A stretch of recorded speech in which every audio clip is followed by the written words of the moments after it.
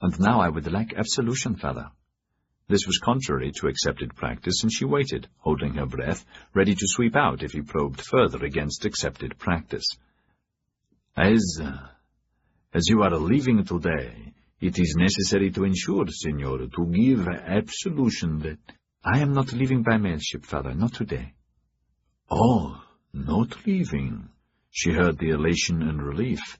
Then we can talk, my child, talk at length, for the glory of God. Oh, how wonderful are the ways of God." He had given her absolution and a modest penance, and she had left to join the service. Having overcome that hurdle, she enjoyed it. Her mind wandered, but that was normal. Now she could relax and was pleased with herself. She had achieved what she had set out to achieve. Malcolm buried here, as she wished, Gaunt launched, Hogue on his way, Tess neutralized, with the help of God. God is on my side, I'm sure of it. He approves, I'm sure of it. Except for Malcolm. Ah, Malcolm, my love, my love. "May I escort you home, Angelique?" Sagatard asked, interrupting her daydreams. "Thank you, monsieur," she said formally, "but I am not very good company, and would rather stroll quietly by myself." "There is a lot to discuss before you leave." "Oh, I thought you would know already. I'm not leaving with the mailship. Dr. Hogue forbade it, which saddens me." His smile broadened. "Magnificent. That is the best news I've heard in many a day. Would you care for dinner at the legation tonight? Just 2 or 3 of us, quietly." "Thank you, but again, no. Perhaps the end of the week if I feel better." "Thursday or Friday, whenever you wish." Sagatard kissed her hand, and she walked into the open air. The wind had freshened again. She was glad for the veil that camouflaged her, no need to hide behind the front of her face. Those who passed greeted her sadly, Nettlesmith among them. "We will truly be sorry to see you go, ma'am." "Thank you, Mr. Nettlesmith, but I'm not going by the mailship, not today." Again she saw the face light up the moment she said it, and was amused. "Dr. Hogue has forbidden me to travel, which saddens me." "Ah, of course it would. Not going, eh? Ah, well, yes, I can see that. Oh, will you excuse me, ma'am?" He rushed for the club. Within minutes the news would be around the settlement, and there would be no need to say it again. Down the Prior she saw André. He was waiting for her. "Hello, André." "I'm glad you're not going," he said simply. "Ah, news travels fast." "Good news. I need to talk privately." "About the money?" "About the money. How you've changed, Angelique." "For the better, I hope. How are you, old friend?" "Old." André was feeling drab today and tired. He had seen Hinode last night, and there had been shadows between them, and violence. While she was massaging him, he had lifted up and reached into the neck of her kimono to kiss her breast, loving her to distraction, but she had jerked away and closed her kimono against him. "You promised not to—" she had gasped, and his fury at himself for forgetting any such trespass sent her into a pathetic hangdog sorrow that would craze him further, turned into fury at her, and he had snarled, "Stop looking like that! Stop it, baka!" There were never any tears when he was there, just the constant abject muttering. "Gomen nasai, Furanso-san, gomen nasai, gomen nasai, gomen nasai," on and on until the words maddened him, and again he shouted, "Shut up, for Christ's sake!" She had, and stayed kneeling, eyes downcast, hands in her lap, immobile, except for an occasional tremble like a whipped dog. He had wanted to apologize and hold her in his arms, his love unending, but that would not help him, only make him lose further face. So he got up sullenly, and dressed, and without a word left their home. Once he was out of the Yoshiwara and across the bridge, he went down to the shore and kicked the nearest fishing boat, and cursed it until he was spent. Then he sat on the cold pebbles, choked with frustration, knowing that she would be weeping and equally angry that she had not managed his mistake more cleverly, knowing that tomorrow they would begin again as though nothing had happened. But he was sure, not far below the sweet and gentle demeanor was a vast reservoir of hatred. For him. "And why not?" he muttered. "Why not what, André?" Angelique asked. "Oh, nothing. Just wandering." "Look, there's an empty seat. We can sit there and talk." The bench faced the sea. The mail ship beckoned her attention, and she wondered what would have happened if she had decided to go aboard. "I'd only have gone into the lioness's den earlier than necessary," she thought. "No need to worry about that. No need to worry about anything. Merely to ease into my new being, testing its limits, and wait." The smoke plume began trickling upwards. The mail ship was getting up steam. Only a few tenders remained at her gangway. "I'm not very good company, sorry," she said. "Could you let me have some money?" "I have only a little. How much do you need?" 1,000 guineas. "What on earth for?" He took a deep breath. "Her name is Hinode," he said, and told her a story of falling in love and wanting her for himself, and nothing about the real reason, his sickness. "It's difficult to tell everything, of course I can't, but I cannot live without that woman, and the money is needed for her contract. I've got to have it, I must." "There's no way I could find that amount, André," she said, genuinely shocked but moved. "What about Henri? Surely he could provide you with a loan?" "He's refused, and refused to advance me anything on my salary. I think he enjoys my dependence." "If I was to talk to him and—" "No, you mustn't. That would be the worst thing to do." He looked at her in a new way. "When you get your marriage settlement, I pray it's fast. I'll work to make it fast. I want you to lend it to me, 1,000. "If I can, I will, André." "Can you let me have some, now? 100. That will keep the Mama-san off my back for a week. She was the one who helped you," he added, driving in a nail. She let that pass, well aware of the many ways he had helped her, or had promised never to mention any of them, her mind jumping forward to new conclusions. "This Hinode is an added security for me. I'll ask Jamie for an advance." "There's the money Sir William said you could keep, 263 guineas, wasn't it, from the safe?" "Yes, there's some of that left."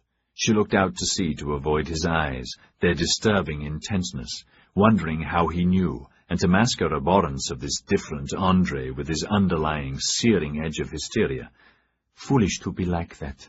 Doesn't he realize our fates are locked together? But then he is in love, so I can forgive him. "I sent some home." "I'm working on your behalf, Angelique, every day with Henri. The ward of the state, he's sure of it. Henri is important to your future. He and the ambassador will be your champions in the coming fight. I guarantee it. You're wise to stay here and wait. It's safer, better," he said, and she remembered how, not so long ago, he had told her it was vital for her to go. He was watching her, hard to see her clearly through the veil, remembering the signed affidavit he had deposited with his will in the British minister's safe, not trusting Seletar, against any accident happening to him. The affidavit that told about the Tokaido's assassin's lovemaking and the abortion, when and how it was achieved and the evidence buried, and about the death of the assassin. Then there was the second page of the letter her father had written her months ago, that he had torn up in front of her, but had put back together, the page that would damn any marriage settlement that Tess Struan might agree to when the screws were really turned on her, all of it to use, when necessary, Angelique his only passport to possession of Hinode, and a comfortable future. Raiko and making and selling secrets and buying secrets, a pipe dream, he told himself bitterly. I've given them the whole campaign plan, and what have I in return? Promises, and no chance to offset those against my other debt. 100, he said, too tired and angry to say please. She did not take her eyes off the sea. How long will we have to wait for Tess to act? It depends how Tess receives the news, or Hogue, what she does at the funeral. She will wait your 30 days. Are you carrying, or are you not? Before deciding, he said, in the same matter-of-fact voice, ramming back the past, wanting her dependent again. She looked back at him, glad for the veil. He thought her eyes were friendly, perhaps afraid, perhaps not. Add 10 days for that news to reach her, 10 to think, 10 to send a message back. About 2 months, perhaps less. What will the message be? Venomous. His own eyes slitted. But I've a few ideas, plans. I can help to make you a rich woman. We have to wait. Nothing to do for a while. Just wait. Patience, Angelique. Patience and a little luck. I've ideas. And so have I, Andre Blackmailer, many, and plans for you, Tess, and for the future. Tenderly she leaned over and touched him. I'm so glad you have a love to cherish. You're blessed, she said, meaning it. Then, as only a woman could, she put that tenderness aside forever, and her plans back in place. The money will be waiting for you at 6, Andre. I'm glad you're my friend. I'm glad too. Thanks for the loan. So again we must be patient, both of us, and wait. That is what we must do, yes? A little luck and patience? I can be patient. A little luck and patience? Good. So be it. He watched her walk away, straight and confident, and for all her splendid petiteness, somehow tall. Book 5, Chapter 51. Yedo, Thursday, the 1st of January, 1863. Toranaga Yoshi had arrived back in Yedo Castle from Kyoto 8 days ago, tired and angry, the journey from Hamamatsu way station a forced march. The lines in his face were etched deeper. Where men were afraid of him before, now they were petrified. His anger would turn on them like a lash. During the journey he had driven himself and them, sleeping only a few hours, demented by any delay, dissatisfied with the inns, the baths and food and service and the future. Captain Abe bore the brunt, all of them knowing it was only frustration and grief over the death of Koiko, the beloved. Abe had arranged her cremation, and that of Sumomo, and then they were in the saddle galloping the leagues, all aware such a gallant fighter deserved a courteous bow from the conqueror in front of the fire, particularly as the fighter was Shishi, and a woman who soon would be the subject of songs and legends, as would the blow that had sliced her in half, and Koiko the lily too, she who threw herself in the way of the first shuriken, and so had saved the life of their lord, to whom he had then given the gift of painlessness. But Yoshi, guardian of the air, had said coldly, "Their death poem is this. From nothing into nothing, a corpse is a corpse, and nothing. Mine, yours, even theirs. Did they exist? Do we exist?" Onwards, under the lash, then gaining the castle, but still no rest there, the castle and Yedo and the whole Kwanto in uproar over Gai Jin preparations for war, precipitated by the Tairo's ultimatum, as he had expected. It was inevitable, Yoshi said at the meeting of the elders he had immediately called for, adding, to give Anjo a way to extract himself, "You were given ill advice. Remove the fool who suggested it and drafted the letter." "It was the Emperor's command, and the Shogun's, that all the Gai Jin be expelled," Anjo said angrily. "Command? The Shogunate commands, not an underage boy who mouths the words the Shogunate puts into it, or the Emperor who can only request us to do something. As Tairo, I considered the ultimatum necessary. And again, I ask, what do you propose we do when the fleet comes here?" "They will not. We attack first," Anjo had said, then winced as a pain stabbed him, holding his side. "I have them surrounded. Yokohama is like a dead fish waiting for gutting. The attack force is almost ready." "And their fleet?" he had asked, furious that all his advice had been discarded, and once again they were in a trap of their own making. No point in reminding Anjo and the others of the plan he had meticulously set up to provide months of time for further delaying tactics against the Gai Jin, while the shogunate gathered strength, and more particularly dealt with the vital pressing problem of smashing the hostile coalition of Tosa, Choshu, and Satsuma that would destroy the shogunate if allowed to prosper. "First, we surprise Yokohama, burn it. I suggested it months ago," Toyama said, shaking with excitement. "Burn them." "And how do you think of the fleet?"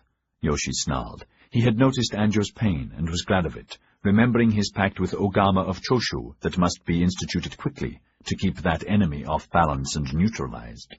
Toyama said fiercely, "The gods will sink their ships, Yoshidono, like they did against Kublai Khan and his Mongols. This is the land of the gods. They will not fail us." "And in case the gods are away or sleeping," Anjo said, "we are going to send out fire ships. I have hundreds already under construction, hundreds. If the enemy break through this barrier to bombard Yedo, only peasants, tradesmen, artisans, and parasitic merchants will die. Our legions will be intact. Yes, they will be intact, Toyama said gleefully. Anjo rushed on. Once Yokohama is gone, the Gai Jin fleet must sail away, because they've no base where they can regroup. They must sail far away to their colonies in China. There will no longer be a foothold here. If they come back, we'll— When they come back, Yoshi had said. All right, Yoshi-dono. When they come back with more ships, we will sink them in the Shimonoseki Straits. Ogama will, or elsewhere. For by that time, we will have more cannon, fire ships, and we never allow them to land in force. They will never be able to land in force and set up a base, never again. No more treaties to protect them, none. We close our land like before. That is what I plan. Anjo said triumphantly. I have torn up the treaties as the Emperor wants.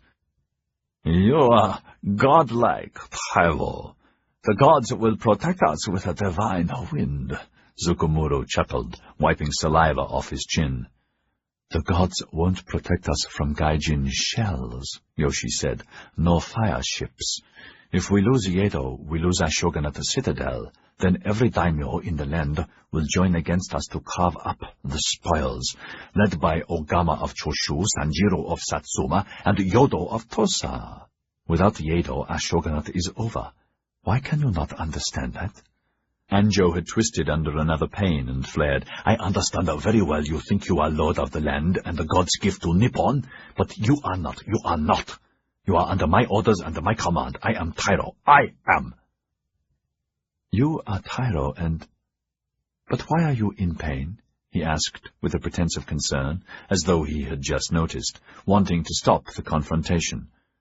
How long has this been going on? What does the doctor say? Say? Again Anjo sipped some of the bitter extract of herbs. The medicine allayed his pain hardly at all. The pains had been getting worse, with his new Chinese doctor useless like the others, so much so he was even considering a clandestine examination by the famous Gai Jin Dr. Giant of Kanigawa. Never mind my pain. I know you. Yoshi saw Anjo's hatred, knowing the hatred was because of his own youth and strength.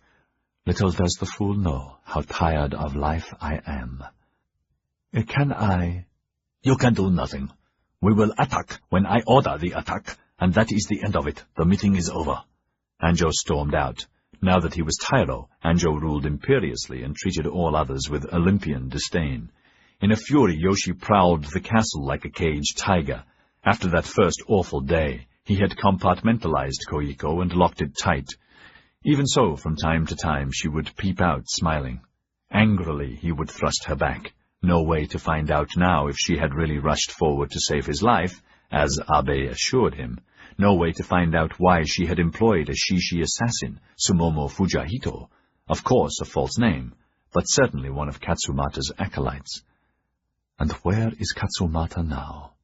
He had already issued orders to find him wherever he was, and had put a large reward on his head, and orders to hunt down and destroy all Shishi and their protectors. Then he had sent for Inejin, his spymaster. The old man had limped in and bowed. It seems, sire, the gods guarded you like one of their own. By allowing a Shishi assassin, shuriken-armed, to be in the inner sanctum of my courtesan, he exploded, allowing my courtesan to be a traitor and part of the plot. Inejin shook his head and said easily, Perhaps not a traitor, sire, nor part of a plot, merely a woman. As to the Shishi Sumomo, she simply exercised your fighting ability, which proved to be perfect, for which you were trained. The singular strength of his old retainer sent his rage to China. Not perfect, he said ruefully. The cat clawed me, but the wound healed. Shall I drag Mekin Mama-san here, sire? Ah, the pivot. I have not forgotten her. Soon, not yet. You still watch her. Like her second skin. You sent for me, sire. I want you to find Katsumata alive, if you can, he had said. Did you remove the traitor Ronin working for the Gai Jin as I ordered? What was his name? Ori Ryoma. Satsuma, yes, that's it. That man is dead, sire. but it seems he was not the traitor. Gai Jin killed Ori some weeks ago. They shot him trying to break into one of their houses. The man supplying them with information still is a Choshu Ronin named Hiraga. Yoshi was startled. He of the poster? The Shishi who led those who murdered Otani? Yes, sire. For the moment I cannot remove him. He is under the protection of the Chief English, and stays close to their building. I have a spy in the village, and can tell you more in a few days. Good. What else? All this talk of war. I hope to have more news in a few days. Make it fewer than more, he said curtly, dismissing him. When you have serious news, come back. Inejin won't fail me, he thought, sorry that he had been short-tempered. Spies must be cherished like no others. On them depends your ability to move. Ah, Sun Tzu, what a genius you were. But even my intimate knowledge of your precepts does not tell me what to do about the Gai Jin, about that stupid boy and my arch-enemy, the Princess Yazoo, both still gorging on the honeyed gruel served by court sycophants obeying that dog, the Lord Chancellor. What would you do to destroy the enemies that surround me? Anjo, the elders, the court, Ogama, Sanjiro, the list endless and impossible, and atop them all, the Gai Jin. Then he remembered the invitation to go aboard the Furansu, French warship. The coaling venture that his wife, Hosaki, had positioned in conjunction with the Gyokoyamas and the Gai Jin prospector made it easy for him to send Misamoto, his make-believe samurai, the fisherman interpreter, to make the arrangements. This had taken place yesterday. He had slipped away from Yedo by oared galley to a sea rendezvous without fanfare, just beyond sight of land, with Abe, 20 guards, and Misamoto. The experience had been awesome. The size and power of the ship's engines and cannon, the amount of powder and shot and coal carried, and the stories they told, lies or truths he could not yet tell about the extent of their Furanso empire, its wealth and power, the leagues of travel such a ship could cover, numbers of warships and cannon, and size of their armies, as they stated them, were beyond belief. Misamoto interpreted with the interpreter who called himself Andre Furanso-san. Though they had their own language, this meeting was conducted mostly in English. A lot of what he was told, Yoshi had not understood. The words used were strange, and much time was spent explaining miles and yards, and powder and pitch and pistons, paddle steamers against screw power, breech blocks and flintlocks, factories and firepower. Yet all of it was illuminating, and certain pieces of information of major importance, the vital necessity of coaling facilities and safe harbors, without which steamer warships were so many hulks, unable to carry all the coal needed for the voyage out, for naval operations, and then the voyage back, and second, as he had witnessed at the council meeting with Gai Jin in Yedo Castle, and found it difficult to believe the true extent, any mention of English Gai Jin brought sneers to Furansu Gai Jin faces, who had no hesitation in showing the extent of their hatred. This delighted him, and enhanced what Misamoto had said earlier, that English were hated by nearly every other nation on earth because they had the biggest empire. They were the strongest and wealthiest nation, with the greatest, most modern fleets, the most powerful, disciplined, and best-equipped armies, as well as enjoying their gains by producing more than half of the world's goods, with, best of all, an impregnable island redoubt to guard it all. Of course they are hated, like we Toranagas are hated, and therefore, he thought with an ache in his bowels for his past mistake, these English Gai Jin are the ones to be fawned on, to befriend, and handle with the most exquisite care. Best fleets and arms? How could I tempt them into building me a fleet, providing me with one? Would coal pay for it? Misamoto, say to them that I would like to learn more about these marvelous Furanso devices, he said blandly, and yes, I would like friends amongst Gai Jin. I am not opposed to trade. Perhaps I could arrange my coal concession to go to Furanso, and not the English. This caught their immediate interest. At this time they were below decks in the largest cabin in the stern, which he found cramped and foul-smelling, with odors of oil and coal smoke and human waste, with a fine coating of coal dust everywhere. They sat around a long table, half a dozen officers in gold-braided uniforms, and their leader, Seratad, Serata, as it was correctly pronounced, in the center. Abe and half his guards were at his back, the rest on deck. The moment he had seen Serata and heard his name, he liked him immediately, totally different from the tall, sour-faced English high leader with the unpronounceable name. Serata, like Foranzo-san André, were easily pronounceable. In fact, the names were Japanese. Serata was a miraculous omen. Serata was the name of his family's ancestral village in which their ancestor, Yoshishige Serata no Minowara, had settled in the 12th century. In the 13th, the warrior daimyo Yoshisada Serata raised an army against his overlords, the Hojo, obliterated them, and captured their capital, Kamakura, and made it his own. Since then, his direct descendants, the Yoshi no Toranaga no Serata, still ruled Kamakura, Shogun Yoshi Toranaga being buried there in his great mausoleum. "So we are related," he had joked, after explaining the coincidence to Serata. Serata had laughed, and, with the others who chatted like so many monkeys in outlandish uniforms, then had explained that his own family was an ancient one in Foransu land, too, but in no way as illustrious. "My master," André said with a bow, "my master, he greatly honored, befriend, and the Gai Jin part of your great family, sire."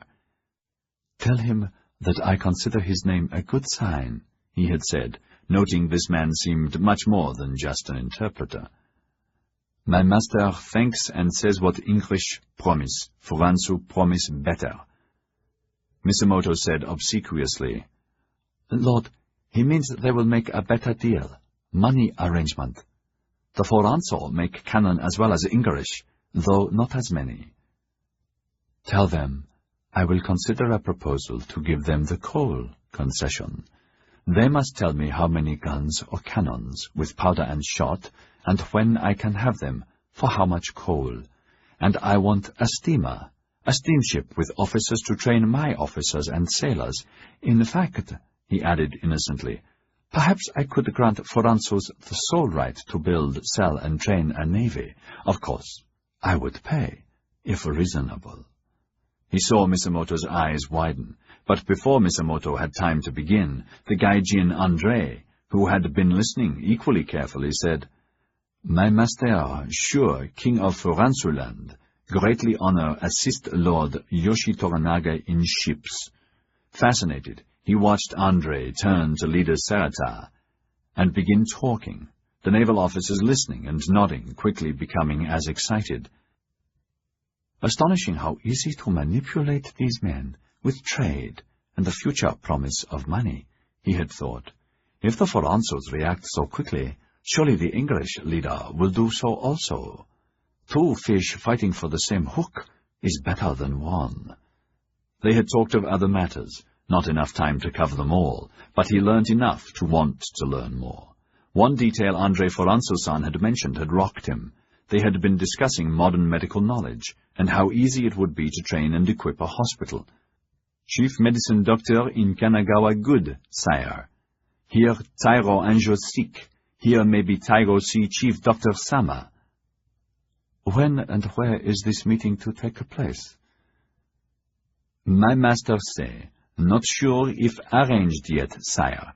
Perhaps Chief Medicine Doctor help Tairo." "If a meeting is arranged, tell me. Tell Serata also that the hospital is an interesting possibility." He decided to let it go at that, for the moment. But that was another piece of information that Misamoto had better forget. "How can I get a personal interpreter I can trust? I must have one. Perhaps I should train Misamoto. He is my running dog, dependent and in my grasp. So far he has been obedient. Certainly he handled the prospect as well. Pity he was away, detailing progress to Hosake when they fought. Like wild beasts, the samurai reported how apt. Had Misamoto been at the mine, perhaps he could have stopped them. Not that it matters. One dead is one less to worry about, and surely the survivor is not long for this world. Coal. So we have an abundance of coal, Hosaki says, and that for these Gai Jin, coal is as good as gold. Deliberately he changed tack. Ask Sarata-san why Gai Jin fire cannon and rifles, and send warships up and down to disturb the peace of this land of the gods. Do they prepare for war? There was a silence, the mood reversed. My master say, no prepare war. He saw Andre Gai Jin was translating meticulously. Prepare defend only. So sorry, Tyro say all Gai Jin must leave. Why not leave for a month or two and then return? He laughed inwardly, seeing the consternation this generated. My master says, treaty signed by Lord Shogun and made true by Bakufu leader Tyro Ii and the Most High Emperor, allow us Yokohama, Kanagawa, Kobe soon. Treaty is good treaty for Nippon, Gai Jin, Tyro Anjo so sorry, wrong to be angry. Many daimyos do not think so. Tyro Anjo is the leader. You should do what he orders. This is our land. My master says Furansu won't help Nippon to be great nation in world, as here too. Say to Sarata-sama, the Tyro is the leader.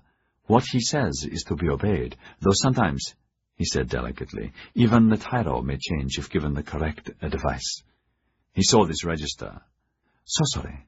We have explained a dozen times that Satsuma matters may only be resolved by Sanjiro, the Satsuma daimyo.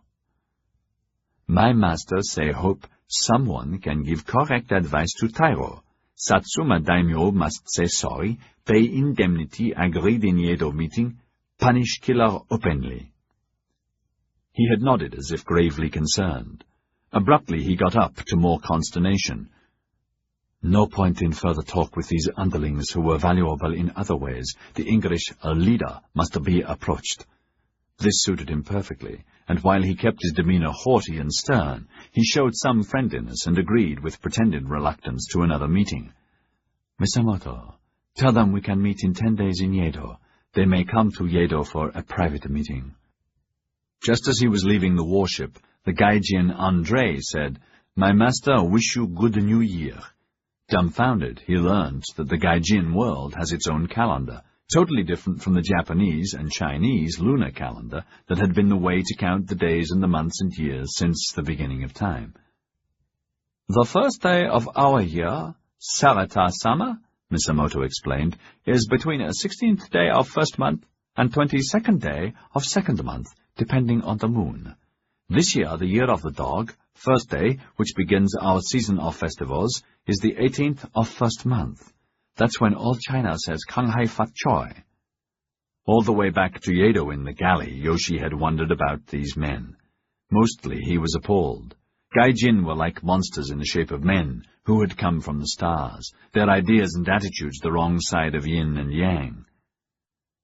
Yet for us to survive as a nation, Nippon has to have bigger ships and guns, and more power to protect ourselves from this alien evil. And for now, he thought, feeling nauseated, the shogunate must make an accommodation with them. They will never go away, not all of them, of their own accord. If not these, others will come to steal our heritage. Chinese or Mongols or Harries from the Cyber Icelands, who eye us like slavering dogs from ports stolen from China, and always the English will be around us. What to do about them? That was yesterday. Last night and in this dawn, he had been deep in thought, hardly eating, hardly sleeping, conscious too of the emptiness of his bed and of his life, the seams of Koiko's compartment leaking, like Anjo's and Ogama's and the others. Many times during the journey here from Kyoto, he had thought of the clean sword, the cleanliness and peace of death, the minute and the hour and the day chosen with godlike power. To choose your own death time made you a god. From nothing into nothing. No more sorrow grinding you to petals of pain. So easy. The first ray of dawn came through the shutters, touching his short sword. It was beside the bed with his long sword, both within perfect reach, his rifle there as well, loaded, the one he had named Nori. The short sword was an heirloom made by the master swordsmith Masumara, and once possessed by Shogun Toranaga. He saw the old used scabbard, and through it, in his mind, the perfection of the blade. His hand stretched out, caressing the leather, then moved up to the hilt to rest on the small toggle secured to it. His father had instructed their swordsmith to attach it before presenting the sword to him, formally, in front of their inner circle of retainers. Yoshi was 15 then, and had killed his first man, a ronin who had run amok near his family castle, Eagle's Nest. "This is to remind you of your oath, my son, that you will carry this blade with honor, that you will use only this blade to commit a seppuku, that you will only commit a seppuku to avoid capture on a battlefield, or if the shogun orders it, and the council of elders confirms the order unanimously. All other reasons are insufficient while the shogunate is in jeopardy." A terrible sentence, he thought, and lay back on his bed, safe for the moment in this room high up in his castle quarters, where he had had so much pleasure. His eyes went back to the short sword. Today his need was very great. In his imagination he had rehearsed the act so many times that it would be so smooth and kind and releasing. Soon Anjo will send men to arrest me, and that will be my excuse. His sharp ears heard footsteps, marching feet. His hands took up the short sword and the long sword, and he was in defend-attack position. "Sire," he recognized Abe's voice. That did not mean safety. Abe could have a knife at his throat, or Abe could be a traitor. After Koiko, everyone was suspect. "What is it?" "The man Inejin begs to see you." "Have you searched him?" "Seriously." Yoshi used the rope he had rigged, allowing him to slide back the bolt on the reinforced door without moving. Inejin, Abe, and 4 samurai waited there. He relaxed. "Come in, Inejin." Abe and the others of his personal guard started to follow. "There's no need, but stay within calling." His spymaster came in and closed the door, noticing the bolt arrangement, but did not comment, and knelt 10 paces away. "You found Katsumata?" "He will be in Yedo within 3 days, sire. His first place of calling will be the house of Wisteria." "That den of scorpions?"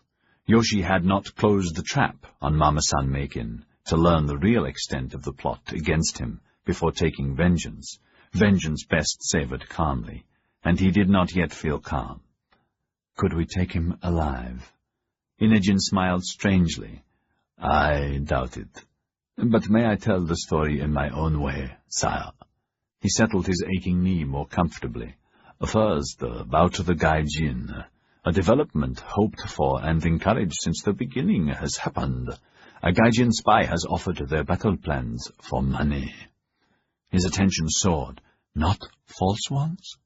"I do not know, sire, but it was whispered they contained troop and ship movements. The price was modest. Even so, the Bakufu official did not buy at once and began to haggle, and the seller became frightened. With Anjo at the head." The cracked leather lips twisted with disgust at the name. "He's a baka, unworthy. If the head is rotten, the body is worst." "I agree. Stupid." Inejin nodded. "They forget Sansu again, sire. To remain in ignorance of the enemy's condition, begrudging the outlay of a few 100 ounces of silver, is the height of inhumanity. Fortunately, an informant whispered about it to me." Inejin took a scroll from his sleeve and put it on the table. Yoshi sighed, pleased. "Soka. With the help of my informant, I bought it for you, a gift, sire. Also, at great risk to my informant, I substituted a false scroll the Bakufu eventually will buy cheaply." Yoshi did not touch the scroll, only looked at it with anticipation. "Please allow me to reimburse you," he said. Inejin covered his vast relief, for he had had to pledge their inn to the Gyokoyama to obtain the money. "See my cashier today. Is the information to be trusted?" Inejin shrugged. Both knew another of Sun Tzu's precepts. "An inside spy is the most dangerous, one who sells secrets for money. It takes a man of genius to penetrate such. My informant swears that the information is to be trusted, and also the spy." "And it says?" "The Gai Jin plan is frighteningly simple. On the battle day, 10 days after their ultimatum is delivered, if not complied with, Their whole fleet moves against Yedo. The first day, the attack area is farthest from the coast, sire. The extreme range of their heaviest cannon, designed to pulverize all bridges and roads leading out of Yedo. These are pinpointed. More knowledge given them, no doubt, by the traitor Hiraga. That night, by the light of the fires they have begun, they bombard the castle. The next day, the coastal areas are decimated. On the third day, they will land 1,000 rifled soldiers and drive for the castle gates. There they will mount siege mortars and smash the gates and the bridges and as much of the castle as they can. On the fifth day, they retreat and sail away. To Yokohama? No, sire. The plan says they will evacuate all Gai Jin the day before Battle Day and retreat to Hong Kong until the spring. Then they will come back in force. The cost of the war, as with their Chinese wars and is their custom, will be doubled and demanded as reparations from the shogunate and the emperor, as well as complete access to all Nippon, including Kyoto, and an island ceded in perpetuity to cease hostilities. Yoshi felt a chill. If these barbarians could humble all China, mother of the world, eventually they would humble us, even us. Complete access? This ultimatum, what further impertinence is this? It's not in the scroll, sire, but the spy promised details, as well as the battle day and any changes. Whatever the cost, buy them. If true, these could make a difference in the outcome. Possibly, sire. Part of the information is about Gai Jin countermeasures against our fire ships. But Anjo told me they are secret. It's not secret to them. The Bakufu is a rice sieve for the interested as well as corrupt, sire. Names Inejin, and I'll spike them.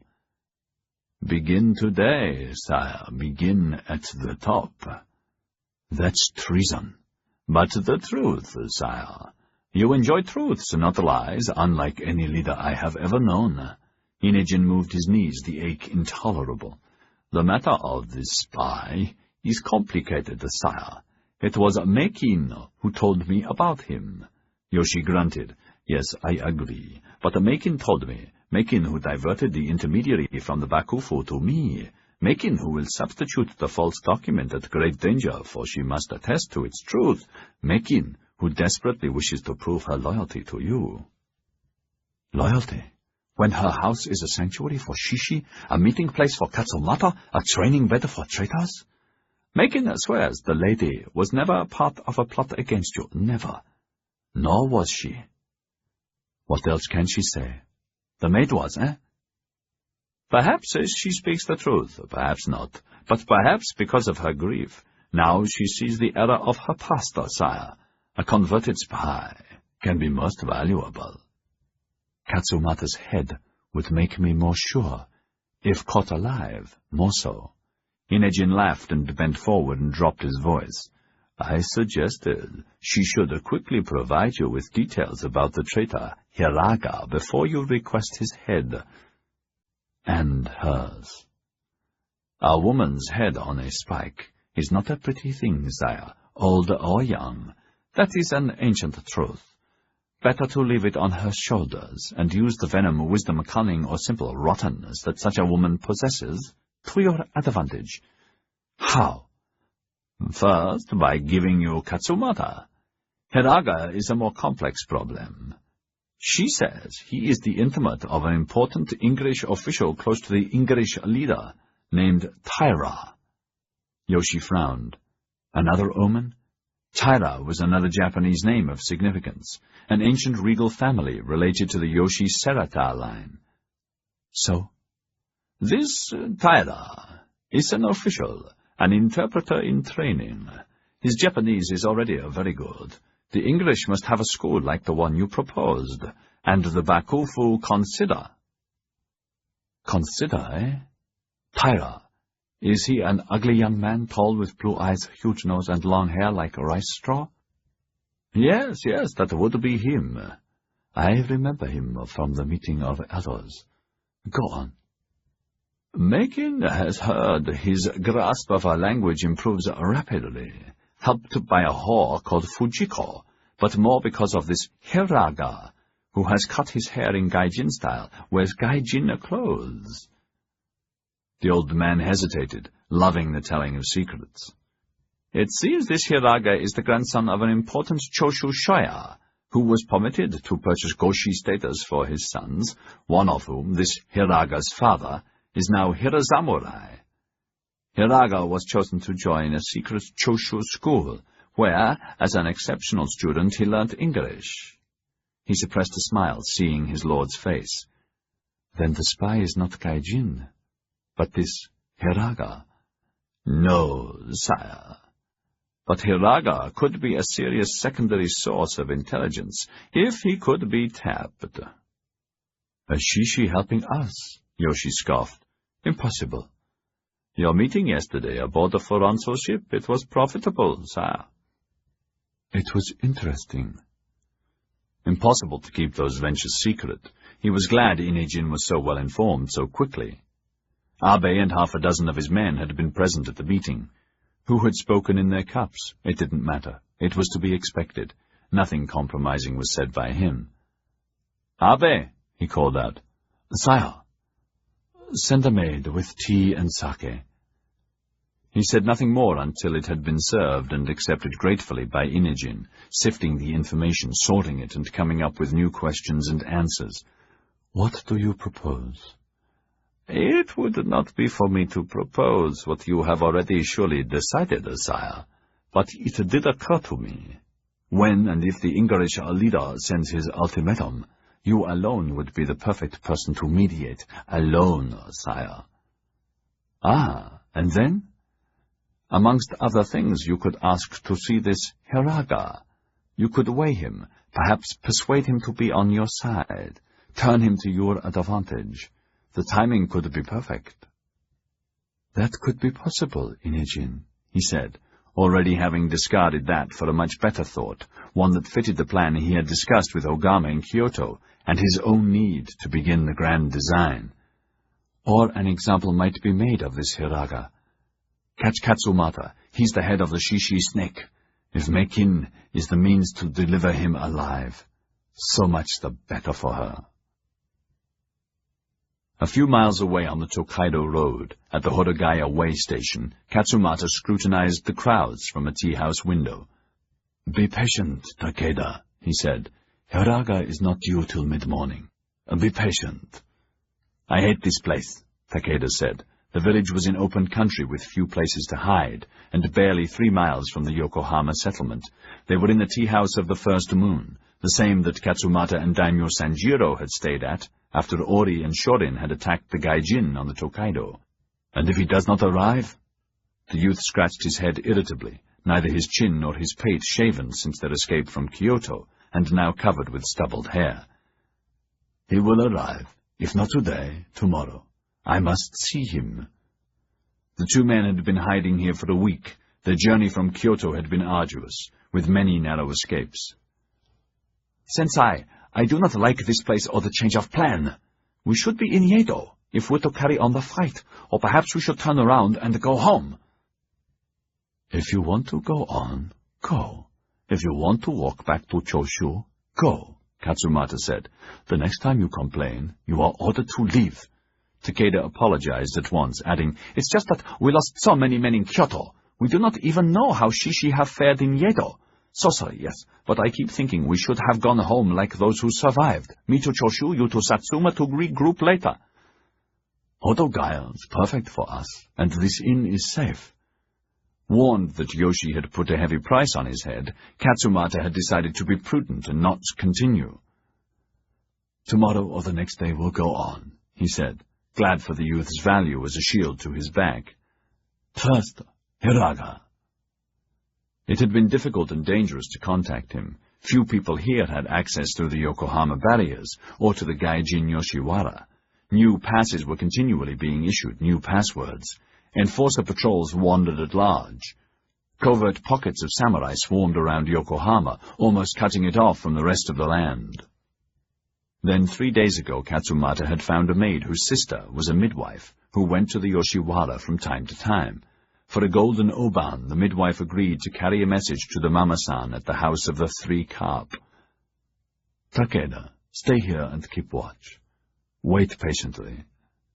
Katsumata went down into the garden and strode through the front gates onto the Tokaido, bustling with morning travelers, palanquins, porters, soothsayers, scribes, samurai, and some ponies carrying women or ridden by samurai.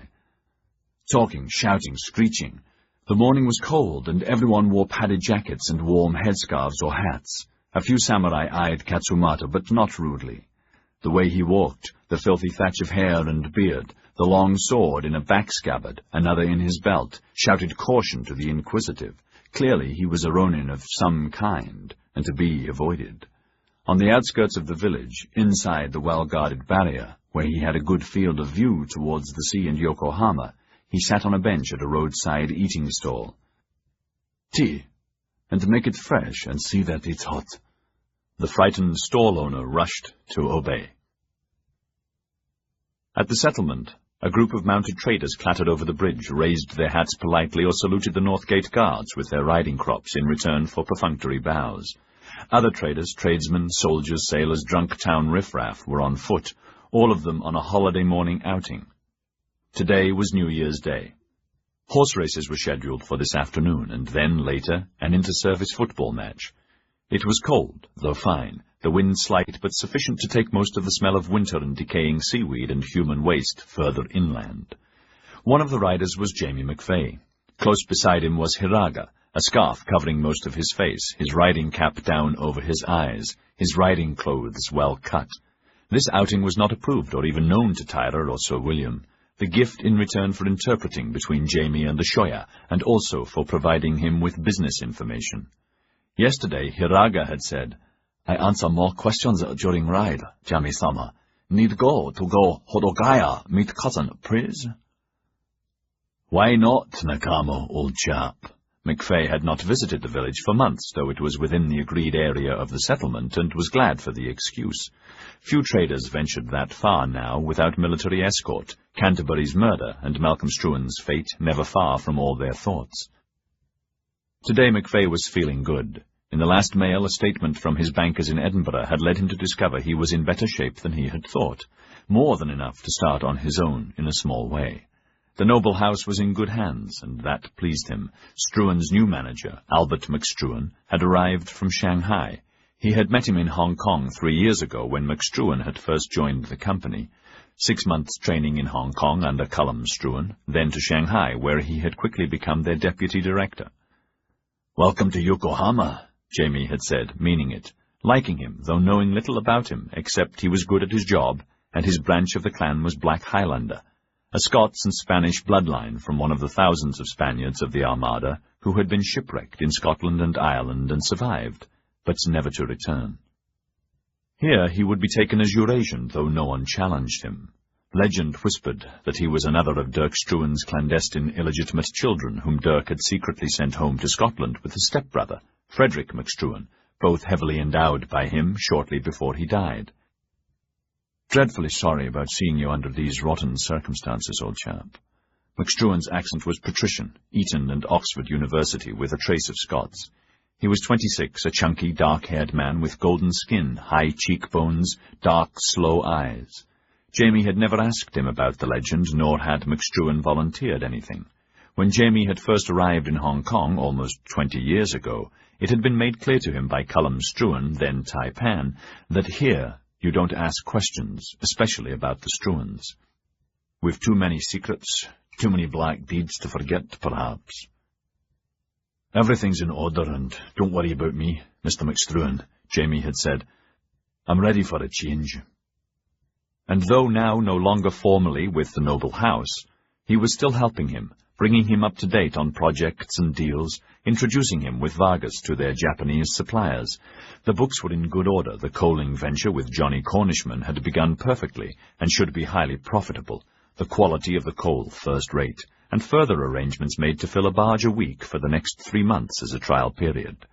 Generously, McStruan had given him a 20% share of the profit for the first year, and then approval to deal on his own account with Cornishman. Should that little bounder still be alive, he had said with a laugh. Thanks to Hiraga, Jamie's secret dealings with the Shoya had blossomed, and the first company formed in principle, ISK Trading, Ichistoko Company, the Shoya's wife considering it prudent not to use their own name. The stock was split into 100 parts. The Shoya had 40, McVeigh 40, Ryoshi's wife 15, and Nakama, Hiraga, 5. Last week he had registered his own trading company. Tomorrow he was open for business in temporary offices in the same building that housed Nettlesmith's guardian. For a week now, Ryoshi's eldest son, shy, nervous, and 19, reported for work at 7 a.m. daily and left at 9 p.m., there to learn everything, particularly English. And in the last mail, an unexpected 3-month severance pay arrived with a polite note from Tess Struan thanking him for his services. 3 months isn't bad for 19 years, he thought with grim amusement. No word yet from Hong Kong, too early, though Prancing Cloud would have arrived 10 days or more ago. Hogue, about a week. 4 or 5 more days at the earliest to hear anything, perhaps longer. A huge storm, rumoured to be in the South China Seas, might delay that even further. No point in trying to forecast times and weathers. One day we'll have a telegraph to Hong Kong, and one day perhaps the wire will go all the way to London.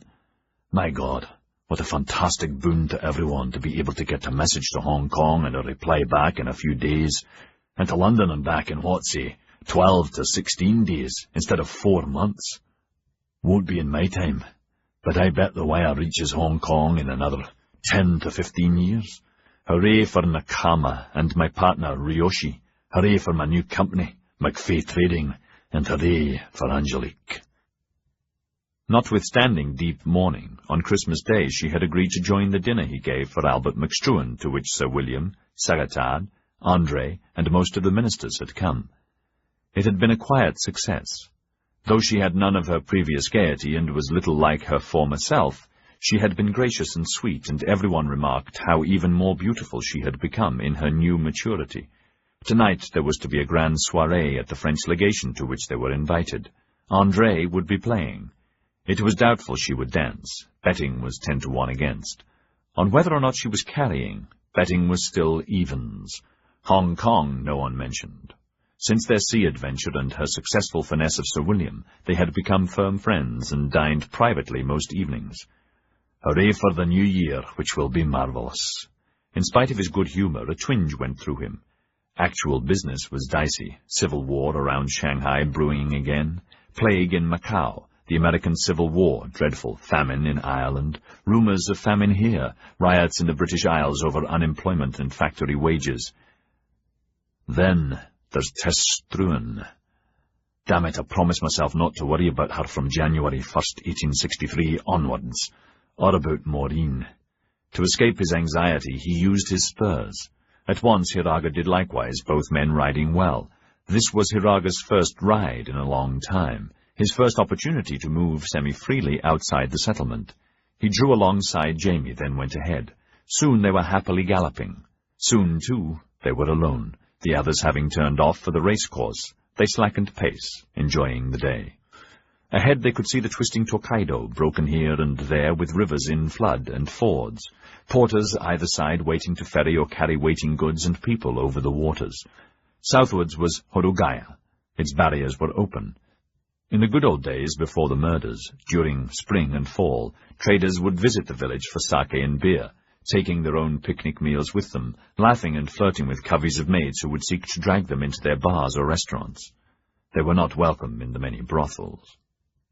"Hey, Nakama, where are you meeting your cousin?" Jamie asked, reining in on the outskirts not far from the barrier, more than conscious of the traveller's hostility. But not worried. He was armed, openly, with a shoulder-holstered revolver. Hiraga was not, so he thought. "I look for him. Best I go round other side the barrier, Jamie-sama," Hiraga said. He had been overjoyed to get Katsumata's message, at the same time filled with misgivings. It was dangerous to leave the protection of Sir William and Taira, but he had to have news of Sumomo and the others, and find out what had really happened in Kyoto, and what was the new Shishi plan. Daily the Shoya had shaken his head. "So sorry, Otame-sama. I've no news yet about Katsumata or Takeda, nor about the girl Sumomo or Koiko. Lord Yoshi remains in Yedo Castle. The moment I have news. Still well muffled, Hiraga motioned Jamie to lead. Please, then I find a good place for you to wait. The barrier guards watched them suspiciously, bowing slightly and accepting their salutes. Hiraga winced, seeing a poster of his likeness attached to a wall. Jamie did not notice it, and Hiraga doubted if he or others would recognize him with his European haircut and moustache. Hiraga stopped at the first inn. Using poor Japanese and imitating the gruffness of other traders, Hiraga found a table in the garden and ordered tea and sake and beer, some Japanese foods, and told the maid to make sure they were not disturbed, and she would get a good tip.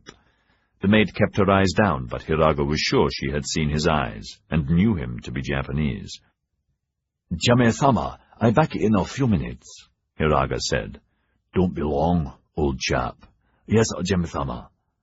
Hiraga sauntered out onto the roadway, heading toward the far barrier. The general hostility and ill manners infuriated him, a few belligerent samurai and some travelers forcing him to step aside and let them pass. At the same time, he enjoyed the fact that everyone took him for Gai Jin, and his scrutiny of every eating place and bar as rude Gai Jin curiosity. Katsumata's coded message had said, "Come to Hodogaya any morning over the next 3 days. I'll find you." Feeling conspicuous, as indeed he was, he walked past people loitering or at benches and tables or hunched over braziers who glared insolently at him. Then he heard the low signal whistle. He was too well trained to acknowledge it or turn around. It seemed to come from his left side. With pretended tiredness, he chose a bench well away from the street at the nearest eating house and ordered a beer. The maid brought it quickly. Nearby, peasants stooping over and slurping bowls of morning rice gruel and hot sake eased away as though he had plague. "Do not turn around yet," he heard Katsumata say quietly. "I did not recognize you. Your disguise is perfect." "Yours must be too, sensei," he said as softly, hardly moving his lips. "Twice I scrutinized this place carefully." The low, well-known and admired laugh. "Drop something, and when you pick it up, look around, briefly." Hiraga obeyed, and when momentarily he saw the only man within hearing, a wild-looking, bearded, venomous ronin with the filthy thatch of hair glaring at him, he turned his back once more. "Yeah, sensei." "No more, sensei. There is little time. Hodogaya crawls with enforcers and spies. Where can we meet safely?" "Our Yoshiwara, the House of the 3 Cup." "I'll be there in 2 or 3 days. It is vital to create an incident with the Gai Jin quickly. Think about it." "What sort of incident?" "A serious one." "Very well," Hiraga said. "I was relieved to hear from you. We had no idea you were coming here.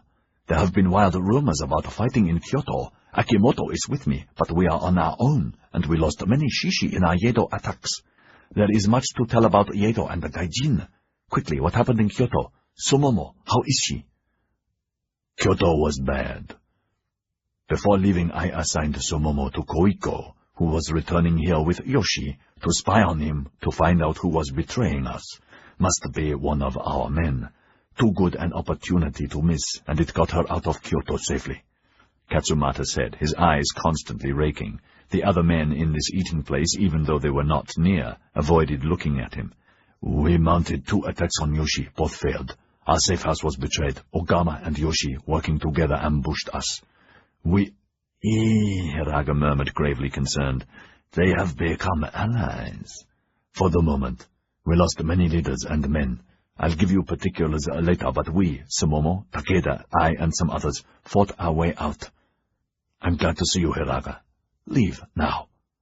"Wait, Sumomo, I ordered her back to Choshu." "She brought me valuable information about the situation here, and about Shorin and Ori. I suggested she continue on to Choshu, but she wanted to stay, thinking she might help you. How is Ori?"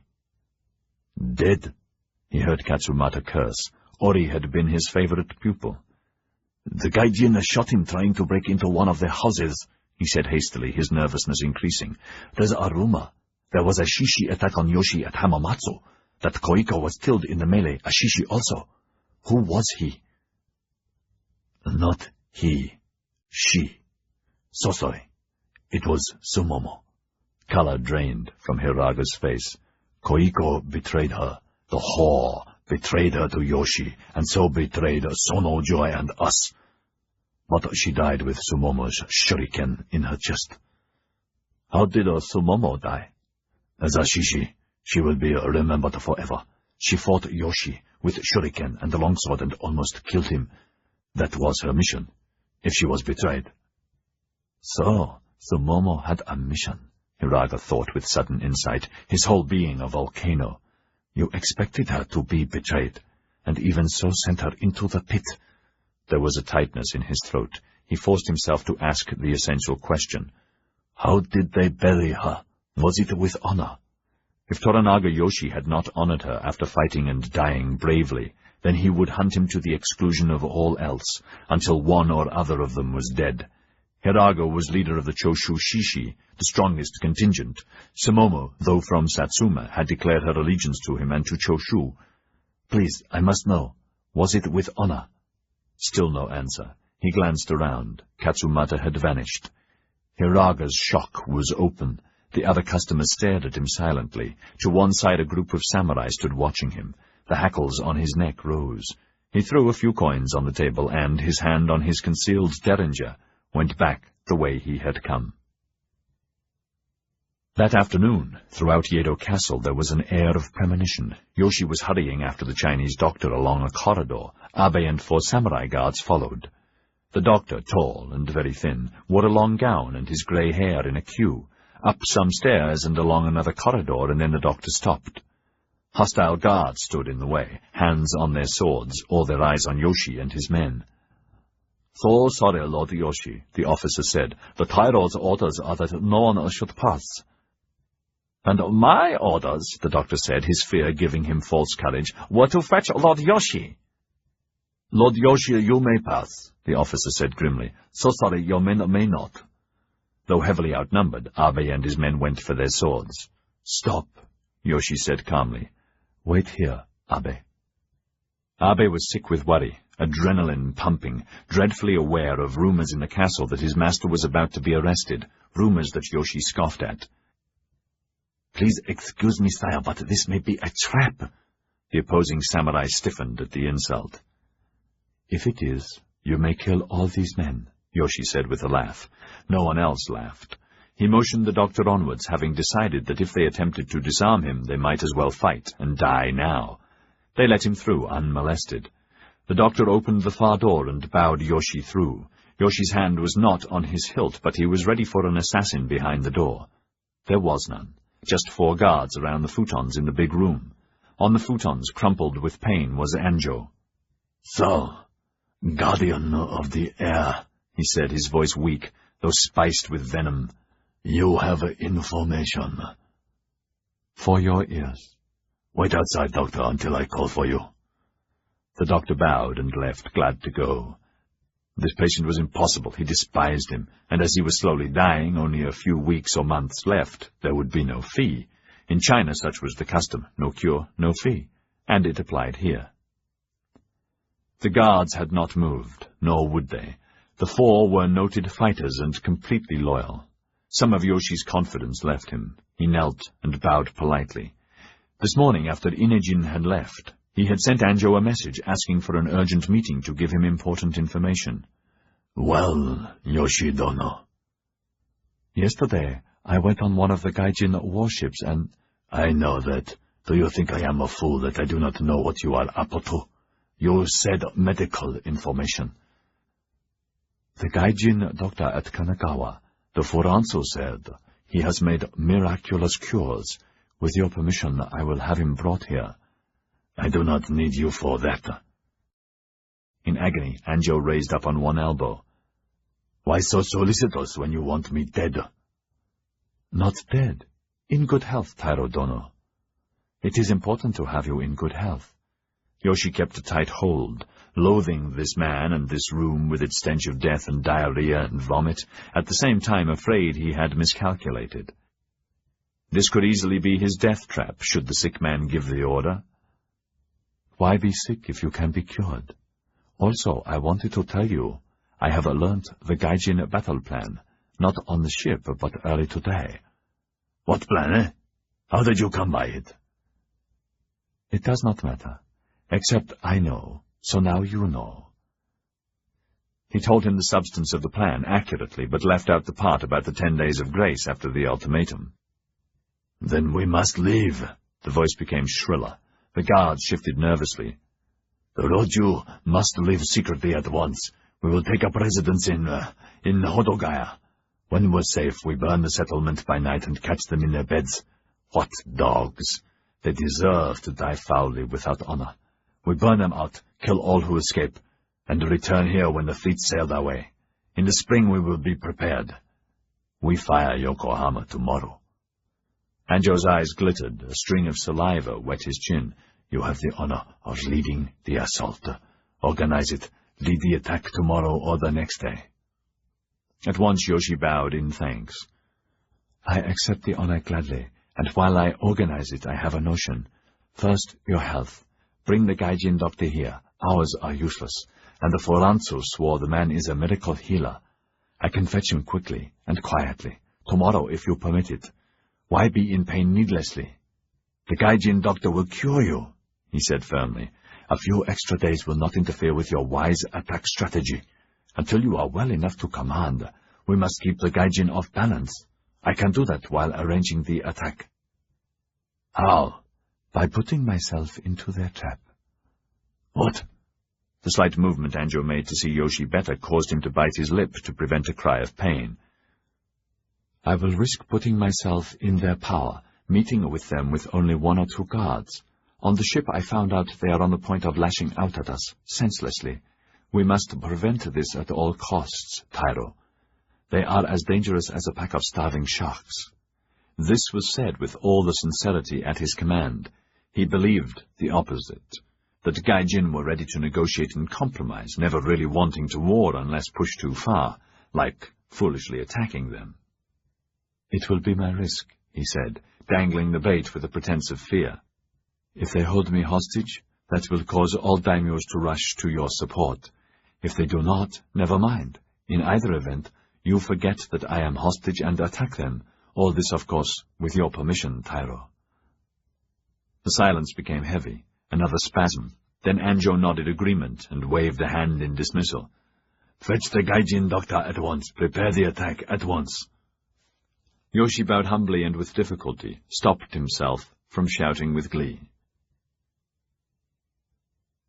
Chapter 52. Kanagawa, Friday the 2nd of January. As Yoshi rode up to the Kanagawa legation gateway leading the small procession, Setri Paladar, officer commanding the honor guard, bellowed, "Present arms!" and saluted with his sword. The soldiers brought their rifles off their shoulders, presented arms, and stayed motionless. 30 guardsmen, 30 kilted Highlanders, his mounted troop of dragoons, equally smart. Yoshi returned the salute with his riding crop and hid his anxiety, seeing so many enemy soldiers with so many spotless rifles. Never in his life had he been so unprotected. Only Abe and 2 guards, also mounted, in attendance. Following were a groom on foot, and a dozen sweating nervous porters carrying heavy bundles on poles swung between them. His other guards were waiting at the barricade.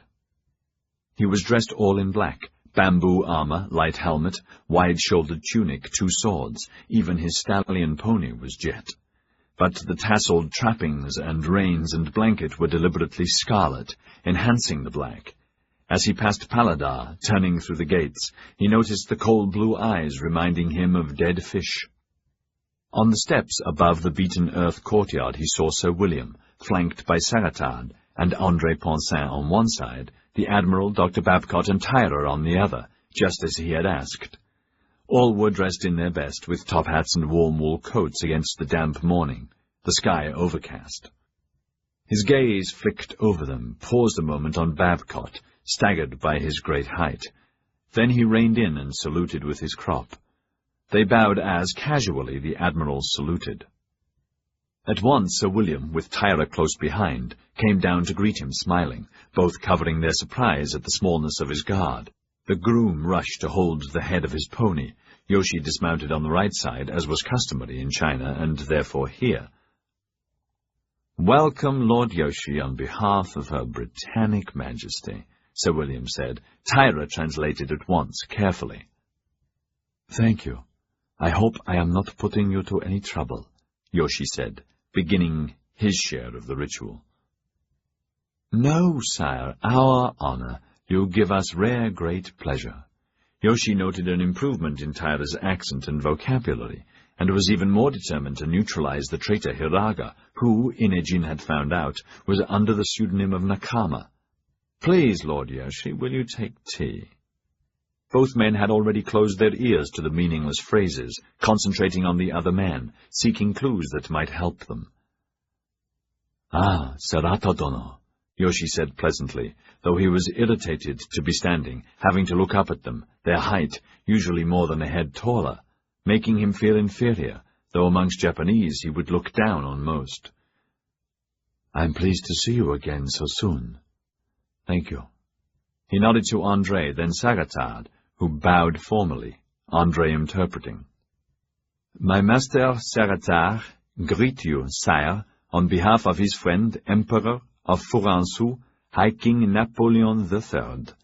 Honored to be of service." The moment Yoshi had left Tairo Anjo, he had sent Misamoto with a letter to Saratard, asking him if he would arrange an urgent, formal, though very private meeting with Saratard, Sir William, the chief officer of the fleet, the doctor of Kanagawa, and interpreters André and Taira only, no one else. He would arrive informally with minimal escort, and asked that ceremony be minimal. "What do you make of it, Henri?" Sir William had asked, when Saratard had hurried to see him the moment André had translated the letter. "I don't know. He's an impressive man. He was aboard over 4 hours, so we had the opportunity of studying him carefully. Perhaps you'd like a copy of my report."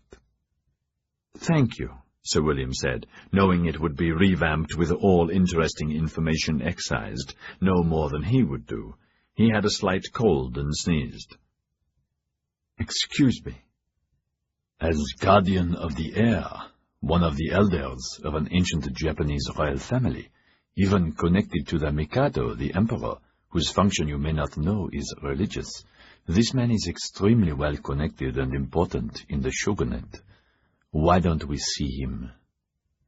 "I will," Sir William had said dryly, well ahead of Saratard's information, having spent many hours grilling Nakama for details of important rulers and their families, Toranaga Yoshi particularly. "We'll do as he asks. Interesting that he wants Ketterer there, eh? That's smelly. We'll go by boat and take some crack troops, dress them up as an honor guard, and have HMS Pearl cruising offshore." "Mon Dieu, you suspect a trap?" "It might be a cunning way to risk a night to sweep our command structure off the board. Easy to sneak in samurai. Paladar says they hold down both sides of the Tokaido from here to Hodoyama and beyond. I don't smell a trap, but just in case we'll put a round in the chamber. No French troops, old man. Sorry, no. No Henri, but why should he want Babcock?" "On behalf of France, I proposed we set up a hospital for them, to cement ties." He was delighted. "Never mind, William, you can't think of everything. We discussed Babcock, who has a modest reputation. Perhaps Yoshi wants to consult him." Saratard had seen no reason to divulge the intelligence André had uncovered about the Tyro's ill health. Japanese tea was served in the big audience room. They seated themselves as protocol dictated, and prepared for the interminable politeness that would go on for an hour. One sip of tea, and they were flabbergasted to hear Yoshi say, "The reason I called this private meeting, with the help of Sarata-dono, naturally on behalf of the Tairo and Council of Elders, is because it is time to make progress in our good relations." He stopped and said curtly to Taira, "Please translate that first, and then I will continue." Taira obeyed. "First, the Dr. Sama. The rest of our meeting does not concern him." Yoshi had intentionally waited the 3 days to seek the doctor. "No need to hurry," he had thought cynically. "Anjo said he did not need me to arrange it. Let him ache." Abruptly, a crick soared from his own stomach at the thought of the unnecessary risks he had taken, putting himself at the mercy of Anjo, who every day became more dangerous. Stupid to agree to lead the attack and plan it. That part done, too easy, for he would have to do it unless he could finesse the barbarians into doing his will today. "Would the doctor please return to Yedo with me to examine an important patient who may not be named? I guarantee him a safe passage." Sir William said, "An important person such as Dr. Sama could surely not go about without an escort." "I understand that, but in this instance, so sorry, it is not possible," Yoshi said, and now, sitting as he was on eye level with them all, except Babcock, he was more at ease. "I guarantee him safe passage." Sir William pretended a frown. "George, what about it?" They had already discussed this possibility. "I'd agree to go alone, Sir William. One of my assistants told me that Tyro is rumoured to be sick. It could be him." "My God, if you could cure that bugger, or poison him, I don't know which is best." "Joking, of course." "It's no risk, not to me. I'm only valuable alive and no use as a hostage. To cure a VIP would be terrific for us." "I agree. We'll play it by nose. Talking of that, I heard Angelique consulted you yesterday." "Ha! The whole settlement seems to have heard. You're the 8th who has sidled into that one. She had a cold. In this weather, everyone has a cold. You have a cold.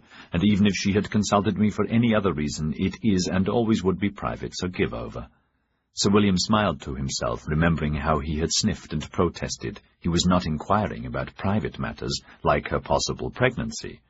Not many days to go, and the whole settlement nervous, no one ready to put down big money yet on what would be P-Day, or if there would be none, and less than 5 days for the first blast to arrive from Hong Kong about Malcolm, the funeral, and what Tess Struan was going to do.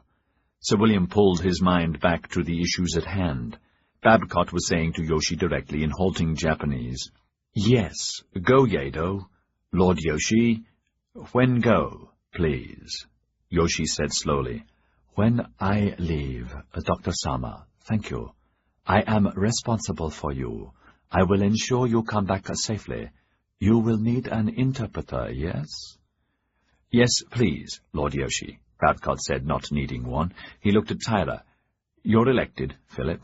Tyra grinned. "I was going to volunteer." "Ask him how long I'll be there." "He says, however long it takes to make an examination." "Then that's settled," Sir William said. "I'll leave you to it. I've a clinic going on, so you know where I'll be." The doctor bowed to Yoshi, who bowed back, and then he was gone. Choosing his words carefully and trying to talk simply, Yoshi said, "Porters outside have cases of silver coins to the value of 100,000 pounds. This is offered by the shogunate in full settlement of the indemnity you have demanded from the responsible daimyo. In principle, the shogunate considers this a correct amount." He concealed his amusement at Tyra and Andre's shock. "Translate exactly what I said." Again Tyra obeyed, not exactly word for word this time, but gave a credible précis, helped here and there by Andre. There was a stunned silence in the room. "Sire," Tyra said weakly, "my master ask, he answer now, or Yoshi-sama say more?" "More. The shogunate advances this money on behalf of Sanjiro of Satsuma. He alone is responsible. As previously explained, he is not a subject to shogunate control in all things." Translator. Again this was done. He saw the two leaders were off balance, as he had planned. This was pleasing, but did not allay his anxiety. "We cannot force Sanjiro of Satsuma to cancel any orders he may or may not have given his men about Gai Jin, or even to apologize, or make him repay the money we are advancing to settle this matter, without waging war on him. This we are not prepared to do." This translation required time to get it accurate. Andre again assisting, aware of the tension and the way everyone was concentrating. "Sire?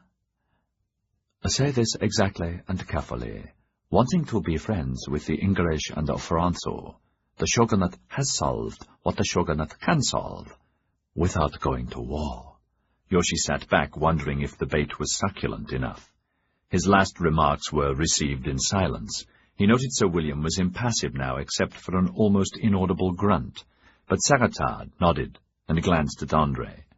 Inwardly a ferment of glee, Sir William waited for Yoshi to continue. When he didn't, he said, "Philip, ask Lord Yoshi if he wants to go on, or may I now respond?" "He says he does not wish to continue for the moment."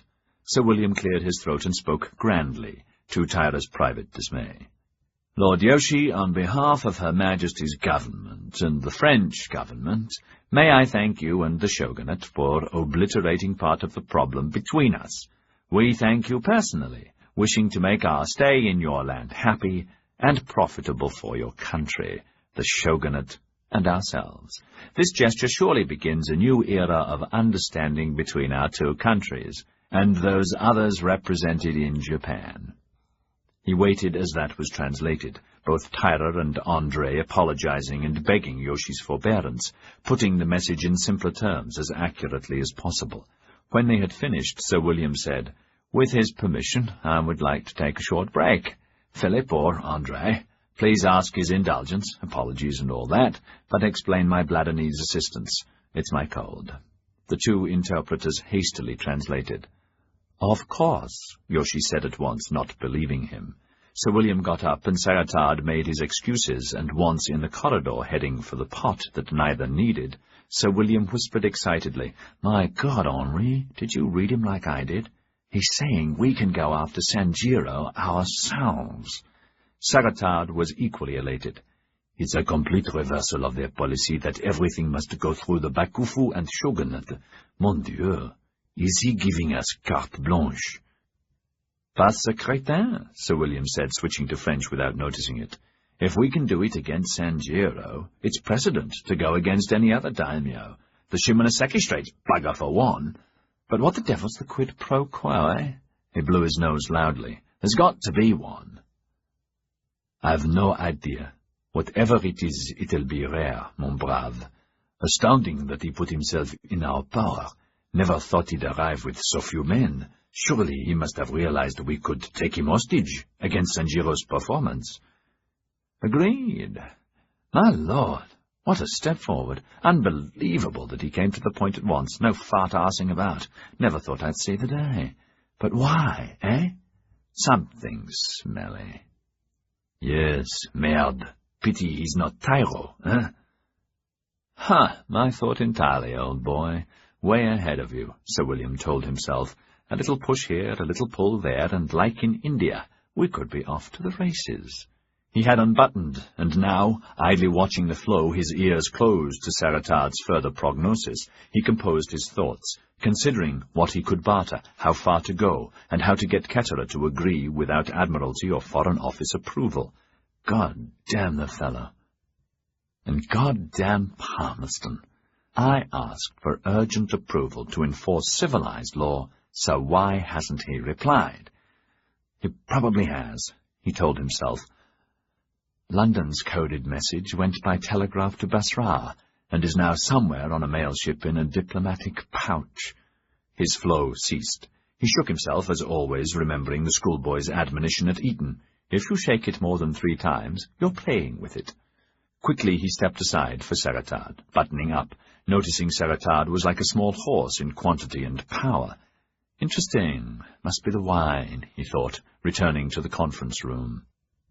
The rest of the meeting went breezily. With skill and diplomatic care, Sir William, ably assisted by Sagatard, established in a very oblique way that if a force happened to proceed against someone like Sanjiro, for instance, against his capital, for instance, it would be an extremely unfortunate occurrence, even though such action could possibly be merited because of some unacceptable act of murder committed against foreign nationals.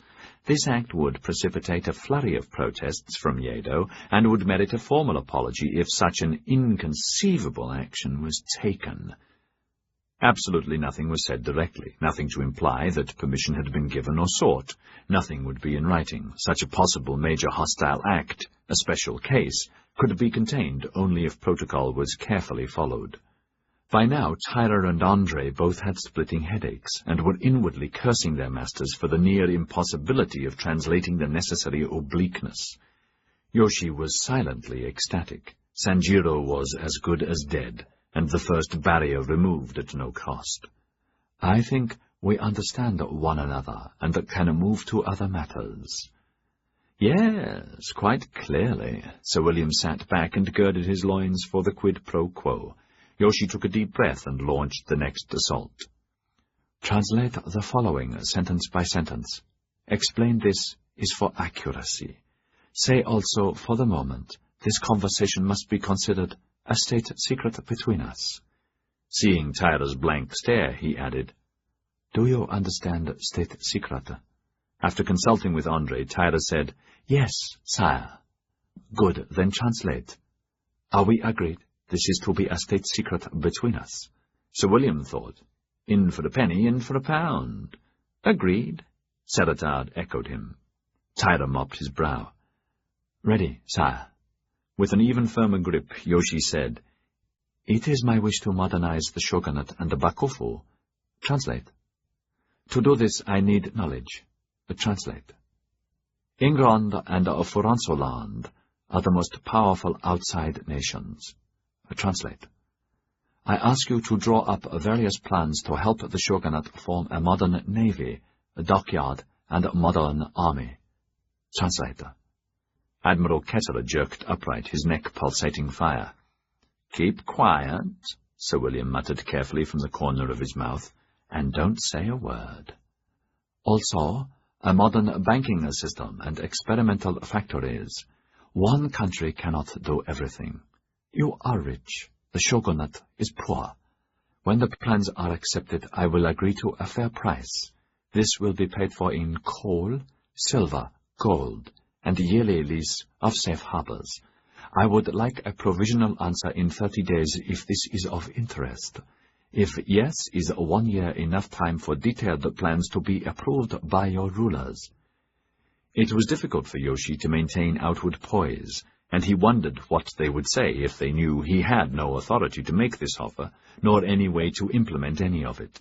The offer was made to seduce them into a year's reprieve from outside conflict, a delay he needed to stifle internal opposition to the shogunate, and to deal with his prime enemies, Ogama of Choshu and Yodo of Tosa, now that Sanjiro would be removed. At the same time, it was a jump into the future, into the unknown, one that frightened him and elated him in a way he did not understand. All of the ideas were based on information Inejin's spy had obtained from the unsuspecting Shoya Ryoshi about Gai Jin methods, and driven home to him by what he had seen and heard on the warship that was immensely impressive, but nowhere near as big or as deadly as the English flagship. Hating the reality but accepting it, he had realized in self-defense the land of the gods had to become modern. To do this he had to deal with Gai Jin. He loathed, despised, and distrusted them, but they had the means to destroy Nippon, at the very least to put them back into the kind of civil wars that had existed for centuries, before Shogun Toranaga had tamed Bushido, the warrior spirit of the samurai. He watched the two leaders talk amongst themselves. Then he saw the English leader speak to the young interpreter, Taira, who said, in his quaint though understandable Japanese, My master thank you, sire, for confidence. Need 120 day, send message to Queen Parliament and Furansu King, fetch, bring back, answer. Both leaders sure, answer is yes. 120 days was better than expected. Good, he said, grim-faced, inwardly weak with relief. Now for the better part, he thought, seeing them preparing to close the meeting. An eye for an eye, a death for a death. Lastly, I am sure Owiram-sama does not know the man he shelters called Nakama, is a renegade samurai, a ronin and revolutionary, whose real name is Hiraga, sometimes called Otami. I require him at once. He is wanted for murder. At that moment across the bay, in the Yokohama's Yoshiwara, Katsumata said, Hiraga, have you thought how we can infuriate the Gai Jin, a hostile incident to set them against the shogunate? The two men were sitting opposite each other in a secluded little house in the garden of the Three Carp. Torching one of the churches would be easiest, Hiraga said, keeping his anger buried, for Katsumata was very perceptive. He had just arrived, summoned from his village hideaway by a sleepy servant. Except for a few cookhouse skivvies tending fires and cleaning, no one was about. Raiko and her ladies were still sleeping. Few would be up before midday. "That would madden them, but first let me tell you what I've achieved here and—" "Later. First we must make a plan." "A church. An interesting idea," Katsumata said, his face cold and hard, no longer disguised as he had been in Hodogaya. Now he appeared to be a bonze, a Buddhist priest, clean-shaven but for a moustache. The thatch had been a wig and was gone. His head had the stubble of a bonze. He wore the orange Buddhist robe and sandals and a belt of prayer beads. His long sword, in its back scabbard, was beside him on the futons, and the mon, the 5 insignia on his robe, proclaimed he was a member of a militant monastic order. These virtual military orders were made up of samurai who had relinquished their samurai status to serve Buddha, permanently or temporarily, to preach and roam the land doing good works, singly or in bands, purging robbers and bandits and protecting the poor from the rich and the rich from the poor, and some monasteries. The bakufu and most daimyos tolerated them so long as they kept their violence within bounds. At dusk last night he strode arrogantly through the barrier, his false papers perfect. He was a day late, unheralded, at once to be given the best available bungalow by Raiko. Unlike other shishi, unique amongst them, his family was rich and he always carried numerous gold oban with him. "A church," he repeated, relishing the idea. "I would not have thought of that. We would leave a message claiming it was done by the order of Yoshi, Tairo Anjo, and the Roju, as a warning for them to leave our shores. We need revenge on Yoshi very much." A fleck of foam gathered at the corners of his mouth, and he brushed it away angrily. "Yoshi is the arch-enemy. One of us must go against him. He killed too many of our fighters in Kyoto, shot some personally. If I could ambush him, I would. That, too, later, so the church will be burnt good." Hiraga was unsettled, finding Katsumata strange and different. Now he was impatient and acting as though he were a daimyo, and Hiraga one of his goshi to be ordered about. "I'm leader of the Choshu Shishi," he thought with more anger, "not a student under orders of a Satsuma-sensei, however renowned. That would turn the whole of Yokohama into a hornet's nest. I would have to leave, which would be bad at the moment. My work important for our cause. The situation here is very delicate, sensei. I agree we must plan. For instance, where do we escape to if we are to escape?" "Yedo," Katsumata stared at him. "What is more important, Sonojoy or your safe haven amongst enemy Gai Jin?" "Sonojoy," he said at once, believing it. "But it's important that we learn what they know. To know your enemy like—" "I do not need quotations, Hiraga, but action. We are losing the fight. Yoshi is winning. With only one solution, to turn these gaijin violently against the bakufu and the shogunate. This will advance Sonojoy as nothing before, and takes a precedence over everything. We desperately need this. Then we'll regain support, and fighters will flock to our standard. Meanwhile, the spearhead of Shishi regroups here and in Kyoto. I will call for reinforcements from Satsuma and Choshu, and again we will attack the gates to release the emperor. This time we'll succeed because Ogami, Yoshi, and the stinking shogunate will be distracted dealing with hostile gaijin. Once we have the gates, Sonojoy is a fact." There was no doubting his confidence. "And if we agitate the gaijin, what then, sensei?" "They bombard Yedo. The shogunate retaliates by attacking Yokohama. Both lose. Meanwhile, all daimyo will flock to support the shogunate when the gaijin return, as they will." "They would not return before 4th or 5th month, if then. Before that we will have the gates. At our suggestion, the emperor will be pleased to give the gaijin the culprit, Yoshi, or his head, Nobusada, Anjo, and any other heads they need to slake their thirst for revenge. And at our further suggestion, the Son of Heaven will agree to allow them to trade, without any more war, but only through Deshima in Nagasaki harbor, as they did for centuries. Katsumata was sure. That's what will happen. First the church. What about a ship? Hiraga, startled, said, "What about one?"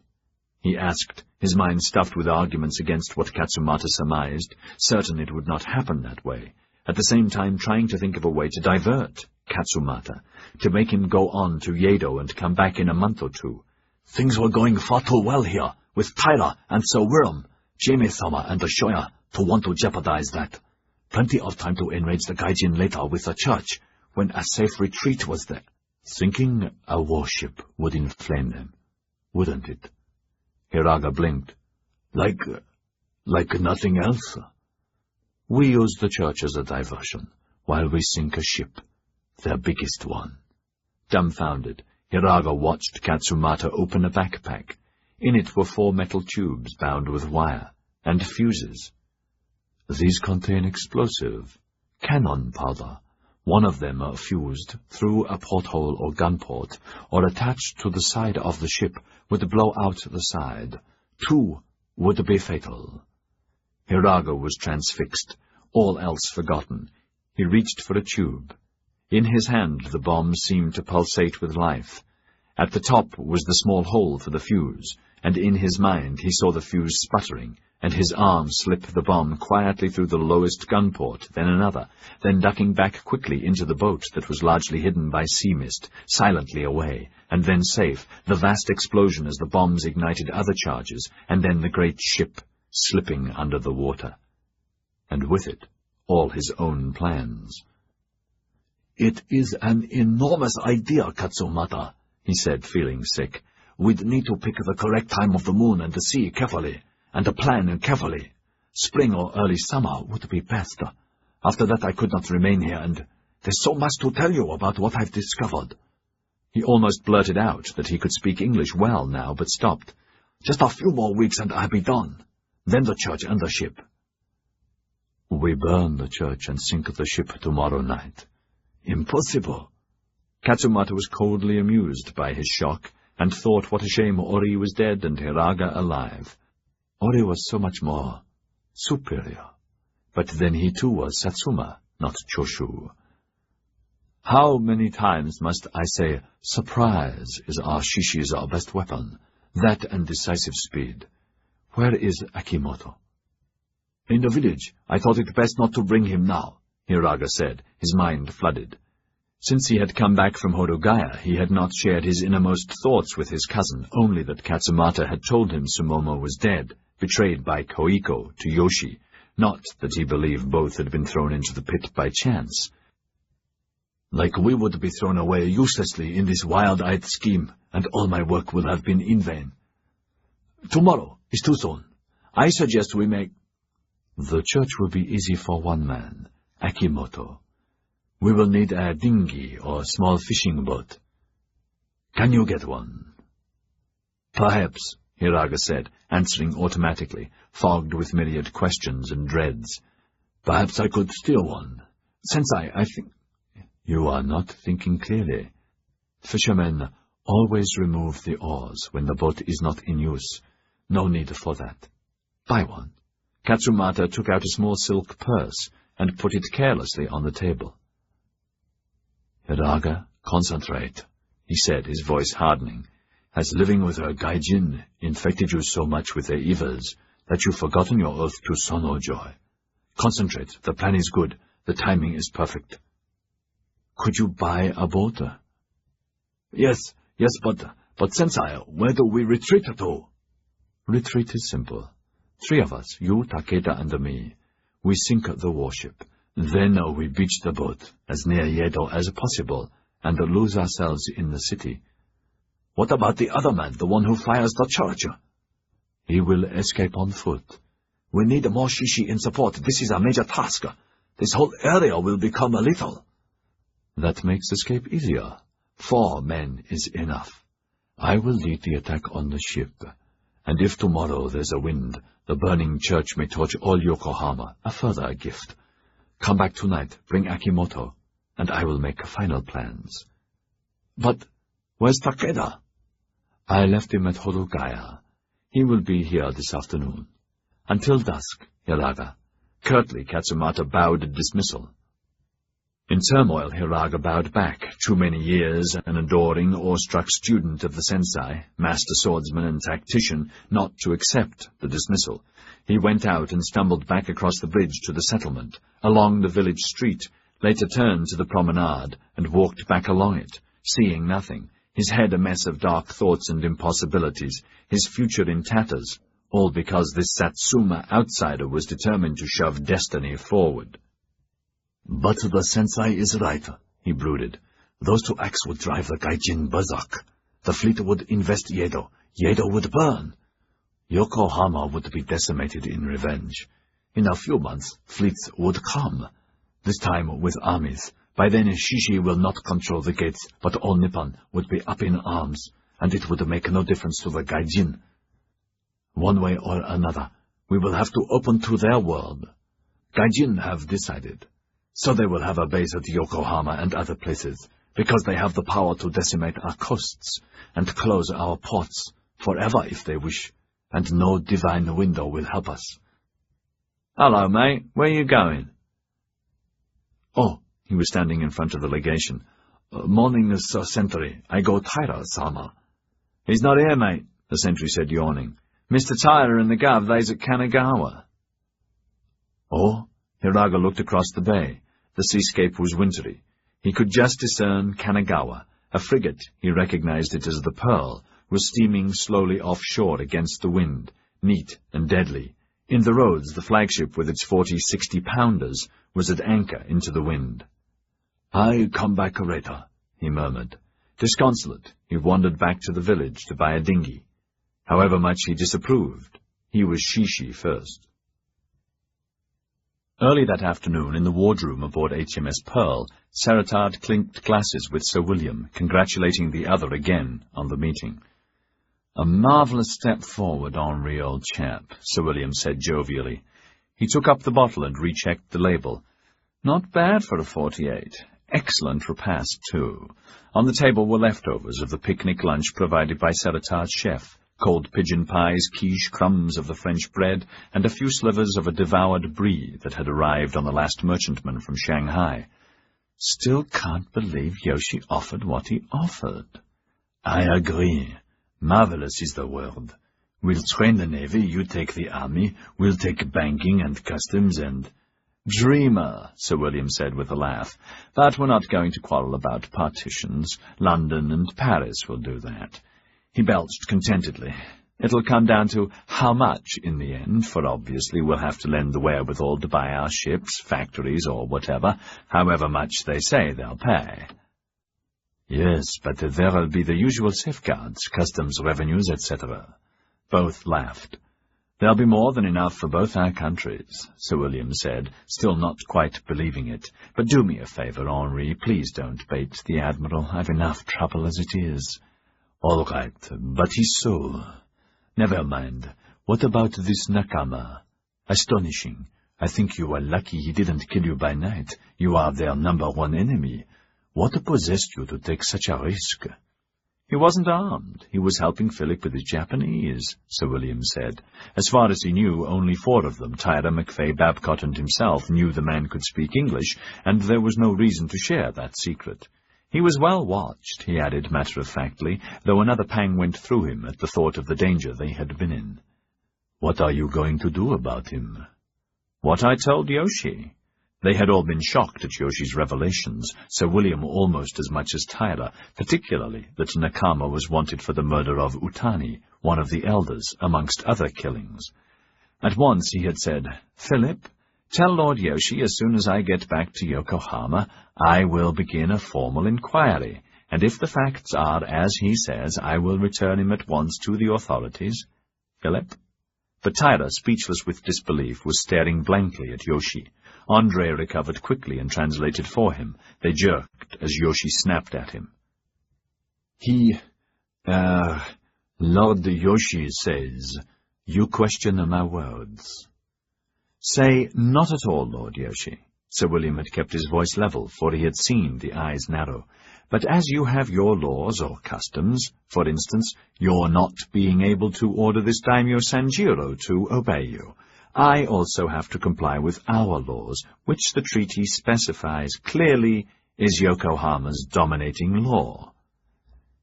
He says, Sir William, yes, that's it is.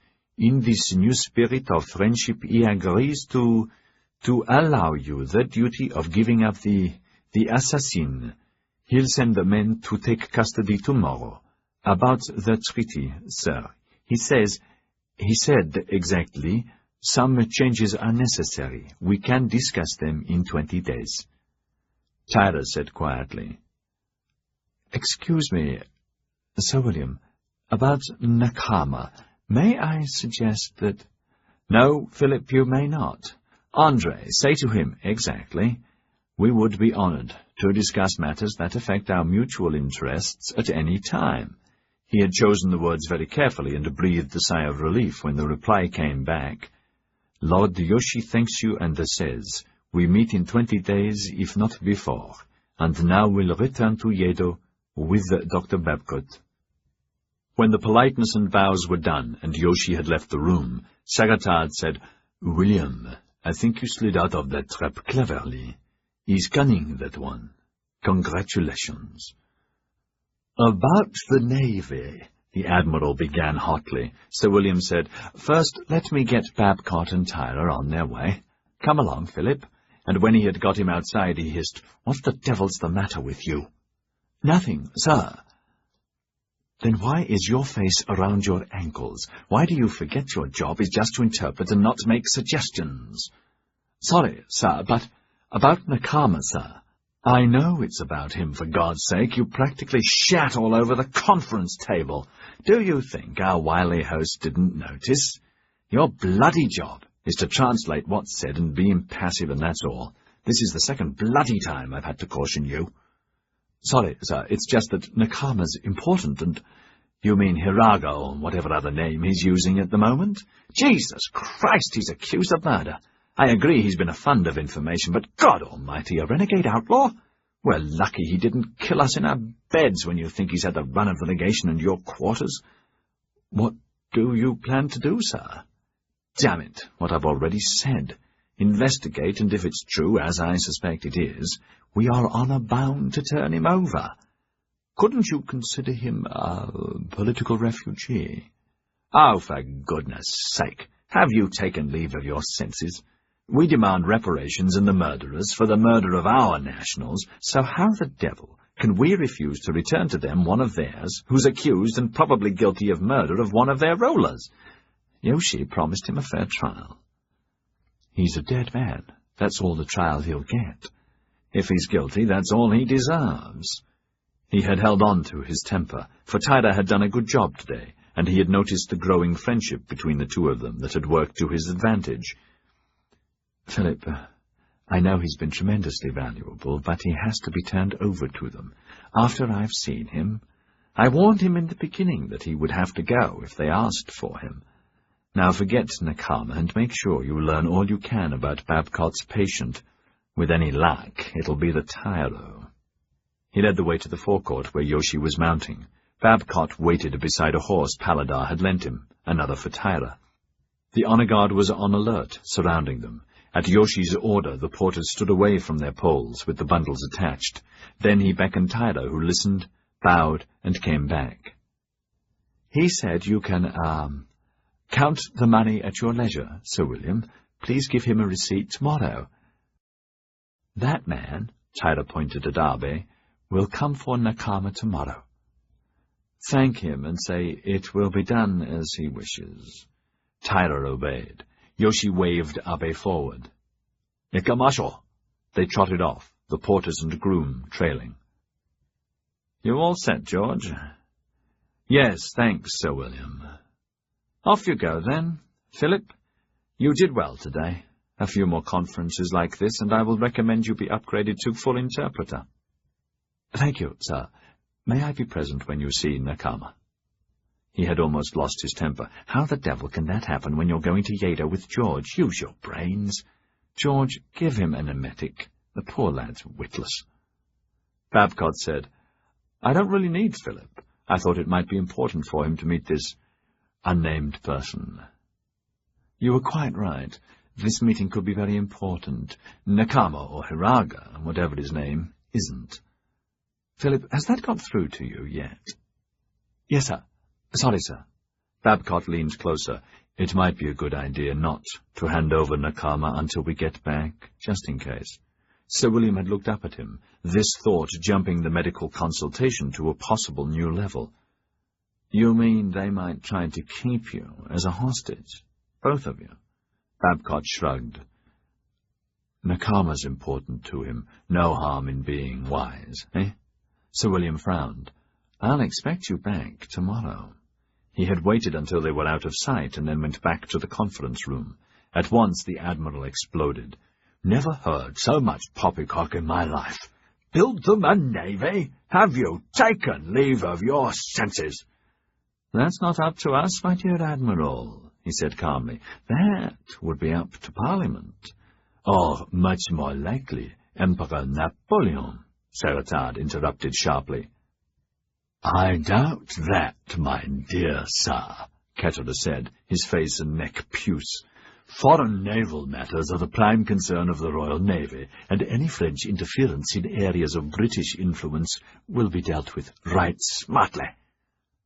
"Quite right," Sir William said loudly, overriding both of them as Saratard's face matched the Admiral's, and he volubly began to disagree. In any event, it would be a political decision for London and Paris.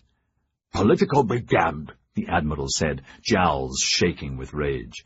"A dozen of our best warships in the hands of those scallywags, when you see what they could do with a couple of swords? I'm totally opposed."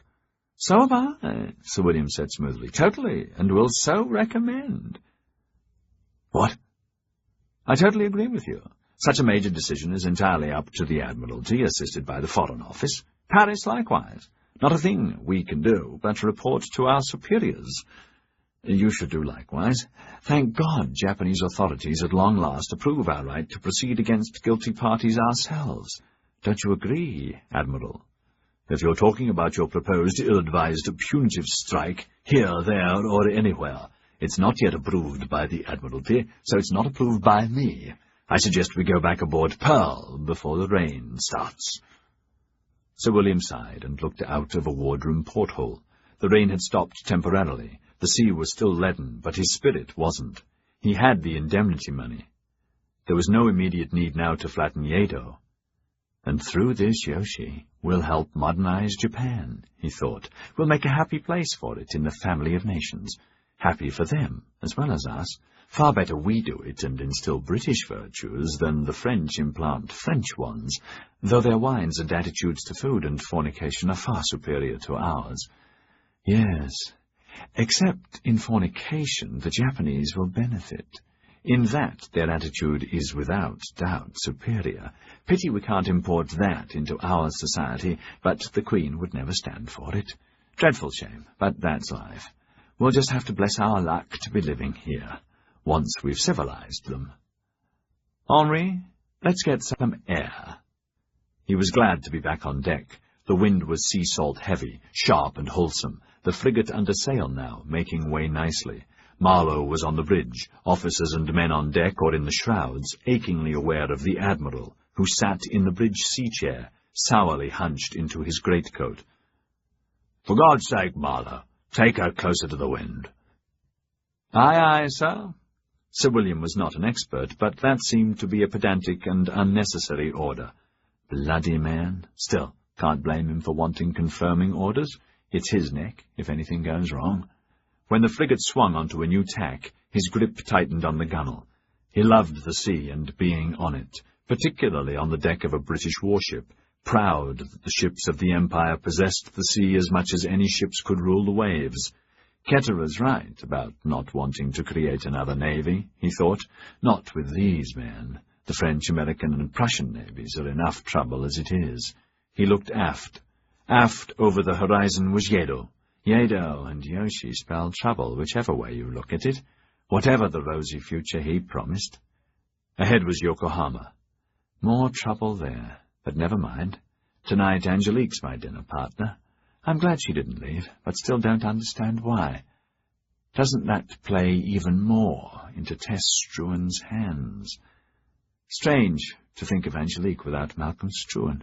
Sorry he had such bad luck, but he's gone, and we're alive, and he isn't. Joss. Who'll be Taipan now? Young Duncan's only 10, last of the Struan boys. Terrible for Tess, more tragedy to bear. Wouldn't be surprised if this didn't finish her. Always admired her for her courage, carrying the load of Cullum and the Brocks, not to mention Dirk Struan. Well, I did my best for Tess and for Malcolm, alive and dead, and for Angelique. When she leaves, there'll be an emptiness that won't be filled easily. Hope she regains the youth she's lost. That's another sadness, but she's got a whole life in front of her, if she has his child or if she doesn't. Betting still evens. Commands on the bridge attracted his attention for a moment, but it was nothing urgent, just adding more sail. The wind was humming the shrouds. The frigate picked up speed. Their moorings were under an hour away. Sunset a good 2 hours. Plenty of time to bring the Karma to heel before dinner. Sunset was just a lowering of light, the sun dying behind a blanket of clouds, regretting the loss of the day. Hiraga said to the group of fishermen, "That boat will do.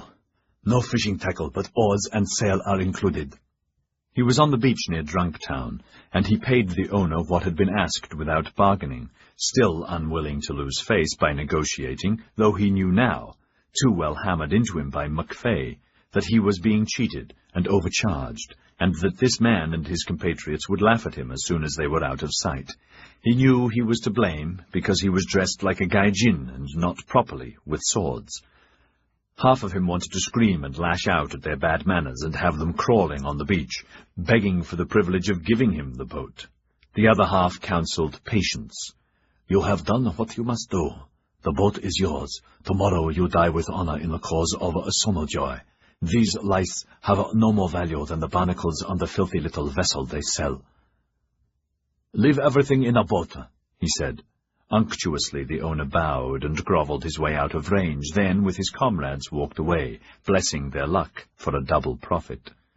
The boat was an ordinary little fishing boat, for 1 to 3 men, with a small sail and single stern oar. Part of samurai training was the use of boats on short distances to traverse rivers, or to reach offshore coastal ships or galleys, so they could all handle it. The news that he had bought one would fly around the village, but that did not matter. By the time the Shoya and others had worked out its probable use, the revelation would be too late. Satisfied the boat was safe, he began to walk through Drunk Town, through the crowded alleys, stepping over drunks and garbage, disgusted with the filth. "Tyra says his London is the cleanest, biggest, wealthiest city in the world, but I do not believe him, not if so many of his kind live like this, with the rest of the settlement not much better." Taking a shortcut, he crossed into a smaller alley. Men passed by, beggars held their hands out, eyes peered suspiciously from doorways, but no one bothered him. No Man's Land was, as always, weed-covered and stinking, the main refuse dump of the settlement. A few ragged scavengers raked through the latest pile of trash. They glanced at him briefly. His eyes went to the rickety wellhead. The broken wooden cover that hid the secret passage to the Yoshiwara seemed untouched. Ori's face fleetingly came from his memory, and the time they were below, when he was ready to kill him, and Ori had pretended to throw, the golden cross into the depths. "Ori was baka to waste his life over that woman. We could use him tomorrow." He shoved Ori out of his mind. Now his whole being was committed to the attack. All reasoning against it had vanished. There was a consensus, Akimoto gleefully in favor Takeda and the sensei. Therefore he was also. The boat was ready. Now he would collect Akimoto, and they would go back and finalize the plan.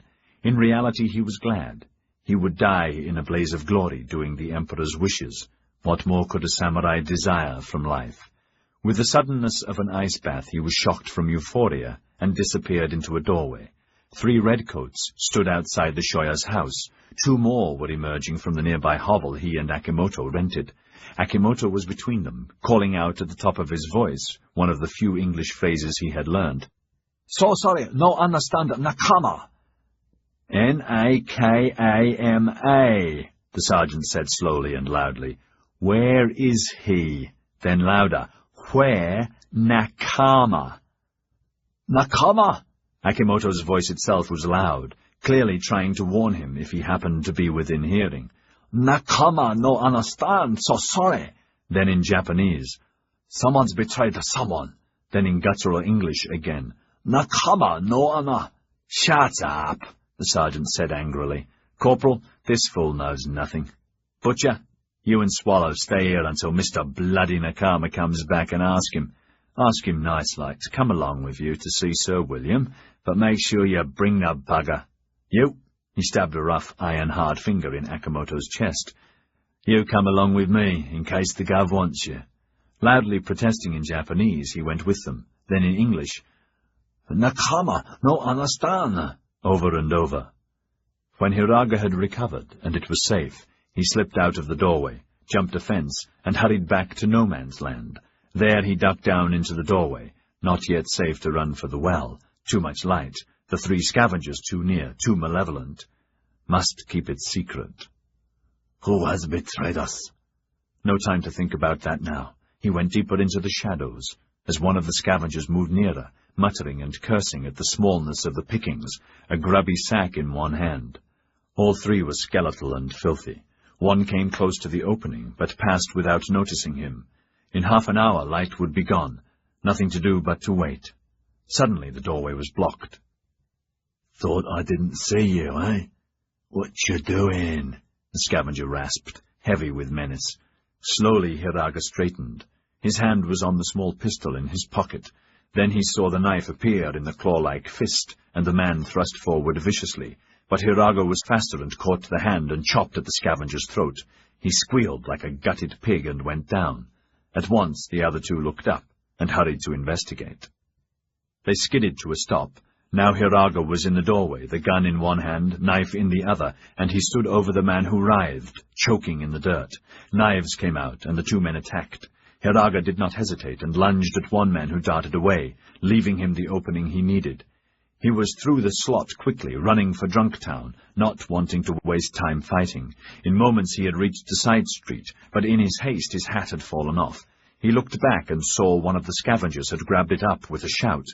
In seconds the other had a hand on it too, and they began a cursing fight for possession. Chest heaving, Hiraga left them to it. Another look at the sky. Be patient. When they've gone, you can go to the well. You must not reveal it. It's essential for the attack. Be patient. Buy a hat or a cap. What's gone wrong? Well, where the devil has he gone? Can't be far, Sir William, Paladar said. I've men at both gates and on the bridge into the Yoshiwara. He's probably in one of the inns. A matter of time before he appears. You want him in irons? No, just here, unarmed, under guard. What about this fellow? Akimoto was sitting, his back to the wall, a soldier nearby. He had already been searched. I'll decide that when I've talked to him. Ah, Andre, come in. Setri, no need for you to wait. I'm dining with the Russian minister. When you've got to Nakama, come and fetch me. Paladar saluted and went out. Andre, sorry to bother you, but we can't find Nakama. As Philip's not here, could you interpret for me? Ask this fellow where he is. He watched while Andre began questioning Akimoto, trying to contain his irritation, and wishing Philip Tyler would hear and not with Babcock. Hope that goes well. Damn it, if Nakama's not caught, Yoshi will be irritable indeed, rightly so. He says he doesn't know, Andre said. He had not taken off his topcoat. Sir William's office was always freezing. Even on the coldest day his coal fire was mean. He seems dim-witted, mumbles Nakama who. Nakama could be anywhere. The Yoshiwara, perhaps Kanagawa. Eh? Sir William was shocked. He's not supposed to leave the settlement without my express approval. Ask him. Ask him when did Nakama leave. He says he doesn't know. Doesn't know Nakama. If he's left or where he is, doesn't know anything. Perhaps a night in the brig will refresh his memory. Corporal! The door opened at once. Put this man in the brig overnight, or until I give orders to the contrary. He is to be well treated, understand? Yes, sir. He is to be well treated. Yes, sir. The corporal jerked a thumb at Akimoto, who backed out of the room bowing. The brig, used for rowdies and servicemen subject to military discipline, was down the street, a low brick building with a dozen cells, flogging triangle. After the club, it had been the second structure built, a normal British custom for most settlements. Merci, André. De rien. Have you any idea where he could be? No, monsieur, other than what the man said. See you at dinner. André smiled and left and began walking down High Street, the wind whipping the leaves and papers and debris. Not much light was left in the sky. Glad that we're not responsible for finding him, he thought. Where would he have gone? If he has any sense, to Kyoto or Nagasaki, or stowed away on yesterday's merchantman to Shanghai, if he knows Yoshi wants him. Surely he must have known. No secrets in the Bakufu or here. Great meeting, good for us too, for we have the edge with Yoshi, but damn Philip, he's getting too good. Surely the patient will be Anjo. He spat irritably. I should have had the chance. After all, it was my idea. Raiko and the Makin must have planted the thought somehow. Mon Dieu, they've more power than I imagined. An icy current went through him. Raiko had asked him to see her urgently tonight. What now? Had to be trouble. Evening, sir, the Struan guard on the front door said.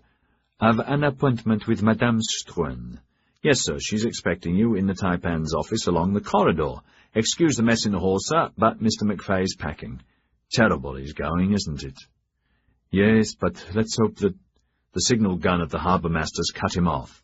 Astonished, both men glanced seawards, for no ship was expected or overdue.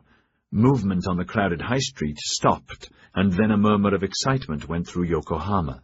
Rounding the distant headland was a clipper, all sails set and the bit between her teeth. They saw puffs of smoke from her cannonade salute to the flagship, then heard the following boom and the flagship's answer. Too far distant to see her flag. She's one of ours, the guard said proudly. Has to be, like in the old days. Oh, evening, sir. Jamie McFay came out of the door fast and focused his binoculars. Hello, Andre. Just want to make sure. Prancing cloud, hallelujah. The implications would be clear to everyone. She had been scheduled to sail on to London. Returning here and so quickly meant she carried urgent news. Or passengers, good or bad. Alleluia, Andre echoed. He saw Sagatard with a telescope on the steps of the French legation, Sir William at his window with binoculars, and next door, Dmitri stood at Brock's entrance, a short telescope to his eye. As Dmitri lowered it, he noticed Jamie, hesitated, then gave him a thumbs up. Jamie waved back, then refocused. The clipper was beautiful, charging for her moorings. Andre said softly, Perhaps she's aboard. I had the same thought. We'll soon find out. Signal her. By the time I get the harbour-master to put up the flags, the light will have gone. Anyway, it's not up to me now. That's Mr. McStruan's decision. Jamie looked at him. We'll know soon enough. You're seeing Angelique? Yes. No need to worry her, until we know. I agree, mon brave. Andre looked back at the clipper. You'll meet her? The ship? The same hard smile. Wouldn't you? They went into the foyer together. Coming down the staircase was Albert McStruan, half-dressed in evening clothes, tie undone but elegant. Prancing cloud? Yes, Jamie said. Thought so. The strange eyes narrowed. Evening, Andre. How are you? McStruan said. Fine, thank you. See you later. Jamie waited until Andre had knocked and gone into the Taipan's office that was now McStruan's. You'll meet her? Oh, yes. McStruan walked down the last step, but now the bounce had gone from his stride. Please join me. Thanks, but that's your privilege now. I've sent Vargas for the bosun. The launch will be ready in 5 minutes. McStruan said kindly, Come aboard with me. Meet the ship like you used to. Should still be doing. No, time to move on. It's all yours now. But thanks. I hear Zagayev's banquet tonight will be grand, as Angelique's accepted. Change your mind. Join the party. Can't, not tonight. I'm still not finished packing. Jamie smiled at him, then motioned down the corridor. Angelique cleared using your office with you. Oh, yes, glad to oblige, and better than having visitors upstairs in her suite, especially him. Can't say I like him. Andre's all right. His music is the best, certainly the best we have here. Hope Prancing Cloud's news is good. Me too, but I doubt it. Do you think Tess is aboard? The thought had occurred to me. Jamie grinned, no longer her servant. It would explain Cloud's changed schedule. That's what Dirk would have done. She's not Dirk. She's much more cunning. More's the pity, my dear fellow. There was no love lost between the stepbrothers and Tess Struan, but a codicil in Dirk's will had laid down that should the two boys prove themselves in schools and scholarship, they were to be used in the noble house to the limit of their ability. Both were smart, their connections with highly placed Etonian and university friends scattered throughout the gentry, the city, and in Parliament, where his stepbrother Frederick had just won a seat, made them even more valuable. Even so, both knew Tess Struan would dismiss them, but for the codicil. Hope she hasn't come a-visiting. That's a boring thought. MacFay laughed. We'll just batten down the hatches. Hello, André. Evening, Angelique. She was in her favorite chair near the bay window, the curtains open to the harbor. Prancing Cloud? Yes. Good. Is she aboard? André smiled crookedly. It would explain the clipper. It doesn't matter either way, she said evenly, but her stomach was twisting. Would you like a drink? Thanks. He saw the bottle of champagne opened in its bucket of ice, and a half-full glass on the table. May I? Please.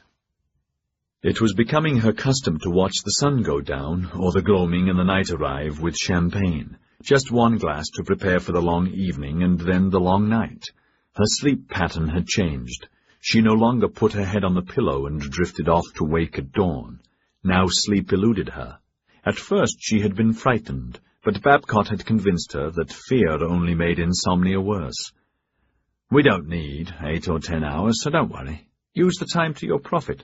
Write letters or your journal and think good thoughts, and don't worry.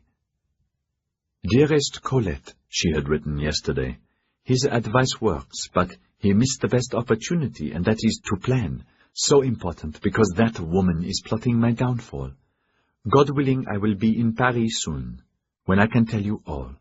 Sometimes it's almost as though my life here is a play, or a Victor Hugo story, and Malcolm, poor man, never existed.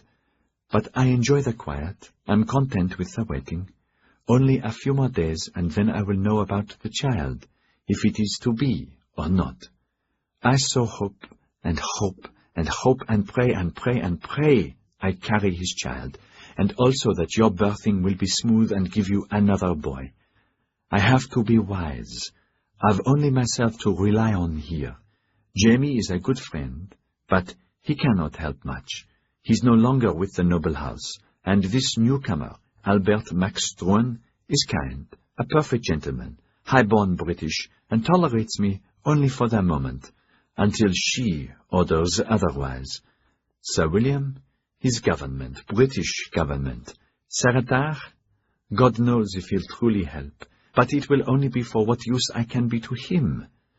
Mr. Sky, he does his best, but everyone hates him. André, he's too clever and knows too much, and I believe the trap he's in is driving him mad. I can't wait to hear what you think. My only hope is Edward Gaunt. He will have arrived in Hong Kong and will have seen her by now. My prayers, and I know yours, for his success are abundant and daily. So I use my night waking time to plan.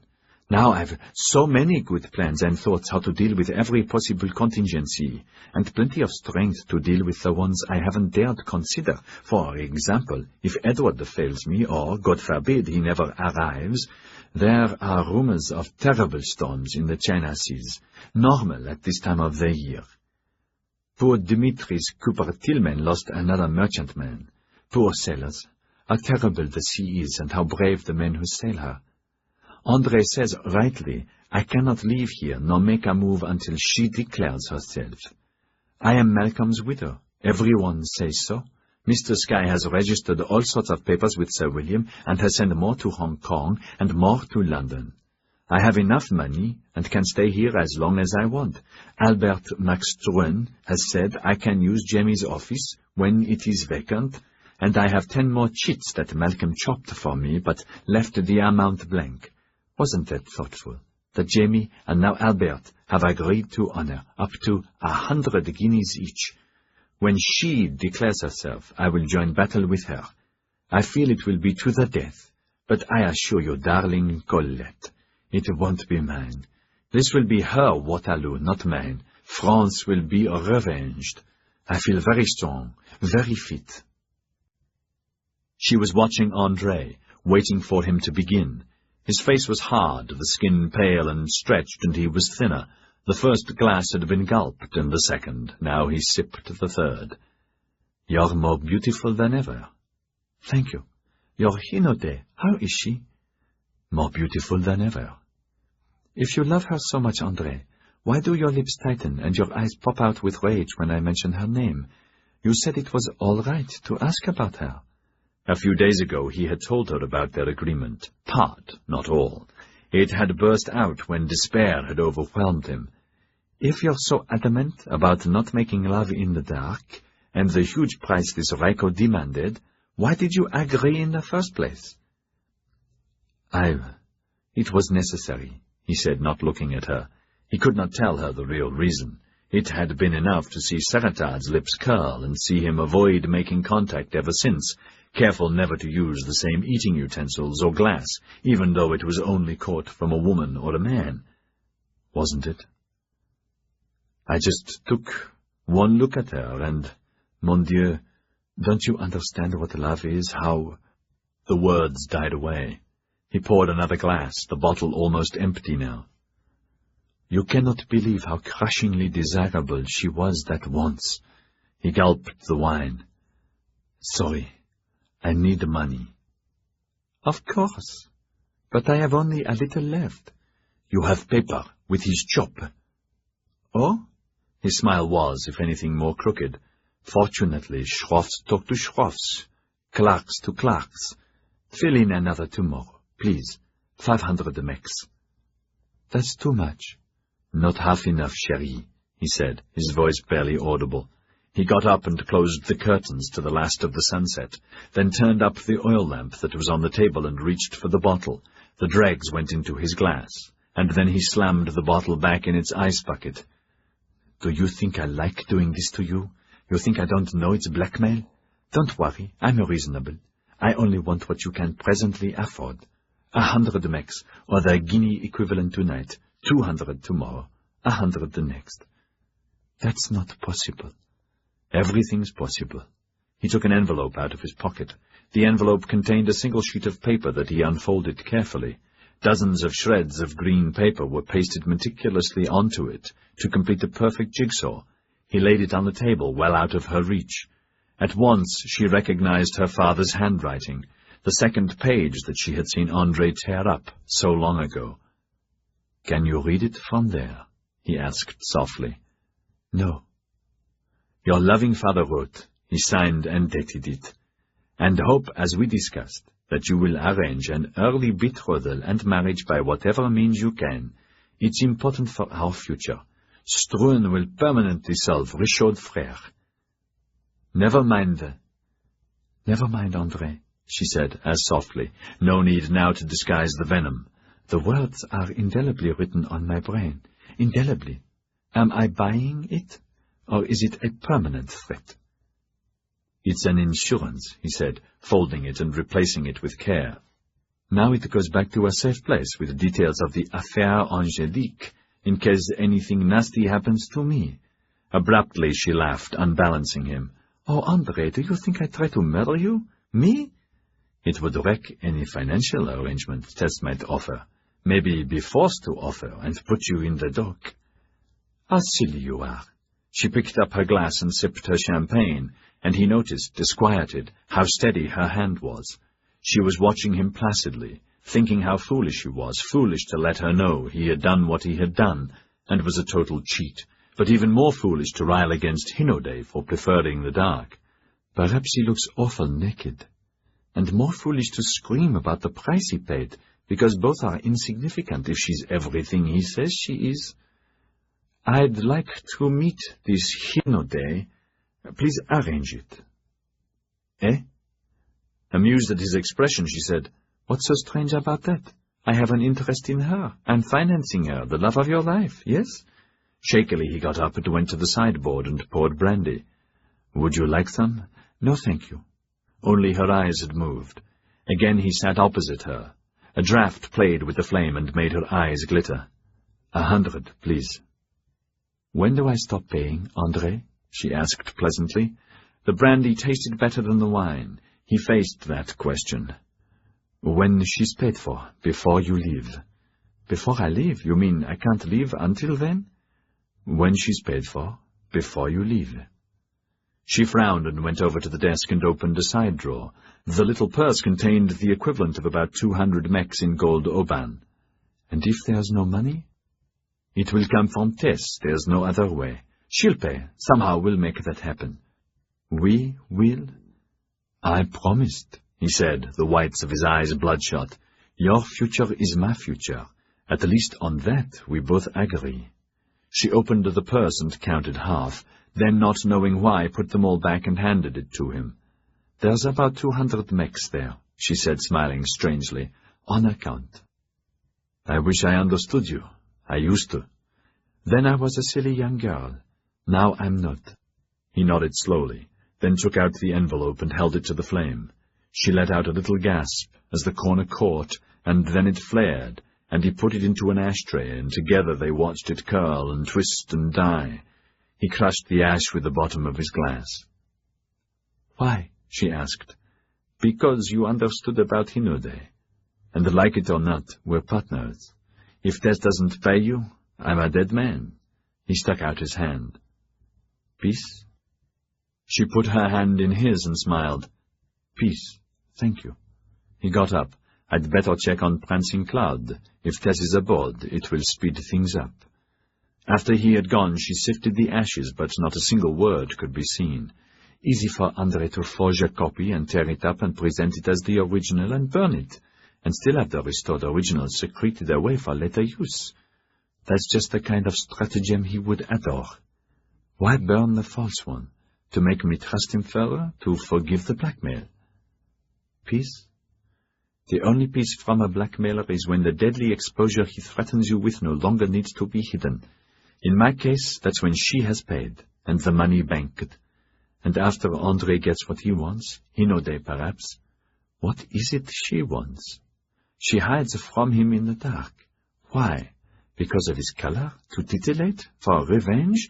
Because he's not a Japanese? I know now that the act of love can go from terror to ecstasy to delusion, with every variation in between. My first time with Malcolm was in the light, the second in darkness, and both were beautiful. With him of the other life, always in the light, and he was beautiful and deadly, his color beautiful, everything beautiful and deadly and terrifying and blindingly powerful. Nothing like my husband Malcolm, whom I truly loved, and honor still and will forever. Her sharp ear caught the toot of the cutter's steam whistle.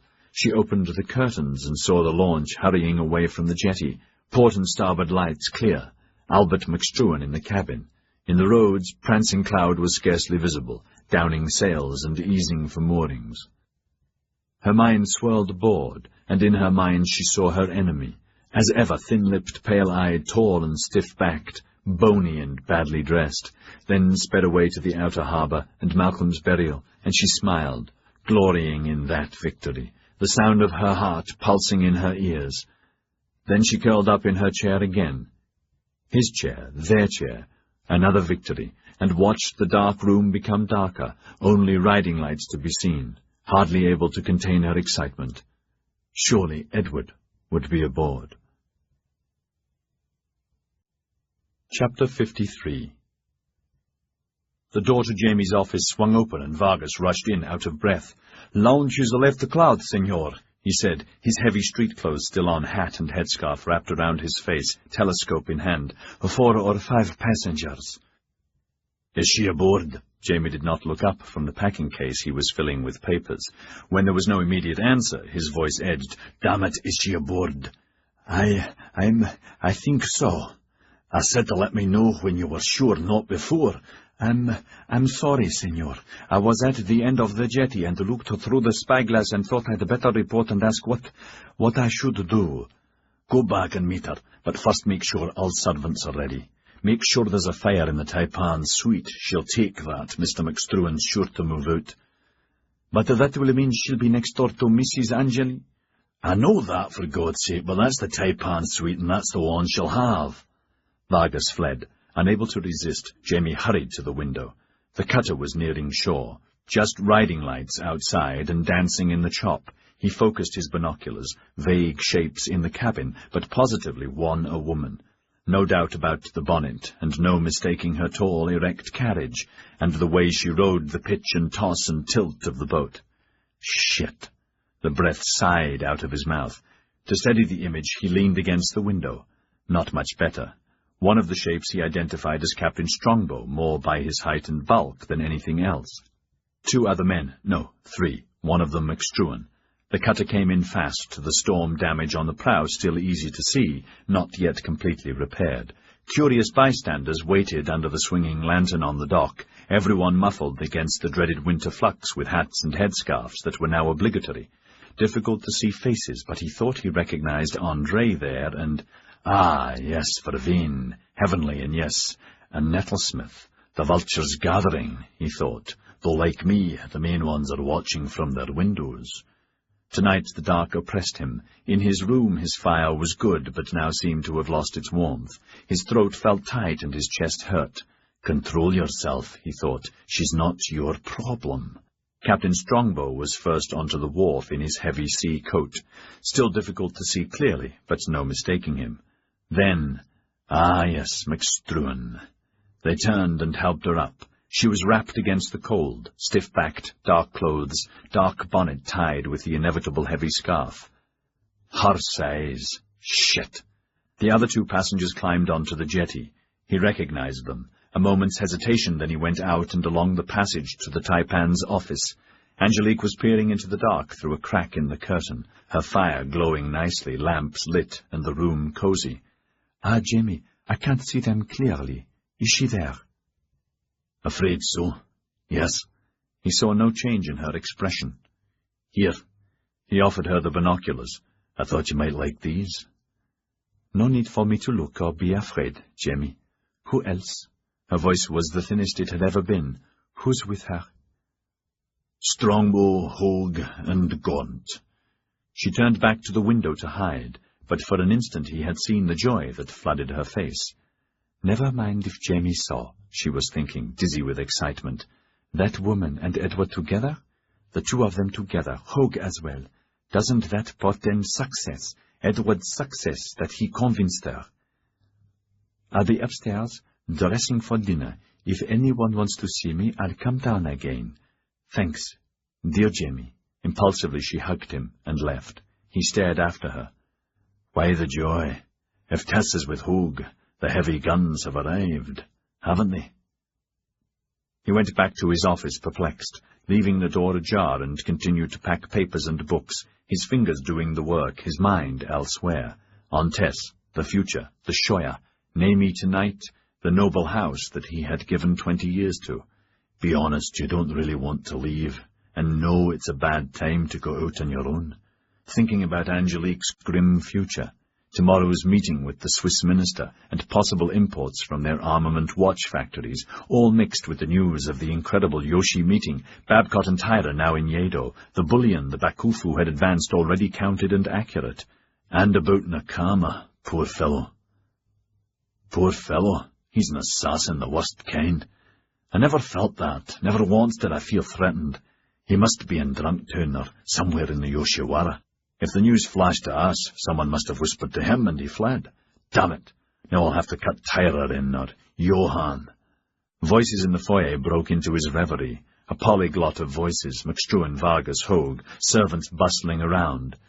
No need to greet them. I'll be summoned soon enough. Depressed, he continued with his work. Almost done now. Jamie? He looked around, and was paralyzed. Maureen.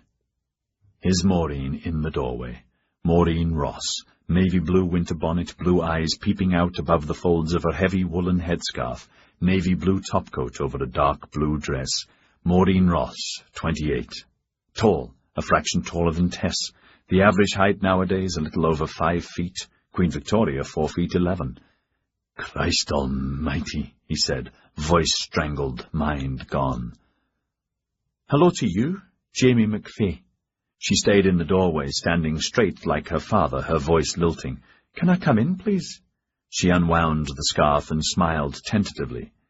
Now he could see her, same clear face, not pretty but strong and curiously appealing, hazel freckles, and just as he had last seen her just over 3 years ago, the dock at Glasgow, though then there were tears at their parting. He had forgotten how her eyes— Hello, Sparkles, he muttered without thinking, using his nickname for her. Jesus Christ. Maureen? Her laugh trilled. I'll take that as a yes, and you'll not be blaspheming any more, laddie. What's his fear? Me coming like a wraith from the night, wanting to surprise you? Her smile and the lilt to her voice made her more attractive than she really was, and the light that danced in her eyes, and the love that she wore like a shield. She closed the door and looked at him again. You look grand, Jamie, a little tired, but you're as bonny as ever. He had straightened up, but still stood behind the desk, his mind jumbled with, my God, it's you, not Tess, it's you. Easy to mistake in the dark, almost same height, same stiff back. Remembering his half-hearted negative letters over the last year and the final one breaking their engagement, his soundless voice saying, Sorry, Maureen, I wrote you. We're not getting married, sorry, don't want to get married, can't now. Now that I'm on my own, worst possible time, and why didn't— Oh, Jamie, she was saying from across the room, watching and waiting, her smile deepening. You canna know how happy I am to see you, to be here at last. Aye, the adventures I've had will fill a volume. When he didn't move or reply, a small frown wrinkled her forehead. Will you no get your wits about you, laddie? Tess, he croaked. We thought you were Tess Struan. Mrs. Struan? No, she's in Hong Kong. Such a lady. She arranged for me to come here, didn't charge me a penny piece. You go see your Jamie McPhee with my compliments, she said, and introduced me to Captain Strongbow, who gave me a cabin to myself, and to find Dr. Hogue and Mr. Smarty-Pants Gaunt. That laddie thinks he's God's gift to womanhood, but not to me. I'm affianced, I told him, affianced before God to Mr. Jamie McPhee. He said he was your friend, Jamie, and Dr. Hogue told me he saved your life, so I was nice but kept the distance. Oh, laddie, there's so much to learn, so much to tell. Christ, he muttered, not hearing her. Easy to make the mistake with the scarf around your face. You and Tess are both the same size, stand the same way. Huh, Maureen said, her eyes suddenly fiery. I'll thank you not to take the Lord's name in vain. And she's a mite shorter and much thicker and much older, and her hair is grey, mine's brown, and even in the dark I'm not like her. When her sudden smile at her own pleasantry did not get through to him, she sighed. Exasperated, she looked around the room. She saw the decanter, at once went over to it, sniffed to make sure it was whiskey, crinkled her nose with distaste, but poured him a glass, and a dribble in another. Here. She looked up at him, close for the first time, a sudden beam covering her. My da always needed a whiskey when the shock of Scotland being part of the British Isles hit him. The spell broke. Jamie laughed and took her in his arms and hugged her, welcoming her, and the glasses almost spilt out of her hand. Watch it, laddie, she gasped, managed to put them down and hugged him desperately, all the waiting and standing there, seeing his shock and not the welcome she'd hoped for, trying to be strong and adult, not knowing what to do or how to say that she loved him and could not bear the thought of losing him, so she had gambled, and left her sanctuary. She had put her trust in God, took her prayer book and Bible and her father's derringer in her purse, and set out blindly on 10,000 miles of fear. Inside, but not outside. Oh, no, never. That's not the Ross way. Och, Jamie, laddie. It's all right, he murmured, wishing her trembles away. In time, the shuddering stopped, and she released herself, untied her bonnet, and let her long plait of red-brown hair uncoil. "That's better," she said. "You're a bonny man, thank you." She handed him his glass and took hers and touched glasses. "Scotland forever," she said as a toast, and sipped. "That tastes dreadful, Jamie, but I'm powerful pleased to see you. I canna see it any better." Her smile was more tentative now, some of her confidence gone. His embrace had been like a brother's, not a lover's. Oh God, oh God, oh God.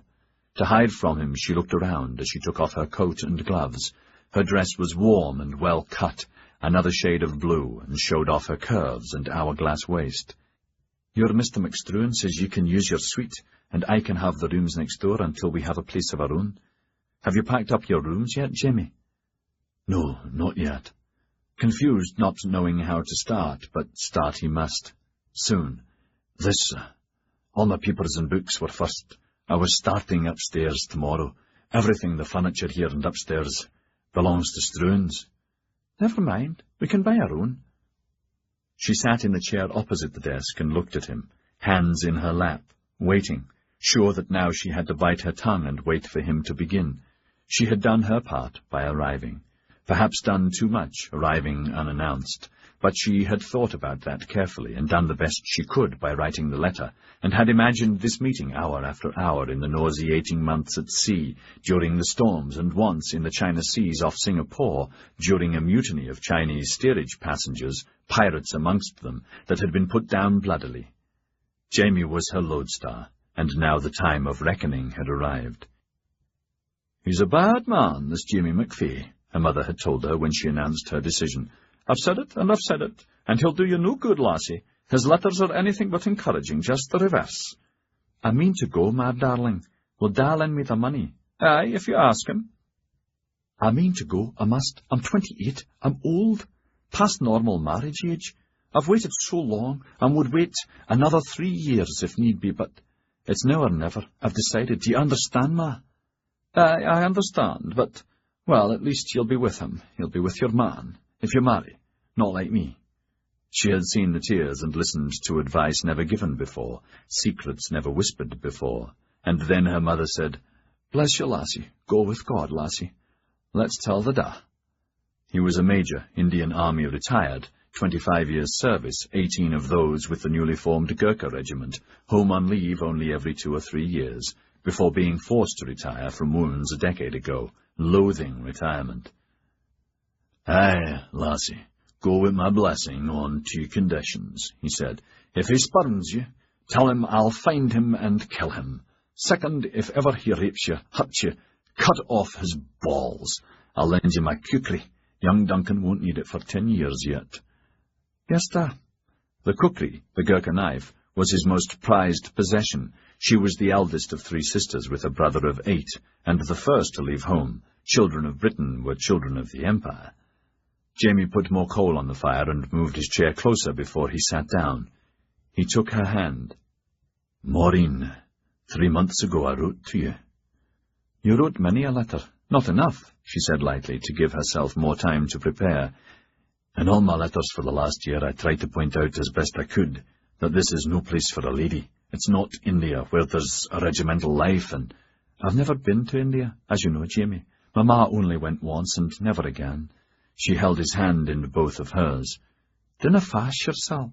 This place can be bonny, never fear. That's the job of a woman. I can make it bonny." The tightness in his throat was choking him. No way to ease into this. His brain was shouting at him. "Do it, or you'll never do it. Do it now. Of course it's not fair, but you've not been fair to her at all. Not fair for years. You're rotten to have taken advantage of her all these years. My God, you've been engaged 3, and you had 2 before that, and you're rotten. Admit it and say it quickly, now." The flood commenced. 3 months ago I wrote you that I felt it must have arrived after you left. I thought it wise we should break off our engagement and you should forget me, and that I was terribly sorry, but it was the best for you, and I won't go home and live there and work there. I won't leave Asia until I have to, if I get sicker. I won't leave. Can't. I love Asia, love my job, and there's no hope for a happy time for you I'm not worth it, and I admit I've taken advantage of you, but we can't marry, not possible, and now that I'm going out on my own. He stopped for breath, then added throatily, I don't know what else to say. There's nothing more to say except again to apologize. There it is. He had taken his hand away. His stomach was churning. Out came his handkerchief to mop his brow. Sorry, he said lamely, and got up and sat down, then toyed with the glass. Sorry. Her hands lay in her lap. Her eyes were concentrated and open, and had never left his face. Dinna be sorry, she said gently with the barest frown. These things happen, laddie. His mouth dropped open. Then you agree? She laughed. Of course. To part of what you said, no to all. Of course. You're a man and I'm a woman and we see things differently. Eh? How? Well, first about jobs, she said. A woman's job, her work, is to look after a man, to make a home. That's what I've been trained for. Home and family are the most important things in the world. She saw Jamie about to interrupt, so she added quickly, My dad thinks the empire comes first, but he's a man. Men have jobs to go to work at, to bring home the porridge, a little meat and ice and whiskey. But there has to be a home to bring it to. Without a woman, there's no home. It's very important for a man to have someone you can trust to share the burden while you work, or seek a job, or start your own business. You can trust me. Of the two, trying to start your own business is best for you. Mr. Gaunt wants to do the same. He does? Eh? Sometime in the future, he says. Now he's back here to take over Brock and Sons and... He is. Jamie blinked, diverted. Aye, he says he's taking the job of this man who tried to kill you, Mr. Greyforth. Greyforth, Norbert Greyforth. Jamie's mind slammed back into gear. I must be losing my wits with you appearing like a ghost. I'd forgotten about Hogue and Malcolm and Hong Kong. What happened in Hong Kong about Malcolm Struan? Did Gaunt say anything about Morgan Brock or Tyler Brock? Patience, my bonny laddie, that comes later. Back to you and me, since you brought the subject up as you did. We'll make a grand team, the best, I promise. We're engaged. I promise I will make the best wife ever. I promise. But don't you see, lassie, it won't work, he said, hating himself, but totally sure. This place is rough, life rough. There are few women here. You'll have no friends, nothing to do. She laughed. Jamie, you haven't heard a single word I've said. Now this is what we... A knock on the door stopped her. She called out, Won't be a second. She got up, continuing in the same gentle but firm voice. That'll be Dr. Hogue. He was urgent to see you, but I begged a couple of minutes first. I couldn't wait to see you. Now I'll leave you to him. She collected her hat and gloves and coat and scarf. Dinna concern yourself about me. I'll be changed and ready in good time. I'll knock on your door. Dinner's at 9. Dinna forget now. Eh? He asked blankly. This Russian Count Zareyev, some name like that. We've accepted for dinner. Mr. McStruan told me all about it. She swept out, thanked Hogue, and before Jamie could say anything, Hogue had closed the door and had rushed up to him and said breathlessly, the words tumbling out, Hong Kong went like a dream, Jamie. Malcolm was buried with full honours, at sea, like he and Angelique wanted. He was what? Hogue chortled. You could have knocked me down with a feather too. Tess arranged it off Shekau, one of his favourite places in all the world, a few days before I arrived. Full honours, Jamie. All flags at half-mast, ships dipping their flags, cannonade salutes, pipers, everything. The funeral of the Taipan, though he never was. The papers covered everything. I've the cuttings. Month's mourning for Hong Kong. Governor ordered a special service in our church on the Knoll in Happy Valley of Cullum fame. Gordon Chen threw the biggest, most explosive procession and wake in Chinatown's history, except for the one he gave Dirk. Of course, starting the usual bloody fires on the slopes, and they say a few thousand squatter shacks went up in smoke. Not only that, when I saw Tess... Can I have a drink? I'm parched. Of course, go on, don't stop, Jamie said, and poured for both of them, his own glass long since empty. He noticed his fingers were shaking. Christ, why would Tess do that? A sea burial, and what the hell is Maureen doing excepting for dinner when we've got to talk? Go on, for Christ's sake. First Hogue drank. My God, that's good. He took off his coat and sat down, took a deep breath, and felt better. My God, I'm pleased to see you. Where was I? Oh, yes. When I saw Tess the first time, I was so upset for her. It was awful. I met her in Cullum's old office, and she said, "Ronald, tell me the bad, all the details, tell it as it happened." She was standing by the huge desk, straight as a spar, pale, never so pale, Jamie. The painting of Dirk on the wall, staring at you with that green-eyed challenge, daring you to lie. I told her as best I could, of course. She'd heard bits and pieces from Strongbow. You remember I told him to tell her I was on the mail ship and sorry I couldn't come by cloud because there was an operation I had to perform. She never wavered. She never wavered, Jamie. Just listened, as I told about the Tokaido engagement, marriage, and death as best I could, as gently as I could, the duel, Norbert, you and Gaunt. It all came out. Don't remember my exact words, but I told it as it happened. He stopped a moment, less nervous now. You know how she is, always holding back, always hiding, the stiffest upper lip in Christendom. She just thanked me. Told me she had the death certificate and inquest papers from Strongbow. Remarkable woman. Uncanny. That's about all. Oh, yes, she thanked me for taking care of the coffin with the undertaker, which went perfectly, thank God. Eh? Hoag's eyes brightened. Naturally, I didn't want the coffin opened up. I'd told Strongbow to send it directly to Blore, Christensen, Herbertson, Crink, do lots of business with them, and ordered them for medical reasons to put our coffin directly into one of theirs, top quality, silver handles, and to screw it tight at once, no lying in state or opening it. I recommended against that, due to decomposition, etc., and had advised Tess by letter to that effect in the strongest terms.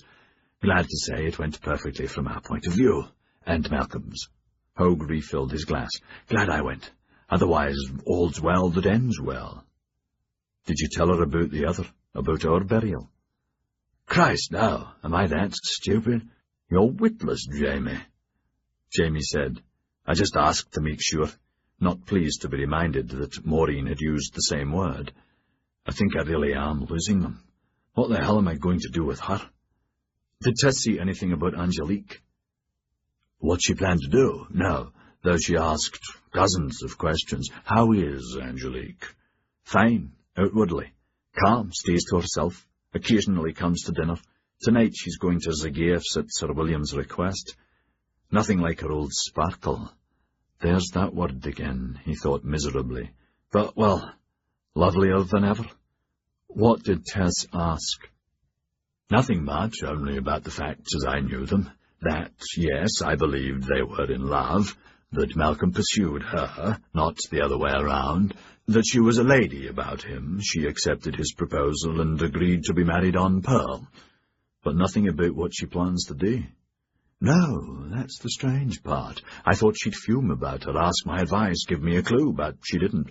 After all, I'm their family doctor for years, employed by her, by Struan's, and I know her better than anyone. She didn't comment on anything, volunteer anything. The questions were just to cover details I'd forgotten to mention. Weird. Yes, Jamie said. She'll have a plan. I agree. Of course, the story was in the press from the gutter to the peak, in lurid details. Taipan dies on wedding night, that kind of headline, though she had tried to bury it. Sorry, no pun intended. I've all the cuttings for you, and this. His eyes took on a different glow. He gave Jamie an envelope. Tess's handwriting. Mr. J. McFay, personal by hand.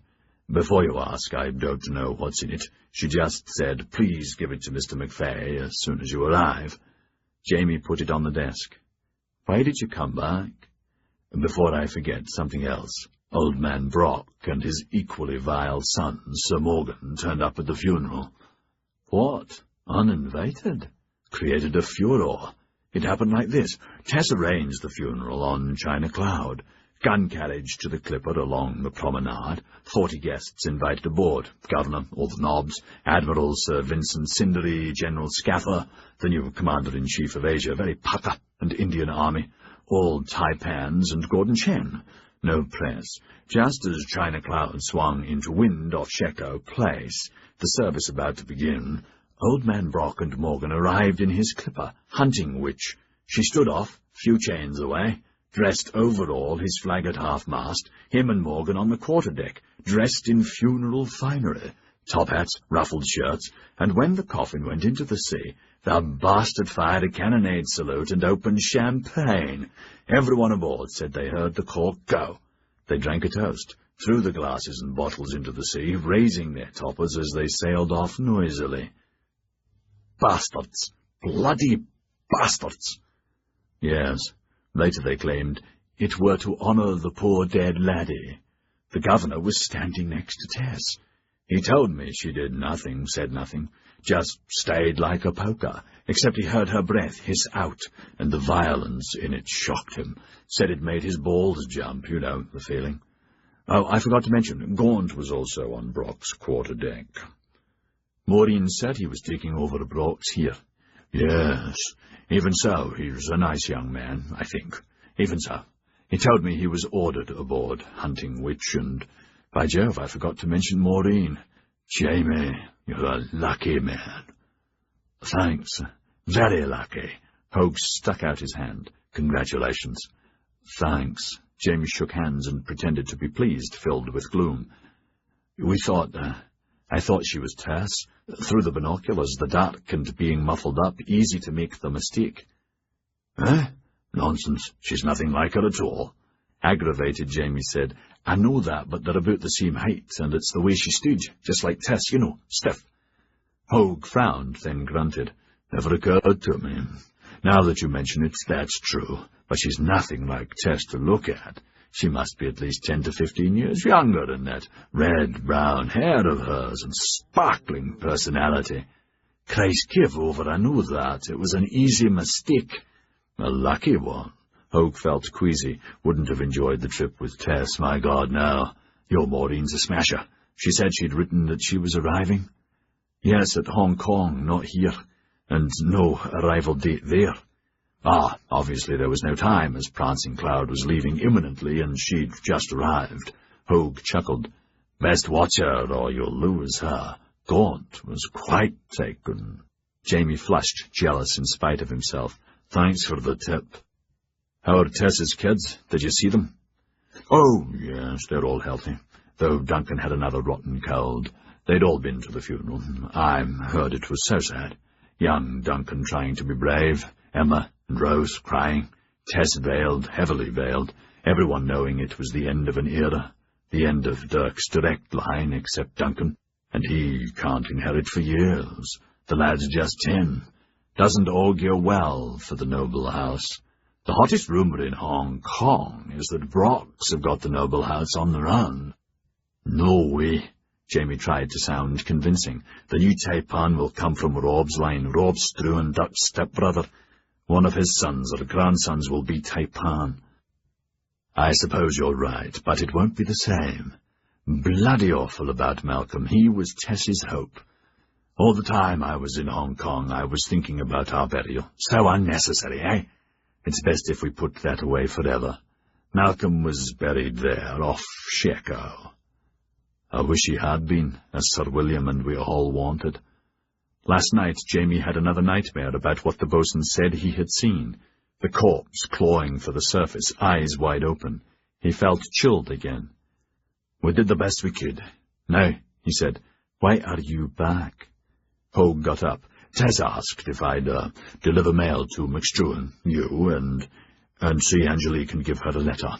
He saw Jamie's eyes. I don't know what's in them. Them? Jamie said sharply. You said a letter. Hogue reddened. Yes. Yes, well, a letter. I don't know what's in it. Well, I'd better be going. Come on, for God's sake. Tess asked me to give her a letter, that's all. Come on, I know ye. Hogue said irritably. I think I'd better go and see her. She'll want to know. Sit down. What letters, for Christ's sweet sake? I don't know. Don't give me that shit. What letters? Hogue hesitated, then blurted out. If you'll swear on your mother's head up, I'll tell you. Done. The doctor sat down. Tess, she just said, give that woman this letter. Wait a week or so, then give her one of these 2 letters. She gave me 3 in all. I don't know what's in them. I swear to God, I don't. A week? You mean until Pregger's day? One of two letters, eh? One if she's Pregger's, one if she isn't. The 11th would be the first day, but it's not possible to tell then. Have to wait at least 2 weeks after that, and even then, safer to wait the month and see if she does or doesn't menstruate. The date may be off. It's difficult to tell sometimes. In her case, because the poor girl has gone through a tremendous amount of stress. Tess asked me to wait until I could be sure. He exhaled. There, now you know everything. Tess asked you to wait until you've examined her? Well, yes, until I'm sure. Then it's one letter if she is, the other if she isn't. Yes, I told you, yes. Who else have you told? Jamie's eyes burned into him. No one. Who? Go to hell, Hogue shouted, then spat out. Gaunt! Jesus Christ, why him? I don't know. He seemed to know. Jumped to the same conclusion, as I suppose everyone will.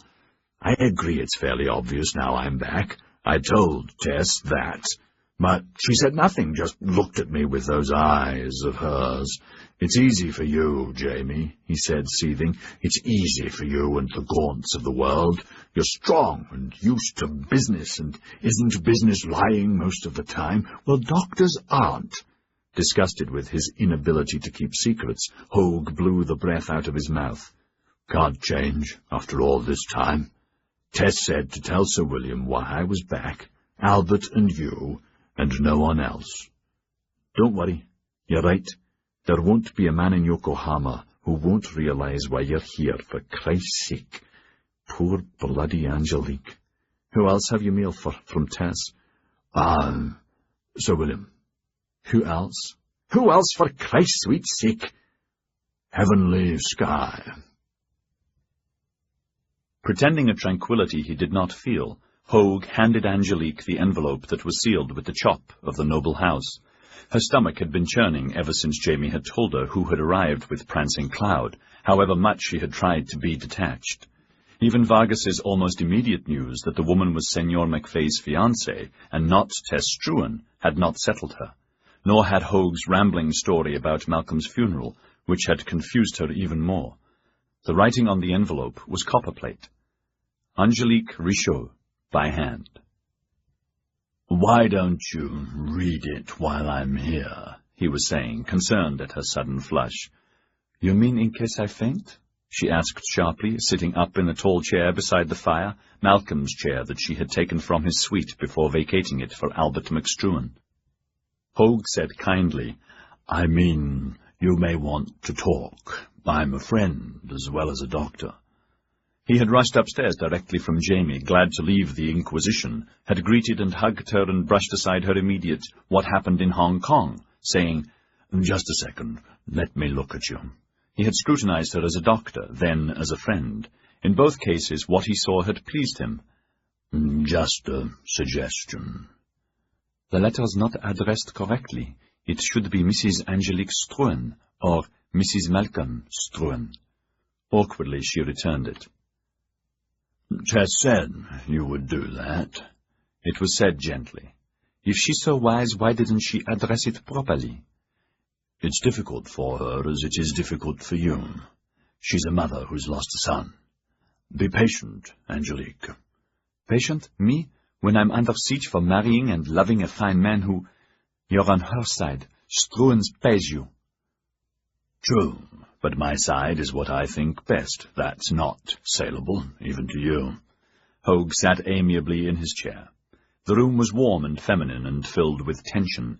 He saw the vein in her neck pulsing hard, fingers twitching ever so slightly.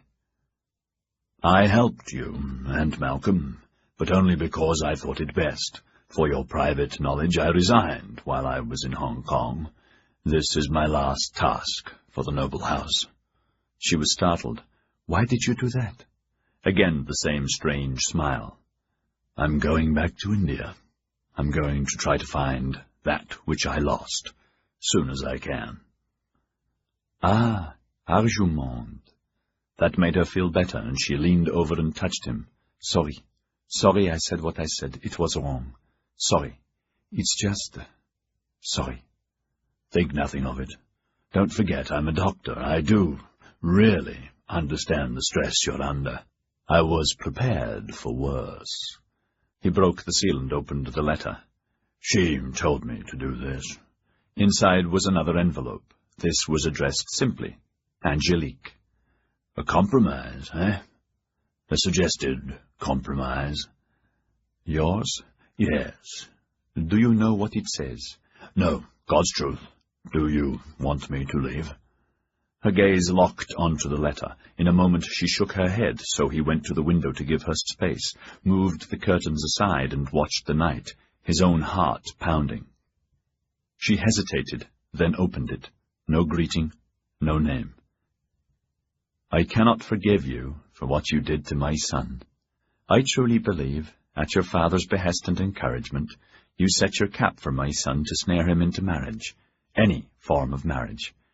Your marriage to my son is invalid, I am assured.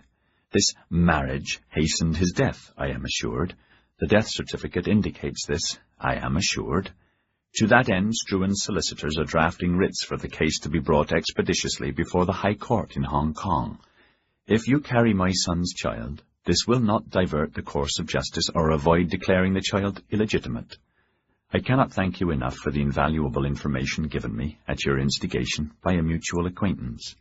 If, as I believe will be the case, his material proves to be valid, I and the noble house will be indebted to you and to this person in a manner beyond price. That he named a price, reasonable considering its value, is not your affair.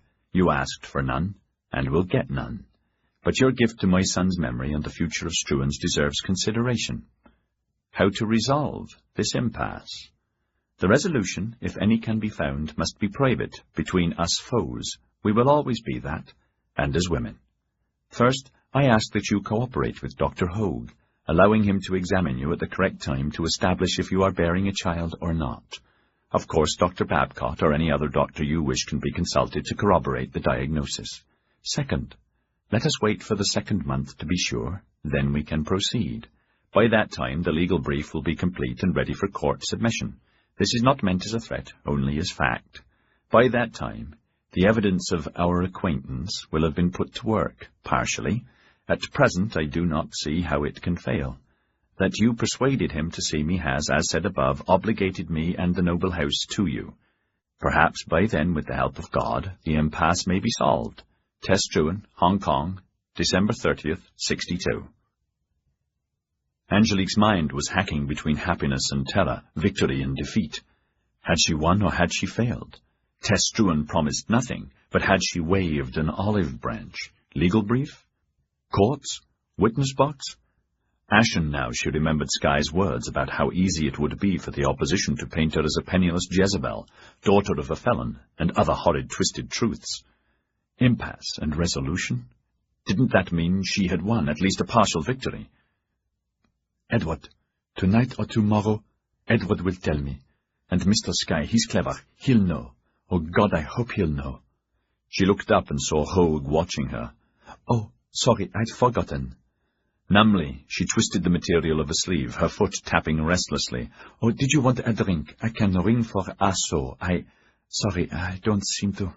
The words were difficult to form, and he heard the change and wondered if this was the beginning of the breakdown he had forecast. Signs were there, fingers and toes working unnoticed, face white, eyes wide, pupils changed. What did she say? He asked easily. Well, nothing except to wait until... The words drifted away, and her gaze went to the distance. Until... he asked, to bring her back, hiding his concern. But she was swept up in what she had read. So the battle lines had been drawn. She knew the worst, or the best. Her enemy had made the first move and declared herself. Now she could join battle on her own terms.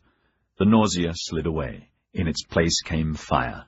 The thought that she had laid out the foul and possible so icily was making her sting with rage. Nothing on her side, no concern for her, no tiny concession for all the love and agony and pain over Malcolm's death. Nothing. Nothing. And worst of all, illegitimate, when they were married properly according to British law. I am assured. Never fear, she seethed. That's branded on my memory in molten steel. And she looked at Hogue again, quivering. She said that she wants me to wait until you and I, we know if I'm carrying Malcolm's child or not. She wants to make sure. That's what she wants. And then... She doesn't say. She wants to wait, and me to wait. There's a vague... I think she says perhaps there can be a peace, a The quivering stopped as a decision washed it away, and her voice became sibilant, sizzling with venom. I hope there will be a peace, because by the Blessed Mother I am Malcolm Struan's widow, and no one, no court, not even Tess goddamn Struan can take that away from me. He covered his nervousness, saying cautiously, We all believe you are, but you've got to be calm and not worry. If you break, she wins, you lose, whatever the truth. No need. The door swung open. Ah So waddled in. Missy Tai-Tai? Aye-ya! Angelique flared. Get out! Why you no knock? Ah So planted her feet, secretly pleased that the foreign devil had lost her temper and so lost face. Message? You want Haya? Messenger? Missy Tai-Tai? What message? Ah So shuffled up, offered the small envelope, sniffed and went away. Gaunt's writing. Angelique came down from the mountain of her fury. Inside was a card engraved E.G. The message said, Warmest greetings, a most intriguing Hong Kong visit. May we meet tomorrow morning. Your most obedient servant, Edward Gaunt. Abruptly she felt whole again, strong, filled with determination and hope and fight. You're right, Doctor, but I won't break. I swear I won't. I won't for Malcolm, and I won't for me, and for you and Jamie and Mr. Sky. You're a dear friend, and I'm all right now. No need to discuss that woman anymore. She smiled at him, and he knew the smile was both good and bad, more danger signals. We'll wait and see what the future holds. Don't worry, if I don't feel well, I'll call at once. She got up and kissed Hogue on both cheeks. Thank you again, dear friend. Will you be dining at Count Sergeyev's? Perhaps, I don't know. I'm a little tired, he said, and left, hiding his foreboding. Again she read the card. Edward circumspect, another good sign, she thought. If the card was intercepted or read, it gave nothing away. Intriguing was a good word to choose, and obedient servant, again chosen carefully, like the words of that woman, God wrought her. What to do? Dress for dinner? Gather your allies? Bind them to you? Put the plans you've contrived into place, and make Yokohama your impregnable bastion against that woman. Ignore the Gai Jin soldiers trying to find you, Hiraga, and forget Akimoto, Katsumata said, disgusted with the unexpected snag in his plan. 3 of us are enough. We attack tomorrow, burn the church and sink the ship. Takeda, you take the church. Gladly, Sensei, but why not use Ori's plan and burn Yokohama? Hiraga is right. Forget the ship. He is right. So sorry, Takeda said, inclined to his side. After all, Hiraga was the Choshu leader and wise to consider how to retreat. He is correct that it would be difficult to get close to a ship in the sea and the wind unobserved. Why not use Ori's plan instead of burn the whole Gai Jin nest? Hiraga said, Ori's plan needs time and a south wind. I agree it's a better plan. We should await. No, Katsumata said harshly, rudely. With courage, we can do both. With courage! We can, both, with Shishi courage. Hiraga was still rocked by the unforeseen soldiers, his mind slow. That he believed he had killed the scavenger bothered him not a bit. The man was motionless in the dirt when later he had slunk for the wellhead, groped down it, then blindly through the meanness of the tunnel and the freezing water. Impossible with only 3 of us, he said, and tomorrow night is too soon, whatever we decide. If the plan's to burn the settlement, we need 3 days to place the flamers and the fuses. I advise against haste. He was wrapped in a quilt, naked but for a loincloth. Maids were drying his clothes, sopping wet from the tunnel water. The little bungalow was cold, the wind whining around the shojis, and it took much of his will to keep from shivering openly. It was hard to concentrate. He still could not understand why soldiers were searching for him. The moment he had arrived here, Katsumata had angrily asked Raiko to send spies into the settlement to find out what had happened, and the three of them made plans to escape the three-carp in case searchers came into the Yoshiwara. Now he was watching Katsumata pour more sake. Anger had tightened his already sharp features, making him seem even more dangerous. Hiraga, my opinion is we attack tomorrow. My opinion, Hiraga said with equal firmness, is that we move when we have a chance of success and not before. Always your advice. Unless caught in the open and face death or capture. Takeda, what is your opinion? First, I'd like to know what would be your plan. You know the target like no one else. What would you do? Hiraga drank his hot tea, pulled the quilt closer again, pretending to think, thankful that Takeda was teetering towards his position. If I had my normal access, Akimoto and I could have all the flamers into place in 3 days. I have 4 already prepared and hidden in my village house, he said, embellishing the story. We need about 6, 8 would be best, 1 in each of both the 2-story buildings. They are wood and tinder dry and almost burnt up in the last earthquake. The Gai Jin leader's house, the house next door, 3 or 4 in Drunk Town, 1 in each church. In the confusion, we can make an escape by our boat to Yedo. Now, how much time would that take? Katsumata asked even more rudely, and the two men shifted uneasily. How many days? Now you do not have normal access. I can tell you that as soon as I know why the soldiers search for me, Hiraga said narrowly. Katsumata's swords were beside him, his own swords within easy reach. The moment he had arrived, he had asked Raiko for the swords she had hidden for him, in the event they had to make a sudden escape over the walls and into the paddy behind the Yoshiwara. All of them had decided it was too dangerous to hide in the tunnel. Takeda? I propose we wait until we know what your trouble is. Then we can agree on a final plan, Sensei. But if we could do as Hiraga says, I would be for that. We must attack tomorrow. That is our final plan. Thinking better now, Hiraga threw out a bait. If we could do both, sink a ship and fire the settlement, that would be best, he said, to placate Katsumata. It would be possible if we planned it, but we need more men, a few men more, Sensei, he added, using the title of respect he had so far avoided to further flatter him. We could get 3 men from Yedo. Takeda could go, he's not known. He could bring them back in 3 or 4 days. I am marked and cannot move until the attack. You will lead us against the ship. I can tell the others where to place the flamers, can still guide them where to go and how to do it. It is a good plan, Sensei, Takeda said, having seized on the chance of escape by boat, never one for a suicide attack. I will go to Yedo and find the men. You would be caught, Katsumata said, his lips a thin line. You have never been there, and do not know the alleys or where to go. You would be caught. His rage was near exploding, for he could not attack by himself, and needed these two, or other men, and without consensus nothing would be achieved. If anyone should go, it must be him. That thought did not displease him, for he did not like this place. Not enough exits, not enough places to hide. He only felt safe in Kyoto, or Osaka, or Yedo, or at home in Kagoshima. It would be good to see my home and family again. But they must wait, he thought, and hardened his heart.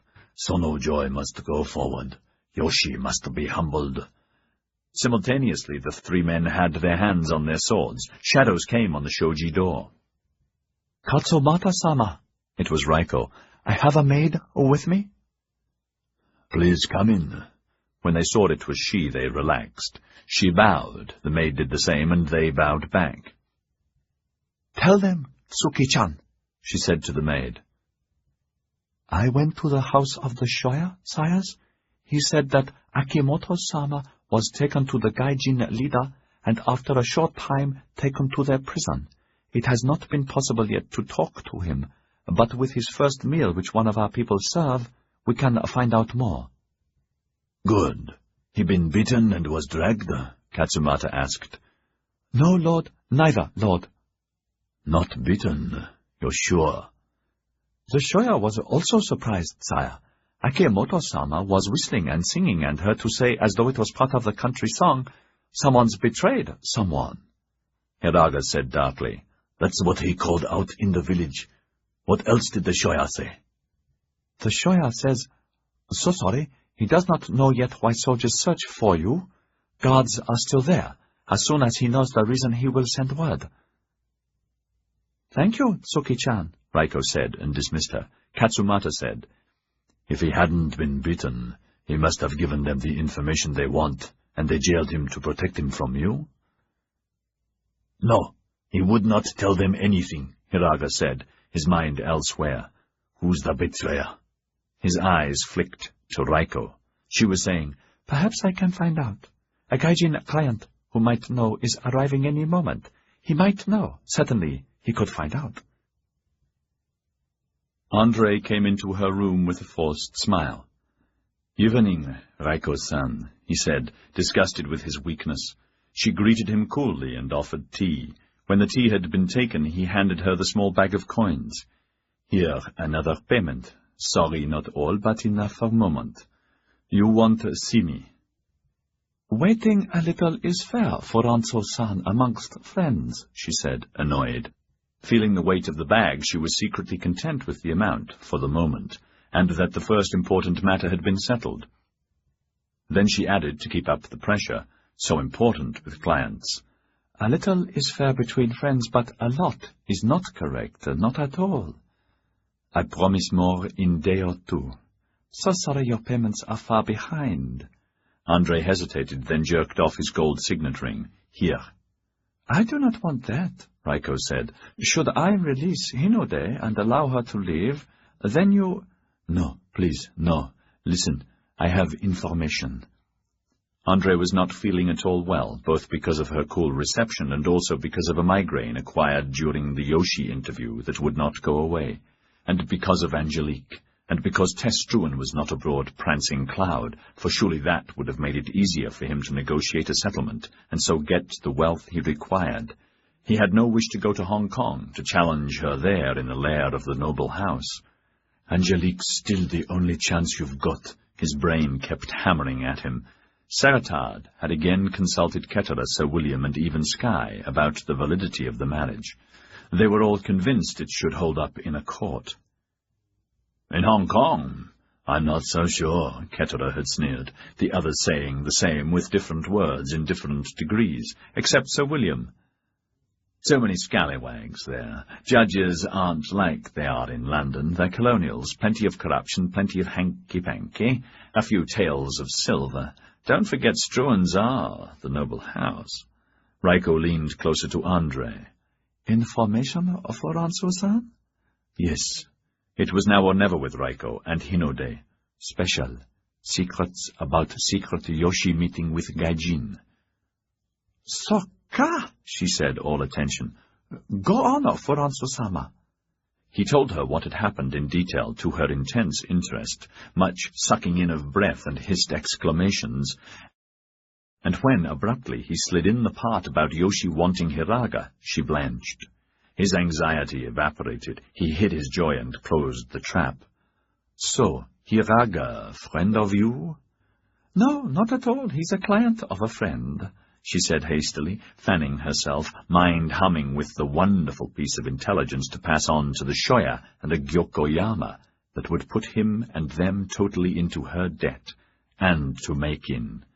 "Ah, Makin," she thought in passing, "how long will you stay alive? So sorry, you and yours will have to pay one way or another. Yoshi invested too much in your late Koiko, but then you know that. Which brings me to my pressing problem. How, in the name of all gods and the Amida Buddha, do I rid myself of Hiraga, Katsumata, and the other two? They've become far too dangerous and—" Then she heard Andre's different voice. "So, Hiraga, client of Mama-san friend in Yoshiwara. Hiraga with friend now? Ne?" Her guard dropped back into place. "I would not know where he is. I imagine he is in the settlement as usual. Lord Yoshi wants him? Why?" "Because Hiraga is Shishi." Andre used the word for the first time, aware of what it meant from Yoshi's revelations. Also for kill daimyo Utani. Other killings too. She kept the fear off her face. Terrible. Shishi, you say? I've heard of them. About this information, old friend, may I ask about the... Hiraga disappear, Raiko. No in settlement. Many soldiers search. Gone, Raiko. Search all places. He gone. He vanished. Soldiers vanished to where? Here, to your friend. Where's your friend? So sorry. I doubt he would be there, she said with perfect sincerity and shook her head emphatically. Probably he was warned and has run off to Kanagawa or some such place, and so sorry, old friend, but that is not a good question to ask. Your information is very interesting. Is there more? Andre sighed. He knew she knew. Now she was at his mercy, for a time. Yoshi Samurai, come tomorrow for your hiraga, he said, no longer afraid, because one word from him and patrols, Japanese or British, would tear the house of the three carp to pieces after Hinode was taken to safety. If Gai Jin not have hiraga tomorrow, much trouble, Raiko. For Gai Jin, Yoshiwara, all. The way he said it sent a tremor through her. Perhaps Gai Jin put enforcers here, there, all places. He let that hover in the air. So? She asked, a bead of sweat forming on her upper lip, frightened of what was coming, all else forgotten. Have idea. If you... So sorry, he said sweetly. If your friend hide hiraga few day, secret, safe place, then at right time give Gaijin leader hiraga, perhaps get much money, enough you and Hinode, ne? He was watching her, and she tried not to flinch. Oh, your people give hiraga to Yoshi. Hiraga is shishi, valuable, better than earrings, he said again, and saw a shudder take her. Shishi valuable, ne? When her heart had stopped thundering enough and she could trust her voice, she mustered the best smile she could, for clearly he believed she knew hiraga was here, and therefore he could, if provoked, put her and the three carp in lethal jeopardy. I will ask her, my friend, if she has seen him, or knows where he is. Then we can talk quickly, she said, voice conciliatory, deciding that it was better to hurry all Shishi out of her life as soon as possible, preferably tonight.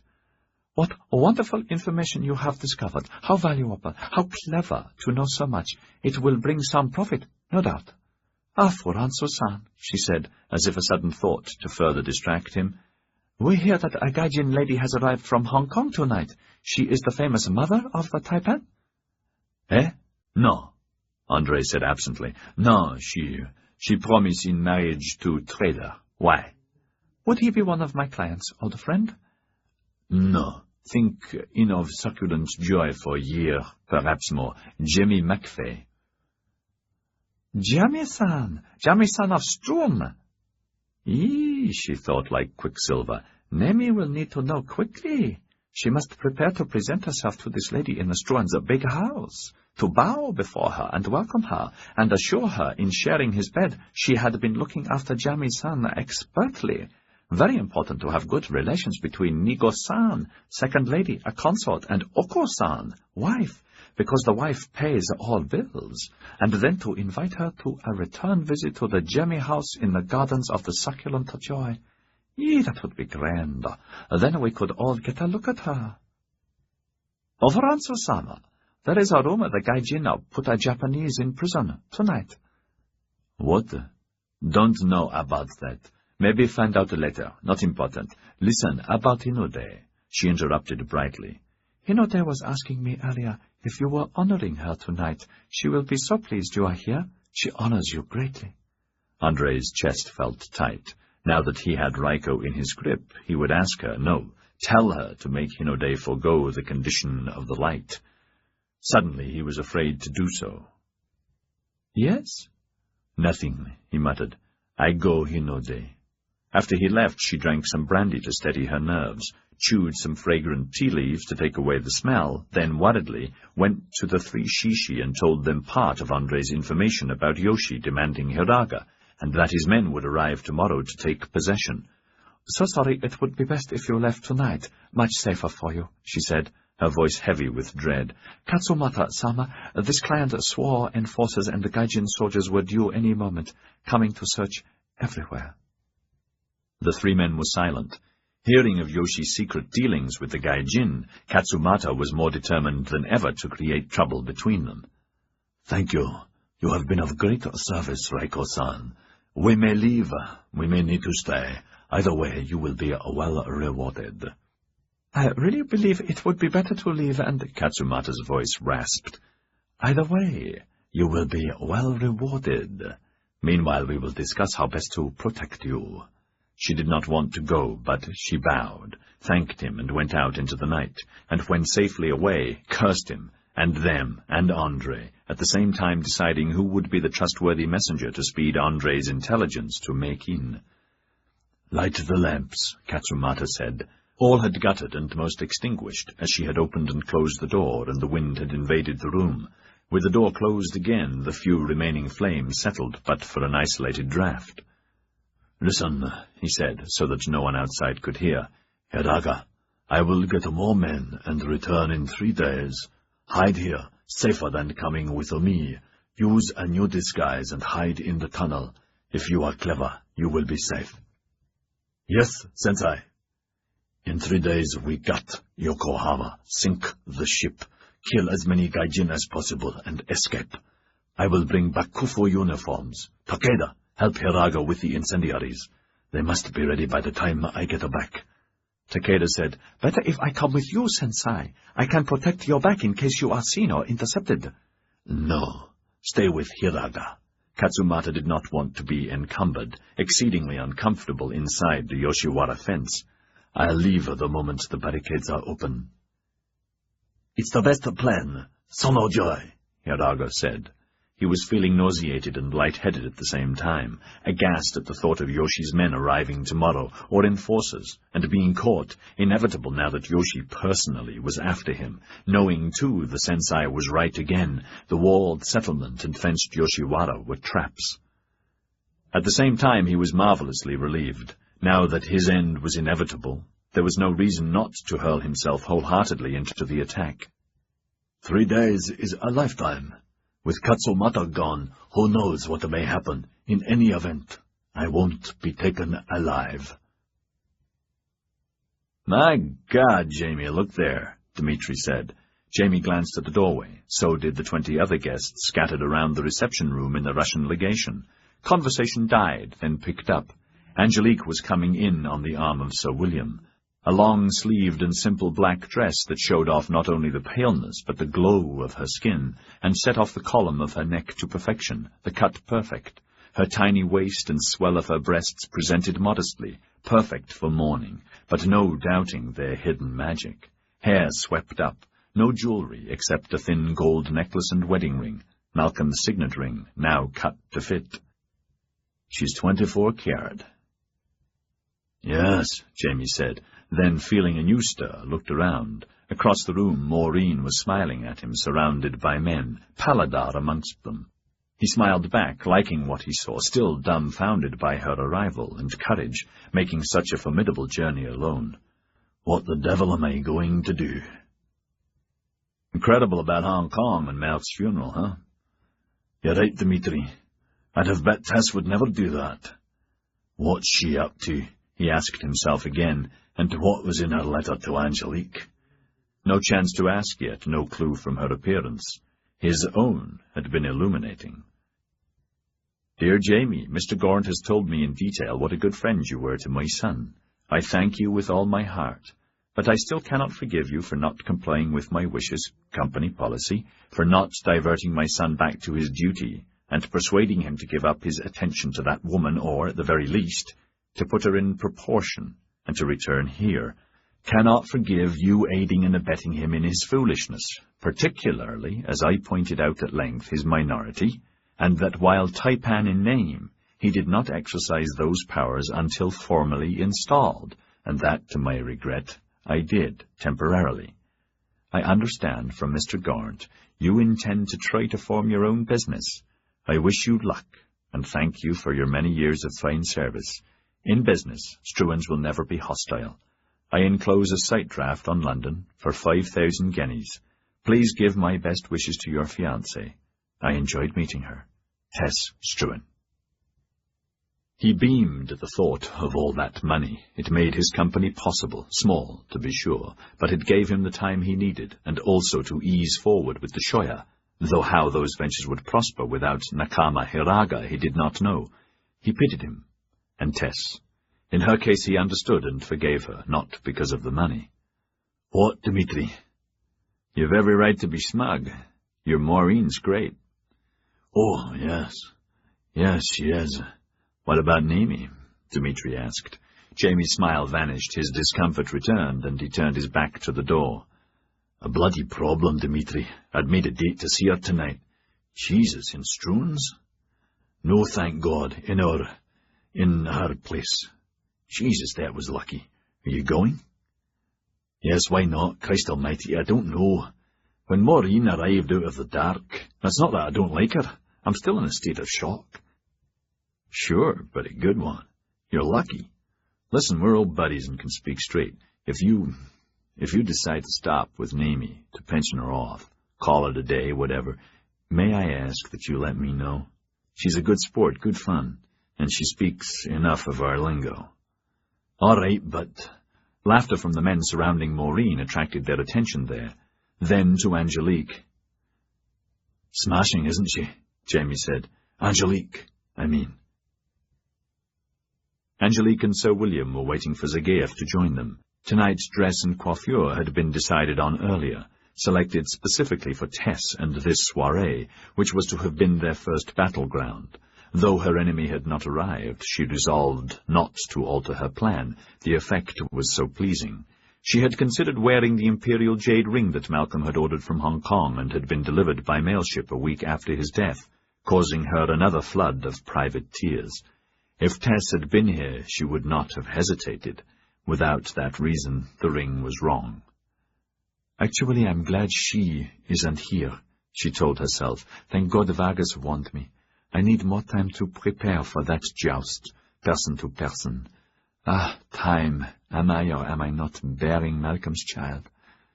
Good evening, Count Zagaev, she said with her gentle smile. Thank you for inviting me. You're so welcome. You've already made the evening a success. Evening, Sir William. You both know everyone, except a new guest. In a sudden hush, everyone watching, comparing, Zagaev beckoned Maureen from the circle of admirers, Marlowe amongst them now. Miss Maureen Ross from Edinburgh, Jamie's fiancée, Madame Angelique Struan. The moment Angelique had come in, she had seen Maureen, instantly scrutinized her from nice head to neat shoe, and decided she was no threat, noticing Gaunt in passing but leaving him for later. Welcome to the furthest British outpost in the world, Mademoiselle Ross, she said pleasantly, wondering how old she was and thinking, yes, at night, in a muffler, this one could easily be mistaken for that woman. Same tall, imposing way of standing, same direct gaze. Jamie is very lucky. Thank you. The moment Angelique had come into the room, Maureen had scrutinized her from shining head to tiny foot, recognized her beauty, and while instinctively liking her, decided at once she was a threat. Her eye had switched to Jamie to see his open admiration, and the men around him, no way of missing the general hum of appreciation, and she readied for battle. I'm so pleased to meet you, and was awful sorry to hear about your tragedy. Everyone's so sorry. With genuine feeling, she leaned down and touched a cheek against Angelique's. I do hope we'll be friends. A special smile. Please, let's be friends. I'll need a friend. Dinna fear. Jamie said what a good friend you've been to him. No need for please, Maureen. May I call you Maureen, and would you call me Angelique? She said with a special smile, acknowledging and understanding the warning put nicely and without clause, that Jamie was personal property and not to be flirted with. Good. It would be very good to have a girlfriend. Perhaps we could have tea tomorrow. Oh, I'd enjoy that.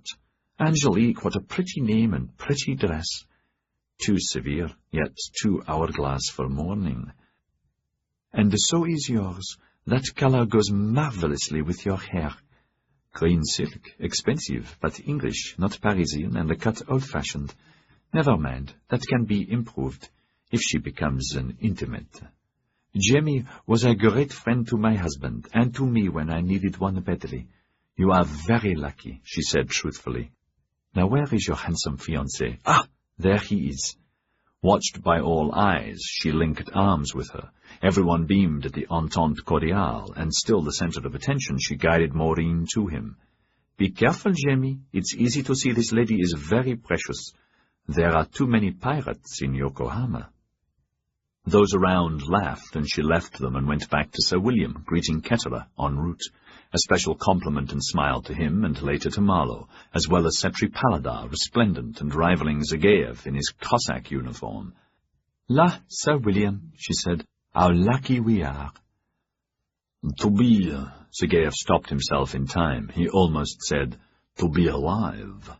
Instead, he took a glass of champagne from a silver platter, held by a liveried manservant, and said, "To be in the presence of two such lovely ladies, we are lucky. Your healths." Everyone drank and continued to compare. Zageyev was too worried to follow suit, much more concerned with what other foul news had arrived with Prancing Cloud, particularly for the other ministers. An urgent coded dispatch from St. Petersburg, 3 months old, had arrived. First, it related the usual trouble with Prussia, troops massing on their western borders, 6 armies sent there, trouble expected soon with the Ottoman Empire and Muslims to the south, 3 armies sent there, famine everywhere, with intellectuals such as Dostoevsky and Tolstoy advocating change and liberalization. Second, it ordered him to press the Japanese to remove their fishing villages from the Kurils and Sakhalin under threat of serious consequences.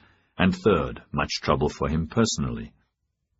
"You are appointed Governor-General of Russian Alaska. In the spring, the warship Tsar Alexandra will arrive with your replacement for the Japans, and then carry you and your entourage to our Alaskan capital, Sitka, where you will be in residence for at least 2 years to expedite friendship." "Why so glum, friend?" Sir William asked in Russian. Zageyev saw that Angelique was again surrounded, so drew him aside and told him about his new posting, but not about friendship. This was the code name of a top-secret state plan to facilitate enforced massive immigration of hardy Siberian tribes into their vast Alaskan-American territories that spread hundreds of miles inland, adjoined Canada, and hugged the coast southwards to end not far from the American-Canadian border. Hardy, tough, warlike peoples who could and would, over a generation or 3, trickle southwards and eastwards to the vast prairies and warm, exotic lands of California, eventually to possess America. The plan had been proposed by an uncle 25 years earlier. 2 years, a fornicating prison sentence. I agree. Sir William felt equally uncomfortable with the vicissitudes of his own Foreign Office, their aptitude for sudden postings equally Olympian. Alaska? Oh, know nothing about it. Have you ever been there? Last year, the ship I was on stopped at Vancouver in our colony there. It's just an outpost, and we went no farther north. Sitka's not much farther. I was there as a youth once. Now we've a permanent settlement, lots of traders, a few hundred sheks, Sergeyev said sourly. Furs, freezing, lawlessness, illiterates, Indian drunks, and no society. The place is a foul wasteland, discovered by Bering and Chirikov 100-odd years ago. At first they thought it was just part of our northern territories, 50-odd miles across an inlet, not realizing it was a strait they named after Bering. 60-odd years ago, one of my granduncles helped form the Russian-American Fur Company, our fur trading monopoly, and appointed an imperious son of a whore, a cousin called Baranov, to be director, who moved the capital to Sitka. It's on an island off the coast, totally miserable, and called, guess what, Baranov Island. Unfortunately, my family made Alaska a special interest, hence the posting. Not here, yeah, beats. Both of them. Sir William laughed, and Angelique turned back to them. May I share the joke? It wasn't, well, very funny, my dear, he said, docketing the highly interesting data for transmission to London. Just a Russian vulgarity. English humor, Angelique, Sergeyev laughed. And on that happy thought, it is time for dinner. Gallantly he bowed, went over and took Maureen into the dining room. Sir William and Angelique followed, then the others. Abundant silver on the refectory table, liveried men-servants behind each chair, others to bring in huge quantities of meats and borscht and beets and pies, and jugs of iced vodka, champagne, and French wines and sorbets. Gypsy musicians from the Russian warship, then later Cossack dancers from his entourage for entertainment. Conversation buzzing and all of them still comparing, tiny and tall, French against one of us, delightful French accent, comfortable Scots, both bettable, Angelique much more so, both eligible and marriageable, Maureen much more so. Chapter 54. Saturday the 3rd of January. Massa downstairs, Missy Tai-Tai. Master gone?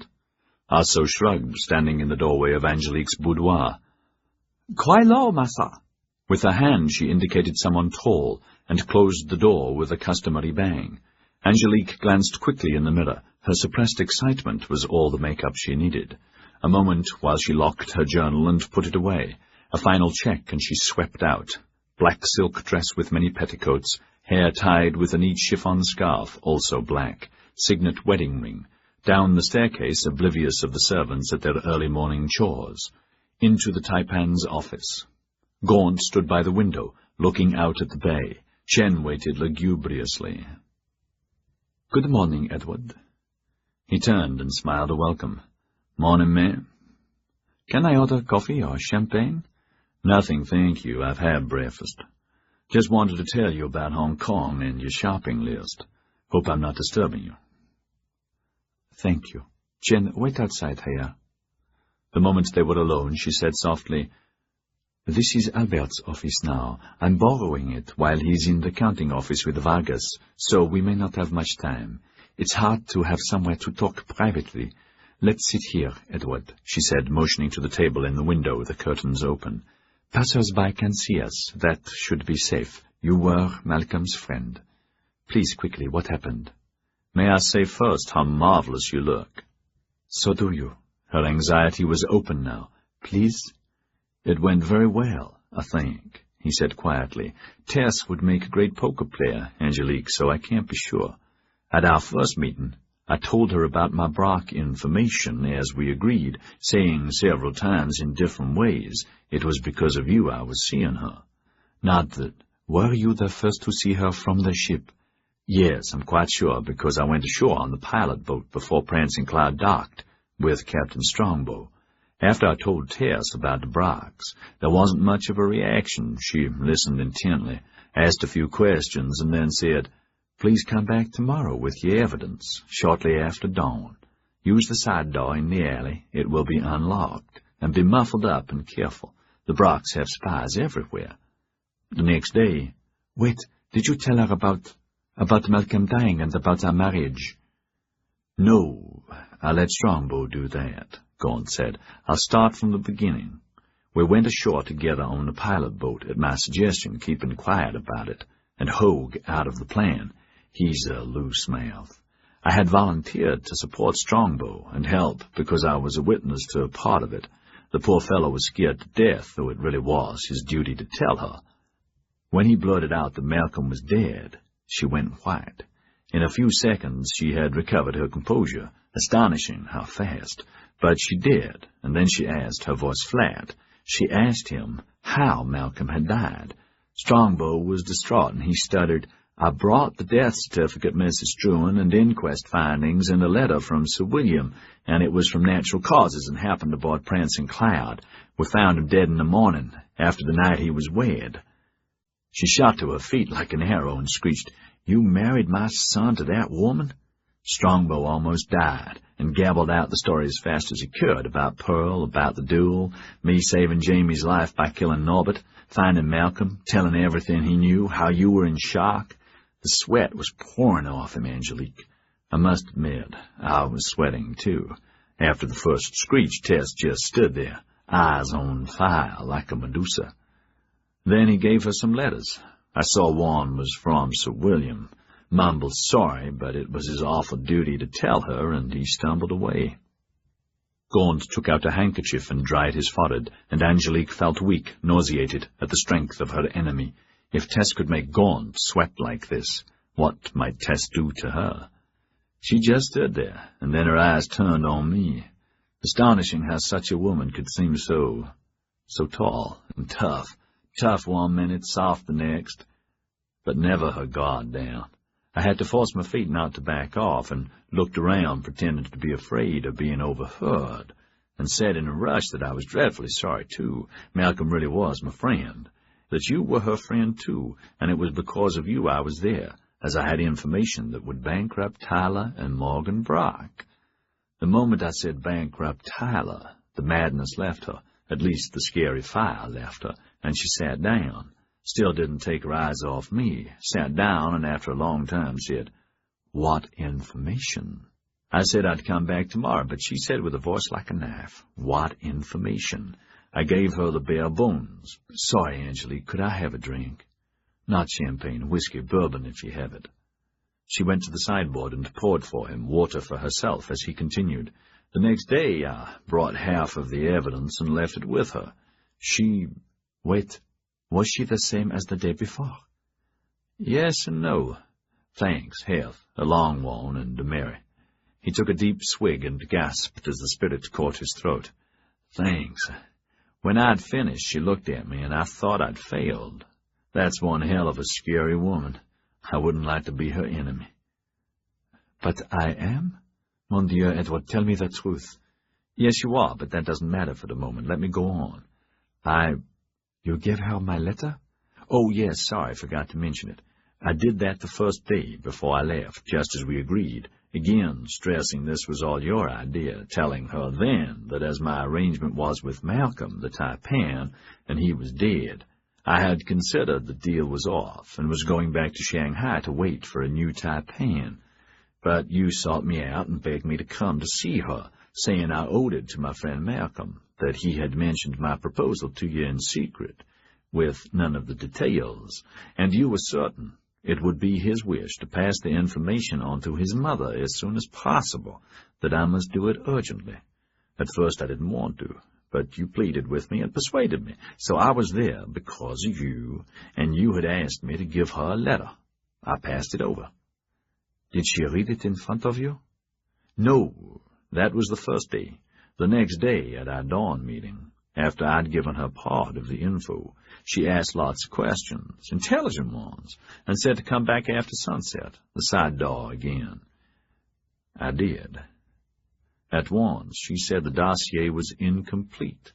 I told her yes, sure, no point in showing everything, until I knew how committed she would be. Was she truly interested, like Malcolm, in wrecking the Brocks? She said yes, and asked why I was after them, and what was my interest. I told her bluntly, the whole story of Morgan, the truth. It was Morgan I wanted to break. If his father went too, that was fine with me.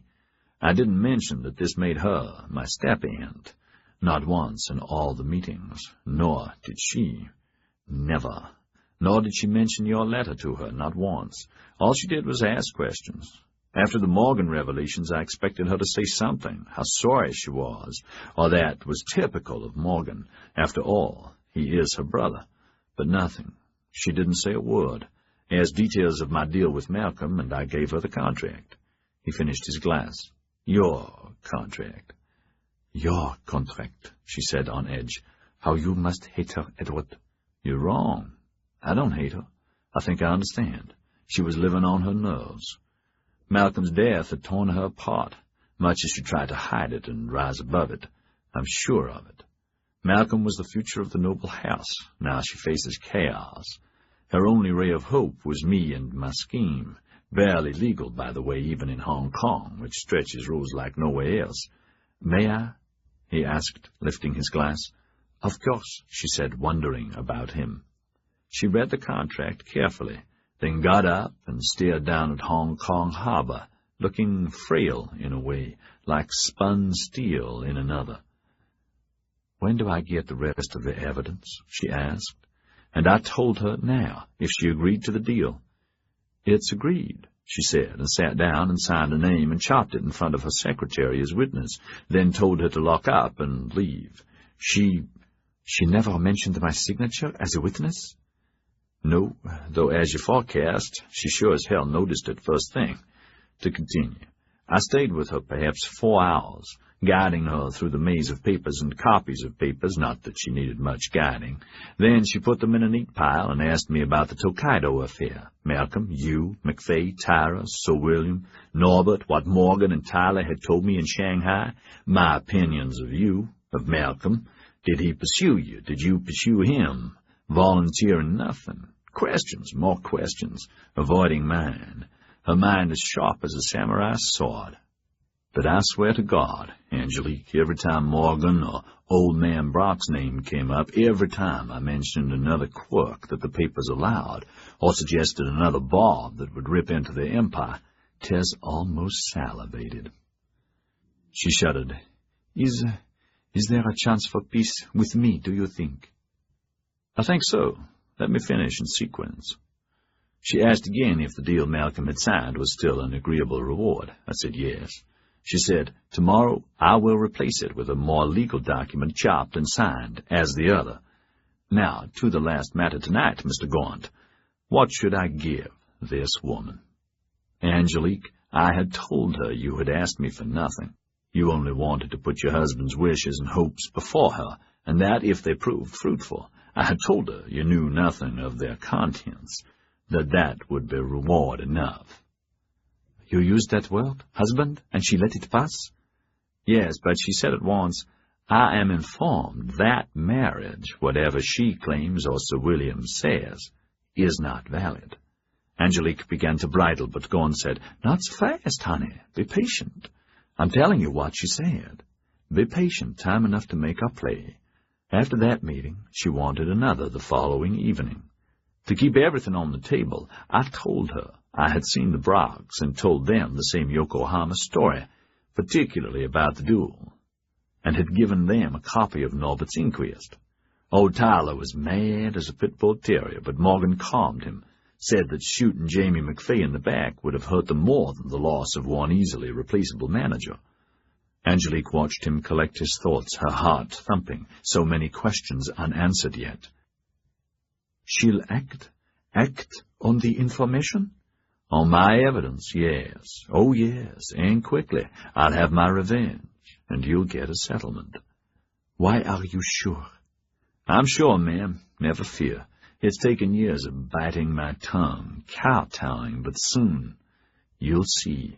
When I told her about my meeting with the Brocks, she kept asking about them, what was Tyler's reaction to the marriage and death of her son, and so on, and never once used the term father.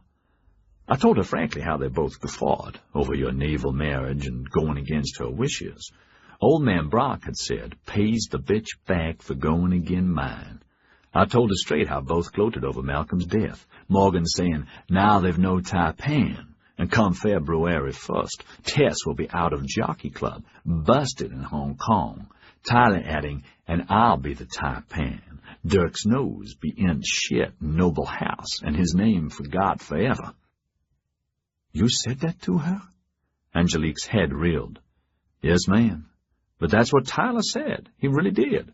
And he's the engine to send her mad, so I thought I should report it accurately. And when I did, Lordy, ma'am, her head was shaking so much her eyeballs had a hard time catching up, and I thought the Medusa was coming back.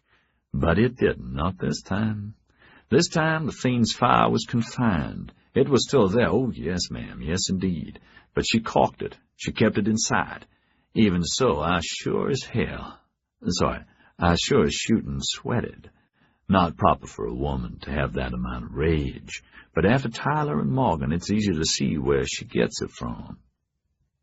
When she'd cooled down a bit, I told her Tyler had eventually agreed to Morgan's suggestion I should come back here as manager, on trial for a year, with plenty of dire threats for non-performance.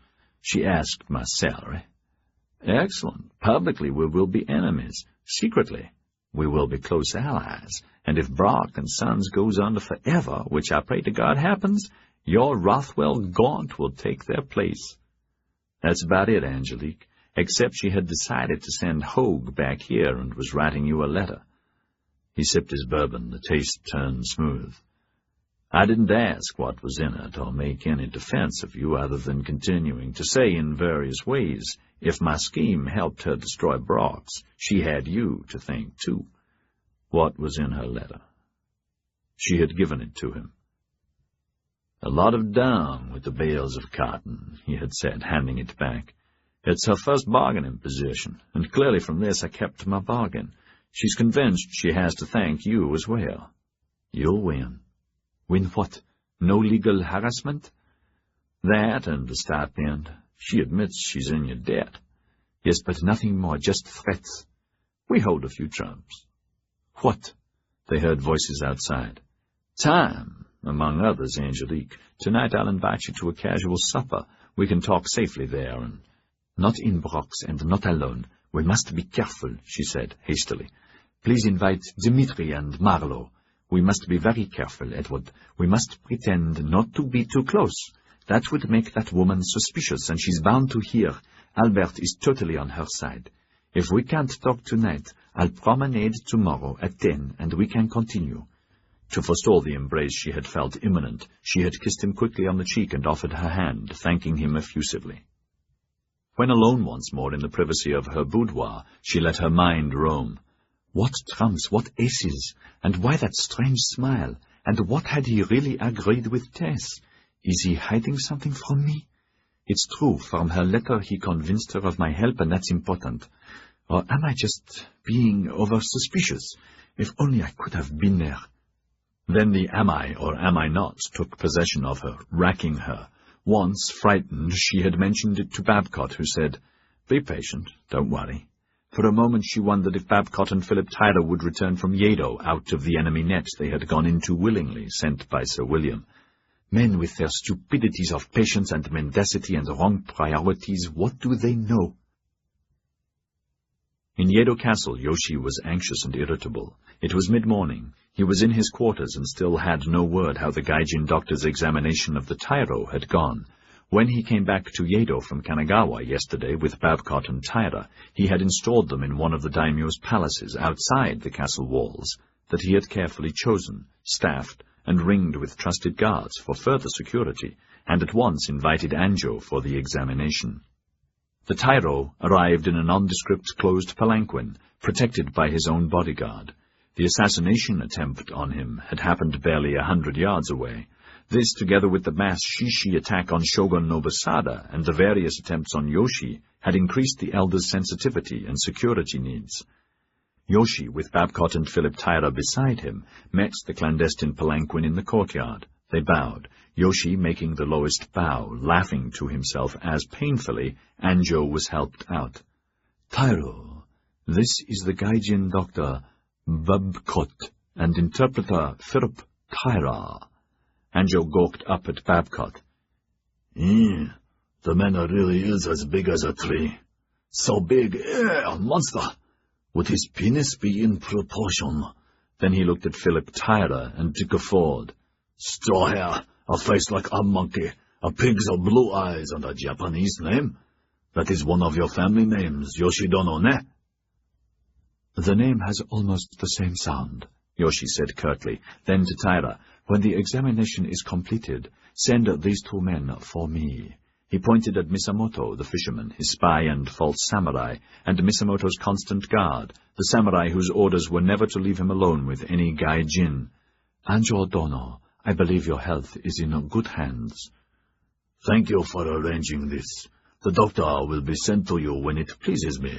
No need to leave these men here or any of your men. That was yesterday. All night he had worried, and this morning, worried and hoped. His room was changed. It was even more austere.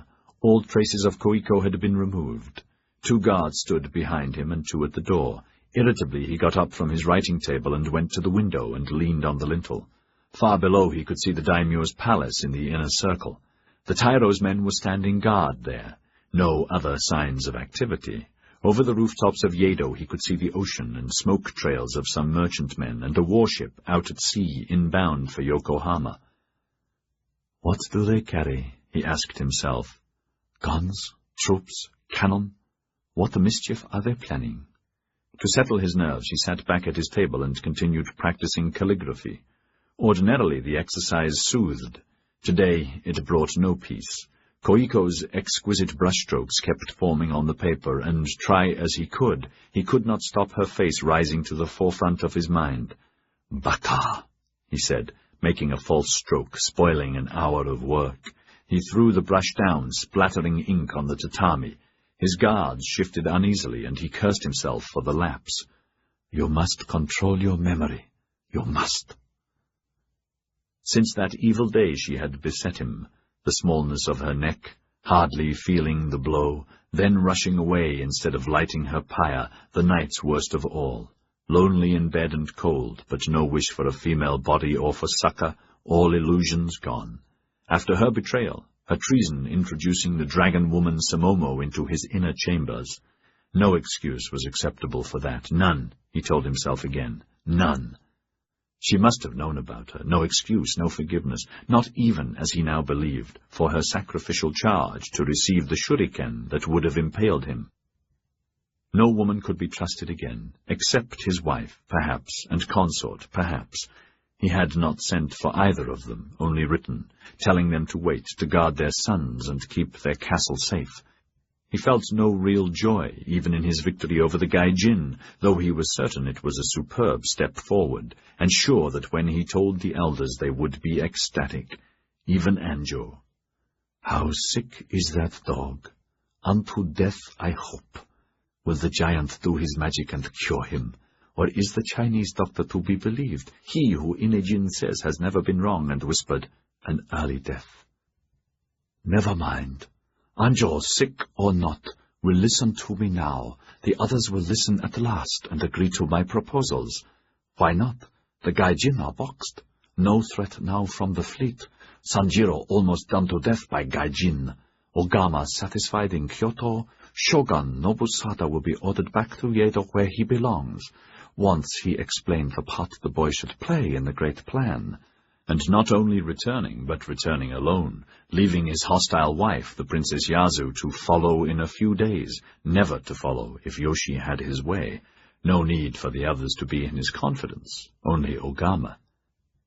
Not even Ogama to know all of it, only the part to enmesh the princess and have her divorced by imperial request.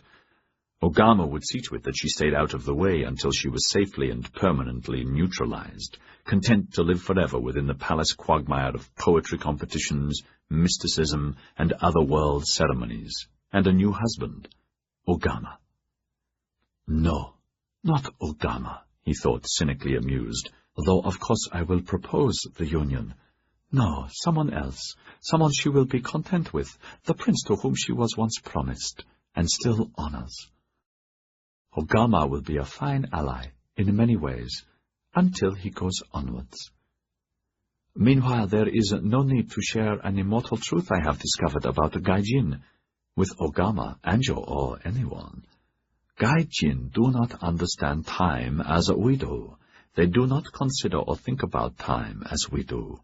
They think time is finite. We do not. They worry about time. Minutes, hours, days, months are important to them, exact appointments sacrosanct, not to us. Their version of time controls them. So this is one cudgel we can always use to beat them with. He smiled to himself, loving secrets, dreaming of 1,000 ways to use Gai Jin time against real time to dominate them, and through them the future. Patience, patience, patience. Meanwhile, I still have our gates, though Ogama's men control my men, who guard our gates. That does not matter. Soon we will possess them entirely, and the Son of Heaven. Again. Will I live to see that? If I do, I do. If I do not, I do not. Karma. Koiko's laugh sent a chill down his spine. Ah, Tora-chan, you and Karma. Startled, and he looked around. It wasn't her. The laughter came from the corridor, mixed with voices. Sire. Come in, he said, recognizing Abe. Abe strode in, leaving his others outside. The guards relaxed. With Abe was one of the household maids, a cheerful middle-aged woman, carrying a tray and fresh tea. Both knelt, bowed. "Put the tray on the table," he said. The maid obeyed, smiling. Abe stayed kneeling near the door. These were new orders. No one was to come within 2 meters without permission. "What were you laughing at?" To his surprise, she said merrily, "At the giant Gai Jin, sire. I saw him in the courtyard. I thought I was seeing a kami, 2, in fact. Sire, the other one with yellow hair and the blue eyes of a Siamese cat. Yes, sire, I had to laugh. Imagine blue eyes. The tea's this season's, as you ordered. Would you like something to eat, please?" "Later," he said, and dismissed her, feeling calmer, her warm nature infectious. "Abe, they are in the courtyard. What is happening?" "Please excuse me, sire, I do not know," Abe said, still furious that yesterday Anjo had ordered them all away. "The captain of the Tyro's bodyguard came a moment ago and ordered me to conduct them back to Kanagawa. What should I do, sire? You will, of course, want to see them first." "Where is Tyro Anjo now?" "I only know that the 2 Gai Jin are to be taken back to Kanagawa, sire. I asked the captain how the examination went, and he said insolently, 'What examination?' and left." "Bring the Gai Jin here." Soon there were heavy foreign footsteps, a knock. "The Gai Jin, sire." Abe stood aside and motioned Babcock and Tyra forward, knelt and bowed. They bowed standing, both unshaven and clearly tired. Immediately one of the door guards angrily shoved Tyra to his knees, sending him sprawling. The other guard tried the same with Babcock, but the doctor twisted with uncanny speed for such a huge man, grabbed the man by his clothes near his throat one-handed, lifting him off his feet, slamming him back against the stone wall. For a second he held the unconscious man there, then gently let him crumple to the floor.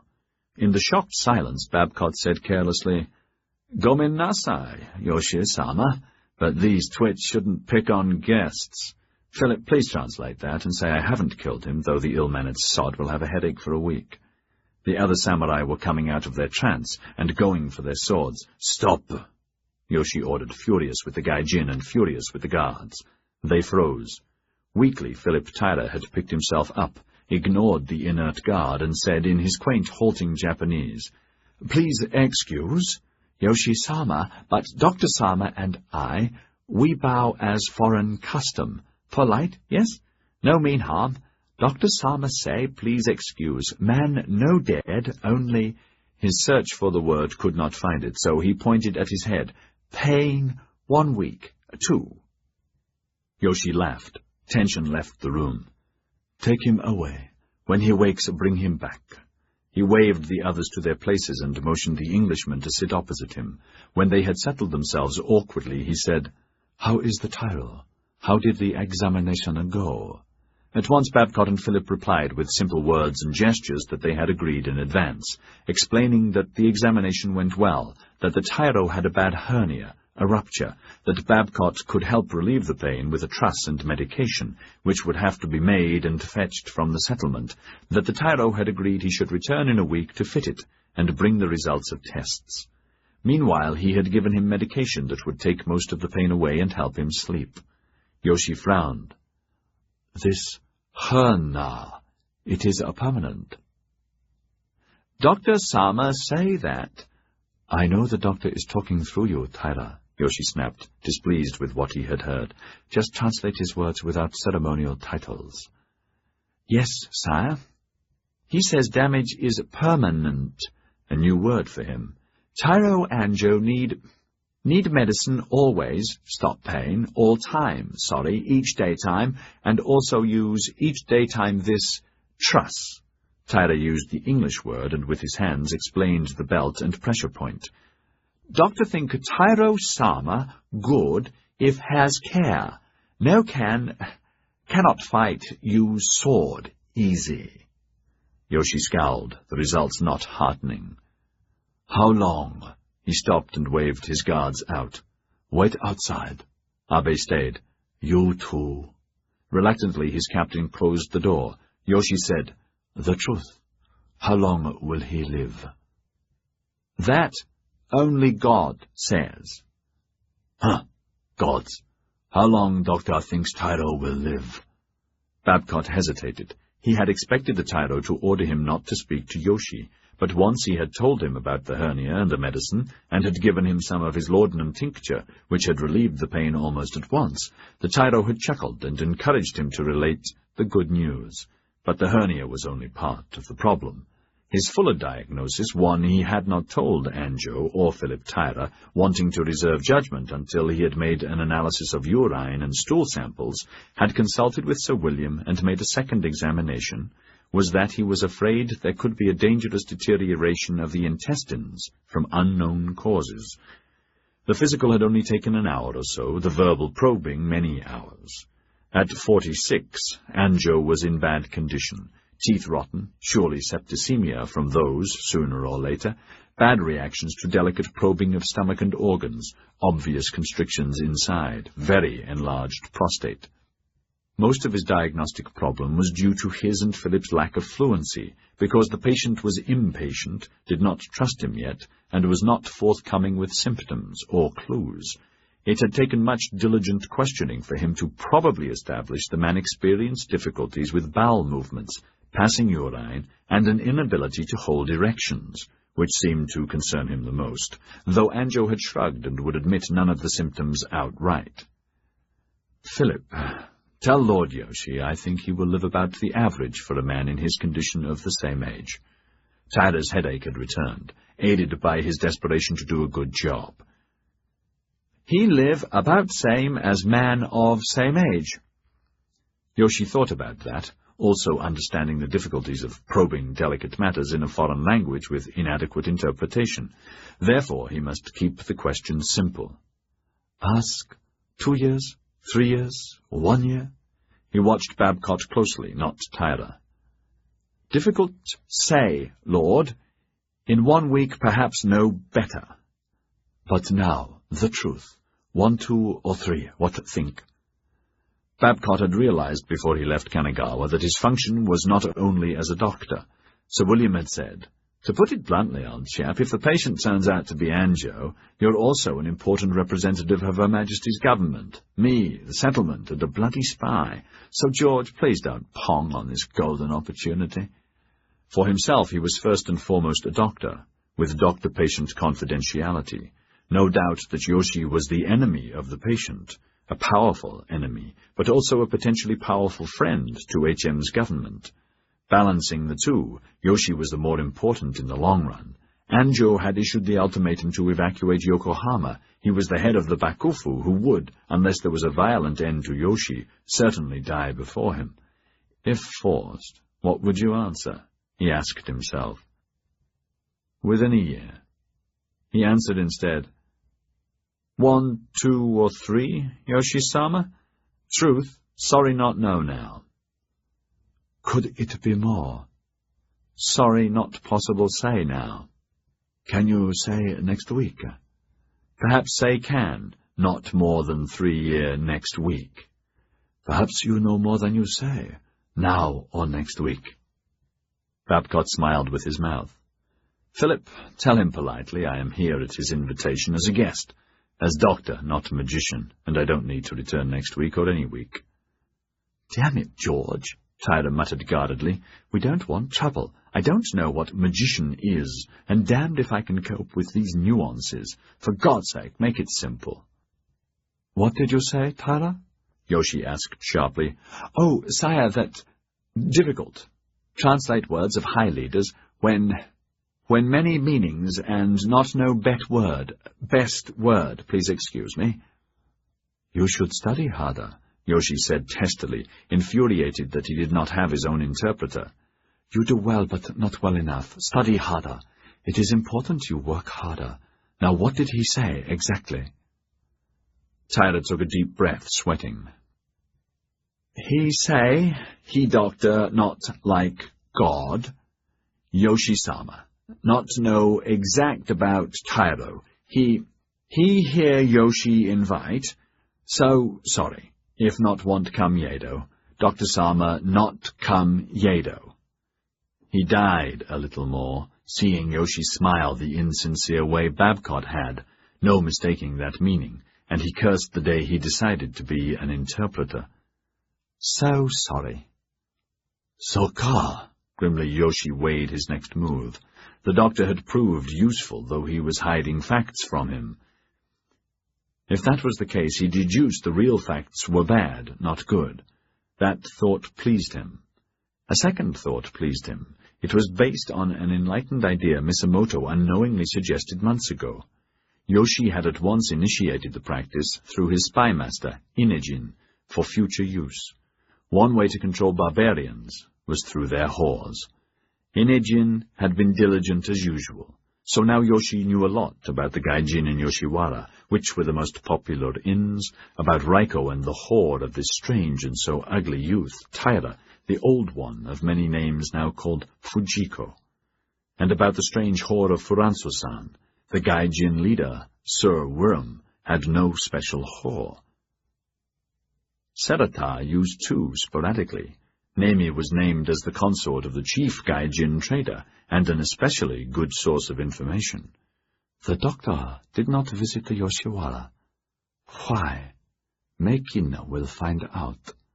Ah, yes, Mekin, the traitoress, you are not forgotten.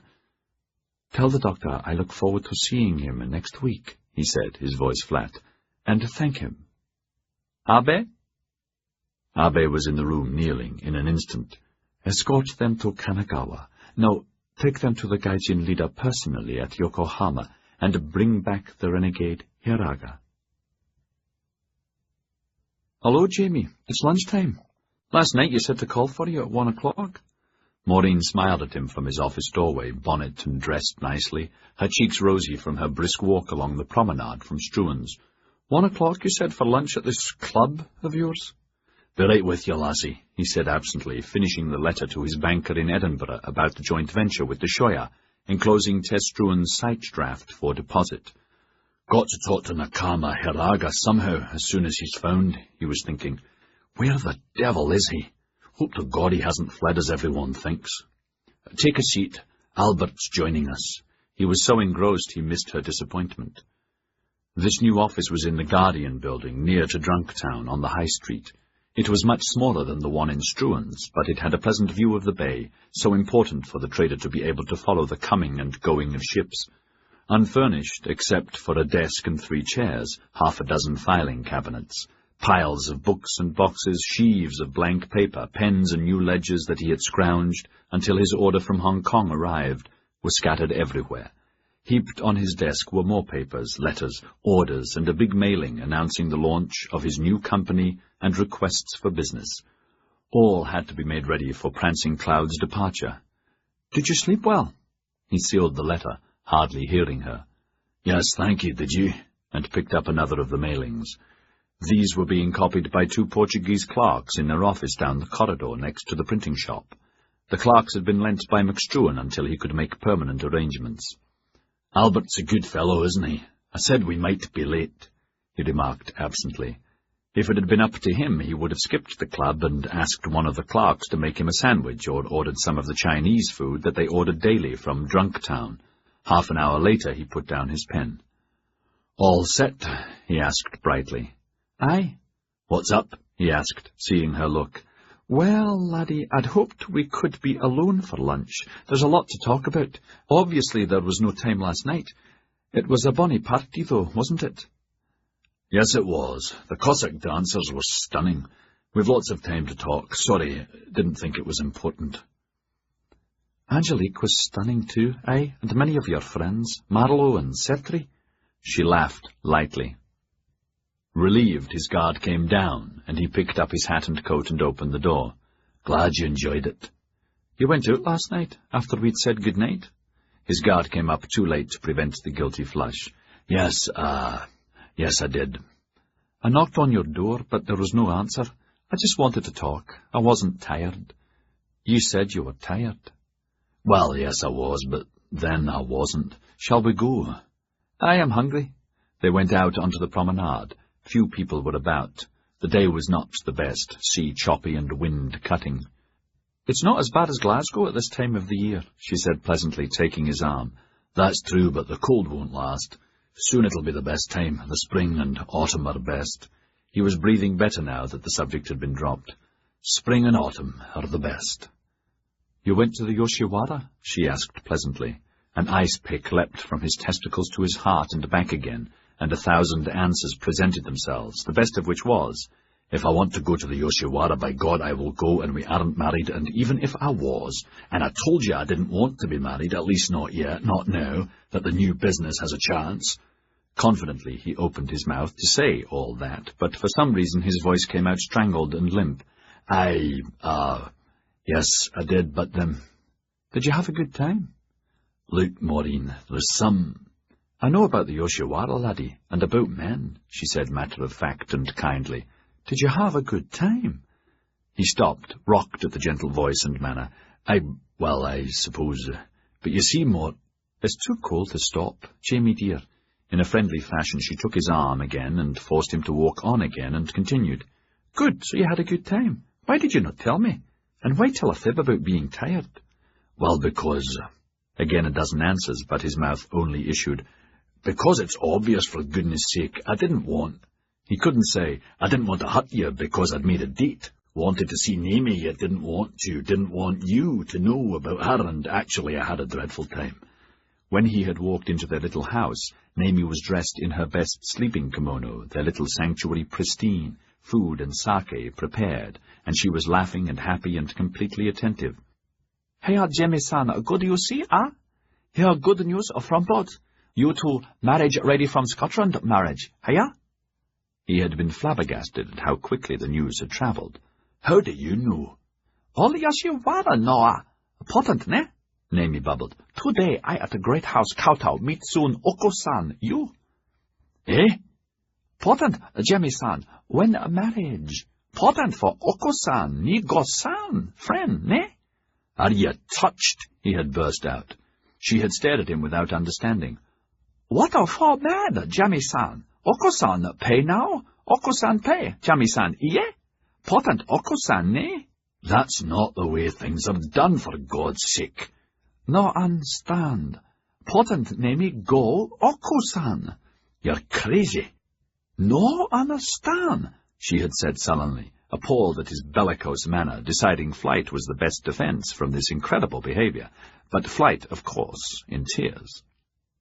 She was gone before he could stop her. The Mama-san could not convince her to return, and so, furiously, he had stomped home to bed and to little sleep. God almighty! Naomi coming to Struan's to see Maureen. Maureen's to pay Naomi in future. Important for a mistress and wife to be good friends. God in heaven! I must have misunderstood. No, you bloody didn't. That's what she bloody said. Eventually he had come to the office before dawn. Bloody hell, he had thought all morning, and now he had 2 bloody women to contend with. "Look, Maureen, I'm sorry I lied," he said lamely.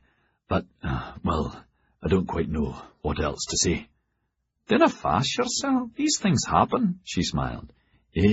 You're not you're not angry." "Nay, laddie, not this time," she said so nicely. "Not till we've had a wee chat." There was no threat in her voice or manner that he could detect. She still held his arm tenderly, yet his innermost being screamed danger. "And for God's sake, hold your tongue, say nothing." "We chat?" he heard himself ask. "Aye?" Then there was a deafening silence, even though the wind was clattering roof shingles and shutters, church bells, steam whistles from the harbour, dogs barking. "Hold your tongue, 2 can play in this negotiation," he cautioned himself. "Aye, what's that mean?" Maureen was feeling her way carefully, enjoying the learning and teaching process. This was merely the first of a never-ending series of confrontations. "All men are dreadful, Maureen," her mother had said amongst other counsel, "some worse than others.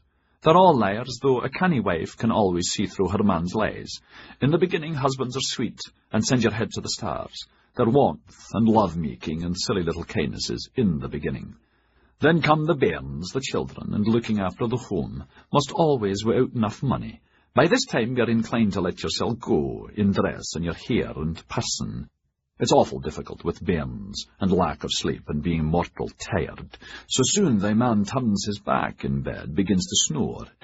That's na a wee difficulty, if you canna learn to close your ears tight." Then they go a-wenching, but dinna fash yoursel. It's a temporary game for them, and will not last. And if you're a canny wife, thy man will always come back. You've always got the bairns, and you've got God. Remember, it's no easy task to earn the daily bread. As ye should remember, it's also no easy task to raise bairns and keep the home cosy, but they never will remember. Thy father, he's no different with his women or woman in India. But he's home now, and his problem's different. I should have known he was already wedded to his regiment when we wedded. At least this Jamie, he's no in the services. That's terrible hard for a wife to compete against. How do you become a canny wife, ma? I wish I knew, lassie, I wish, but some rules are certain. Choose the man, cannily. A good hold on thy tongue will help. A good stiff broom and a wild temper, if used shrewdly, will help. Lots of understanding and forgiveness all the time, and a warm, soft bosom for the poor wee laddie to cry on. "Wee chat," she heard Jamie say again. His voice choked, and she almost laughed aloud. She kept her smile and demeanour forgiving, the broomstick and temper ready in case. "I learned about the Yoshiwara on the boat." She left that hanging, and he snapped up the bait.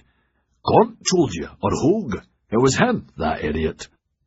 "No, it was your fine Captain Strongbow, and Dr. Hogue's no idiot, lad. I asked Strongbow how you all managed to stop from going mad without lady friends. Was it the same as in India or China?" She laughed, remembering how difficult it had been to get him to talk openly. "Whiskey's wonderful," she thought, blessing her father for teaching her to drink when necessary. "I think your Yoshiwara's very sensible." He was going to say, "You do?" This time he said nothing. Her silence tortured him. When she was ready, she said, "Tomorrow's Sunday." His head reeled, unprepared for the non sequitur. Yes, I suppose. Yes, it's Sunday. Why?" "This afternoon I thought we could go to the Reverend Tweet. I hope he's not as silly as his name, and we should ask him to publish the banns." He blinked. "What?" "Aye, banns, Jamie," she laughed. "You've not forgotten banns must be read 3 consecutive Sundays, have you?" "No, but I told you I'd written and said that—" "That was when I was there. I'm not there any more. I'm here, and I love you," she said, and stopped and looked up at him and saw he was fine, and what she desired in life, and all at once her control went with the wind. "Jamie, darling, we're engaged, and I believe we should marry, because I will make the best wife a man ever had. I promise, I promise, I promise, and not just because I'm here. I've loved thee from the first moment, and now is a grand time to marry. I know it. I'll go back to Scotland, and never. If you want me to go back, I will, by the next boat, but I love you, Jamie. I swear I'll leave if you want me to." Tears sprang into her eyes, and she brushed them aside. "Sorry, it's just the wind, laddie." But it wasn't the wind. All guile vanished, her spirit open and naked for him to see. "I just love you, Jamie." His arms went around her, and she buried her head in his shoulder, feeling more terrible than she had ever been, desperate for his love, tears pouring. When her terror had abated, pushed by his warmth, she heard him saying nice things to her, mixed with the wind and the surf, that he loved her and wanted her to be happy, and not to worry and be sad, but this afternoon would be too soon. He had so much work to do for the company that it was going to be hard to start it and keep it alive. "Dinna worry about the new company business, Jamie. Mrs. Struan said that She stopped, horrified. She had not intended to tell him, but it was too late now, as his arms tightened and then held her away from him. "She said what?" "It doesn't matter. What did she say to you? What?" His face was grim, eyes penetrating. "She told you she was sending me money?" No, she didn't," she said. "She just said you were a good trader and you'd be a success. Let's eat, I'm starving." "What did she say? Exactly?" "I told you. Let's have lunch." "Tell me what she said, by God. Tell the truth exactly. She told you about the money, didn't she?" "No, not exactly." She looked away, angry at herself. "The truth?" He held her shoulders. "No." "All right." She took a deep breath and in a gathering rush said, "It was this way, Jamie, exactly. When I went to Struan's, to the edifice on the promenade, to ask where you'd be, if you were in the Japans or where, I was told to wait, and then she sent for me, Mrs. Struan did, to the great office overlooking all Hong Kong. But such a sadness to her, and such strength, poor lady. Let me be a moment." Again she dried her eyes and took out a handkerchief and blew her nose, and then, not knowing what to do with her hands, put her arm in his, and her hand found its way into his coat pocket. "Let's walk, Jamie. Easier to talk walking. It's cold. Mrs. Struan asked me to sit down and told me you'd been dismissed, and I asked why, and she told me, and I told her that was an affair. Not your problem that her son was a wee devil and crazy in love with an unacceptable adventuress called Angelique. I don't know about adventuress, but having seen Angelique, Jamie, I can understand why her son or any man would be in love with her, and having met his ma, I understand why there was anger between them." Auguste pulled at their hats, and they held on to them. Then she went on, We had a row. Dinna forget this was days before we heard about his death. It was a terrible row, Jamie. Soon we were both on our feet, and I'm afraid I lost my temper. You'd have been ashamed of me, and I used some terrible words of my da. He stopped and gaped at her. "You had a row with Tess?" "Aye, never in my life so bad. Not even with my sisters and brother in secret. I wasn't very brave about it, but her unfairness made me angry, and it spilled out, and I gave her—" Maureen's good nature and sense of humour returned, and she laughed nervously. "Och, it was a Glasgow catfight, like two fishwives at the docks, ready to tear each other's hair out. At one time, someone came in, and she threw them out, and— So, Miss Ross," she said, lips like a gilly's duck, both of us panting and not at all friendly, "what do you think I should do?" "Do?" I said. "First you give Mr. McPhee a handsome parting bonus he's earned a dozen times over during his years of service. You give him business to start his business, and you write him a nice note." "You said that? To Tess?" "Aye, I did." She saw and heard the disbelief and dispelled that instantly. "I swear this is the God's truth, Jamie. I swear it. I wasn't going to tell you, but you insisted, and I wouldn't lie. By the Lord God, I swear this is the truth." "Yes, sorry. Please, go on." "Dinna be sorry, laddie. I didn't believe it myself at the time. After I said my piece, not kindly at all, Mrs. Struan laughed. She laughed and said, 'Sit down.' 'All right, but no nice note.' 'That's not good enough,' I said. 'What's fair compensation?' I asked. Her smile vanished, and she said, 1,000 guineas. She spat it out just like Da, when he's in a rage. 'Poppycock, by God,' says I. 10,000? Maureen stopped and looked at him searchingly. "I had to settle for 5. Was that all right? I didn't know if that was enough. Is it?"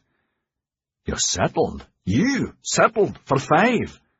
"Aye, it took time and more curse words. That night I asked God's forgiveness for the curses, more of my da's words. I hoped that was fair, Jamie, along with extra business, and she did agree no bad acts to be business friends. I thought that important. After she agreed, she threw in a free passage with her icy smile. 'Go find your Mr. McPhee with my compliments.'"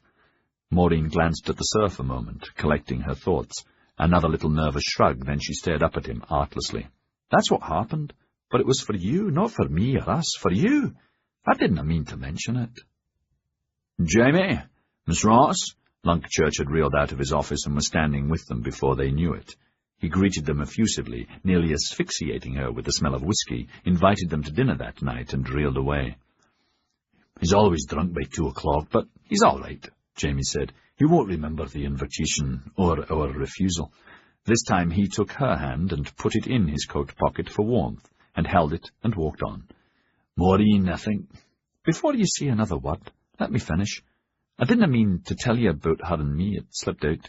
I'm deeply sorry. I swear to God I didn't mean to tell you. God's truth, not when we were talking about us, you and me. Please believe that. God's truth." "I believe you. I do. No need to worry on that score. And Tess wrote to me, kept her word, sent the money. More than I've had in my whole life. Enough to start, and all because of you." Tears of remorse began. "Not because of me, Jamie. You'd been wronged, and Mrs. Struan owed it to you. I would not have told you, but you wanted me to. And you were right to be angry. I was wrong to say, this afternoon. Please forgive me. It was just... You're right, this afternoon is too soon. You're right, and I was wrong to suggest that. Can we wait, Jamie? Please, can we wait, say, a week or 2, a month, see how you like me? Please?" "Now you listen," Jamie said, and gave her hand a squeeze. "I like you too much as it is, and no, I don't want you to go, and yes, we will wait a little while, and no, I'm not angry, and yes, I believe you, and thank you with all my heart, and no, you weren't wrong to make a suggestion. Let's think about it and talk over dinner, Sparkles. Just you and me, eh? Before she knew what she was doing, she reached up and kissed him in thanks, the use of her nickname a harbinger of joyous portent. Her hand went back to his, and both into his pocket. "You're bonny, Jamie, that's the truth, and I love you, and—" She was going to add, "and you dinna have to see that until you're ready." But she did not. She withdrew from that precipice. "You're a bonny laddie." "And you're a bonny lassie," he said, more calm about her than he had been for years, the ache and guilt no longer to the fore. "What about marriage?" he asked himself for the first time without a shudder. "Absolutely, a man should be married and have children at the correct time. I'm not opposed to marriage, far from it. When the business is settled and we're in profit. She's terrific, clever, good-looking, good family, patient and faithful, and loves me. Incredible that she stood up to Tess and did what she did. Shows how smart she is. It might work. Do I love her? I like her enormously. I'm 39, and trim and fit, and should be married. Should have married before. She's 28, young for her age too, so she must know her own mind, and there's no doubt she sparkles. Last night Marlowe and Paladar noticed a little too much. That randy bastard Sifley wouldn't leave her alone, not that I minded. One little jerk of my head and the darling came a-running. He squeezed her arm, liking that. "What?" "Nothing. I'm glad you enjoyed the party last night," he said. But he was thinking, in 3 or 4 months, no need to hurry. Not a bad idea. "Here we are." They turned into the clubhouse forecourt. McStruan was talking to Dmitri on the steps, and he saw them look up, and Dmitri waved cheerily. The ice slammed back into his guts. "Nemi, when Nemi gets the bit between her teeth. God almighty," he thought aghast. "How the hell do I cope with Nemi, the Yoshiwara and Sparkles? Can't be done.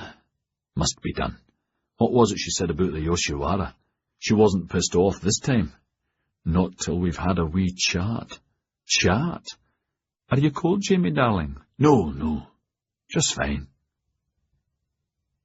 "Philip, tell Captain Arbe again. I'm sorry, but Hiraga cannot at the moment be found." Sir William stood with his back to the fireplace in one of the legation reception rooms. Tyra, Babcock, and Arbe just arrived from Yedo. It was dusk. "We're still looking everywhere. And Philip, wipe that smug look off your face. Do you really want to irritate him?" Arbe was angered. So was Sir William. He had done everything he could. The settlement had been combed, and soldiers were again going through Drunktown and the village. The Yoshiwara was more difficult. Weapons were not allowed. Access to inns was almost impossible without breaking and entering, a hideous idea and bound to create an international incident. If he did it, then samurai at their gates would insist on the same right. In the beginning of the settlement it had been agreed, so long as there was no rioting, the Yoshiwara was to be left alone, to float and to serve. "He says he cannot go back without Hiraga, and Hiraga was promised to Lord Yoshi today." Sir William bit back the oath. Instead he said sweetly, "Please ask him to wait at the guardhouse. Surely Hiraga will be found soon, if he is still here." "He says, still here? If not here, where is he?" "If I knew, I would certainly fetch him for Lord Yoshi. Perhaps he has escaped to Yedo or Kanagawa or somewhere." Even Sir William was shocked at the black rage in Abe's face, who spat out some Japanese, turned on his heel, and stomped out. "Rude bugger." "He said Hiraga had better be found, Sir William." Tyra rubbed his unshaven face, feeling filthy and anxious to have a bath, massage, and siesta before Fujiko. Most of his fatigue had immediately dissolved by the joyous news that Hiraga was not locked up and in irons. "I have to feel sorry for Abe, sir. He can't go back without Hiraga, more than his life's worth." "Well, that's his problem. Have you any idea where Nakama would be?" "No, sir, if he's not in the village or the Yoshiwara." "You might try and find out. Obviously it's important." Sir William looked up at Babcock. "Now, more important, George. The patient. Was it Anjo?" "Yes.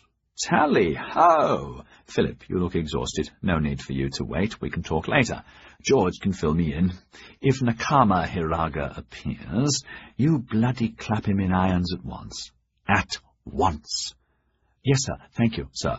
Before I go, can I ask what happened in Hong Kong? The moment they had arrived, both had asked, noticing anxiously that Prancing Cloud had returned, but Sir William had said, "First, Abe." "It's all quiet in Hong Kong, all quiet here, thank God." He told them about the funeral, Hogue returning, and why. The reason's supposed to be confidential, but it's common knowledge. So it's a waiting game. Tess is waiting. It seems Angelique has agreed to wait, so Hogue says. Not that she can do much else. She is, or she's not. Babcock said, "If she's not, she'll know in a few days, and so will we." "Christ," Tyra muttered. "What happens, if she is or if she's not?" Sir William shrugged. "We have to wait, too. Now, off you go, Philip. Whiskey or brandy, George? Do you mind bringing me up to date now? You're not too tired." "No." The two men were alone. "Brandy, please. Yedo was very interesting." "Health. And—" "Health. Before Yedo, do we know more about Hong Kong?" Sir William smiled. The men were old friends, and Babcock, Deputy Minister. "It went perfectly. Yes, Tess wrote privately to thank me. Most of it I can tell you now. Hogue brought 3 letters for Angelique. She doesn't know this, by the way. One Hogue gave her at once and told me there was no noticeable reaction one way or the other. No clue. He presumed it was just asking her to wait. Tess confirmed the contents of that letter to me, that she proposed a lull until it was established if Angelique was pregnant or not. If Angelique has her period, he gives her 1 letter. If not, he waits to the 2nd month to make sure, and he gives her the other. Hogue swore he does not know the contents, nor did Tess reveal them in her letter to me." He sipped his whiskey, his face set. "One issue Tess wrote that I'm afraid indicates her thinking. Struan's solicitors are drafting a brief to nullify in court the ludicrous ceremony. She puts that in caps. Whatever the legality or illegality, whatever the pregnancy result, and to contest any will if one is found there or in the Japans." "My God, poor Angelique. How awful." "An emphatic yes to that. My letter asking for forbearance had no effect. Bloody, eh?" Sir William stalked to his desk and brought out a dispatch. "This is what I really wanted to discuss. Highly confidential, of course." Babcock turned up the oil lamp. Daylight was fading fast. The Governor of Hong Kong wrote formally, "My dear Sir William, thank you for your dispatch of the 13th. I'm afraid it's not possible to send extra troops at the moment. I have just heard from London that all troops are needed elsewhere, that budgetary considerations preclude raising new levies in India or elsewhere, so you will have to do with what you have. However, I am sending another 20-gun sailing frigate, HMS Avenger, on temporary loan. Rest assured, if there is a major attack on Yokohama in due course, the attack will be punished. I am instructed by London to inform you of the following directives for immediate prudent action. You will collect the indemnity demanded, together with possession of the murderers, or witness their trial and execution. You will punish and bring to heel the petty tyrant responsible, Sanjiro of Satsuma. I am to advise you further that the naval and army forces you presently have at your disposal are considered more than adequate to deal with one petty princeling." Babcock whistled tonelessly. At length he said, "They're a bunch of idiots, the whole bloody lot." Sir William laughed. "I rather thought the same. But, having said that, what do you think? Immediate prudent action? That's a negation. Diplomatic verbiage to cover their tails, obviously. We have the indemnity. The bullion was advanced on Sanjiro's behalf. It was a loan, not a payment by the guilty party." "True, and both murderers are dead, probably." "Yes, by chance, and not 100% certain, and not as punishment for the crime." "Well, yes, Babcock looked at him and sighed. "What do I think? Between us, I think you've already decided to launch a punitive strike against Sanjiro, probably at Kagoshima, particularly as Yoshi gave you tacit approval." "Possible approval. Is the dispatch, and are my answers, enough to convince Kettera a strike, if any, is authorized?" No doubt about that. They've given you directives. The dispatch clearly makes it obligatory, however stupid and however much I disapprove of it. Because you're a doctor? Yes. If you ever have to take charge, George, I hope you'll forget that you are. You don't have to say that, William. I know on which side my bread is buttered. Meanwhile, put not your trust in princes, bureaucrats, or generals. They will plead expedience while spilling your blood from a safe distance. He raised his glass. To London. Christ, I'm tired. Meanwhile, remember that Machiavelli also said, the safety of the state is the overriding duty of the ruler, or some such platitude. His eyes crinkled. Now, Anjo, Babcock told him, and being asked, gave his considered diagnosis.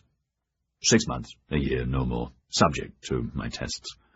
Interesting. Sir William thought long and hard. Outside night had settled, the fleet bedding down. He closed the curtains against the draughts, went over to the fire and poked a blaze. Putting that aside for the moment, my inclination is to order an immediate naval presence off Kagoshima. Immediate bombardment if Sanjiro gives us no satisfaction, as much for Yoshi's benefit, Anjo and his council of elders, as for scallywag Sanjiro, especially Yoshi. Sending the fleet there leaves the settlement naked. What about the reports of samurai quietly surrounding us? We saw a great number around the Tokaido. That's the risk. Babcock looked back at Sir William steadily and said no more. The decision was not his. He would happily obey, like everyone else, insisting on being part of the expedition. He got up. Think I'll nap before dinner. Didn't sleep much last night. By the way, Philip did a cracking good job. I'll start my tests later and let you know. Do you want to have a late bite to eat? 9 o'clock? Good. And thanks for Anjo. That's very important. That makes Yoshi even more important. If he can be trusted. If. In this land, that's a major problem. Then Babcock said, still sickened by Tess's attitude. Rotten about the court case. That's going to be messy for Angelique. So unfair, isn't it? Has life ever been fair, old man? At dinner-time, Angelique knocked on the Taipan's office door, dressed to go out. Albert? Come in. I say, I love your hat. It was an elegant dinner hat, discreet, still suitable for morning, dark blue, yet made chic with a few silk flowers she had tucked into the band. Thank you. You're working late. Part of the job. Like everyone else, he wondered what was in the letter Tess had written to her. Wild rumors around the settlement, from ordering her to get out of Asia to charging her with murder. There was no sign on her face, only a becoming melancholy.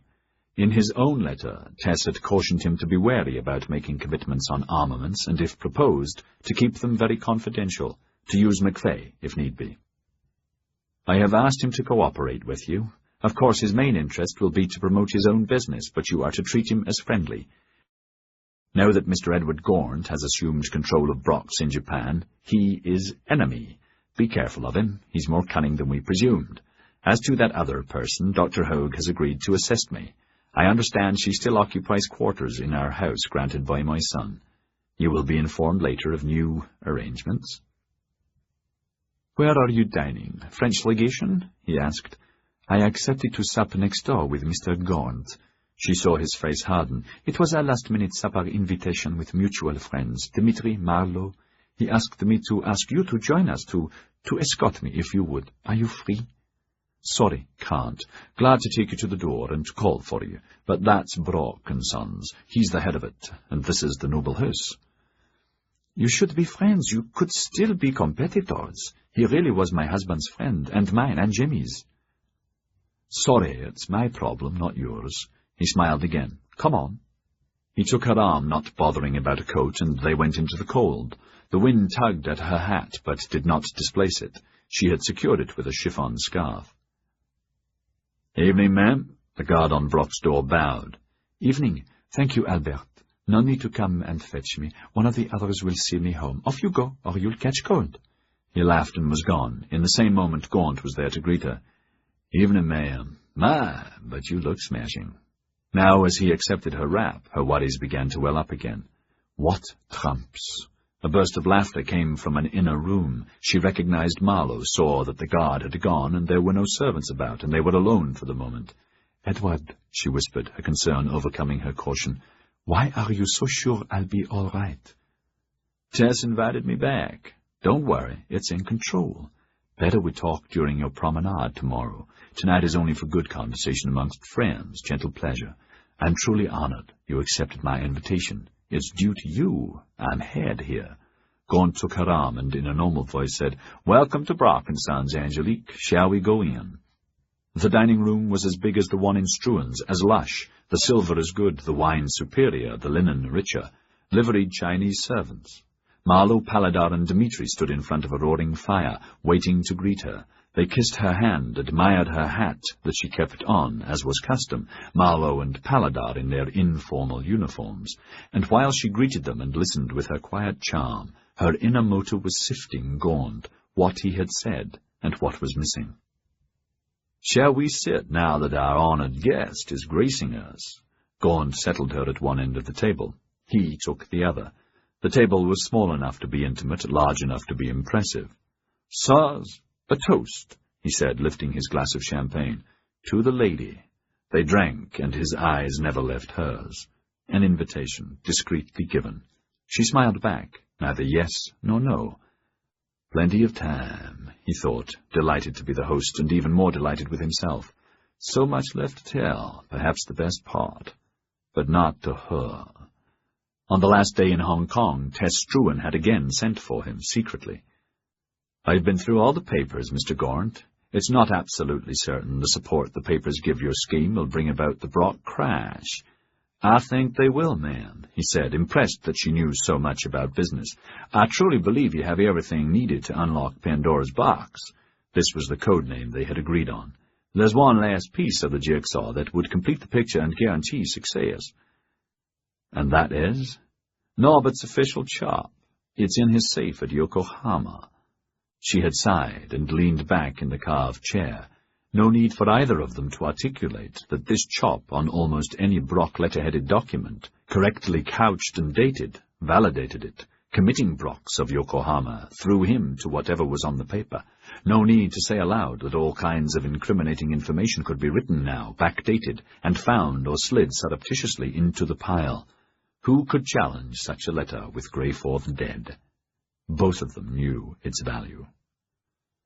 Morgan and Tyler Brock had speculated heavily on this complicated but incredibly ingenious scheme to corner the Hawaiian sugar market, in principle already accomplished, bartering the sugar crop forward for southern cotton, which they had pre-sold legally to guaranteed French interests, historic U.S. allies and not subject to northern blockade in this instance, through certain congressional help and safeguards, then to be shipped legally from France to Geneva, to be sent on, legally, to Lancashire cotton mills that were almost destitute and desperate for the raw material. A tiny hazard. If the Union government discovered for certain the ultimate destination, Britain was formally neutral, most of the British were actively pro-Confederate, and this was made public knowledge. They would inhibit the export by interception. This was a minor risk because of high-level agreement to the French connection, which was, for the first time, proven by Gaunt's papers to be a Brock Company shell, and governmental non-interference more certain, because a goodly proportion of the sugar, also desperately needed, was to be bartered for diverted Union armaments, which Brocks would promptly import to Asia. Projected profits were immense. Brock standing in the Asia-America entente would become preeminent, whoever won the Civil War. In Asia they would be supreme, and no possible way the plan could fail, because the Victoria Bank of Hong Kong was the underwriter. The bank, biggest in the colony, had eagerly underpinned the venture, approved by the board of 12, of whom Tyler Brock was one, with Brock & Sons shares and liquidity as nominal collateral. For all intents and purposes, the Victoria was a Brock preserve. Old Man Brock had been a founder in 43. He had chosen the other members, excluding any director of Struan's perpetually from the board, had retained a 40% interest, and had permanent voting control of at least 9-3. And while backing Brocks on the international scene, the board had meanwhile agreed to crush Struan's through repossession of all Struan's debt paper, due by January the 30th. The timetable and questionable methods of the clandestine long-term acquisition was also tabled in Gaunt's evidence. Gaunt had excitedly pointed out that for the first time Brock and Sons were vulnerable. Never before had they put up the control of their company as collateral. The Victoria was the key to the Pandora's box. The key to the bank was the board. It had to be subverted, turned around, and financial support withdrawn suddenly from Tyler and Morgan on the correct day, leaving them destitute without the necessary funds to oil the wheels. Meanwhile, evidence of the scheme from Gaunt's papers, and notice that the Victoria would not be supporting the deal any longer, had to be rushed by Clipper to Washington to the right hands, which would make interception probable. Without the bank's backing, there was no sugar to barter for cotton or for armaments. But this had to be done now, before rearranging the bank's voting control. How to turn the board was the pivot of Gaunt's plan. The papers revealed highly embarrassing facts on the background of two pro-Tyler Brock board members, so serious that their votes would go to whoever had the documentation, 7-5. More facts about one other man, less damaging and questionable, were also there, a possible 6-6. Gaunt's idea was that Tess should approach the chairman privately, give him the facts, tell him the details of the scheme were already en route to Washington, and propose that they pull the plug on Brock's and swing to you and Struan's, granting an extension of 6 months on Struan's debts, 2 seats on the board, take immediate control of Brock's, and sell off the assets at bargain prices, enough to cover debts, leaving Tyler and Morgan Brock to drown in sugar they can't pay for. And last, the bank agrees to split Brock's forfeited 40% bank holdings into 4 parts. 1 to the chairman, 1 to 2 board members of his choice, 1 to the noble house. In return for what? Why should the bank cross Tyler? Tess had asked. Double-cross, isn't that the American word? Yes, ma'am, but this would be a triple-cross. Why should the board gorge on the deal? Because they'll be huge winners, the chairman and all of them, because they hate Tyler privately and fear him like everyone else. They don't hate you. You're the noble house and no threat to them. Hate, not money alone, is the grease that oils the world. I don't agree, but let that pass. Back to this mythical chop. What do you propose to do with it? Her smile had been cynical. If you obtain it. Anything you like, ma'am. Perhaps you should bring it here by Prancing Cloud. No, sorry, that's too soon. Unless you'll leave her to wallow for a week or 2, I'll bring it in good time. Why delay? Send it, Strongbow's trustworthy. I'll bring it in good time. He remembered how her eyes, so pale, and seemingly so innocent most times, penetrated like molten iron. I promise. Put that aside for the moment. The price, Mr. Gaunt. I would like to tell you that when I return, ma'am. She had laughed without humor. I'm sure you would. I thought you knew me well enough by now not to try to squeeze me or Struan's. You could delay to the last moment, by which time I will have had to launch the assault on both Tyler and the bank. Struan's would be terribly exposed, and I would have to agree, whatever you demand. There must be trust on both sides. I've given you the evidence you need to crush Tyler, Brock, and Morgan for a deal you promised me in the future. I'm trusting you to deliver, ma'am. It's not much to ask to delay. I swear I'll be back in good time. What I would bring from Yokohama is the icing on the cake, and the price will be fair.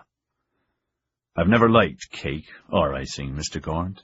Any liking was beaten out of me by my father, who disapproved of such victuals when I was very young. The price. May I assure you, ma'am, it will be a price you will gladly pay, on my honor and my word as a gentleman. She had looked at him. May I assure you, Mr. Gaunt, equally, if you cross or double-cross or triple-cross me, I will see you will be an extremely unhappy man, apart from being persona non grata in Asia and throughout the empire, on my honor and my word as Taipan of the noble house. Gaunt went cold, remembering the way Tess's words had surrounded him, the pride with which she had said Taipan of the noble house, even when she added, however temporary. All at once he realized that this woman really was Taipan now, realized whoever held the title soon would not hold the power, realized with a stab of fear that he would have to deal with her for a long time, that by destroying Brock's perhaps he had created a monster for his own destruction. God in heaven, she can blow me to pieces at her whim. How do I make her an ally, keep her an ally? She's got to be my ally, whatever the cost. Then laughter from Dmitri and Marlowe brought him back. His world came into balance again. Candlelight, dining table, fine silver, fine friends. Secure in Yokohama, the chop already removed from the safe and hidden away, a letter already written, backdated and chopped, that corroborated the loose evidence against the key board member, another letter implying collusion of the chairman. Without them, the board will collapse into our laps like a bent house of cards. Has to. They won't resist their one and only chance of revenge on Tyler and Morgan Brock. And no need to fear Tess Struan. She's in my power as much as my future's in hers. I've a lot to be pleased about. Here I am, 27. Morgan's head is almost in the basket. I'm Taipan of Rothwell Gaunt's to be, head of a splendid table, servants waiting for orders. And she's there, beautiful, rich to be, and loving me however much she tries to hide it, my bride to be, whatever the outcome.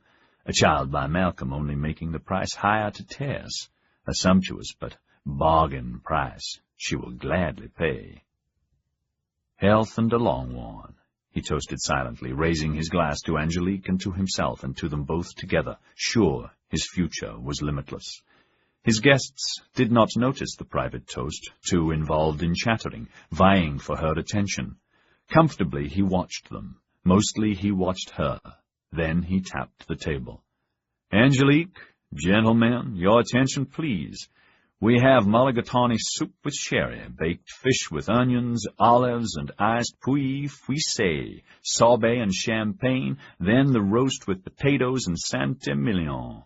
The cook found a fine piece of Struan beef. Don't worry, ma'am, he said with a laugh. It was bought, not stolen. Then chicken pie, and to end, a surprise to end all surprises. And what's that? Marlowe asked. Wait and see. He glanced at Angelique. She smiled her enigmatic smile, the smile that excited him so much, like the Mona Lisa he had seen in the Louvre on a trip to Paris, never to be forgotten. I think we must trust our host, Captain, she said softly. Don't you agree?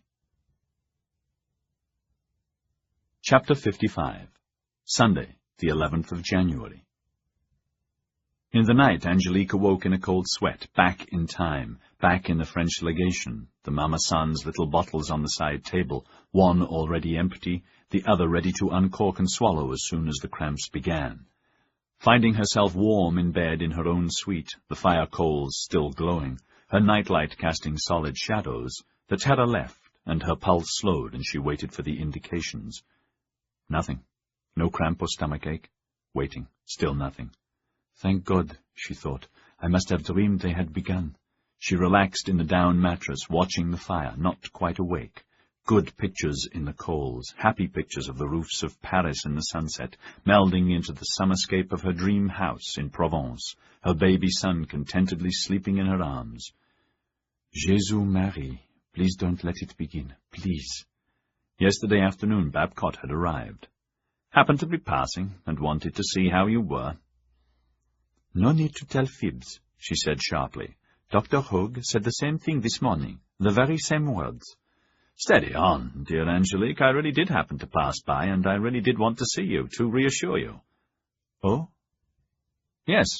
Old Hogue said you were a little touchy. Rightly so. He nodded, smiling, and to tell you what you didn't give him a moment to say, that it's quite possible for your monthly to be delayed, to have slight period cramps that go away to return properly in a day or so, or even never to return. Why is it you doctors are so wise but know nothing, not really, not even about such a simple matter as having a baby or not having a baby, a process which has been with us a few years? She had fumed, exasperated and weary of all the sidelong glances of the last few days and the sudden silences as she walked by. Kindly leave me be, both of you. I will inform you when I need to see you, if ever. Leave me alone. He had gone away, chastised, but she did not care. Since last Sunday's flaming row with Father Leo, she had kept to herself as much as possible. "I hate that man," she muttered. "Hate him for upsetting me so much. He's vile. He's no man of God." During confession, he had said, "Perhaps you should ask forgiveness for this sham marriage you took part in, my child. Oh, I know you were cajoled, tricked. Even so, it's a sin." "I wasn't cajoled, Father, and it's not a sin or a sham," she had said. "It's perfectly legal according to law." "Heretic law? It's false. You blind yourself. Of course, it is not lawful and not valid in the sight of God." "It is in the sight of the English law," she said, seething. "It is in the sight of God. It is." "Ah, my poor child, it's not, and you know it's not. The Church does not recognize a heretic marriage, let alone by a simple sea captain. You're not married, in the sight of God." "I am. Malcolm's church recognizes my marriage. His law does. My husband's law does. I'm married legally." "How foolish you are. Don't blind yourself. You're Catholic. The true Church does not recognize such a marriage. Repent, my child." "I'm married, and that's the end of it." She had got up. "Wait. It's not the end, my child. To give you absolution, you must admit your sins, to come before Him blameless. How can I give you absolution?" "Their God is the same as our God, my God," she had said, tears of rage and frustration blinding her. "I can worship Him in their church as well as here."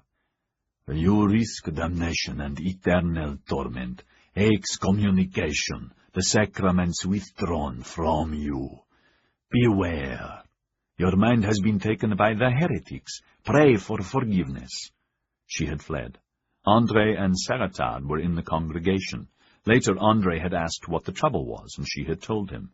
He said, "Thousands of Catholics are happily married under Protestant dogma and vice versa, whatever church hierarchies claim." "André, am I married or am I not?" "You are, according to British law and British naval law, until a British court says you are not."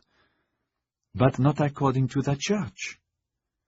"To their church, yes, subject to the above. To ours, no. You already know the answer to that, no." "I hate that man." "He's a priest. Not all of them are good. We both know that, too. Listen, Angelique, about your time. Please, as soon as you know, one way or another, please tell me privately, so we can begin to plan. Henri expects any day to have the French ambassador's approval that you are a ward of the state. Don't worry. I promised we will guard you and your interests, and we will," he said, and left her to brood. Not married according to the church? Then to hell with the Church of Rome, she had thought, sick with apprehension. Beware. Never admit that openly. Never. You are French. French people understand about Catholic Rome. It's corruption and heresy and about misguided popes. Every night in her prayers she asked, implored the Blessed Mother for guidance and succor. Monday and all the other days dragged, always eyes and unspoken questions, so she went out less and less. To pass the time, she read and slept and read and wrote letters and began a story about a French girl who was cast ashore in Yokohama. This stopped abruptly, and she burnt the pages as she started to relive Kanagawa and him, and the nights and days with Malcolm and their one night on Prancing Cloud. Prancing Cloud had left. She had been glad to see that harbinger of ill wind disappear into the distance. Since a promenade when she had talked again with Gaunt, learning nothing new, by mutual consent they had decided not to meet for a few days. Twice she had invited Maureen Ross to tea, the second time deliberately receiving her in bed to encourage rumors that she had a fever. Their chats were gossipy, ordinary, about fashion, the problems in the settlement, the life there, nothing serious. Later these visits would be fun when they could discuss more intimate matters and thoughts. Not now. But she liked Maureen, who had brought welcome books and magazines, and told about Jamie's new office, how he was working all hours, and, shyly, her hope that they would be married soon. The only person she had enjoyed seeing was Philip Tyler. He had been sent by Sir William with best wishes for a quick recovery, bringing the latest London papers with him and presenting her with flowers he had purchased in the village. "By orders of Her Majesty's government," he had said in French, with a flourish, his boyish grin and joie de vivre infectious. For an hour or more he had chatted mostly in French, relating the latest rumors about his trip to Yedo, about Nakama Hiraga, who had vanished without a trace, creating a diplomatic problem for Sir William, and about his captain, Abe, who's still waiting and seething at the North Gate. What's going to happen, Philip? Don't know. We hope the problem's going to go away. Pity of it is we had to describe Nakama, what he looks like now, so there's not much chance for him escaping. Damn nuisance, 'cause he was a fine fellow and he helped me greatly. I don't believe a word about him being an assassin. We didn't get a sausage of info out of the other fellow, Nakama's friend, whose family are shipbuilders in Choshu. I got him a look around one of our frigates. Nice enough fellow, but fairly dumb. He knew nothing about Nakama, or would say nothing. Sir William didn't want to give him to the Bakufu, so he let him go. Damn nuisance, Angelique. Nakama aided me tremendously, not only with Japanese, and if it weren't for him... Later they had soup together, and at her probing he had admitted, first swearing her to secrecy, that he had a girl, a special girl, in the Yoshiwara. Oh, she's so beautiful and nice, Angelique. I think I can swing the money for the contract without straining the old exchequer. The liaison is so comfortable. And she had been amused by how young he seemed, envying him his simple love, and compared to him, how adult and sophisticated she felt. One day I'd like to meet her, she had said. I can easily sneak into your Yoshiwara. I'll dress up as a boy. Oh, my God, no, you couldn't. Angelique, you mustn't. It might be amusing to do that, she thought, chuckling, and turned over in her bed, almost asleep. André will take me. I'd like to see this Hinode I've so much invested in. I wonder how she looks. On the threshold of sleep, her stomach spasmed.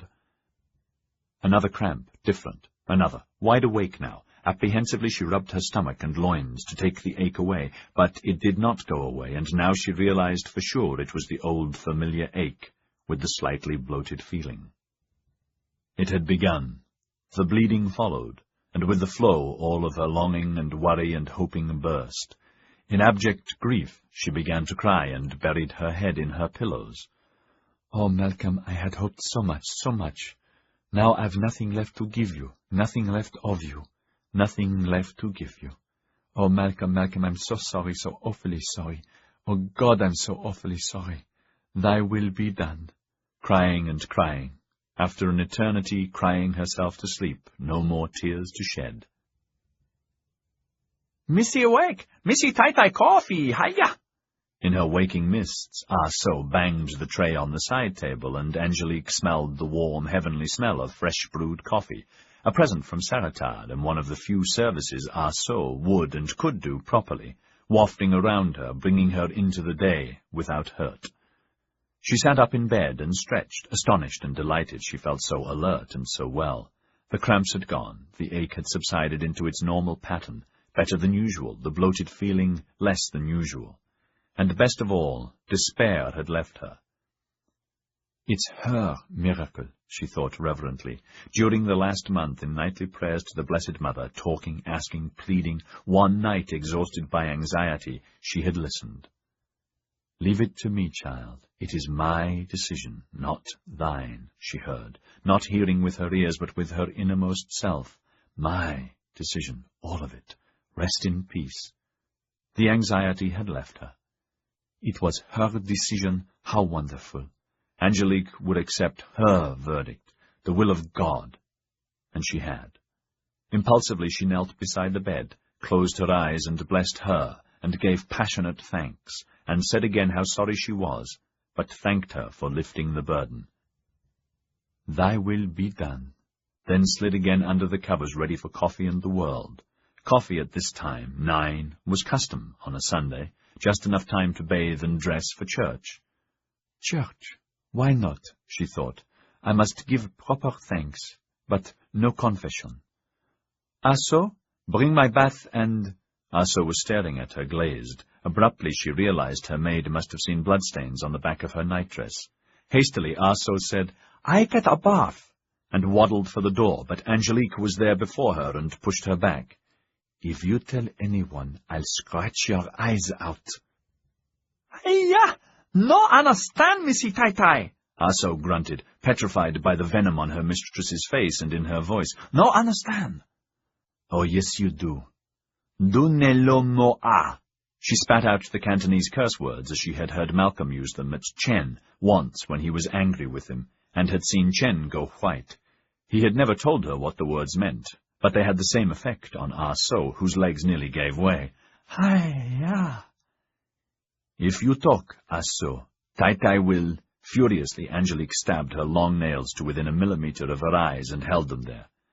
"Tai-Tai do this, understand?" "Understand. A secret, Tai-Tai." The frightened woman moaned some Cantonese, put fingers to her lips, parodying a clamp. "Aso no talk, understand?" Getting hold of her fury, though her heart was still racing, Angelique pushed the woman towards the bed and got into it again. Imperiously, she pointed at the coffee cup. "Donnez-le moi." "For my coffee." Saturated with humility and genuine fear, Aso poured the coffee and handed it to her and stood there meekly. "No talk. Make all bed clothes clean. Secret." "Understand, Tai-Tai. No talk. Secret. Understand?" "No talk, or—" Her nails slashed the air. "Bath." Aso scuttled away to get the hot water, but first to breathlessly whisper the news to Chen, whose eyes would turn to heaven, and he would say, "Hey, what will Tai-Tai Tess do now?" On the run to speed the news on the fastest ship to illustrious Comprador Chen, who had commanded them to inform him at once, irrespective of cost. The coffee was delicious. It soothed her stomach and spirit, and took away the slight tumescence. One of Angelique's true joys in all the world was early morning coffee, most of all with croissant, and Colette on the Champs-Élysées, at one of the elegant street cafes, reading the latest court circular and watching the world stroll by. "First, church. I will pretend that nothing has happened yet. Aso won't dare to say anything. Who to tell first? Hogg? Andre? Edward? Mr. Sky?" She had already had a discussion with Heavenly Sky. His advice was that they had no option but to wait to see what Hogg would do, and after that, what Tess would do. Tess's letter to him had been brief. "Dear Mr. Sky, I know my son had dealings with you. Cease and desist in our affairs, my son's and mine. No good will come of it." "Interesting choice of words," he had commented. "You sound afraid, as though we've lost already." "Not at all, Angelique. Our only posture can be to wait. She has the initiative." "By the next mail, I want you to write to Struan solicitors, asking for an accounting of my husband's estate." This had been an idea Andre had given her, favoring opening of an immediate offensive. "Gladly, if you want me to fall into her trap." "What?" "Your only posture is the aggrieved, wrong-child widow who was enticed into an early marriage by a strong-willed man, not the impoverished, rapacious widow of a rich husband, a profligate miner, who had gone against his mother's wishes in marrying an impoverished lady of questionable antecedents. Please don't be angry. I only tell you what can, may, and probably will be said. You must wait, dear lady, pretending to hope that Tess will behave like a human being should. If his child is en route, that would be a great assist. And if there isn't, let us consider that when it happens. I mean, when it doesn't. Lots of time to I don't have lots of time. I will run out of money. Be patient. Mon Dieu, patience. Men and their patience. Now that Angelique knew beyond doubt she was not bearing Malcolm's child, she set aside all the ideas she had formulated in the event of a baby and concentrated on the other set. An immediate onslaught on that woman. No, that comes later. Mr. Sky's right in that. I have to find out what she is going to do first. To do that, I have to tell Hogg or Babcock. Hogg delivered her message, so he will have to be the one. No need to have him pour me. Either of them, I can tell him. At once or later. Is it worth asking Andre or Edward? I don't think so. Having no baby to contend with, to consider, makes my life simpler, my chances of remarriage better. Whatever happens, like every girl in the world, I must have a protector, the right husband, or, at length, any husband. As to my prospects, I don't have money enough to get back to Paris to set myself up there. I've no prospects except through a settlement with Struens. No, not with the company, with that woman. Even Edward is tied up in that, especially him. Without a good settlement for me, and her benevolence on his deal, his marriage interest will evaporate. That's fair, because mine will evaporate quicker. He's in love with me. I'm not in love with him, though I like him a lot. But without mutual financial security, the connection has no logic. Always back to that woman, whatever idea comes up, Angelique thought, not a little pleased with the way her mind was working, coolly, logically, not worrying, simply examining all aspects, as a prudent woman should. I can last a month or two, no more, if I don't give any more money to André. Soon my chits will run out.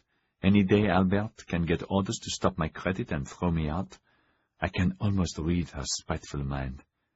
Never mind, I can move to the French legation, but they won't support me for very long. Sir William? No reason for him to do more than he has. André is the only one outside her grasp who can help. Think clearly, Angelique.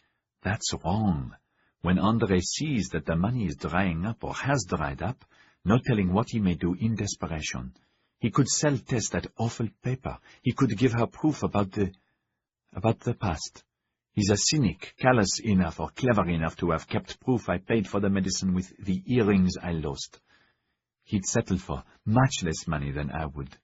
Even so, he's the only man here evil enough to combat her. Edward will go against her, but only up to a point. He won't lose Rothwell Gaunt.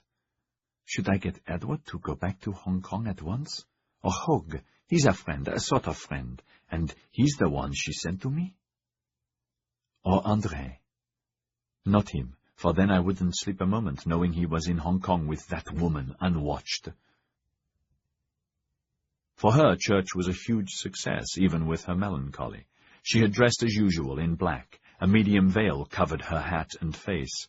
Prayer book in hand, she had set out on the blustery day, and when she passed the Catholic church on the promenade, joined the throng that headed for Holy Trinity, and went up its path, and entered the church, and sat in the empty back row, at once going to her knees and beginning to pray. A current went through the nave, already half full, echoed by latecomers, the current gathering strength and swooping through the settlement and into Drunktown. God Almighty, the angel's gone to church, our church. Holy Trinity? Bollocks, she's Catholic. Bollocks or not, she be in holy titties, bright as a berry, all dressed in red and no knickers on. Ah, for God's sake, don't spread rumours. That's no rumour, she don't never wears knickers. In holy titties, holy God, is she becoming one of us'n? Old Tweety'll wet himself with glee. Maureen and Jamie had been behind her. They hesitated beside the last pew, readying to say, "May we sit with you?" But Angelique was still kneeling as if in prayer, and did not acknowledge them, though aware of their presence, and not a little envious of the joyous green of Maureen's dress and coat and matching hat, with its plume of yellow chiffon hanging down her back. In a moment they moved on, shoved ahead by the press of the others, and not wanting to disturb her, which was what she wanted. After her initial passionate prayer of thanks for the strength to conquer her vast disappointment, she stayed on her knees, the hassock comfortable, and, protected by her veil, watched wide-eyed to see what would happen. This was the first Protestant service she had witnessed. There was not as much reverence as in her own church, but it was packed, braziers spotted here and there against the damp, and everyone mobile was in attendance. The stained-glass windows were rich, the altar and trappings throughout more stark than she was prepared for. Others would have stopped to greet or to nod, filled with degrees of delight or bewilderment, ready to sit beside her, but they did not, again not wishing to interrupt. Gaunt chose an opposite pew. So she was left alone, and soon the service began. First him, and she imitated the others, standing when they stood, sitting when they sat, praying when they prayed, but always to the Blessed Mother, listened to the sermon that the Reverend Tweet stuttered, completely undone by her presence. More hymns and chanting, and the plate, an embarrassed moment as she fumbled for a few coins, another hymn and the blessing, and then it was over to an audible, well-earned relief. The congregation stood as the vicar went into the vestry, preceded by an ancient altar boy. Most began to shuffle toward the exit, pallets ready for the traditional Sunday lunch, the best meal of the week, roast beef, Yorkshire pudding, roast potatoes, for the lucky ones who could afford a joint from the last shipment of ice-frozen Australian beef. A few remained for a final prayer.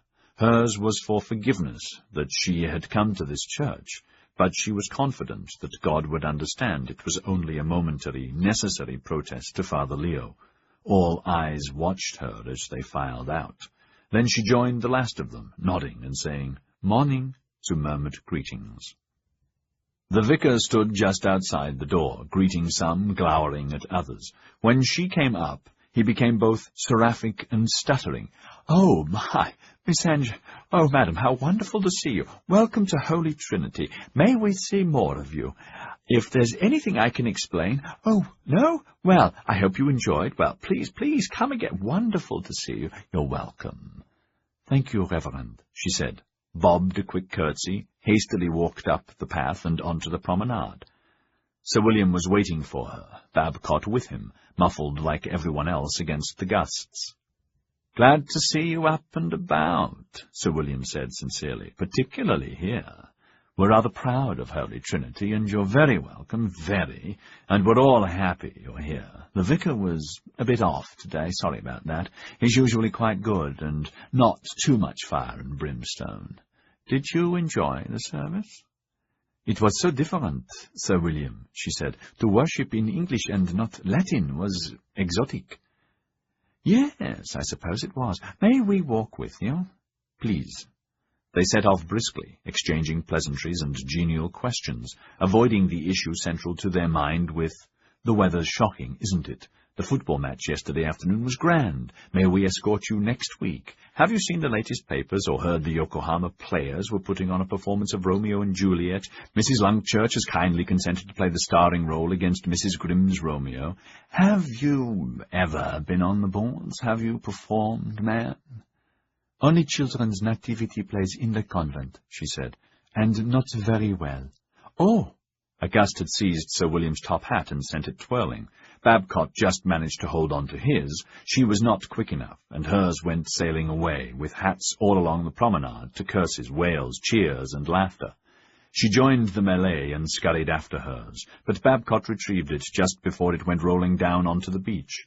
Sir William's was stopped by Philip Tyler, who hurriedly handed it to him, then charged after his own. "My best beaver," Sir William said sourly, brushing off mud that looked suspiciously like manure. Her hat was undamaged, and smiling, she put it back on firmly, adjusted her hat-pin. "Thank you, George. I thought it was going for a swim." "So did I. Can we entertain you at lunch?" "Thank you, but no, I'm staying indoors today." Soon they were at the strewn gateway. Both men kissed her hand, and she disappeared inside. "Lovely lady. Good sort. Good sport," Sir William said. "Yes." Babcock was frowning, looking out to sea. Sir William followed his intent look. Nothing amiss in the bay that he could see. "What's up?" "Her period's begun." "Christ almighty, you've examined her? Or Hogue? Why the devil didn't you tell me?" "We haven't examined her. I just know, that's all." "Eh? How do you think—" He stopped as McStruan and Dmitri went by. Morning to you," he said impatiently, then took Babcock by the arm and started him down the street to the legation. "How do you know, eh?" "I'm a doctor, for God's sake. I saw her yesterday, and today, when I saw her without the veil, it leapt into my head. Her face was a little puffy, and when she ran after her hat, I noticed she ran awkwardly." "Damned if I did. God almighty. You're sure?" "No, but 100 guineas says so against a farthing." Sir William frowned. "Will Hogue know, just by looking at her too?" "I can't say." "In that case, don't tell him." "Why on earth not?" Let's leave it private between us, that's best. Then Sir William said kindly, let's leave Angelique to play her cards as she wants. It is her game, hers and Tess Struan's, not ours. It's ours no longer.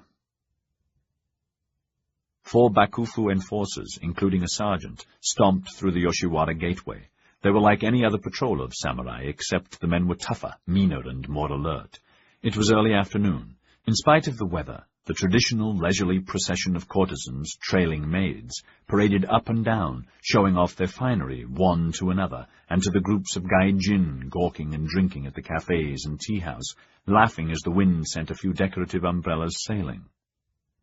From time to time, one of the enforcers would stalk up to the doorman of an inn, or patron of a tea-house or restaurant maid. At once the person would bow and grovel and say, "No, sire, the traitor Hiraga has not been seen. Oh, no, sire, thank you, sire. Yes, at once, sire. No, I don't know him, sire." Almost all of them knew where he was, but kept their peace, hating enforcers, knowing also no reward was big enough to prevent shishi vengeance or floating world disgust at a betrayal. In their world, secrets were the spice and currency of life, adding to the day's excitement. The patrol's progress seemed to be haphazard. Then the sergeants changed direction, turned into the alley of the 3 Carp, and hammered on the door in the fence. Hiraga was trapped.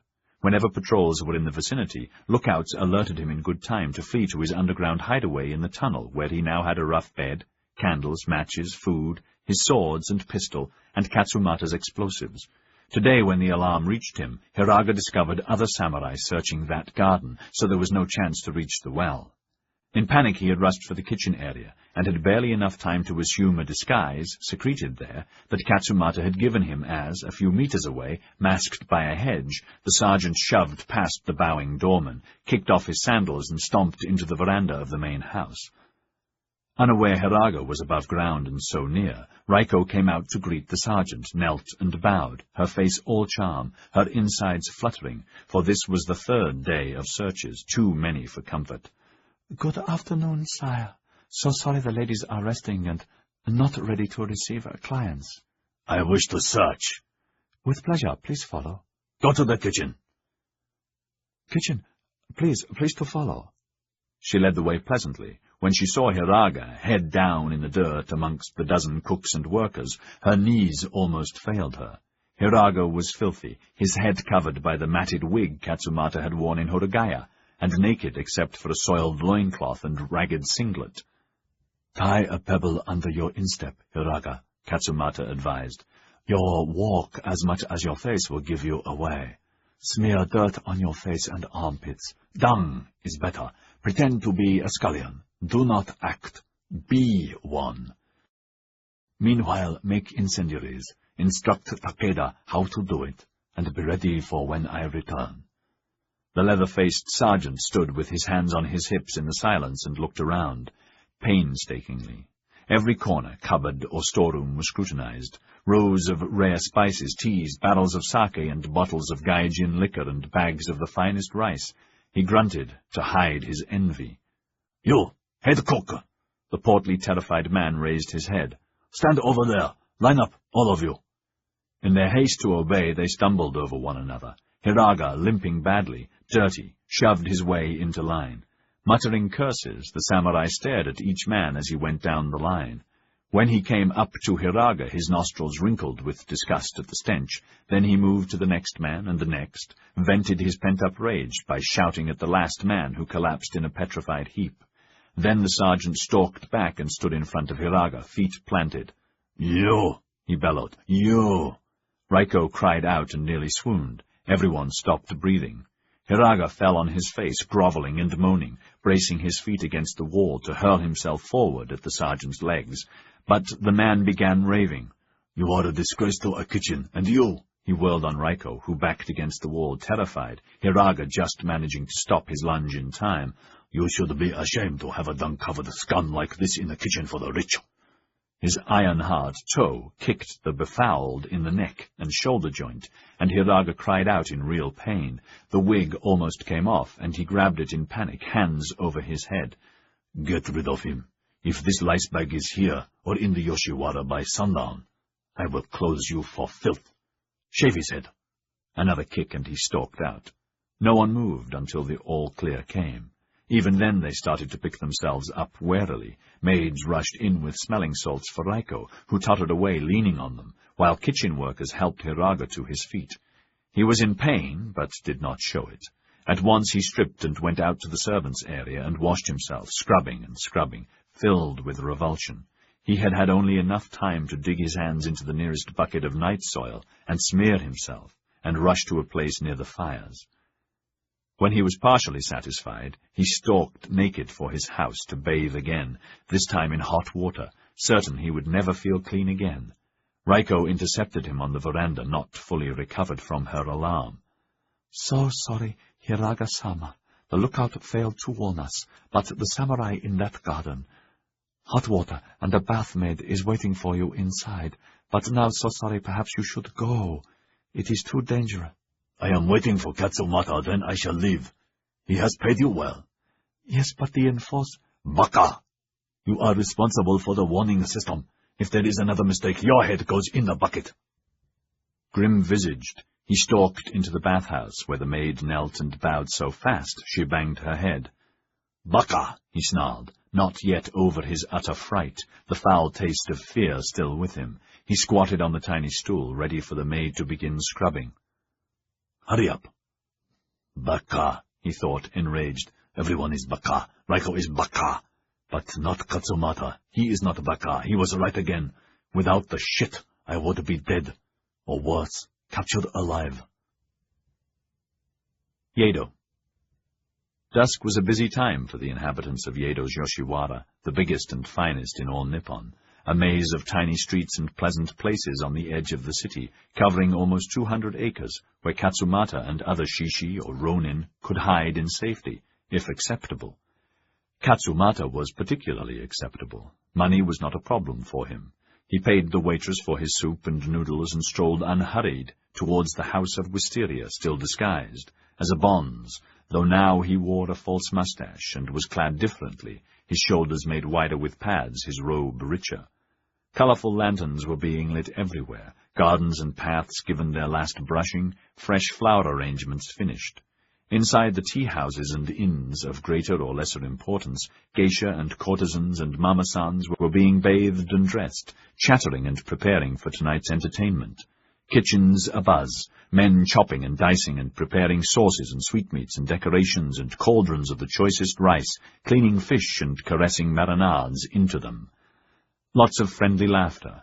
Misery here and there, some in tears thinking of clients allocated, or strangers who must be received and welcomed with smiles and laughter and satisfied, and not the young lovers many hearts yearn for, the yearning to be left alone and allowed to sleep. As always, mama-sans and older, more experienced courtesans gentled them, repeating the same dogma that Meikin was saying to Teko, Koiko's Maiko, now in tears, who was to make her debut as a courtesan this night. "Dry your tears, Moonbeam. Accept without thinking the sad impermanence of life. Accept what lies ahead. Laugh with your sisters. Enjoy wine and song and your pretty clothes. Gaze at the moon or at a flower. And drift with the current of life, like a gourd drifting downstream. Run along now." "I will not accept that Katsumata betrayed my Koiko with just cause," Meikin thought, her heart aching. "He had no need or justification to compromise my precious with that woman Shishi, however brave. Worse, he was Baka to end such a marvelous source of influence and private information from Yoshi's shadow. Stupid, stupid, stupid. But it is done. Finished. Take your own advice, Meikin. Drift. What does it matter, truly?" "I accept that it matters. Koiko mattered to all of us, not the least to Yoshi, now pitilessly against all shishi." Again the mama-san sat at her mirror. The reflection stared back at her. Her makeup, heavier than usual, no longer hid the shadows and sagging care lines. "I accept, too, that I have aged horribly since the Shoya interrupted us, Raiko and me. 11th day of 12th month. Last month, the last day of my life. Just 33 days ago. Only 33 days and I look like a crone, long past the normal span of 50 years.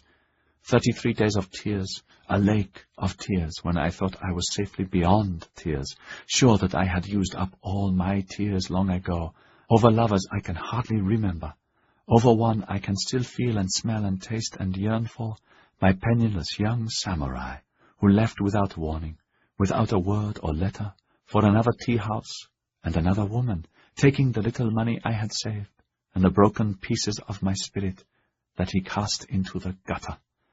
And later then more tears over my baby son, dead in the house fire of his foster parents, his rich old merchant father wandering off like the other, my suicide unsuccessful. Too many floating years, 33 years drifting, one for each of the harrowing days. Now I have 43 years today I was born. What should I do now? Soon the Lord Yoshi will demand a payment. Karma. I accept that I trained Koiko, offered her, guaranteed her. What more can I offer in supplication? What can I do? Her reflection did not answer. A knock. Mistress, Katsumoto-sama is here. He is early. Her stomach felt hollow. I will be there instantly. To calm herself, Makin drank some of the Gai Jin brandy that Raiko had given her.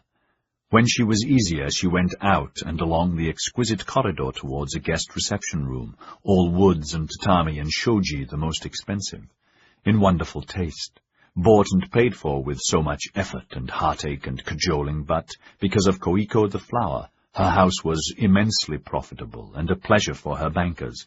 Today she had a meeting. "We notice, so sorry. Your receipts are considerably down compared to last month." "It is the season. A poor time of the year for all tea-houses, and unseasonably cold. A business will pick up with the spring. We are in huge profit for the year. There's no need to worry." But she knew, and knew that Yokoyama knew, that most of her profit was because of Koiko, that now a gossamer curtain hung between her and ruin, if Yoshi decided. "Then why increase your risk allowing Shishi here?" she asked herself. "Particularly Katsumata. He's the first of Yoshi's enemies now. What does it matter? There must be bad with the good. The bad can be dealt with, and the good enjoyed. Exciting to be part of the Shishi, their bravery and the sono joy, their fight for freedom from the yoke of centuries, laying down their lives for the Emperor in their tragic and hopeless quest, all of them so young and valiant, born to fail, so sad. And if they were to win, would those who next rule, would they free us from our yoke of ages? No, never, not us, not women. We will be where we are now, in thrall to the yang. Her eyes caught a glimpse of the moon breaking out of a sunset-reddened cloud, for an instant peerless, to be swallowed again, the red becoming more brown and then gold into darkening flames, one moment alive, the next dead. "Beautiful, ne?" "Yes, Katsumoto-sama, so sad and so beautiful, yes. Ah, they have brought tea. So sorry you are leaving us." "I shall be back in a few days. Have you anything more from Raiko? Anything further about the Gai Jin, their plans?" Makin poured tea for him, pausing a moment to admire the superb design of the cups. "It seems the Lord Yoshi has had a meeting with the Gai Jin leader to make friends with them." She related Furanso-san's information that Raiko's envoy had whispered to her a few nights before, but had kept from him until now. Also the Gai Jin Kanagawa doctor secretly examined the Tairo here the same day, giving him Gai Jin medicines. I hear he is improved. "Baka," he said disgustedly. "Yes, this doctor should be stopped. Raiko's source says he returns tomorrow or the next day to see the Tairo again." "Soka." His interest doubled. "Where? In the castle?" She shook her head.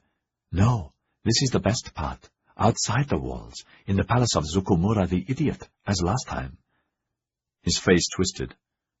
"So many choices, Makin. Rare choices. Just like Utani, ne? So much temptation. Utani's killing still resounds around all Nippon. Hiraga, is he caught yet?" "No. The chief Gai Jin let Akimoto go, and Takeda is still also safe."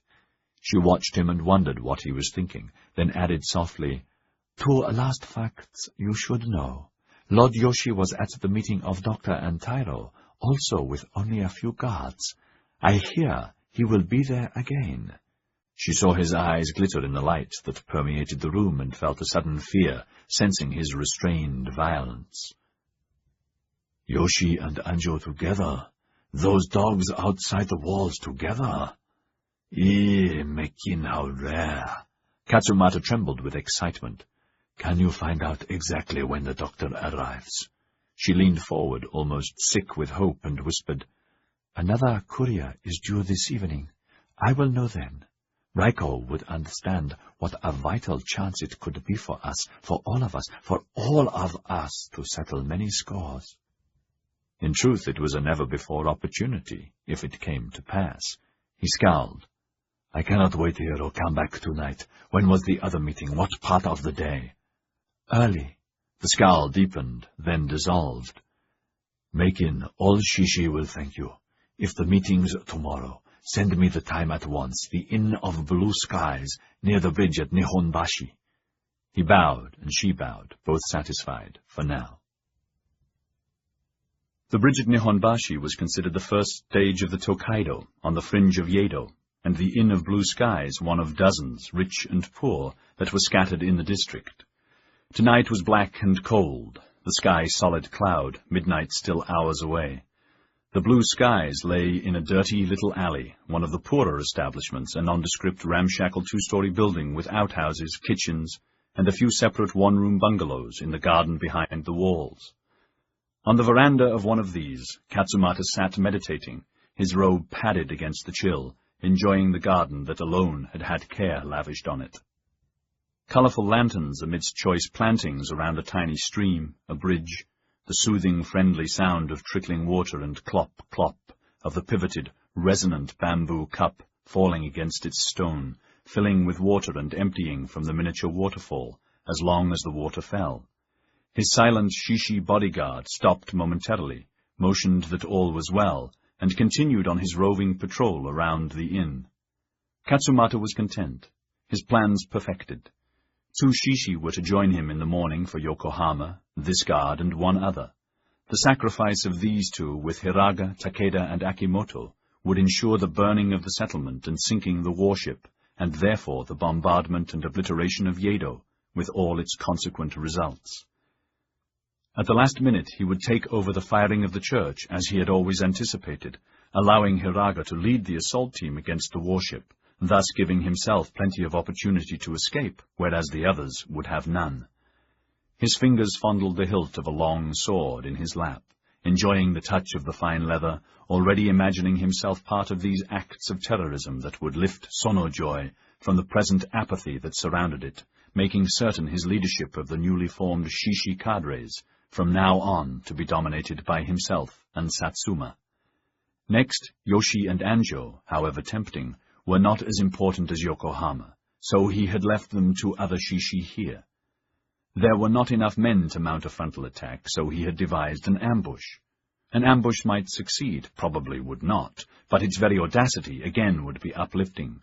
For this he needed to know the exact time of the doctor's return. If Meikin reported it was tomorrow, he would alert men already primed and waiting in a nearby inn for this suicide mission, still leaving him his 2 for Yokohama.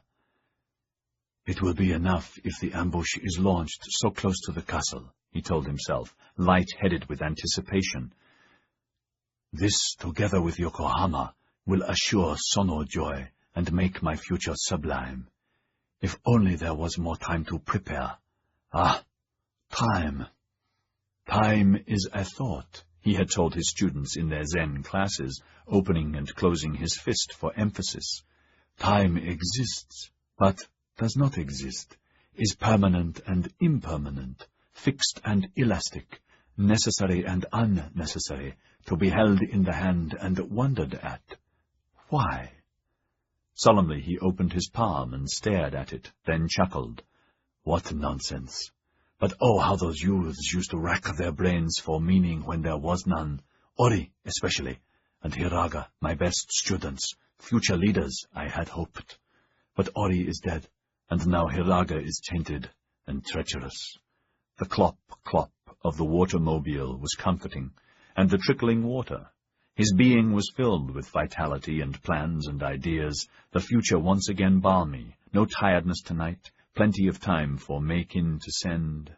A shadow moved in the shrubs, another slight sound at the back, and he was on his feet, sword in hand, racing for the secret door that was hidden in the bushes, but 3 ninja-clad men came out of the shadows and blocked him from it, swords raised. At once he twisted and charged another way, but more ninja were there, the whole garden filling, some moving at him, others rock still, waiting for him to come to them. At once he launched a berserk attack against an easy target, the 4 men closing on him from the left, killing one, the others evaporating as quickly as they appeared. A sudden, blinding pain in his eyes from acid powder they had flung in his face. In agony, he howled with rage, lunging sightlessly at the enemy, his frenzy at being ambushed and tricked, lending him maniacal strength to his arms and wings to his feet. His sword found flesh. The man cried out, armless, and Katsumata coiled and blindly lashed out again, darted left and right again, feinting, trying to wipe his eyes clean, twisting, hacking, darting this way and that in panic, clawing at his eyes. His sight cleared momentarily, an open path to safety, and the fence lay in front of him. Berserk, he leapt forward. Then an enormous blow on the back of his head sent him reeling. In desperation he reversed his sword to fall on it, but another blow smashed it away, breaking his arm. He shrieked. His consciousness vanished. The swirling black pit was an eternity of torment with red and green flashes behind his eyes. No sight there, no hearing but for a gigantic hammering, chest afire, heart pulsating, all openings out of control. Icy water drenched him, and he gasped. Another deluge in his face, and another. Coughing and heaving, he came out of the dark. Agony from his broken arm, the bone splintered and protruding, soared into his head and blew his sight back. He found himself spread-eagled on the ground, helpless, a ninja standing on each wrist and each ankle, but they were not ninja. Now their masks were off. He recognized Abe, who stood over him. Then he saw Yoshi nearby, dark-clad, but not as the fighters. 20 or 30 others all around, silent as the night and the area. So, Katsumata the raven, Katsumata the Shishi, and leader of Shishi and patron of women, Yoshi said, his voice so kind. What a shame you are alive. Please, the truth. Koiko, she was part of your plot, ne? Katsumata was frantically trying to collect his wits, and when he did not answer immediately, the samurai standing on his fractured arm twisted the protruding bone viciously, and he screamed, the iron will he always presumed he possessed, lost with his freedom. Please, oh, please. Koiko, she was part of your plot.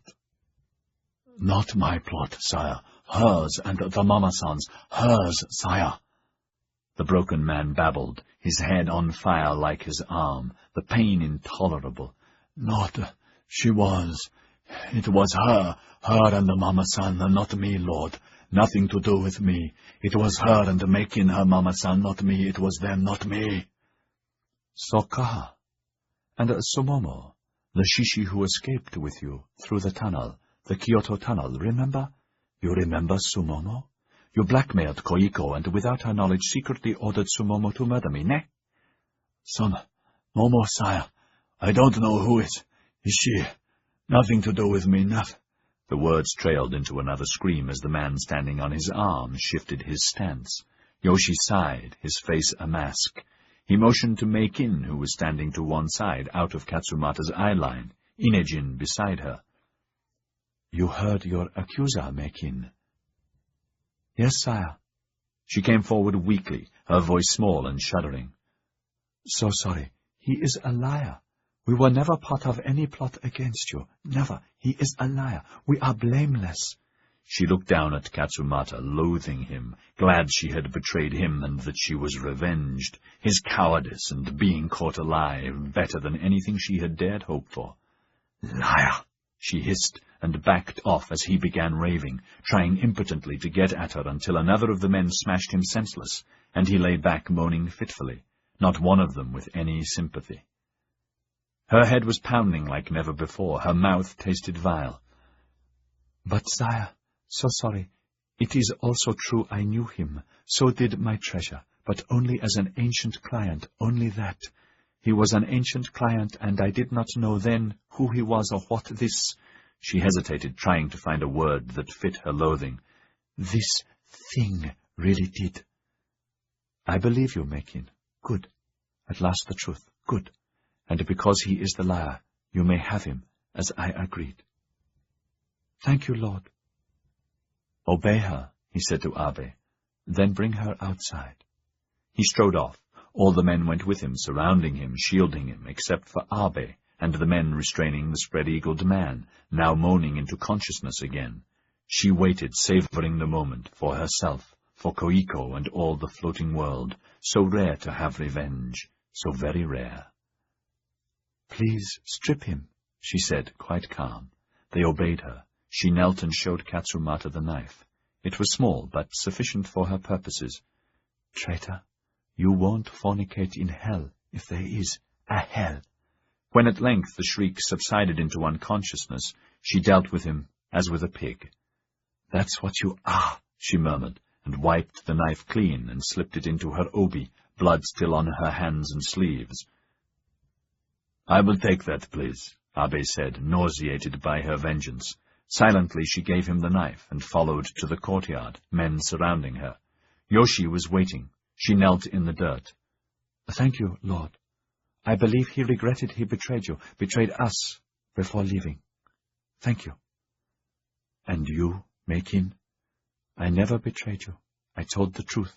I have told you all I know, and gave you the traitor tonight." "So?" Unafraid, she looked at him directly. Not many eyes so unrelenting as his, and dismissed that, preferring to see him as a man, one of 1,000 clients or officials she had had to brave in her lifetime, for money or favors, for herself or her house. "It is time to go onwards, sire." She put her hands into her sleeve, and brought out the small file. "I can do it here, if you wish. My death poem is written. The Gyokoyama possesses the house of Wisteria. But I am of the floating world," she said proudly. "It is not seemly to depart befouled, with unclean blood speckling me and on my hands. I would like to go onwards clean. I would like to go back to my house. A death wish, sire. A bath and clean clothes. Please?" Chapter 56. Yokohama, Tuesday, the 13th of January.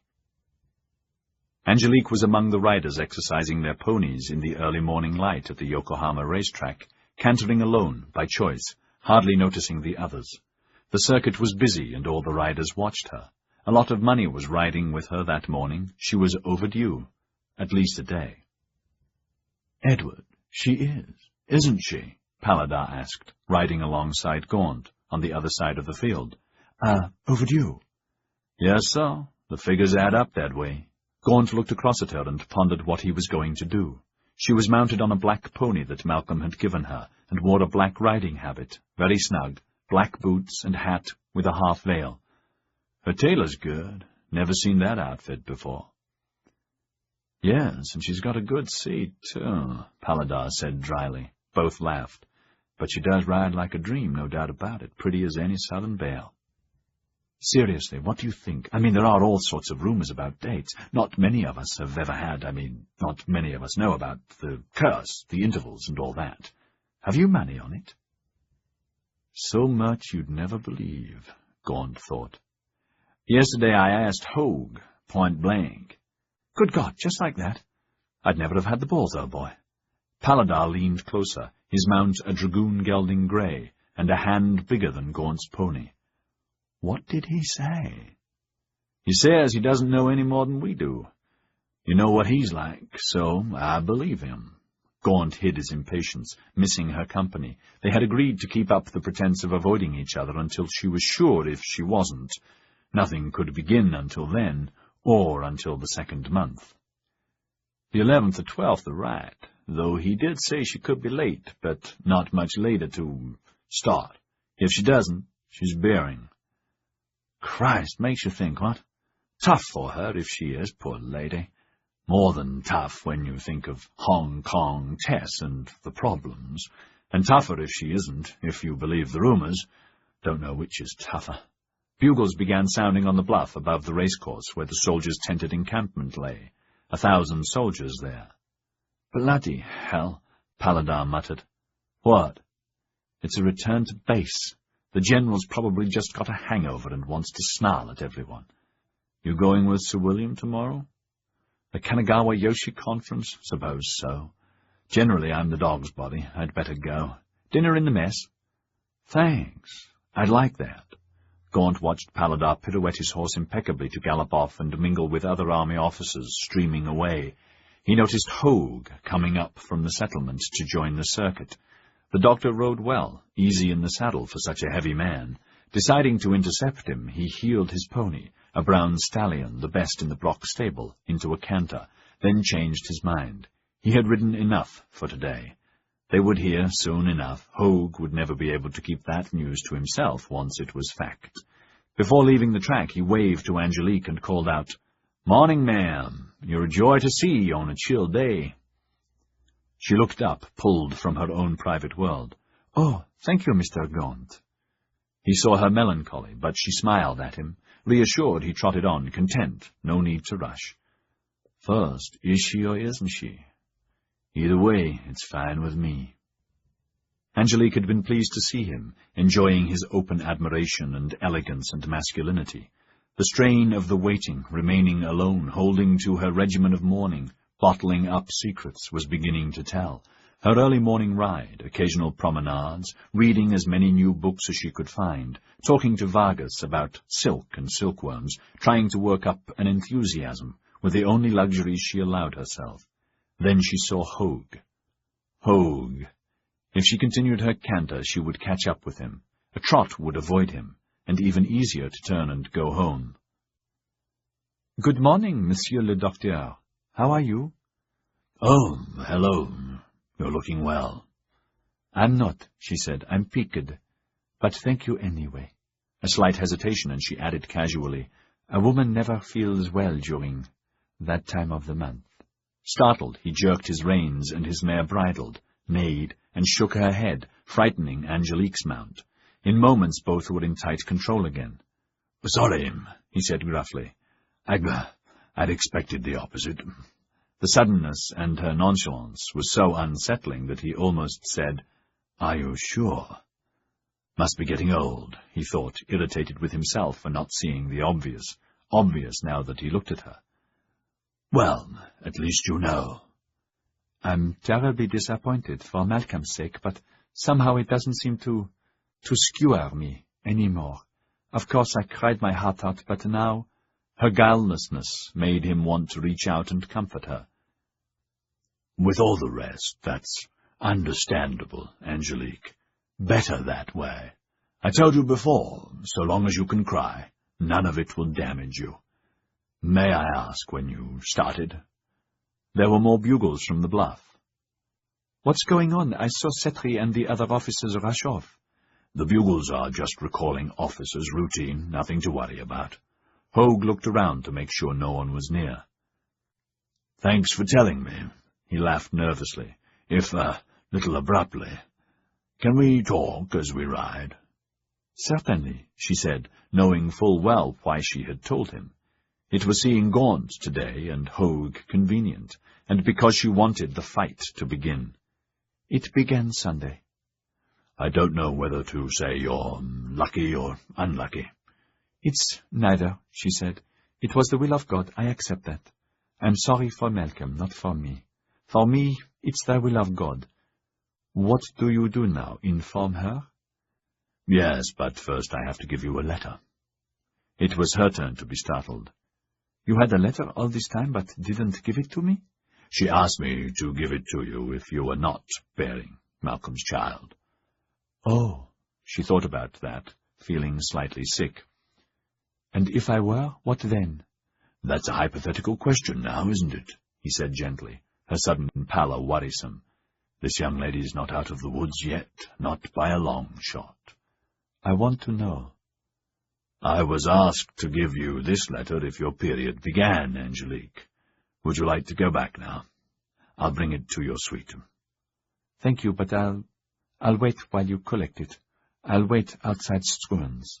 She spurred ahead, finished this circuit, oblivious of the others, every one of them watching her. On a whim she wheeled to take the path for a short gallop to clear her head of fear. Spurs and knees and hands, and the pony was smoothly flat out.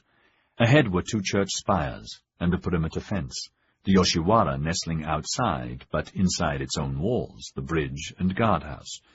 For a moment her mind took her back in time, and it was as if she were galloping towards them, panic-stricken, the bloody Tokaido behind her, hat gone, clothes torn, frightened nearly to death. The vision evaporated as she reined in. How long ago that all seemed.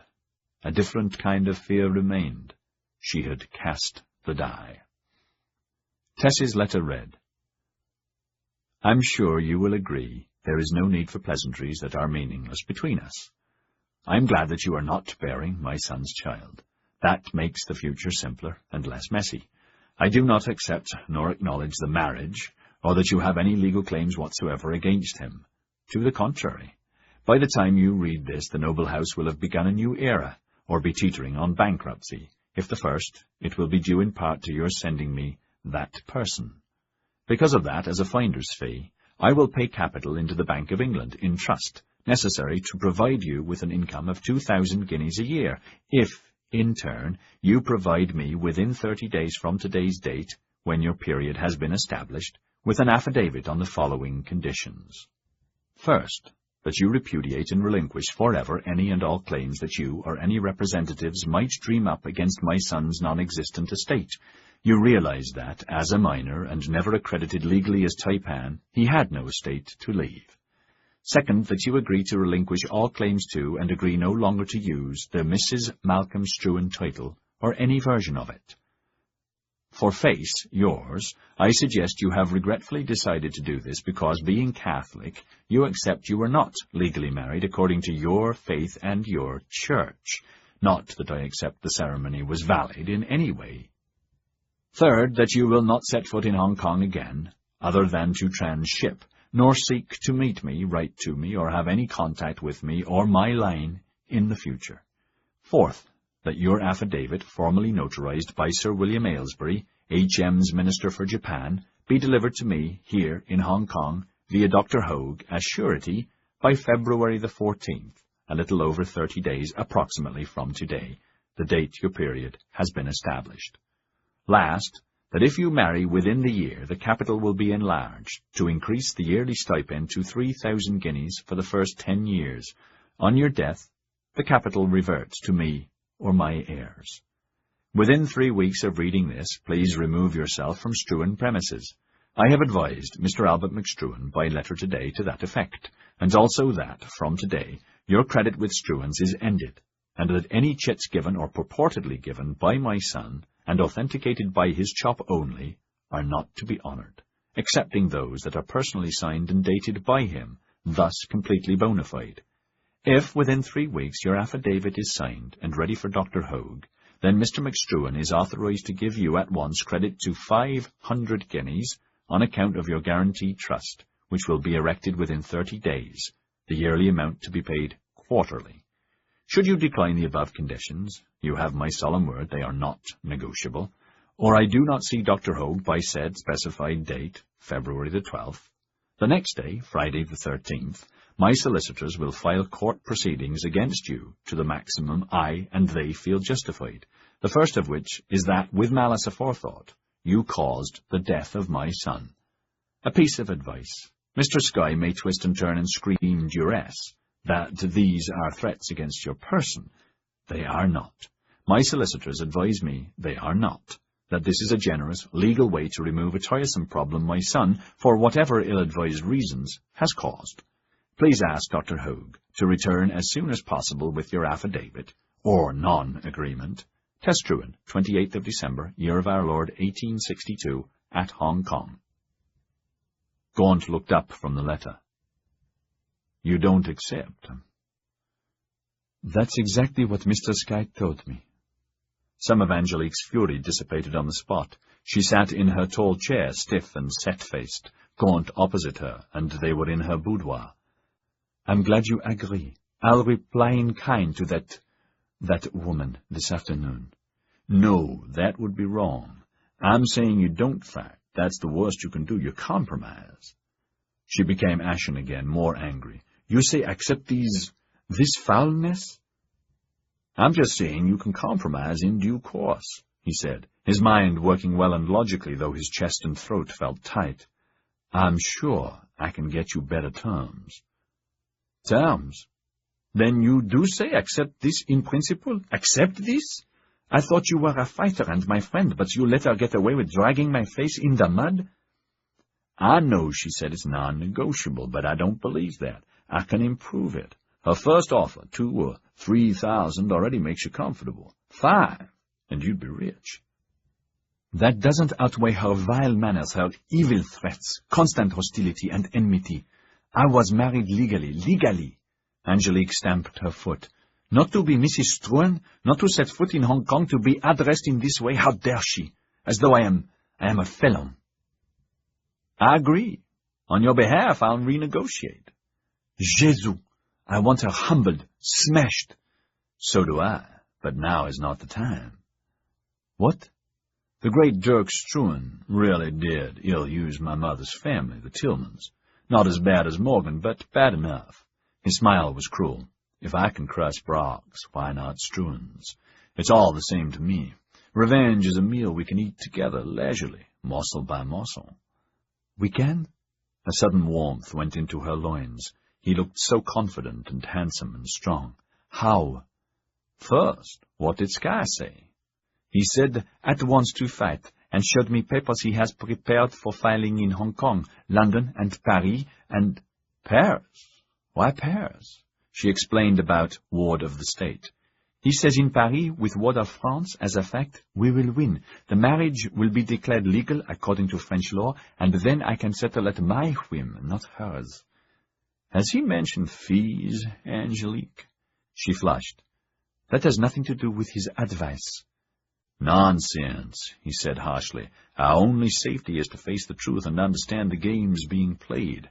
That little bastard, excuse me, but I use the term advisedly. He is, by the way. I found that out in Hong Kong. That little bastard is only thinking of his future, not yours. Imagining himself in various courts, defending this poor but beautiful French widow, swaying various juries, and losing everything for you.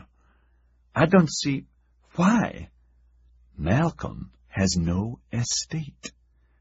But Mr. Sky says, according to French law, that... Wake up, Angelique. His voice was even harsher. It was vital to get her out of this stupid, useless rage. The moment he had come into her boudoir and had seen her tight-lipped, seething, a letter shaking in her hand, he had realized that this was the letter Hogue had told him about, that therefore there was no child, and now Plan A could be hurtled into place. His joy had crested. Pretending to know nothing, he had begun cheery greetings, but these were spurned. The letter shoved at him, her fury making her even more attractive, the passion good for both of them, he had thought contentedly. But now it must be channeled and refined, like his. Skies full of wind, wake up. I am awake, he is not, and don't think for a moment... Stop it. Use your head, for God's sake. It's you who are at risk, not him. For an instant he wondered again what Tess's second letter, the other letter, contained that now no one would ever know. Hogue had said part of the agreement with Tess was that, prior to delivering this one, he would burn the other unopened. Would Hogue really do that?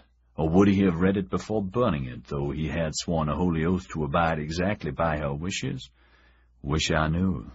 But then that's only icing on the cake. Angelique. Dear Angelique. He tossed the letter on the table as though it were dirty, believing it to be wonderful, got up and sat beside her and took her hand. Paris and French law and all the rest are only for Sky's benefit, not yours. Even if he won, I'd wager 10,000 to 1 against. Their ruling would have no bearing on Testruan and Hong Kong.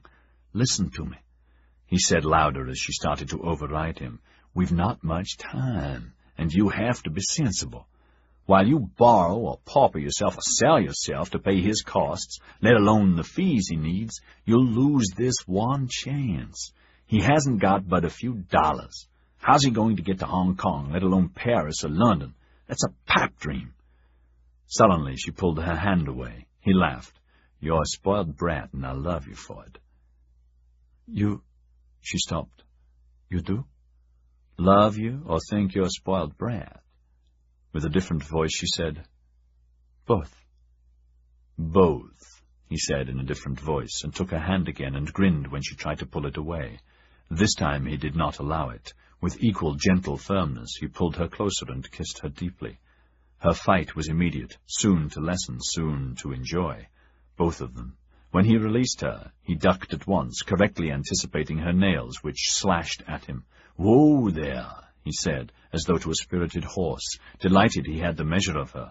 "Whoa there, Nellie." She laughed in spite of her anger. "You're a devil." "Yes, but I'll make a fine husband, ma'am." Her smile faded. The anger vanished. She got up and went to the window and stared out at the bay and the ships there. Lots of activity around the warships. He watched and waited, hoping that he had judged correctly. When she was ready, she said, "You say compromise, Edward. How?" "I'd take the next fastest boat to Hong Kong," he said. "I'll see her at once and make changes you and I agree on, and I think are possible. I'm sure I can up the stipend. 5 instead of 2 or 3,000 would be acceptable, yes?" "She says those disgusting terms won't be changed." "I will change them. Some of them." "Which?" "We can discuss those today and tomorrow. I'm confident about the money." "Mon Dieu, the money's not everything, and why so quickly? There's till the 14th of next month." "I must be first with the news to catch her off balance. That makes my bargaining position better. For you," he added. She turned and looked at him. "Also for you, too." "Also for me," he said. These twists and turns and risks and gambles, a wrong word, fatal, more thrilling than the best poker game he had ever been in, the stakes the highest. Her and his future indivisible. And she holds most of the aces, he told himself, though she doesn't know it. Her immediate agreement to Tess's demands, at his persuasion, would make Tess more keen than ever to be his ally, so vital to his future. Her 5,000 guineas would help to cement Rothwell Gaunt, and her venom would ensure Tess's end. "I love you, and want to marry you," he said. "Please." "It's much too soon to answer that." "I don't agree. You're footloose and fancy-free." "Because I'm not married and never was?" she snapped. "Calm down, honey. Think calmly. We're adults. I have a right to ask, to say I love you and to want to marry you." She dropped her gaze and conceded, needing him. He alone could shield her from Tess. "Sorry, yes, sorry. The letter unsettled me. But it's too soon to answer you, really." "I don't agree. I believe you love me. The promise could be private, not to be advertised between us. I love you. We would make a grand team," he said, meaning it. "The future's vast for us once this," he motioned at the letter, "once this no longer threatens you. We've much in common and a common goal to destroy your enemy and mine, at leisure." "I don't love you. I like you immensely. Perhaps I would love you in time, and I would try if I was to marry you. No, don't move. Let me finish." Her fingers were toying with a pearl buckle that she had bought in the village, and that reminded her, as McStruan would not honor her remaining chits, it was, apart from her engagement ring and the jade ring, the only jewelry she still possessed. And Andre would be around this afternoon again. She put that worry away for later and concentrated. "Curious that Edward should have the same idea that I have. We think alike in many ways. For the moment, let me answer that later. When's the next ship for Hong Kong?" "The best and fastest would be tomorrow night. Cooper Tillman's Atlanta Belle. Direct to Hong Kong, then San Francisco," he said at once, arrivals and departures in the forefront of every trader's mind. "She'll be in Hong Kong before our clipper, Night Witch. She's not due here for 3 days." "You'd want to be on her, the Atlanta Belle?" "Yes." "Then, Edward, let's discuss what you think can be bettered with that woman in the morning. That gives me time to think. If we agree, then please go quickly to Hong Kong, and hurry back quickly." "Good. But your answer to my proposal?" "I will give you that when you return." "I must have it before I leave." "Why?" For my pleasure, he said. She saw the same strange smile and wondered what was behind it. Why, seriously? He got up and stood over her. Because it's vital to me. If you'll marry me, the sky's the limit. You'll adore Shanghai. It's the greatest city in Asia. Makes Hong Kong look like a backwater. You'll be the toast of the town and live happily ever after. I promise. Now, please promise. I promise to give you my answer when you return. There should be trust between us, she said, and he remembered saying the same thing to Tess. When you return. Sorry, my dear Angelique, I need to know before I go. Oh, you won't negotiate for me? With Tess? He did not answer at once. I'll negotiate for you. And I'd like to marry you tomorrow, tonight. Nothing to do with Tess, but that's not possible. He went closer and held her shoulders in his hands and kissed the tip of her nose. Jolie mademoiselle, an answer, please. By sunset tomorrow? I'll have to board then. An answer before God. That afternoon, the news about Katsumata and Meikin's suicide reached Raiko in her private quarters. She fainted. When she had begun to recover, she sent a maid to ask Hiraga to find Akimoto and Takeda urgently. There were terrible facts to report. They came quickly. Weeping unashamed and wringing her hands, she told them about Yoshi capturing Katsumata, about his death and that of Meikin, Koiko's mama-san, but not that she had betrayed him. This is the end. If Yoshi found out about Katsumata and Meikin, he knows about me, about you. We're all betrayed. Who's the traitor? It's only a matter of time. Again her terror soared.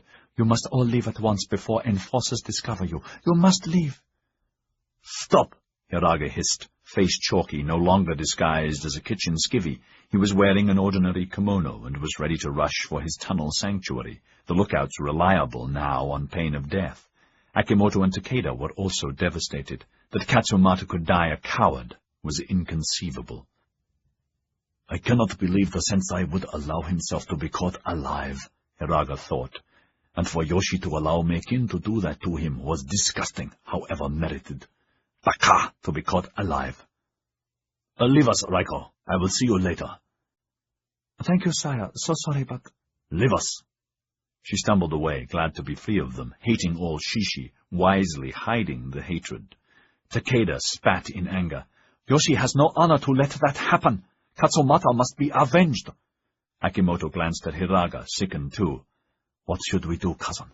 That old crone is right. The search will be stepped up. We should slip away tonight. Try to, eh? You are baka! We are surrounded like rats on a carcass. In fact, Hiraga, though pretending rage, was weak with relief. With Katsumata dead, now there need be no attack. Once again he was in charge of his own destiny. We must not make a mistake. Takeda said, I agree we are rats in a trap here, so we attack as the sensei planned. We've the bombs now, so no joy. No, we're safe for the moment. Akimoto said, Hiraga, if Yoshi gave Katsumata to this Meikin, it was a reward, ne? In return for betraying him. Raiko will do the same to us. Maybe she is the traitor who betrayed both of them to Yoshi in the first place, eh? Takeda scrambled up. Let's kill her and begin. Sit down, Hiraga snarled. We need Raiko. She has proved her worth in the past. And you forget her. No Mama-san is trusted wholly. Sit down, Takeda, be logical. She will not betray us. She is only a money-grubbing harridan, like any other Mama-san who, if you let her, will charge you for a third-rank whore when the girl's only a streetwalker worth hardly a copper mome. Meikin gave us good information in the past. It was because of her we caught Utani, the pederast. She herself was betrayed. Yoshi and the Bakufu have thousands of spies. We're not safe here, Akimoto shuddered. I hate this place. This Gai Jin Yoshiwara is infected with their plague. I vote with Takeda. Attack, escape, or die. Not yet. Let me think. Takeda watched him narrowly. You knew this, Meikin? Many years ago. Hiraga almost added, and Koiko, tempted to tell them the real reason for the betrayal, but decided not to, relishing the manner of Katsumata's death. Now Tsumomo is revenged, and so is Koiko. Now their spirits will become kami, or they will be reborn again on the 31st day, as the gods decide. If there are gods. Now I can forget them, though they will all live forever. The sensei begging for mercy?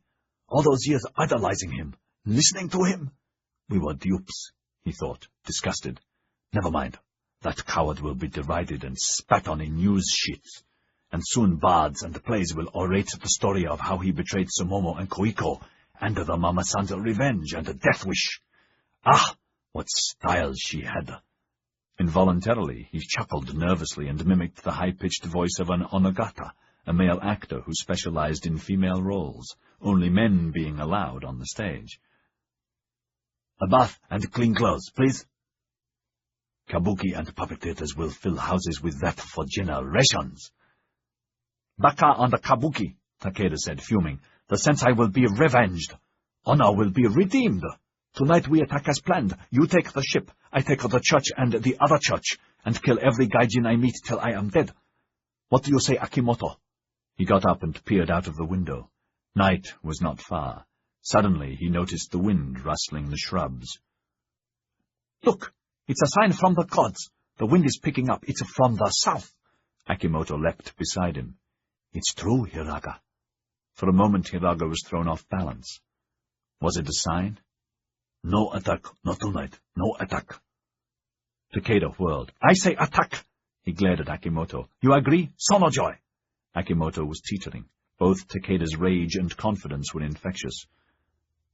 Fire would cover our escape, Hiraga. A little one, perhaps, Hiraga said irritably. Not an attempt to burn all Yokohama. His brain was oscillating, and he had no solution yet other than his final plan, and no way to effect that without Taira's help and purging Yoshi's grasp from around his neck. Tomorrow or the next day we come. Tonight, Takeda said insistently, his anger barely in check.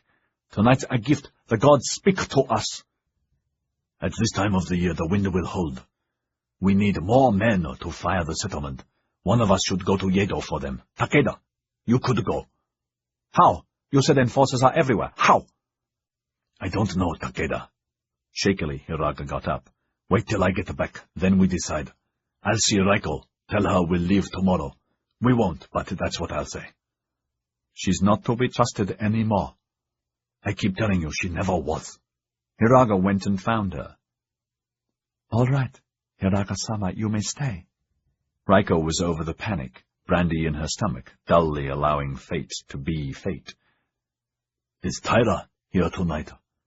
No, not tomorrow. Furanzo-san is. I know he is. Send for Taira. You can do that, can't you? Yes, and when he arrives, what should I tell him? She said listlessly, then jerked awake as Hiraga ground the words through his teeth. You tell him, Raiko, that Fujiko has decided that she no longer wishes to sign a contract, that another Gai Jin has approached you with a better business arrangement. But her contract price is fantastic or good. He is no fool. He'll compare prices, and I'll lose him to another house. He's already visited some. I'll lose him. You will lose your head if the turmoil you're in isn't solved, he said sourly, and the rest of your well-fed corpse will be feeding her fishes. Solved? She became all attention. There is a chance, Hiraga-sama. I've a chance? You know of a way? Do as you're told, and I may be able to save you. Send for Taira, now. Coldly, Hiraga looked at her, and went back to the other two. They were on the veranda watching the bushes bent by the wind. We're safe for a day or two, Takeda said with a sneer. Little does she know she's dead, and tonight Yokohama will be dead, cleaned of vermin. We will delay one day. Tomorrow night is best. Takeda's anger began to return. Why? Do you want a chance of escape? To deal the death blow, but live to enjoy it, all of us? I agree with you, it is time. You are right, Takeda, but tomorrow gives me time to plan. After a moment, Takeda said, Akimoto? Let us agree to delay, to escape as well. Hiraga's wise, Takeda, ne? The silence grew immense. Delay. One day. I agree. Takeda got up and left for his hideaway in the next tea house.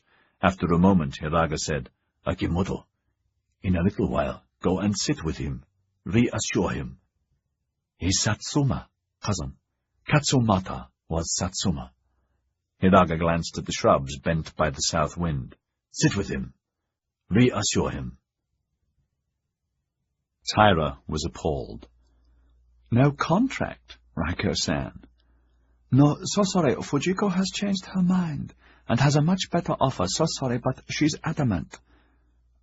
Please? He asked, missing most of her Japanese.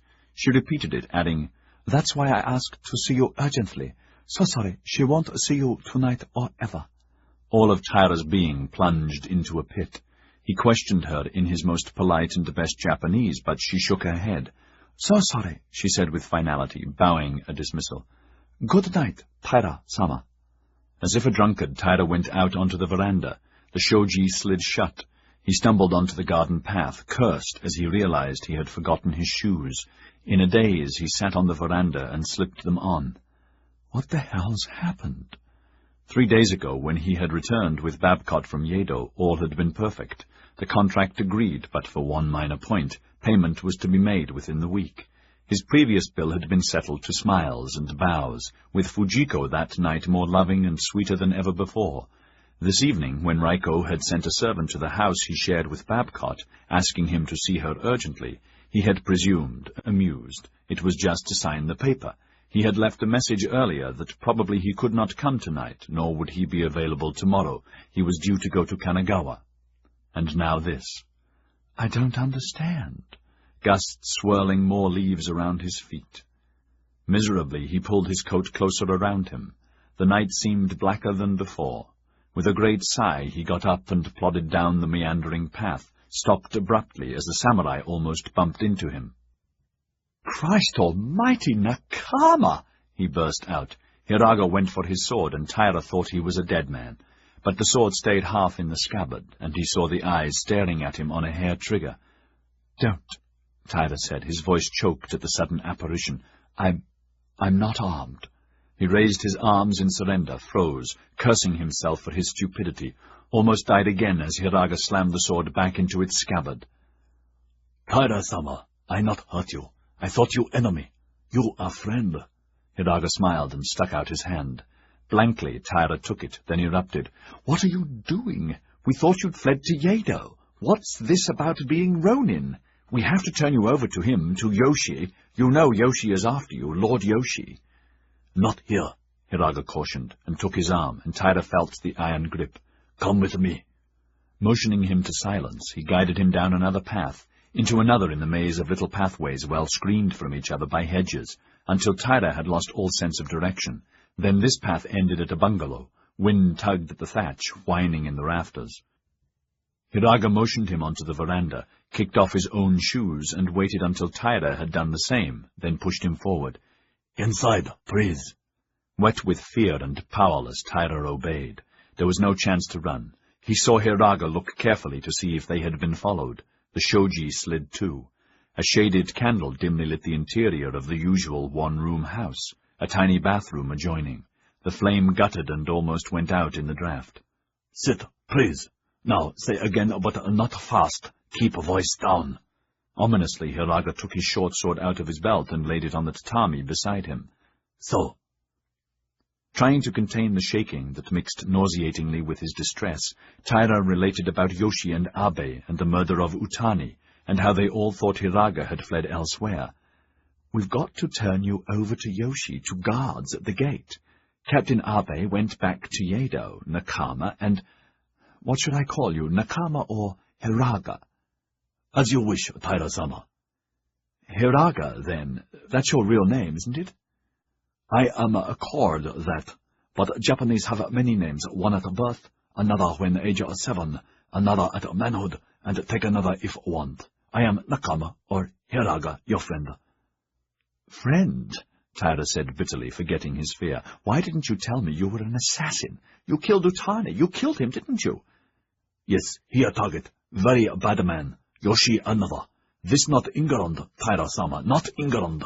These bad men, the Bakufu. They thief power from the emperor. They tyrants.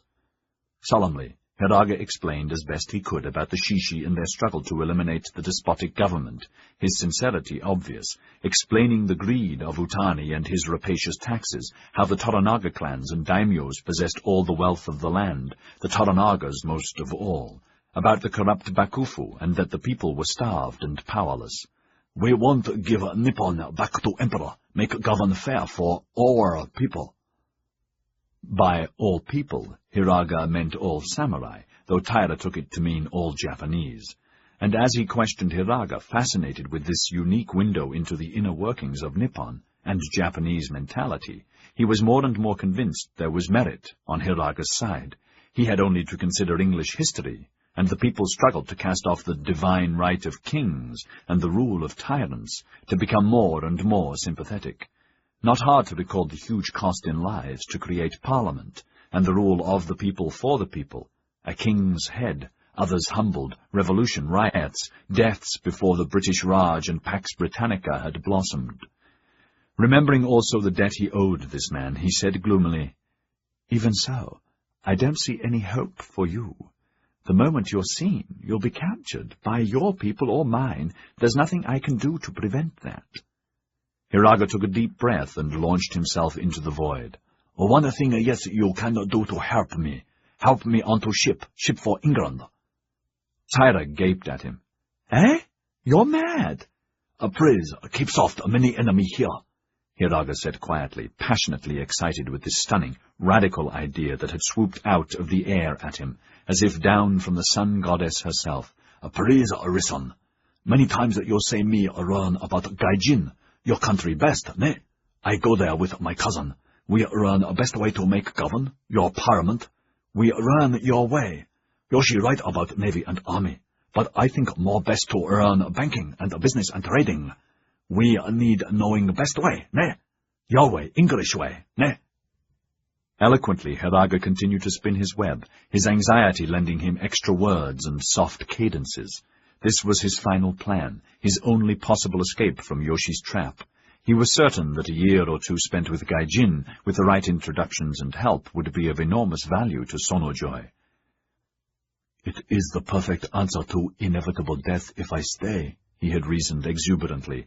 "In a year or two, we will return, perfect English speakers, bursting with their secrets about production and stock market, rifles, cannon, tactics, strategy, the methods they use to conquer the outside world, even to humble China. This is the land of the gods. China should be ours, not the Gai Jin's. Before I leave, I'll tell our Choshu Shishi leaders of my plan, and somehow keep in touch through letters." "It's simple, Taira-sama. You speak to captain, we sneak aboard. No one need know." "Sir William would never agree." "Perhaps no need speak him." Hiraga leaned closer, giving him the option, unsure of himself. "Or if speak, I speak too. Think he agree, ne? Very important for English have Japan a friend, a good friend. Jamie-sama, he help too if ask." "Who?" "Jamie, big beard man, bigger as you. Jamie." Jamie McVeigh?" "Yes, Jamie McVeigh." Now that the idea had sunk into him, Taira's mind began working better. There were tremendous long-term possibilities in doing what Hiraga suggested. It had ever been British policy to educate, re-educate, selected foreign students, the more important or princely the better. Many were radicals or revolutionaries in their own country, India notably. Hiraga was very intelligent, and if an enemy of Yoshi, important. "Judge a man by his enemies," his father had said. And while he chewed over Hiraga's suggestion, he also wondered how his father and mother were, and his friends. Sad that he could not see them or be in London soon, no home leave for 2 years. At the same time, he was proud to be part of the diplomatic service and a cog, albeit very small, in the vastness of British Empire building. Hiraga's idea is good. It would work. But how to get him out and how to get Sir William to assist? Willie's the key. The more he thought about it, the more his hopes sank, the more he had to admit he was stupid to even consider it, becoming more and more certain that Sir William would not, could not, countenance such a ploy. Not with this man, an admitted killer, not Hiraga, who was a pawn in the far greater contest for Yoshi. There was no quid pro quo for Sir William, No compensation, no reason to risk Yoshi's enmity, the power of the future, whatever Hiraga claimed.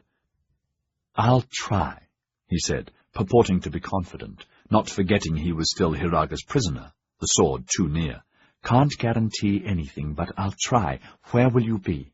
Hiraga was satisfied, his gamble immense, though with room left to maneuver. He had convinced Taira, now again on his side.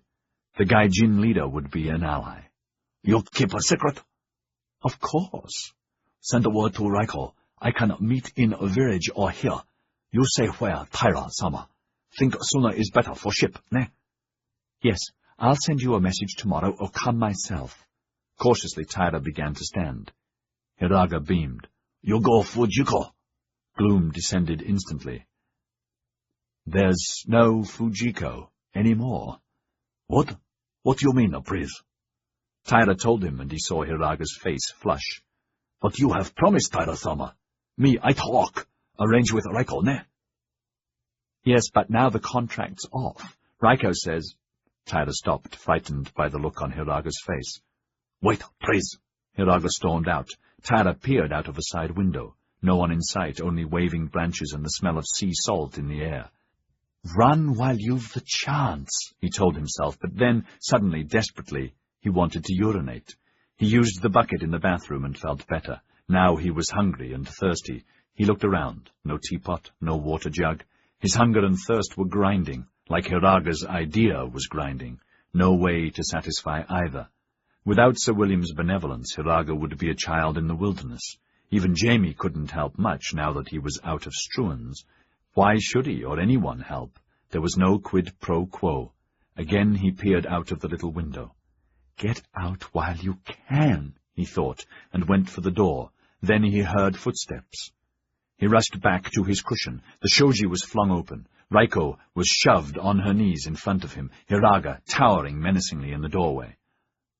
"Oh, so sorry, Taira-sama," Raiko said, stumbling over the words in abject haste to apologize and placate him. "Oh, so sorry, I made a terrible mistake." Her words were a fountain. Taira understood little of them, though he got their message clearly. "Enough," he said firmly. "Bring contract now, I sign." Meekly she brought out the scroll from her sleeve and offered it. "Wait," Hiraga ordered. "Give it to me." She obeyed instantly and put her head down again. He scanned the short document, grunted. "This as agreed, Taira-sama. You sign later," he said in English again. "This person," he pointed angrily at Raiko, "says make a mistake, says Fujiko begs honor to see you now. So sorry for the mistake. Her mistake. Baka." He snapped at her, adding in Japanese, "Treat this lord properly or I'll destroy this tea house. Make sure Fujiko is ready, very ready, now." "Hi, Hiraga-sama." Mumbling profuse apologies, she fled. Once safely away, she chortled, delighted with her performance, with Hiraga's ploy, and that the deal was done. Taira, elated, thanked Hiraga, too happy to worry about how his obvious friend had changed her so quickly. "We'll never understand some things about these people. I'll sign the contract and bring it back tomorrow." "Take time. Keep woman-dog waiting." Hiraga smiled and gave him the scroll. "Now I take you Fujiko. Ikemashou." "Domo arigato gozaimashita," Taira bowed, as a Japanese would bow to someone owed a considerable favor. "Friend help a friend," Hiraga said simply. Chapter 57. Later that evening, Taira awoke, completely satisfied. His timepiece read 9:20. Perfect, he thought. He lay beside Fujiko, who was fast asleep, the futons and feather coverlets as clean and sweet-smelling as she was, warm and comfortable.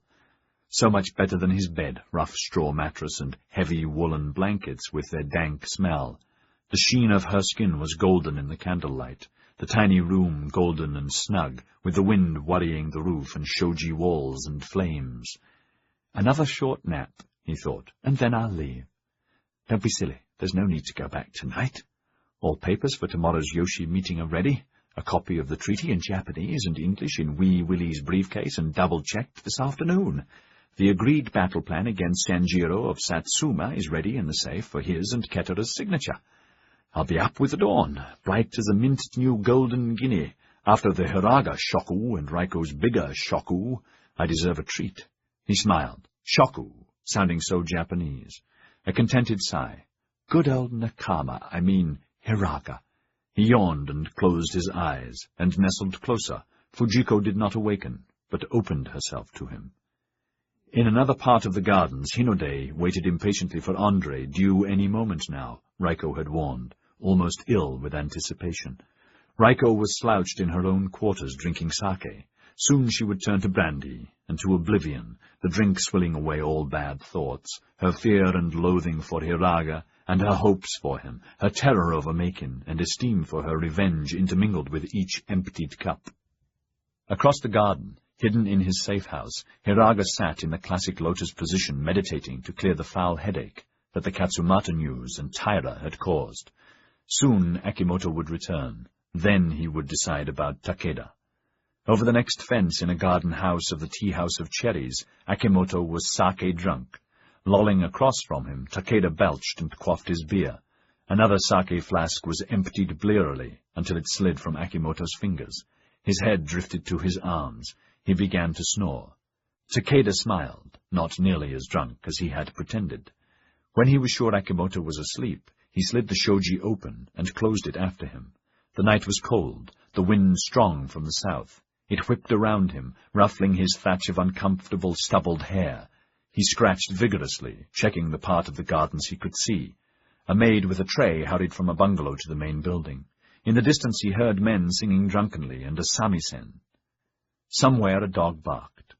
When the maid had vanished, he put on his dark padded jacket, stuck his swords in his belt, stepped into his straw sandals and darted down the path, turned onto another, then another, until he was near the fence.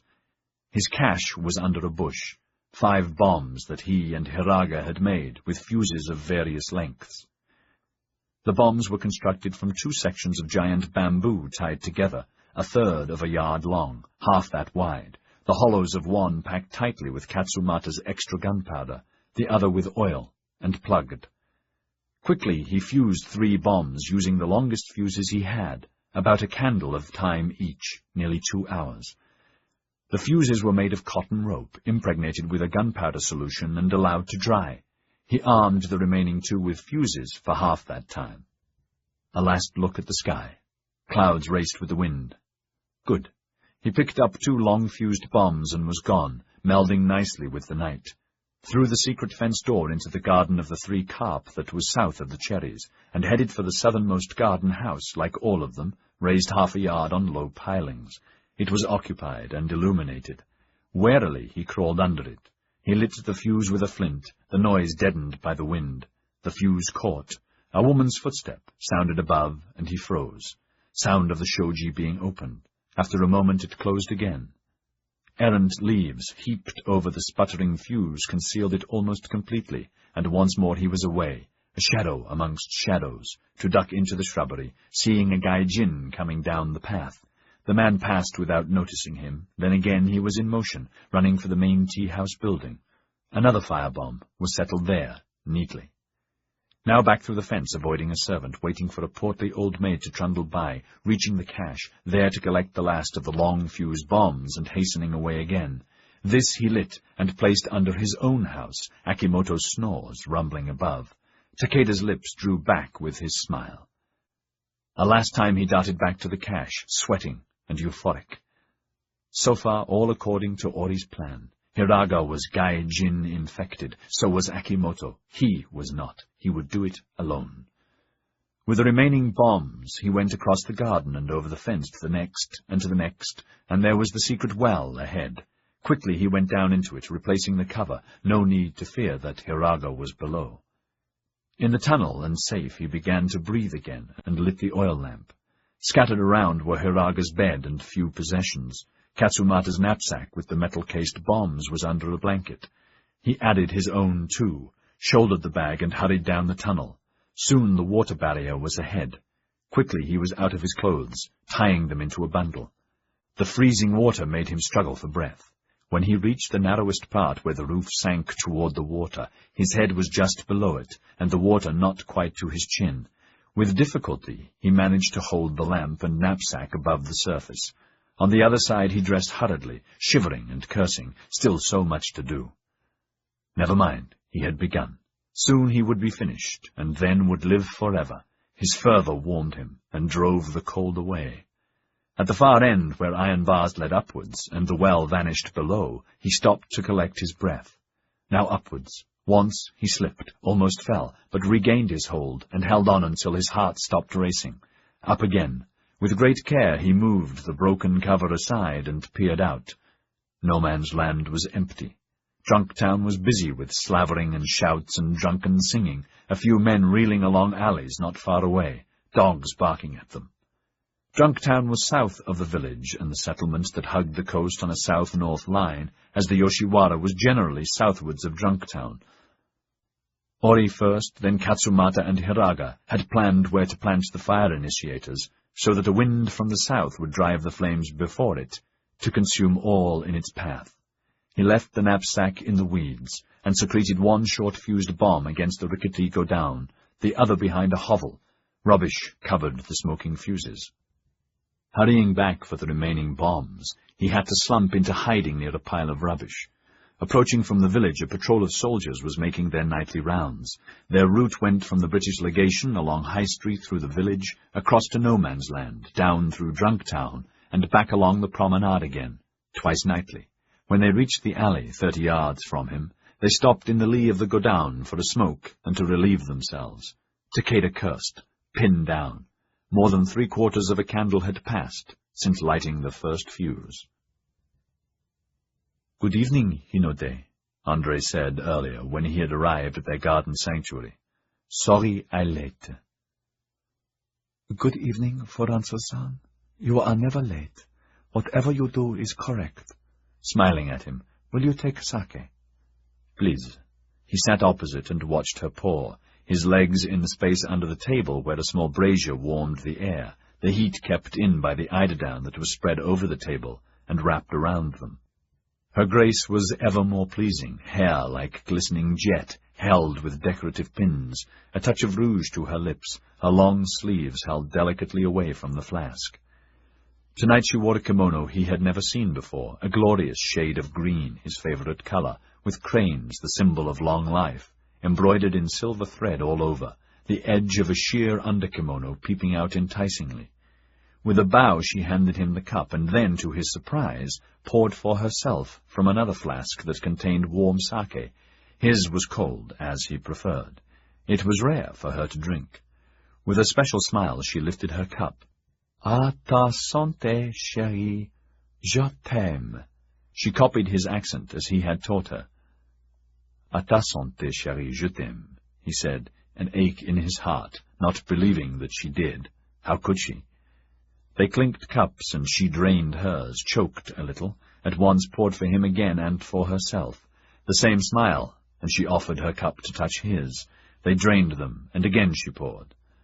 "Mon Dieu, Hinode, you careful, yes?" he said with a laugh.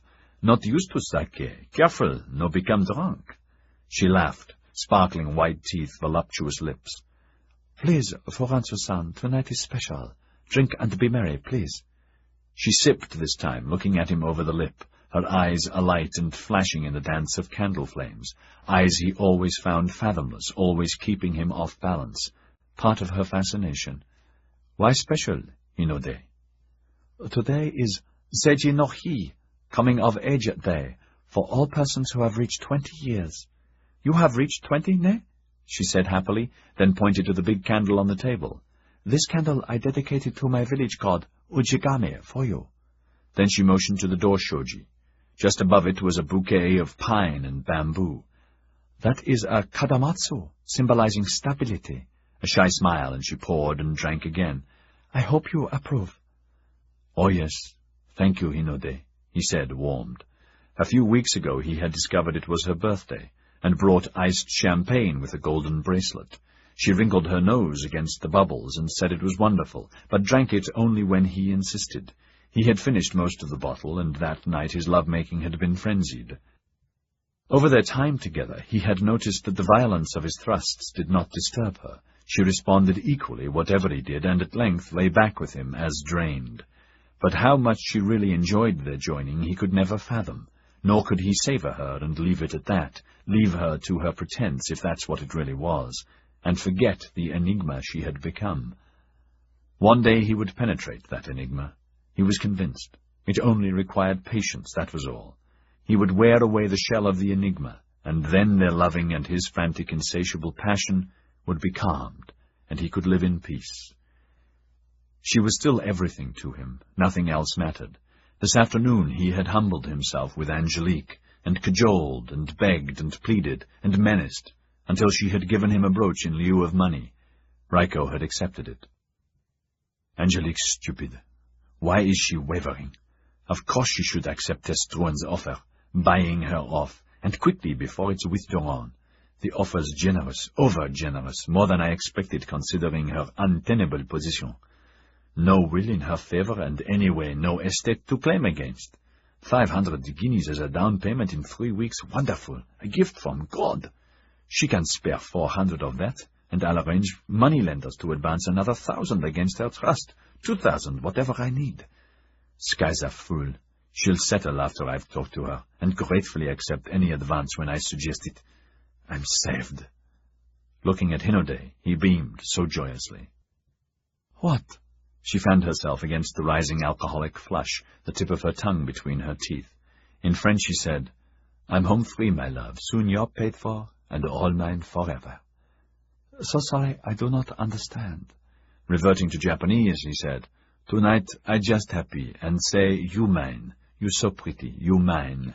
She bowed her head at his praise. You are handsome too, and I am glad when you are happy with me. Always. But this was not true. Frequently he was angry and stormed away. Always the same problem, a chance remark leading to asking, then taunting, pleading, demanding, begging, shouting. We don't need darkness. We're lovers, and we don't need the dark anymore. We are friends as well as lovers. I am committed to you forever, forever. I love you. You can never know how much I love you. You can't know. I keep asking and asking and asking, but you just sit there. Always the same patient, abject response, head to the floor, her voice soft, with or without tears, and absolute. Please excuse me, but you agreed. So sorry. But you agreed. Again she drank, and he saw the increasing blush in her cheeks, watched her pour again, her fingers unsure and a drop spilled. She caught her breath with a chuckle. Oh, so sorry. His cup filled again, and hers quickly drained, her tipsiness making her even more alluring. Oh, that's very good. Very, very good, ne, François-san?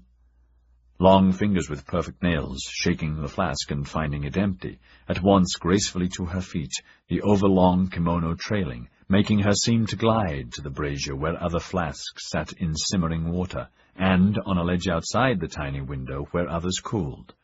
Wind came into the room momentarily, and with it an unexpected odor, gunpowder smoke, faint but unmistakable. What's that? He said in French. She looked at him startled. Please? Now that the window was back in place, the odor had vanished. Nothing. I thought tonight everything about her enticed him. Nothing. Please sit. Here. Obediently she sat beside him, bumping him, chuckling. Unsteadily she poured again. Amused, he drank with her, the sake warming, but not as she was warmed. Under the blanket her leg touched his. His hand went to her, the other around her waist, and they kissed, her lips whisper-soft and moist, her tongue sensuous. His hand went higher. She broke from the embrace, laughing. Wait, not here, tonight. Like an excited schoolgirl, she pushed away, lifted herself, and went for the bedroom and its single lamp, as always, to blow it out, and then, when she was ready in the darkness, to invite him in. But tonight she stopped at the doorway, steadied herself against it, and turned, eyes glowing. François-san. Watching him, she hummed as she removed the long pins in her hair, and let it cascade to her waist. Now she loosed her obi and let it fall. A chuckle. Then her kimono, and let that fall. All at once he was breathless, transfixed. The gold of her under-kimono shimmered with the candle flames, the sheer silk revealed, but did not. Again the tip of her tongue toyed with her lips. Coquettishly she loosed the ties, and let the under-kimono open slightly. No underclothes beneath, only the narrow line of her body revealed, from neck to tiny feet. And all the time the enigmatic smile and eyes beckoning, compelling him to wait, promising, tantalizing. Wind rustled the shojis, but went unheard. His heart was pounding as never before. He forced himself to remain seated. Now he could see her chest rising and falling, the nipples of her small breasts hard against the silk.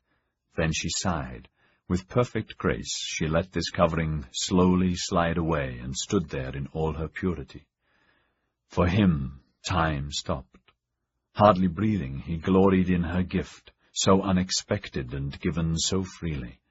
When he could endure the waiting no longer, he got to his feet. His arms were gentle, and he kissed her with all the passion he possessed, strong against her, she limp in his arms.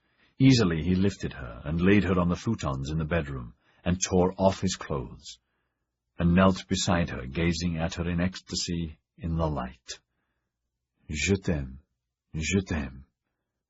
Look, Francois-san, she said, lying there with her lovely smile. Her fingers were pointing at the inside of her thigh. For a moment he did not understand. Then he saw the abrasion. His heart almost leapt out of his chest, bile flooding into his mouth. Look, she said again, so softly, smile constant, eyes so dark in the small light. It has begun. It nothing, he said, his voice choked. Nothing. It is everything. She looked up at him. Please give me the knife. His head reeled, his eyes blind but for the sight of that sore that filled the world. With a gigantic effort he shook his head to clear it, and forced his eyes to see. But this did not take away the vile, sick, sour taste. It's nothing, it's nothing at all, he croaked. The closer he looked, the less important the blemish appeared. Just a chafe mark, that's all. Please, you must speak Japanese, Francois-san, so sorry. It not illness, not that, just tight loincloth, nothing worry. He reached out to cover her and blow out the light, but she stopped him gently. So sorry. It has begun. Please, give me the knife. As always, his knife was in the sheath on his belt. As always. With his clothes behind him. No, please, no knife bad, no need knife, that mark nothing. Through his nightmare he saw her shake her head kindly, and repeat the request that had become a command. His limbs began trembling, his head to twitch uncontrollably, no way to stop them, or the mumbling, incoherent litany of French and Japanese that poured out, that begged and pleaded and explained that the little spot was a blemish, nothing more, though he knew it was not nothing. It had begun. She was right. It had begun. It had begun. His stomach heaved. He just managed to stop himself vomiting, mumbling on and on. She did not interrupt. Worse, only lay patiently, waiting for the fit to pass. Then there would be a resolution.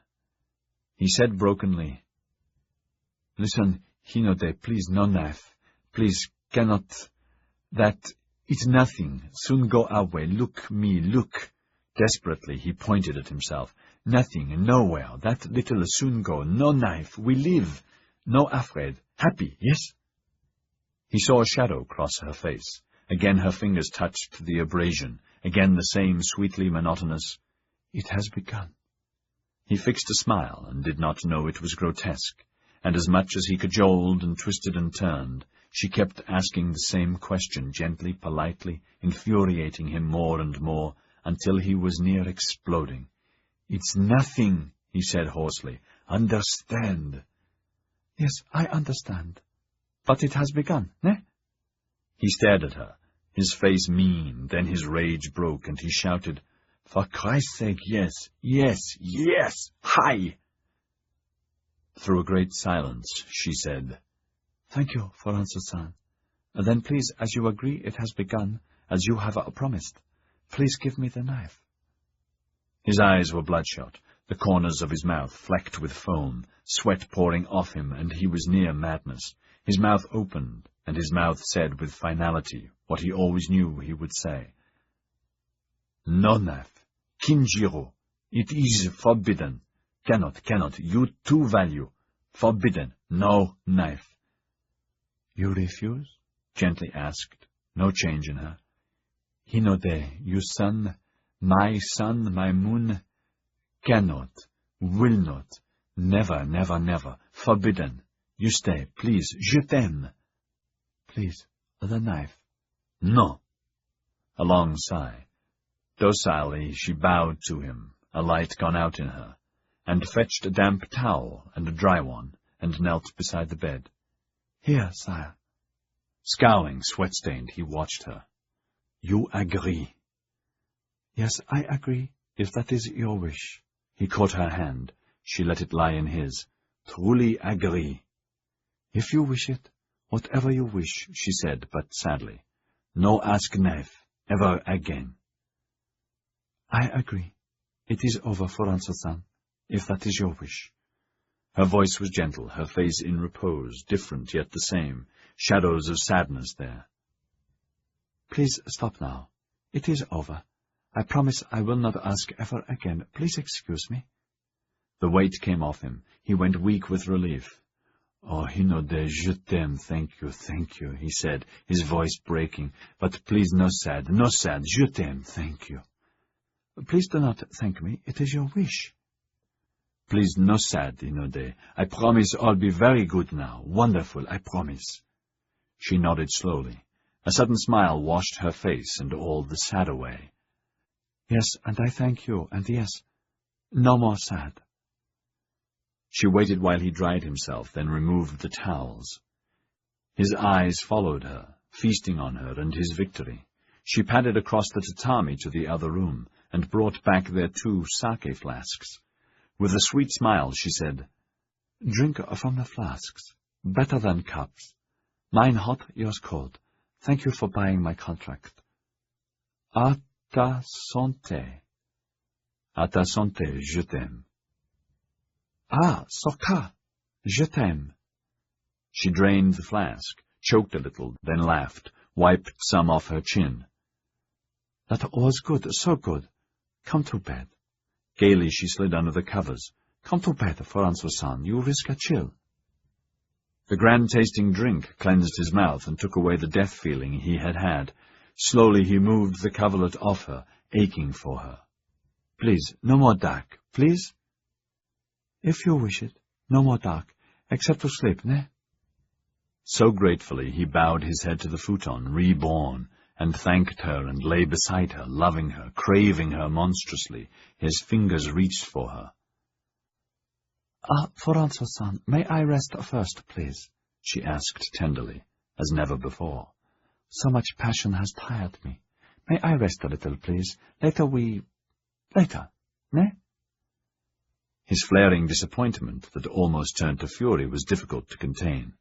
In a moment, as kindly as he could, he said, Of course. No longer touching, he lay back. Thank you, Francois-san, she whispered tiredly. Please, can you reach the lamp? Turn the flame down. I wish to sleep a little, only a little while. He obeyed and lay back, loins tormented with desire. In the darkness she was more content than she had been in years, content as in the days before her husband died, and they lived in their little Yedo house with their son, the boy who was safe now, already with his grandparents, accepted, protected, and growing up samurai. Bad of Francois-san not to give me the knife, as he promised. Despicable. But then he is Gai Jin, and not to be trusted. Never mind. I knew he would not keep his part of the bargain as I have kept mine. Whatever Raiko promised. He lied when he signed, as she lied. Never mind. I was prepared for both of them, both liars. Her smile broadened. The old herbalist did not lie. I tasted nothing, feel nothing, but death is coursing in my body, and only a few minutes remain in this world of tears. For me, and for the beast, too. It was his choice.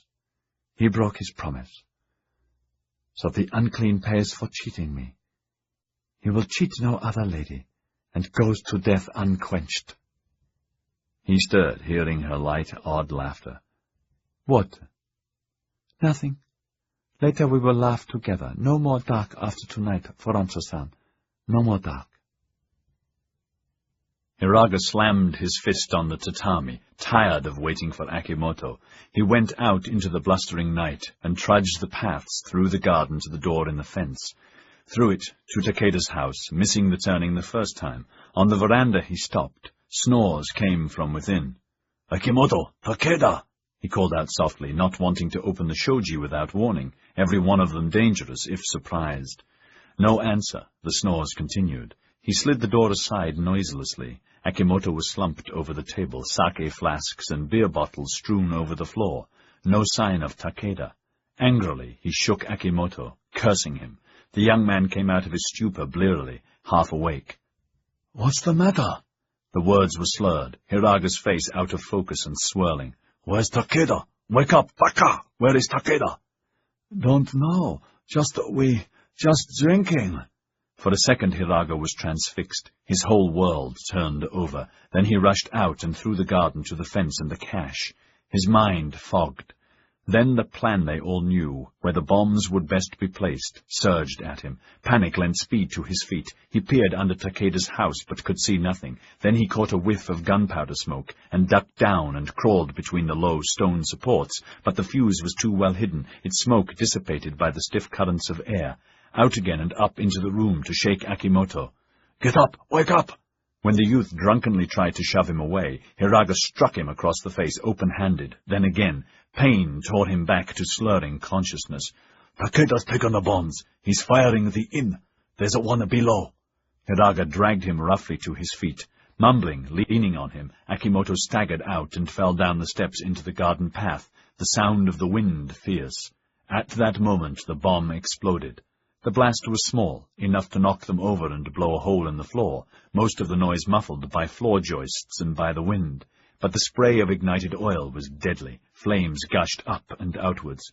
"Go into the tunnel and wait there," Hiraga croaked hoarsely, and ran. The shock of the blast and such near death blew Akimoto's stupor away. He started to run, but the wind gathered some embers and threw them at him. Frenzied, he beat at his clothes and backed off, and by the time he looked at the house once more it was an inferno.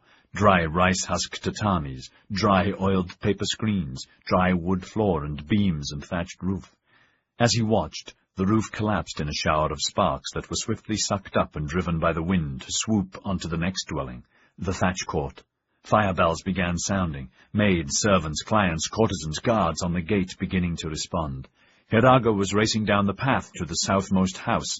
A few meters away, the bomb went off. The blast was smaller than before, but it sent him sprawling into the bushes, crashing his body against a decorative stone dragon, causing a cry of pain. The explosion powerful enough to collapse a whole corner of pilings and a corner of the house, causing the dwelling to lurch and tip drunkenly. A wall burst into flames. He forced himself up, and without hesitation leapt onto the veranda and crashed through the burning shoji wall, the sprayed oil already working its mayhem inside, smoke choking. His hands went to his face against the scorching heat, and he held his breath against the smoke.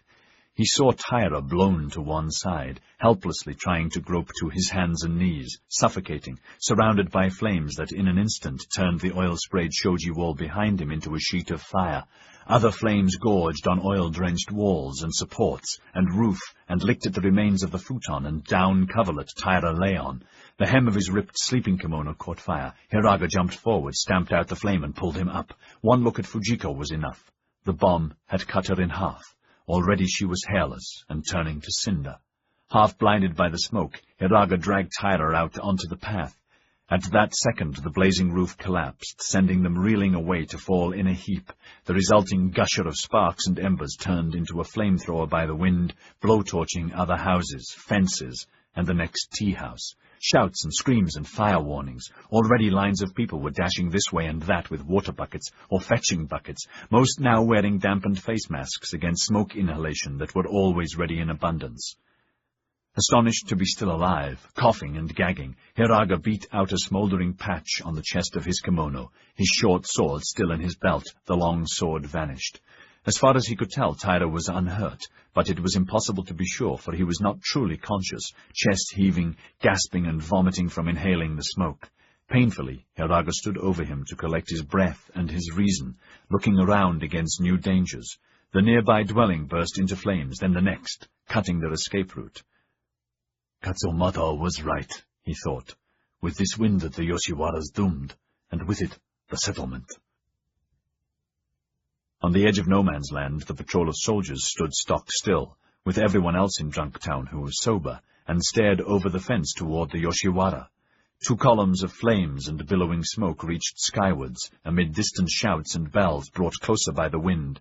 Faintly a 3rd explosion sounded, a 3rd fountain of flames. Smoke began to surround them. A few embers swirled past.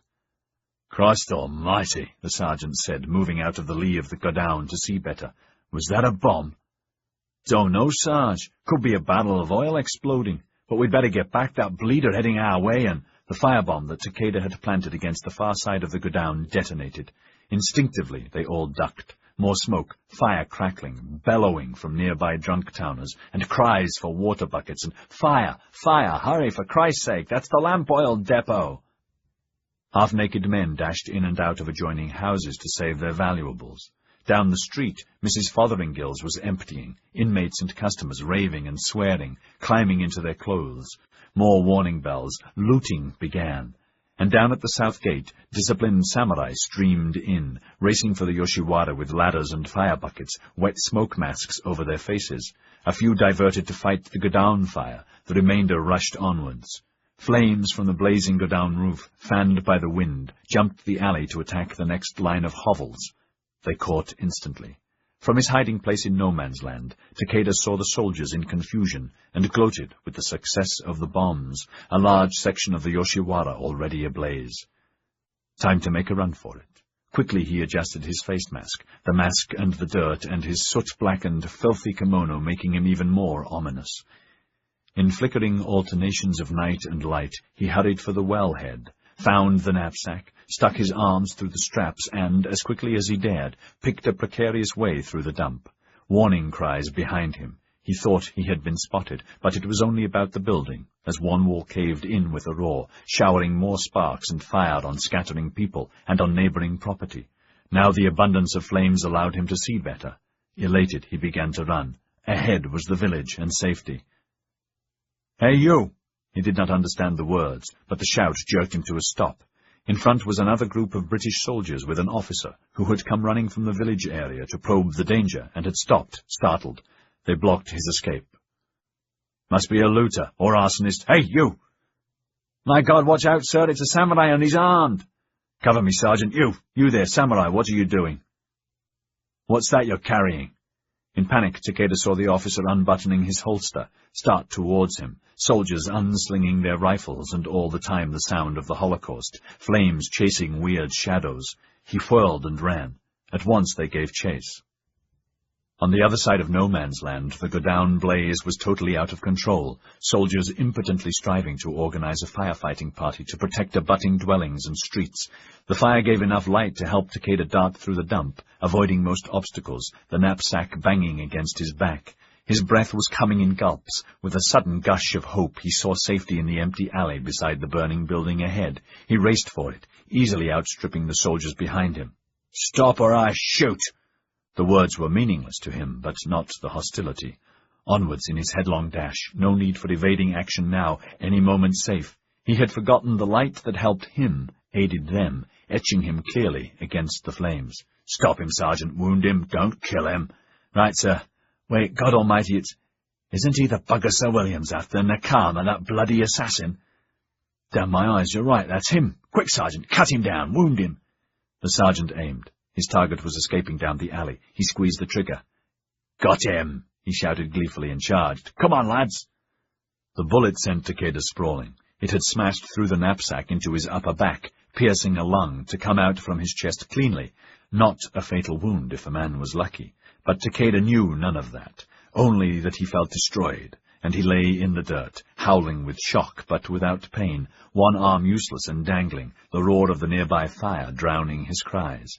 Terror dragged him to his knees, the heat from approaching fire ghastly, safety only a few paces ahead down the alley. He crawled forward, then through his tears he heard the shouts of soldiers close behind him. No escape. His reflexes took command. Using his good hand as a prop, he was driven to his feet, and with a mighty shriek he hurled himself into the flames. The leading young soldier skidded to a stop, scrambled back to safety, hands held up against the inferno, the structure due to fall any moment. "Sod it!" the soldier said, and glared at the flames that sizzled, consuming his prey, the stench of burning flesh making him gag. "Another second, and I'd have had the bugger, sir. It were him all right, the bugger what Sir William—" That was the last thing the youth ever said. Katsumata's bombs in the knapsack detonated violently. A piece of metal tore out the soldier's throat, strewing the officer and other men like ninepins, breaking a few limbs. As if in echo, an oil drum exploded as violently, then another and another with cataclysmic effect. Plumes of flames and embers shot into the air, to be seized and used ruthlessly by the gathering force of the wind, now self-generating in ferocity because of its heat. The first of the village houses began to burn. The Shoya, his family, and all villagers, already masked against smoke and prepared within moments of the first alarm, continued to work with well-rehearsed but stoic speed to pack away valuables into the small fireproofed brick shelters that were in every garden. Roofs all along the main street began to burn. Less than an hour since the first bomb exploded, the Three Carp was no more, and most of the Yoshiwara burnt out. Only brick chimney stacks, stone house supports, and brick, stone, and earth fireproof shelters stood in heaps of ash and glowing embers. The odd cup or sake flask, most refired now, the glaze spoiled.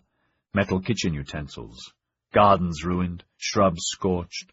Groups of dazed inhabitants huddled around. Miraculously, the fires had missed 2 or 3 inns, but around them was stark emptiness, ash and embers, up to the charred encircling fence and the moat beyond. On the other side of the moat was the village. It was blazing. Beyond the village, in the settlement proper, the roofs of 3 houses near Drunktown were already alight. One of these was the Guardian, where Jamie McFay had his new office.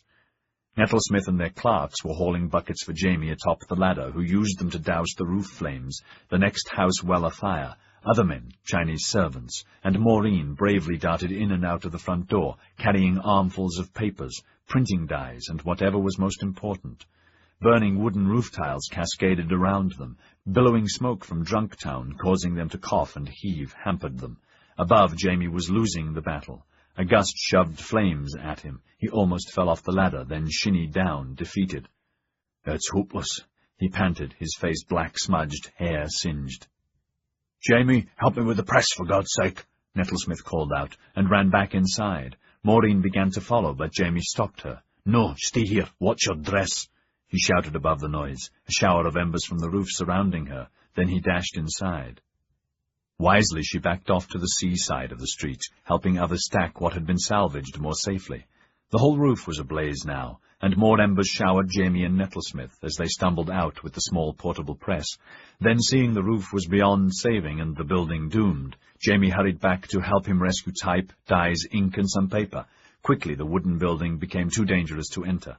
The 2 men stood outside and cursed, then stepped farther to safety as some rafters collapsed. "Bloody sodding fire," Jamie said, angrily kicking a box of typeface, then turned, feeling Maureen take his hand. "I'm so sorry, love," she said, awash with tears. His arms went around her, and he said fervently, meaning it, "Never mind, you're safe, that's all that counts." "Jamie, dinna worry. Wait till morning, then we can think better and properly. Perhaps it's not so bad." At that moment, samurai firefighters trotted past.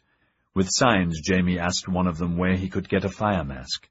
The man grunted, pulled a handful from his sleeve, and rushed off again. Jamie doused them in a bucket of water. "Here, Maureen," he said, giving her the first one, another to Nettlesmith, who sat on a keg on the sea side of the promenade, cursing mutely. The roof collapsed, turning the building into a blazing mess. "Terrible," Jamie said to Nettlesmith. "Yes, but not yet a disaster." The lean, older man motioned along the promenade. The north end of the settlement was still clean of fire, struans, brocks, and the legations untouched. "With any luck, it won't burn that far." "This wind is killing us." "Yes, we're safe enough on the shore side." More firefighters with axes hurried up, Dmitri amongst them. He saw their wreckage. "Jesus, sorry about that," he said on the run. "We're going to try to cut a fire break." Maureen said, "Jamie, go and help. I'm safe here." "Nothing more you can do here," Nettlesmith said. "I'll watch you. We're safe here, and we'll retreat on struans if necessary." He took out a pencil and paper, licked the pencil thoughtfully, and began to write. Their axes bit into the wooden shack. the buildings southwards ablaze, the wind hotter every minute and stronger than ever. They redoubled their efforts. Then an ember-filled gust forced them back, then another, and they fled to safety. Dmitri said helplessly, "Christ, you ever seen anything go up so fast? They're all tinderboxes, death traps. What now?" "What about up there?" Jamie shouted. He pointed nearer to the fence. They all joined his rush, but the closer they got to the fence and the Yoshiwara, the worse the smoke and heat and fires became. There was so little he or anyone could do. Nothing, in fact. The fires were spreading too fast, people running this way and that with buckets, but the moment one blaze was extinguished, 10 others began nearby. Behind groups of dazed women and servants seeking safety, some with bundles, most empty-handed, the few remaining tea-houses flared in momentary blazes, so many moths around a candle, one moment alive, the next dead. With almost everything of the Yoshiwara vanished under the blood-smoked sky, men mingled with the survivors, anxiously seeking their particular girl or mama-san, and Jamie joined them, his eyes going from face to face seeking Mamie. He had not forgotten her. If anyone could escape, she would, he had thought. Suddenly he was not so sure. There were so few survivors here. Worriedly, Jamie sought a face he knew. None. "Gomen nasai, Nimi-san, wakaremasu ka?" he said, asking if they had seen her, but everyone said dully or with degrees of bows and forced smiles, "Ie, gomen nasai." "No, so sorry." Dmitri reeled out of the smoke, coughing and gasping. "Samurai are damn good firefighters. We could learn a thing or two. Not that they can stop this shit. Have you seen Mamie?" "No, I was just going to ask you. Maybe she's the other side, or over there," Dmitri croaked, his chest heaving for air, pointing towards the meadow that led to the racecourse, a few oil lamps there lighting the darkness.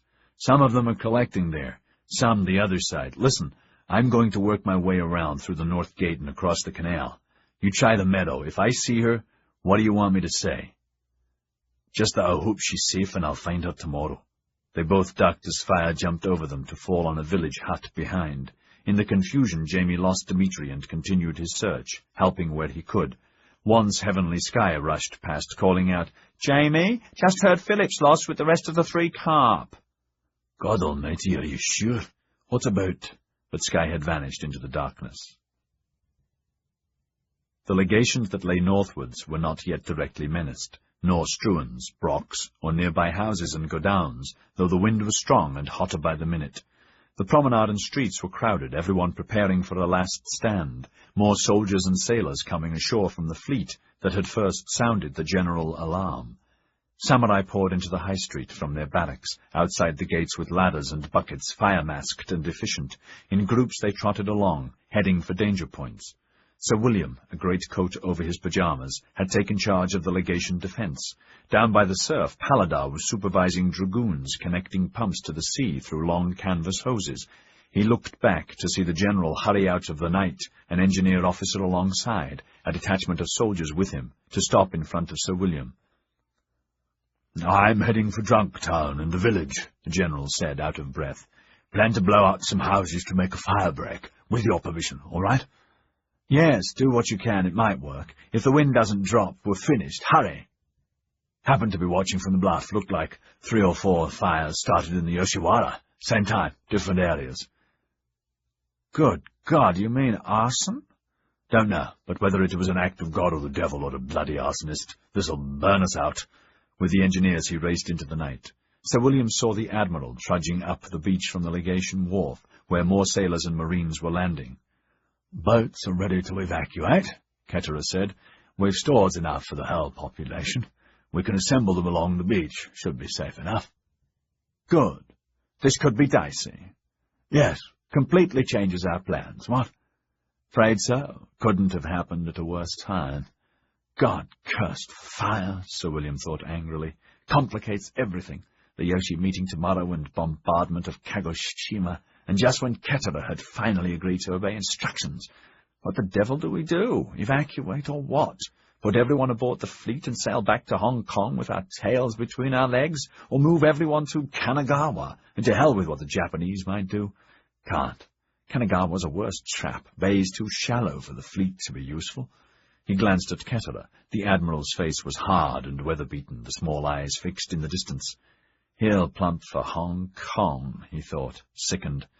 Damn this wind. Down the street McStruan had ladders against the side of his building. Servants and clerks handed up buckets of water to others perched there, dousing the shingles. Next door at Brock's, Gaunt and others were doing the same. "Christ, look!" someone shouted. Now fires blanketed the whole of the village and drunk town skyline. The wind was blistering hot and furious in their faces, rushing at them, taunting them. "Mon Dieu," Angelique murmured. She wore a heavy coat over her nightdress, a headscarf, and had dressed hastily at the first warning and fled outside. It was evident the fires would reach them soon, so she scurried back indoors up to her room. Rapidly she stuffed her brushes and combs and salves and creams and rouge into a bag, her best lingerie next. A moment of thought, and then, no longer frightened, she opened the window, shouted at Arceau below to stay there, and began throwing dresses and coats to her. Arceau sniffled and did not move.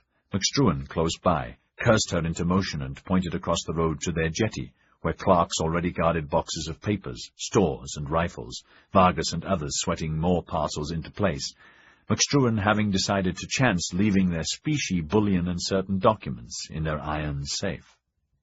"You motherless whore, Arceau," he shouted in perfect Cantonese. "Take Tai-Tai things over there. Guard them and stay there even if the fires of hell fall on you, or I'll beat the soles of your feet to pulp." She obeyed instantly. "Angelique," he called out with a laugh, "we'll get plenty of warning. Stay in the warm until I call for you." "Thanks, Albert." She saw Gaunt looking up at her from next door. He waved. She waved back. Now there was no fear in her. Albert would warn her in good time. Safety lay across the road or in boats collecting on and near the shore. Her mind was clean of worry. Earlier she had decided how to handle Andre and Sky and the woman in Hong Kong, and Gaunt tomorrow, and what to do. Humming Mozart, she took out her brush and sat in front of her mirror to make herself much more presentable for all of them. It was like old times. Now, what shall I wear? What would be best? Raiko followed the burly servant amidst the remains of her inn. He carried an oil lamp and led the way carefully, using stepping stones where he could, skirting bad patches of embers that glowed over brightly, a warning in the dark fanned by the hot, acrid air. Her face was blackened, hair heavy with ash and dust, her kimono scorched and in tatters. Both wore smoke masks, yet they coughed and wheezed from time to time. "Go more to the left," she croaked, throat dry, continuing her inspection, only stubs of stone supports in neat square patterns above ashes, indicating where dwellings had been. "Yes, mistress." They plodded onwards. Above the noise of the wind they could vaguely hear others calling, an occasional cry of pain and weeping, distant fire bells from the village and settlements that were burning furiously. She was over her initial panic. Fires happen. They were the work of the gods. "Never mind. I'm alive. Tomorrow I will find out what caused the fire, if it was an explosion as some were claiming, though in the uproar this foul wind could play tricks with hearing, and the bang could easily have been an ill-placed oil jar falling into the kitchen fires, and bursting where the blaze began. The 3 carp is gone. So are all the others, or almost all. I'm not ruined, not yet." A group of courtesans and maids, many crying, appeared out of the night, a few of them scorched. She recognized women from the Green Dragon. None of her own girls. "Stop crying," she ordered. "Go to the 16 Orchids. Everyone is collecting there. It's not badly damaged. There'll be beds for all, food and drink. Help those who are hurt. Where's Cho-san?" This was their Mama-san. "We haven't seen her," said one through her tears. "I was with a client. It was all I could do to hurry out with him to the underground shelter." "Good. Run along, go that way, and be careful," Raiko said, satisfied, pleased with herself, remembering that when the Yoshiwara was being built just over 2 years ago, and Mama-sans had been selected by their guild, with prior, expensive approval of that department of Bakufu, she had suggested that each tea-house have a fireproof cellar built near the central structure, and for further prudence to put their brick fire-safes below ground level. Not all of the Mama-sans approved, saying the added expense was not merited. "Never mind, it's their loss. Let's see how many wail and beat their breasts tomorrow, that they didn't follow my example." She had just finished inspecting hers. Steps led down to the iron-sheathed door. The interior was unblemished. All valuables were safe. All contracts, indentures, debt papers, loans made to the Gyokoyama, and bank statements, IOUs, best linens and dress kimonos, both hers and the ladies, as good as new in their wrappers. From the beginning, it had been her policy that all expensive linens and clothes that were not to be worn and used that evening had to be put away underground, almost always to groans at the extra work. "There won't be groans this dawn," she thought. To her immense relief, all her ladies, staff, and clients were accounted for, except Fujiko, Hinode, Teiko, Foranso-san, and Taira, 2 servants, 2 maids still missing. But that did not worry her. They were surely safe elsewhere. A servant had seen a Gai Jin, perhaps 2, running safely towards the gate. "Namu Amida Butsu," she prayed. "Let them all be safe, and bless me for my wisdom making sure that my people were well rehearsed with fire drills." The horror of Yedo's Yoshiwara conflagration 12 years before had taught her the lesson. That fire had almost killed her and her client, a rich rice merchant in the Gyokoyama. She had saved him by waking him from his drunken stupor, staying to drag him out at the risk of her own life. Escaping through the gardens, they had suddenly found themselves surrounded by fire and trapped, but they had rescued themselves from death by furiously digging a trench in the soft earth with her obi dagger, allowing the fire to pass over them. Even so, much of her lower back and legs had been badly burnt, ending her career as a courtesan. But her client had remembered her, and when she had recovered enough to walk, he talked to the Gyokoyama, who lent her the funds to open her own tea-house, and then he had gone on to another lady. Their investment had been repaid 5-fold. In that fire, over 100 courtesans, 16 mama-sans, countless clients and maids had perished. More had died in Kyoto's Shimebara fire. Over the centuries, hundreds in other fires. In the great fire of the trailing sleeves, a few years after the Mama-san Gyoko had built the first Yoshiwara, fire erupted and obliterated it, and cost Yedo 100,000 lives. Within 2 years, it was rebuilt and thriving, to burn again and be rebuilt again, endlessly. "And now, as before," Raiko swore, "we will rebuild ours better than ever." "The 16 orchids would be that way, Mistress, nay?" The servant hesitated, unsure in the billowing smoke clouds. Around them nothing but embers and ashes, a few pathetic house supports, no outlines of meandering paths or stones to guide them. Then a gust broomed away ash and cinders to reveal cornerstones, and a stone dragon cracked by the heat.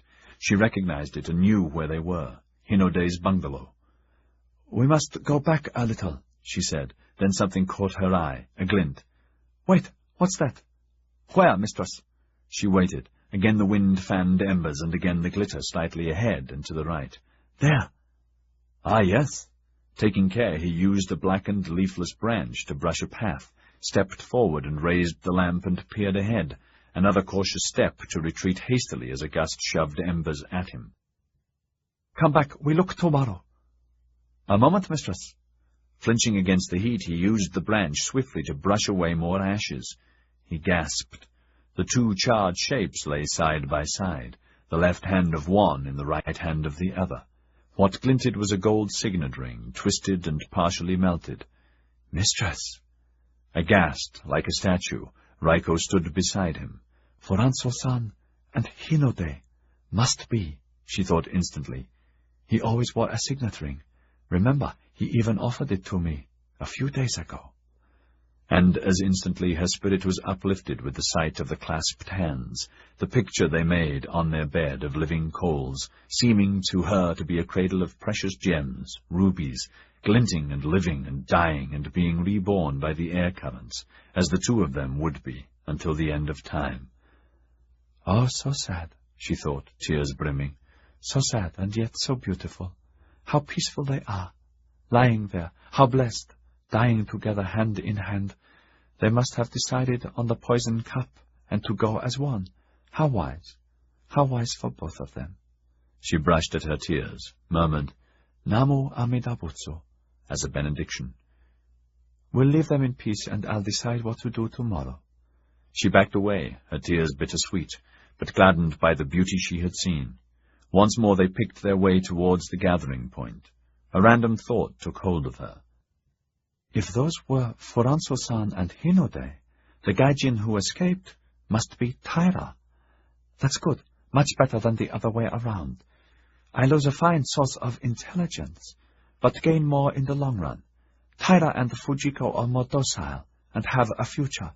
Skillfully handled, Taira will easily become as informative. Soon I'll be able to talk directly with him. His Japanese is improving daily and already good for a Gai Jin.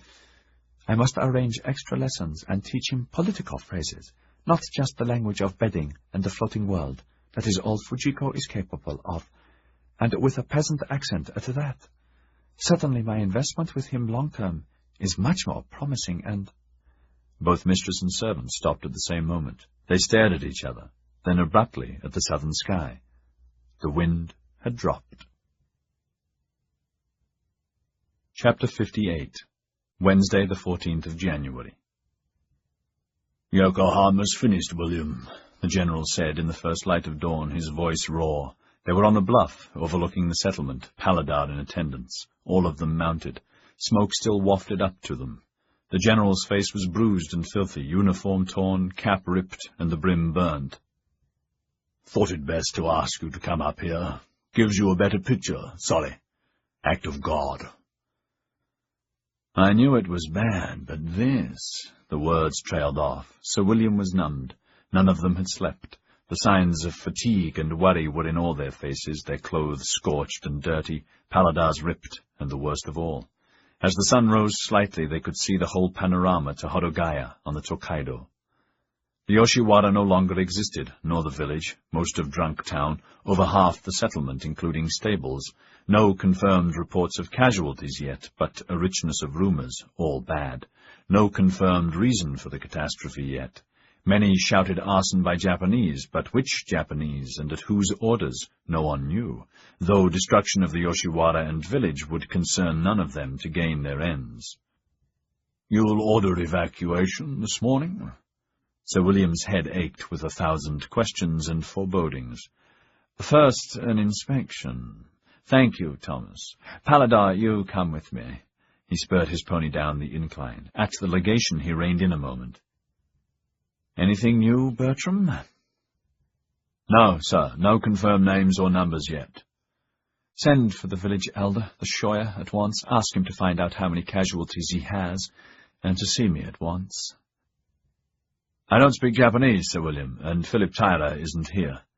"Then bloody find him," Sir William bellowed, glad for the opportunity to rid himself of some of his pent-up anxiety, concern over Tyra, and was rewarded to see the effete youth pale. "And bloody learn Japanese, or I'll pack you off to Africa, and you can burden them.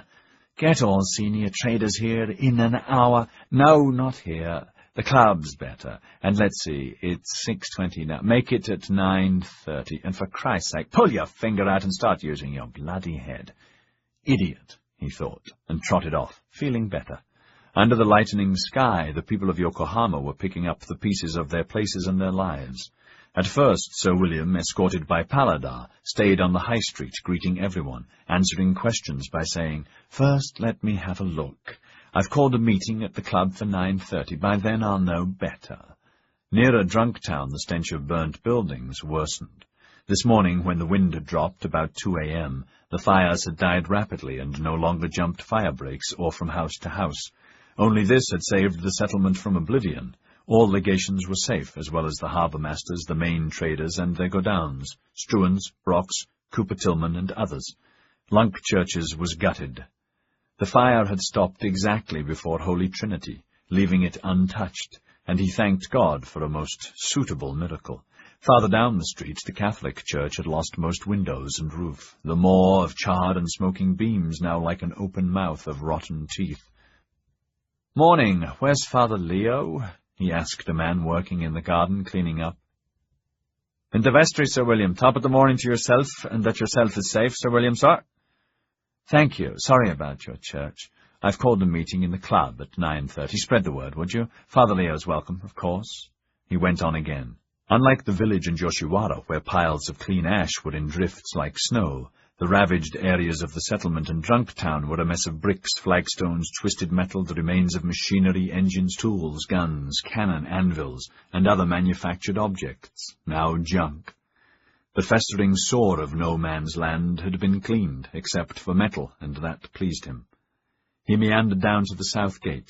The guardhouse had disappeared, a temporary barrier had been erected in emptiness, and samurai were on sentry duty. "Stupid clods," Paladar said. "They're barricading against what?" Sir William did not answer, too wrapped up in what he could see and what he could do. Ahead at the canal and moat he could see villagers and others wandering around or squatting in dismal groups. The other side of the moat, where the Yoshiwara had been, clusters of women and cooks and men-servants sat or stood around the only partial structure still standing. Canvas screens up as a shelter. Samurai still doused fires here and there. A lot of crying and sobbing on the gentle wind. "Terrible, sir," Paladar said. "Yes." Sir William sighed and again made an effort. It was up to him to give the example, and by God he was going to act like Her Britannic Majesty's Minister for Japan should act. "Yes, it is. But look there, by God!" On the bluff the tented camp was undamaged. "All our soldiers are safe, cannons safe, artillery safe, all armaments and the munition depot as ever was. And look there." In the bay the fleet was unscathed, Union Jacks and ensigns flying proudly, and with dawn passing into day, every available cutter plied back and forth, bringing men ashore or taking them aboard for food, drink, and sleep. "All the rest is replaceable by Harry, except people. Get some soldiers, start counting heads and mounts. I need to know who we've lost by the 9:30 meeting. Off you go." "Yes, sir. Most of the stables were opened and the horses bolted for the racecourse or bluff. I saw Zagaev's stallion there with a couple of grooms." Suddenly Paladar beamed, no longer as shattered. "You're right, Sir William. My God, how right. So long as the Army and Navy are safe, we're all right. Everything's all right. Thanks."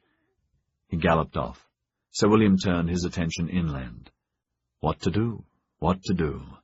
His pony jingled her bridles nervously and pawed the ground, sensing his disquiet. "Morning, Sir William." Grey with fatigue, Jamie McFay was approaching from behind the remains of a building that now was a heap of twisted metal frames, the remains of bedsteads, furniture, and charred wood.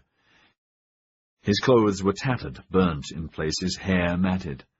"How many lost? What's the latest?" "Nothing for certain yet. Good God, is that all that's left of the Guardian building and the presses?" "Afraid so. But here." Jamie held the bridle and handed him a badly printed sheet with a smudged banner headline that screamed, "Yokohama torched, arson suspected, Struans and Brocks untouched, Army, Navy and all shipping safe, fatalities expected to be heavy in the Yoshiwara and village." Then a brief editorial with a promise that an afternoon edition would be out and apologies for the bad printing. "Nettlesmith's over there." Under a rough lean-to they could see Nettlesmith, unkempt and filthy, laboriously working the press by hand, his printer clerks sorting type into trays, still salvaging what they could from the ashes. "I heard you pulled a number of villagers out of a building, saved their lives, Jamie." It was still hard for Jamie to think straight. Vaguely he recalled never finding Naomi or news of her, but not about the others. "I don't remember much about it. It was chaos everywhere. Others were doing the same or helping folk to the hospital." His head was swimming with fatigue. "Last night I heard Philip was lost. Is it true?" "Don't know. Hope to God not, though I heard the rumour too." Sir William exhaled loudly. "I heard the same, and there are lots of rumours, but I've learnt not to trust rumour. Zagaev was reported dead in the Yoshiwara, so was Andre, but I saw him a short time ago, Zagaev. So, as I said, best to wait." He indicated the tear sheet. "Can I keep this, Jamie? Thanks. I've convened a meeting at 9:30 to discuss what we should do. Your opinion would be valuable." "Not much to discuss, is there? I'm wiped out." "There's lots to discuss, Jamie. We're really very lucky, the Army and Navy." Sir William glanced off and raised his hat. "Morning, Miss Maureen." She was still in the same clothes, but clean and fresh, and wore a bonny smile. "Morning, Sir William. Glad to see you're safe and that the legation's safe." "Morning, love." Her smile became even more special. She put her arm through Jamie's, careful not to be forward and kiss him however much she wanted to. He looked so handsome in his charred clothes, his face unshaven and etched with worry, nothing that hot soup and hot whiskey and a good sleep would not cure. On the way here to find him, many had told her how brave he had been during the night. Most of her night had been spent calming Mrs. Lunkchurch and Mrs. Swan, their spouses and others at the strewn outpost, doling out the demon drink, as her mother called all liquor, though not in her father's presence, attending to burns or taking them to Hogue or Babcock, who had set up field hospitals as near to the worst areas as possible. "You look fine, Jamie. Just tired out." "No more than others."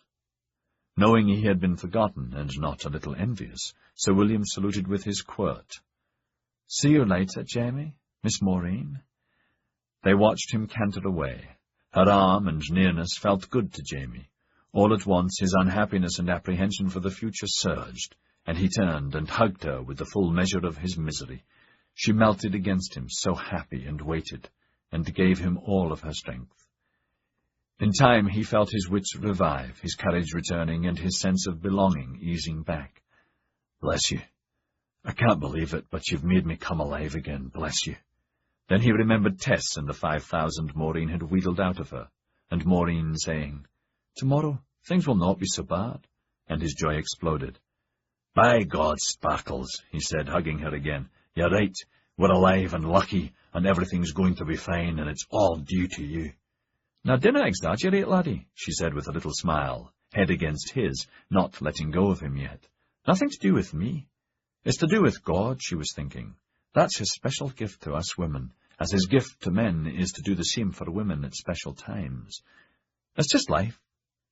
She used life, but she could have said love, but did not, though totally sure that's what it truly was. "I'm proud of you, lassie. You were grand last night." "Och, aye. But I didn't do a thing at all. Come along, it's time to nap." "No time to nap, I've got to see the Shire." "A nap before the meeting. I'll wake you with a cup of tea. You can use my bed. Albert says it's our room for as long as we want, and I'll throw everyone else out." Smiling through his exhaustion, he said, "What are you going to do?" She hugged him. "I'll hold your hand and tell you a bedtime story. Come along." Tyler opened his eyes and found himself in hell, every bone aching, every breath abrading his chest, eyes burning and skin tormented. In the acrid, smoky black, he could see disembodied Japanese faces peering at him, 2 of them, their mouths twisted with cruel smiles, and any moment they would pull up their pitchforks and begin to torture him again. A face moved closer. He backed and let out a cry of pain. Through the mist he heard Japanese, and then in English, "Tyler-sama, wake, you safe." The fog enveloping his mind dissipated. "Nakama?" "Yes, you're safe." Now he perceived the light was from an oil lamp. They seemed to be in a cave, and Nakama was smiling at him. So was the other face. Saito, Nakama's cousin, the one interested in ships.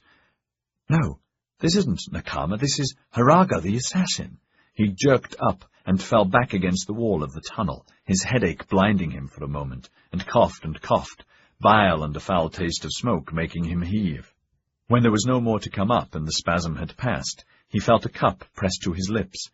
He drank the icy water eagerly, choking a little. "Sorry," he murmured. Again Hiraga wrapped the blanket around his half-burned sleeping kimono. "Thanks." In a minute he had caught his breath, mind slowly moving from blank to a kaleidoscope of images, coalescing into more pictures, blazing walls, Hiraga grabbing him out of a blaze and running, falling, and being helped up. Tea-houses collapsing around him, shrubs exploding in their faces, can't breathe, gagging, can't breathe, Hiraga shouting, "Quick, this way, no, back, this way." Something missing, but picking himself up again, fleeing this way and that, guided through walls of fire in front and behind and to the side, women screaming, smoke, and then at the wellhead, the fire reaching for them, almost at them. Down there, hurry! Ducking into it, fire searing, a light below, an orb in the darkness, Saito's face, and then like a thunderbolt.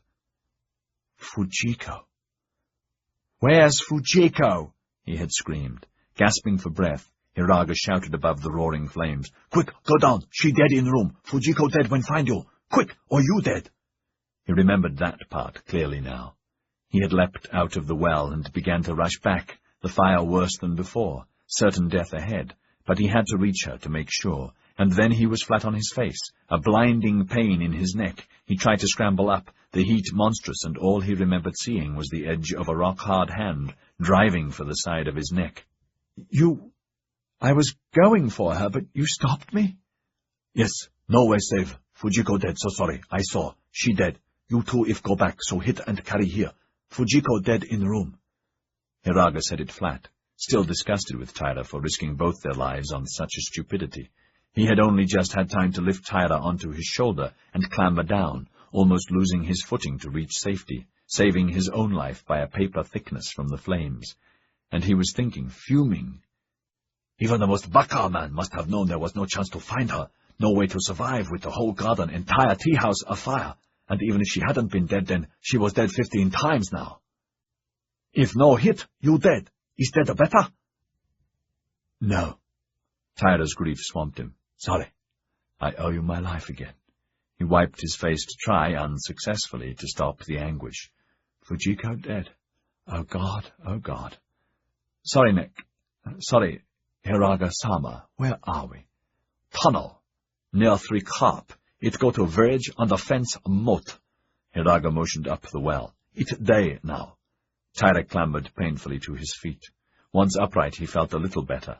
Daylight at the wellhead was muted by billowing smoke, but he could see that it was about dawn. Dozo. With a smile, Akimoto handed him a loincloth and a spare kimono. Domo, Taira said, shocked by the amount his own had been burned. There were some burn patches on his legs, nothing truly bad. Hiraga was climbing the rickety handholds to peer out, to be driven back by the heat. Once more in the tunnel, Hiraga said, No good, too hot, here. He offered him the water again, and it was accepted gratefully. Taira-sama, best go that way. He pointed down the tunnel. You all were right? Yes. Fujiko. She was dead? You're quite sure? Yes. What happened? I was asleep and then... Was it a bomb? I can remember. I think I was blown the other side of the room from Fujiko. It felt as if a bomb went off below the house. Was it? And why the fire? Everything on fire. Akimoto touched Taira with a smile and said in Japanese, Taira-sama, you were lucky. If it weren't for Hiraga, you'd be dead. Do you understand? Hi, wakarimasu. Taira bowed solemnly to Hiraga, adding in Japanese, Thank you, Hiraga-sama. Again in debt. Thank you for life. Sickness went through him. Sorry, first rest, little. Awkwardly he sat down. What happened? We speak English. Why fires? Bad men have firebomb. Set a fire here. Wind take fire to Yokohama and... Taira was shocked into life. The settlement's gone too. Don't know, Taira-sama. No time to look. But Yoshiwara gone. Think a village or two. Maybe Yokohama too. Taira scrambled to his feet and went for the well. No, not up. This way. Hiraga lit another lamp. You follow, yes? In Japanese, he said to Akimoto, You stay here. I'll take him part of the way. I want to see what's happened. Then I'll come back. Leading the way down the tunnel, he said again in English, Bad men have firebomb. Won't hurt Gai Jin. South wind make a ritter fire, big fire. At once Taira understood the significance of the south wind pattern. My God, everything's so combustible. It'll blaze like nothing on earth. My God, if... He stopped, frantic with worry. Water was running down the tunnel wall. He scooped some up to cool his head. The cold helped. Sorry, go on. A bad man? What's bad man? Bad man, Hiraga repeated darkly, but disoriented, of two minds. He was both filled with fury that Takeda had taken the initiative and demolished his own safe haven, and at the same time delighted with the success of the firebombs that he had seen. With the south wind and the Yoshiwara fired, the village had to go, and the Gai Jin's houses too, and with the Yokohama base gone, Gai Jin would have to leave, as Ori first, and then Katsumata had predicted. Sonojoy had been advanced. An hour or so ago he had tried to peer out of the drunk town wellhead to see for himself, but the heat was too much and had driven him back. Perhaps the bricks had cooled enough for him to see the extent of the devastation there. He held in his hope. Taira still had to be dealt with. The success of his story depended on whether or not Takeda had been caught alive. It was a good gamble that Takeda had not been, and then his version, mostly true, would be logical. Bad man want destroy all Gai Jin, drive away from Nippon. Man from Bakufu. Bakufu want all Gai Jin away. Yoshi want all Gai Jin gone. Pay spy to start fire. Blame Shishi, but man from Bakufu. You know this man? Hiraga shook his head. A Satsuma man. Mama-san say me. Raiko-san. No, Wakiko, another tea house, Hiraga said, inventing a name. They had reached the water. Best take off crawls. Safe. They stripped and, with the oil lamp held up, forded the barrier. And on the other side, while Taira painfully retied the loincloth and put on the kimono, Hiraga elaborated on the theme that the Bakufu were evil. They would cast the blame elsewhere on Ronin the Shishi, but they had planned and precipitated it, Anjo, the elders, and especially Yoshi. To Taira, it was very plausible. Very. Again, a Satsuma, one of Sanjiro's devils. At the lip of the well, Hiraga pointed upwards. Same as other. First I see.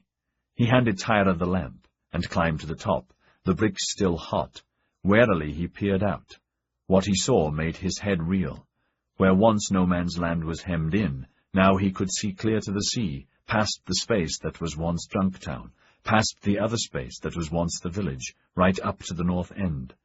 Many Gai Jin buildings there were untouched, but that did not worry him. All in all, Yokohama had ceased to be. He returned below.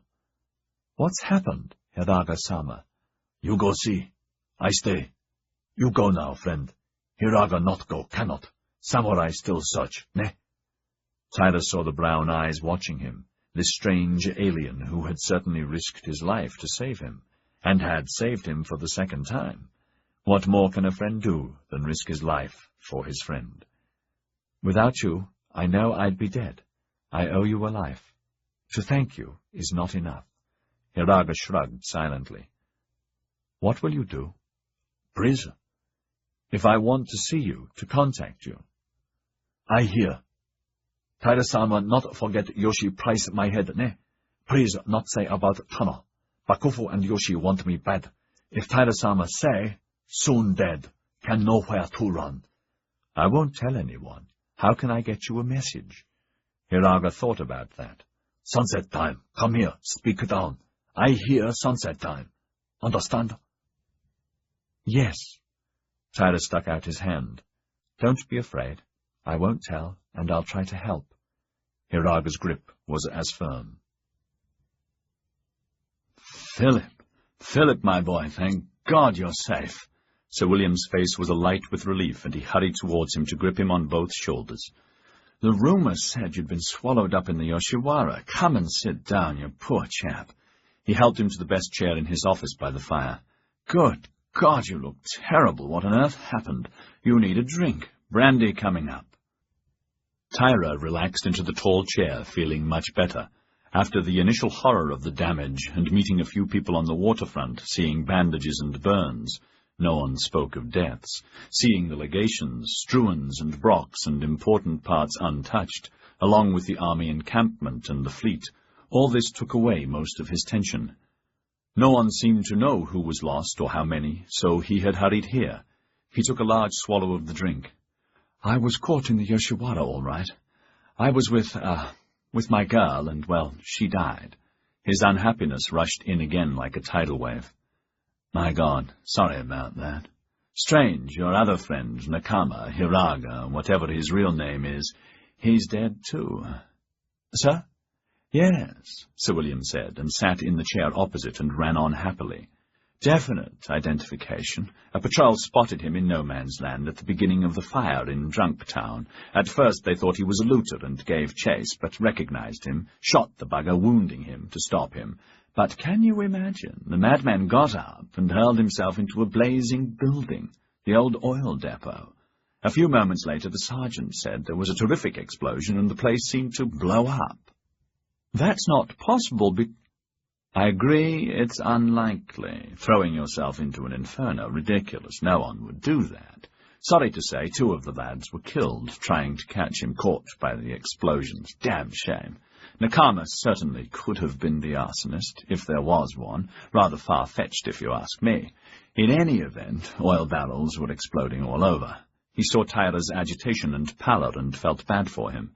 "Sorry for you, Philip. Sorry that he's dead, because I know you liked him. But not sorry otherwise. He was an assassin, and it gets us out of a dreadful hole with Yoshi, doesn't it?" He waited expectantly for him to agree, but there was only a hollow face in front of him. "Sorry. Must be a shock on top of the other. It must have been awful." Taira was unbalanced, difficult to assimilate Hiraga's mistaken death. "The Yoshiwara, yes, it was." And just as he was about to correct Sir William, he was overridden again.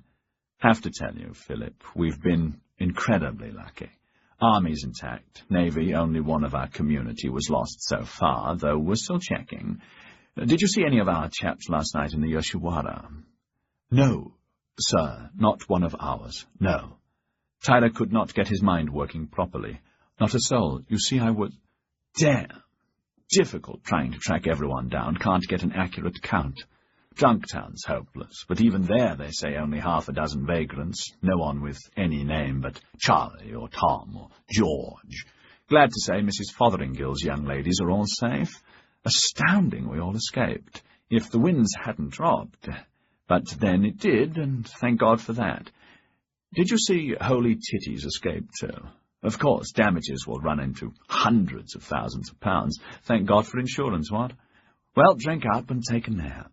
When you think about it, you'll see how fortunate we were with Nakama. He was developing into a major diplomatic disaster. I'm off, just going to discuss a plan with the community. Why don't you lie down until I'm back and—" A knock. Bertram said, "The Shoyer's here, Sir William." "Perfect timing. Show him in. Philip, before you go, you can translate for me. Come in, Mr. Shoyer." The Shoyer bowed deferentially, on guard. "My master greet you, Shoyer," Taira translated, still dazed, his mind elsewhere, desperate to lie down and think this all through. "Please to say, how many lose in fire?" "Please thank him for his kindness in asking, but please do not be concerned about our problems." The Shoyer found the question astonishing, for it was no business of the Gai Jin. "What trap are they setting for me?" he wondered. "My master says want know how many lost." "Oh, so sorry. I am not sure of a final account, but 5 fishermen and 2 families have gone onwards," the Shoyer said politely, making up a figure, as the Gai Jin leader had asked pointedly, how many lost, thus expecting figures. Actually, they had lost none of their people, or children, or boats, having had plenty of warning. "My master say, so sorry. Can he help village?" Yes. Please thank the great Lord. The families could use some bags of rice and a little money. Any help with food or—" The Shoyer left it hanging to allow them to make up their own minds. Is this another trap? "My master says that he send foods for village. Please say how fire start." The Shoyer was thinking how totally mad of them to expect an answer to that. Dangerous to be involved in politics, even worse, between Shishi and Bakufu.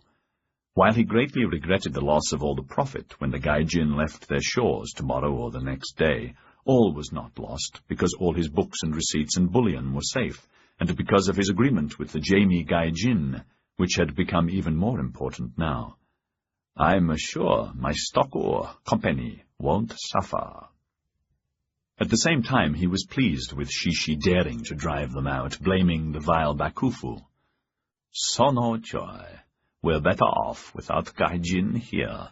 Better they are locked up in Nagasaki's little Deshima, as in the past. I will open a branch in Nagasaki and be ready for their return, if ever." "So sorry, but probably oil in a kitchen," he said with a humble bow. "Only the Yoshiwara cooks at night. We do not. Please excuse me, that is all I know." "My masters say this man Nakama, or Hiraga, the Shishi Lord Yoshi want, he's seen by soldiers who try catch him. He run away and dead in fire. You know him?" The Shoyer's foreboding tripled, though the death to his delight had also been reported. "Please excuse me," he croaked. "I only know him as a client, never Shishi. Dead? How wonderful! The assassins are dead. Wonderful! Sir William sighed, tired of the questions and answers. Thank him and dismiss him, Philip. Thankfully the old man left. Sir William said, Off you go. Be ready to leave at noon. Sir? For Kanagawa, the Yoshi meeting. You didn't forget. Tyler was flabbergasted. Surely he won't be expecting us now, he said weakly, the idea of a lengthy meeting translating the treaty's nuances filling him with nausea. Surely not. That's why we're going, Sir William beamed. Keep him off balance, eh? We're British, not a bunch of lily-white twits. We've just had a minor contretemps, a slight hitch. He put on his coat. See you at noon, in best bib and tucker. But he won't turn up. Not after this. Yes, if he doesn't, then he loses face. We don't. I can't, Sir William, not as interpreter. I'm just exhausted and just can't. Not today, sorry. Afraid you'll have to. Stiff upper lip and all that. Tyler saw the thin smile, the coldness returning, and inflexibility. Sorry, I can't, sir. I've had it. Please let Andre do it. He's better than I am. You have to do it, Sir William said, no humour in him now. Andre Poncin's dead. Tyler almost fell. He can't be. How? In the Yoshiwara. I heard just before you came in. That's why I was so relieved to see you safe. Saying that suddenly reminded Sir William of the sealed envelope Andre had left with him in the legation safe to be opened in the event of his death. Henri identified him, as much as one could identify such a corpse. His signet ring was still on. Well, he said, sickened at the thought, poor fellow was burnt to a cinder in his garçonnière. I understand it's only a few yards from yours in the same tea-house. I'd say you were extremely lucky, Philip. Be ready at noon. He walked out and down the street, heading for the club.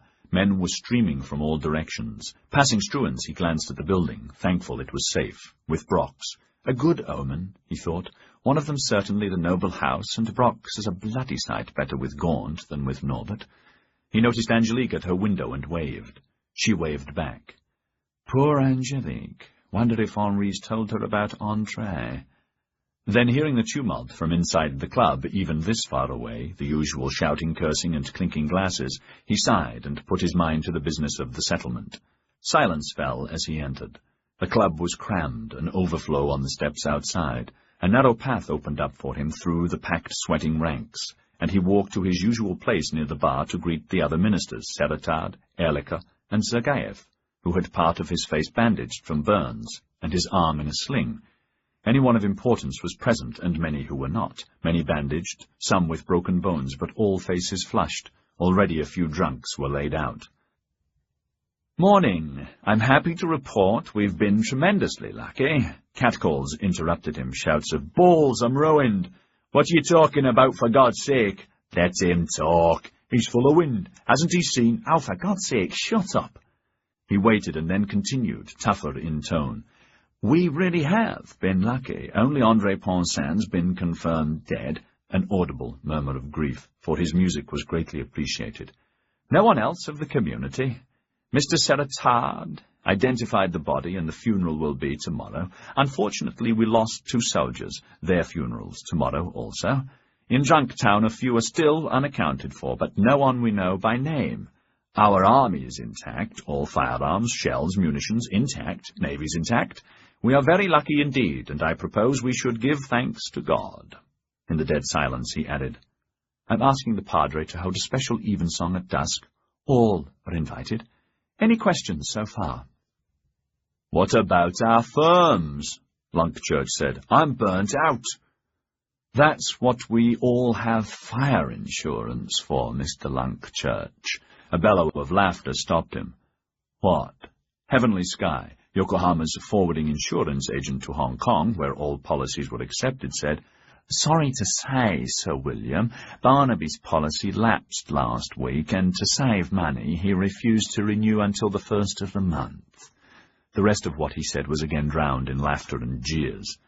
I'm sorry to hear that. In any event, by tonight's packet to the Governor of Hong Kong, I'm formally declaring the settlement a disaster area for all.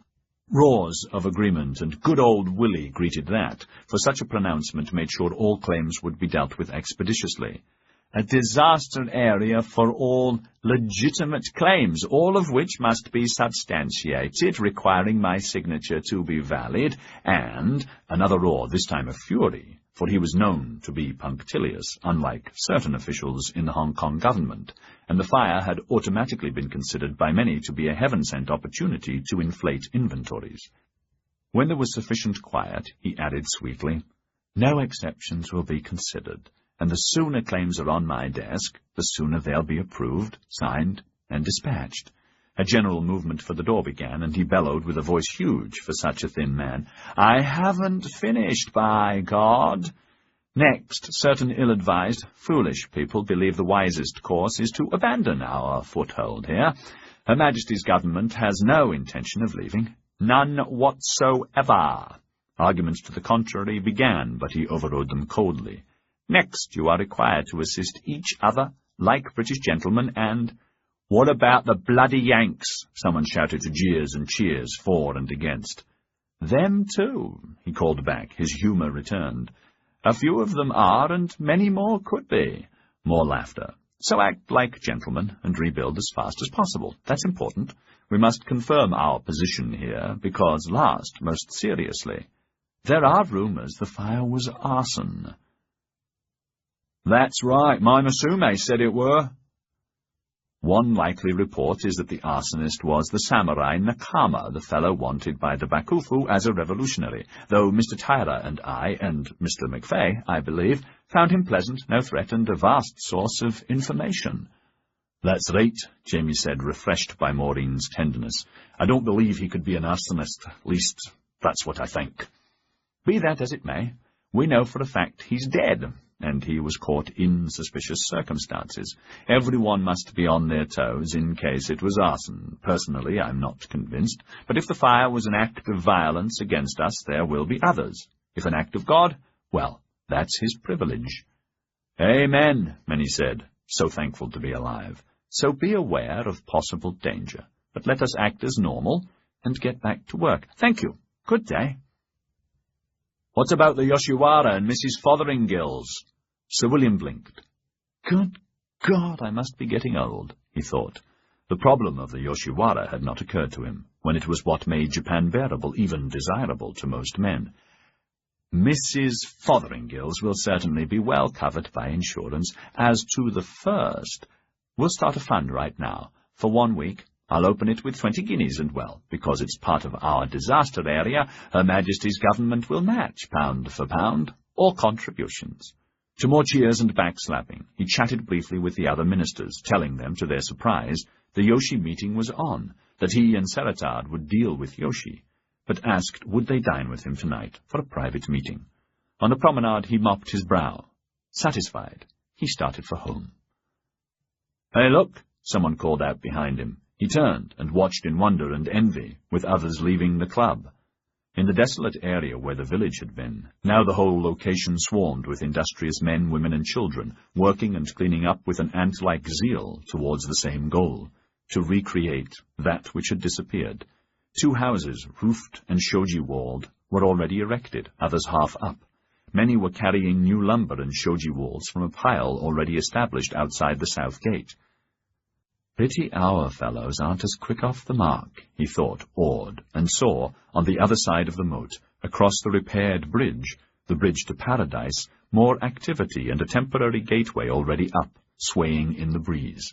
From here he could read the cherished, well-remembered Chinese characters on it, the English translation already scrawled there too, looking somehow quaint in calligraphy. Lust cannot wait. It must be satisfied. That afternoon, the sea fair, sky uneasy, the Struan cutter turned for her Yokohama berth. Returning from the Kanagawa Yoshi meeting, Sir William's pennant fluttered from the masthead. Those in the cabin, Sir William, Saratard, and Tyler, dozed, Tyler like a dead man. The boatswain tooted his whistle to ask cutters crowding their docks to move out of the way, but there were loud shouts of "Wait your bloody turn," with a variety of profanity as punctuation. Sir William opened his eyes, called up to the boatswain, "Drop us at the Brock Wharf," and when the boatswain suggested that Mr. McStruan wouldn't like that at all, Sir William bellowed, "Do what you're told." The others jerked out of sleep, except Tyler, who mumbled, and drifted off again. Saratard stretched and stifled a yawn. "Grand lunch, William. Good fish," adding in French without noticing it, "I would have preferred garlic, butter, and parsley sauce. Never mind, your chef is English, so what can he do?" "He's Chinese," Sir William said, good-naturedly. The meeting had gone exactly as he had planned. There had been none. They had arrived on time, waited half an hour, then sent for the local governor, Tyler saying they could not understand where Lord Yoshi had got to. "Is he sick?"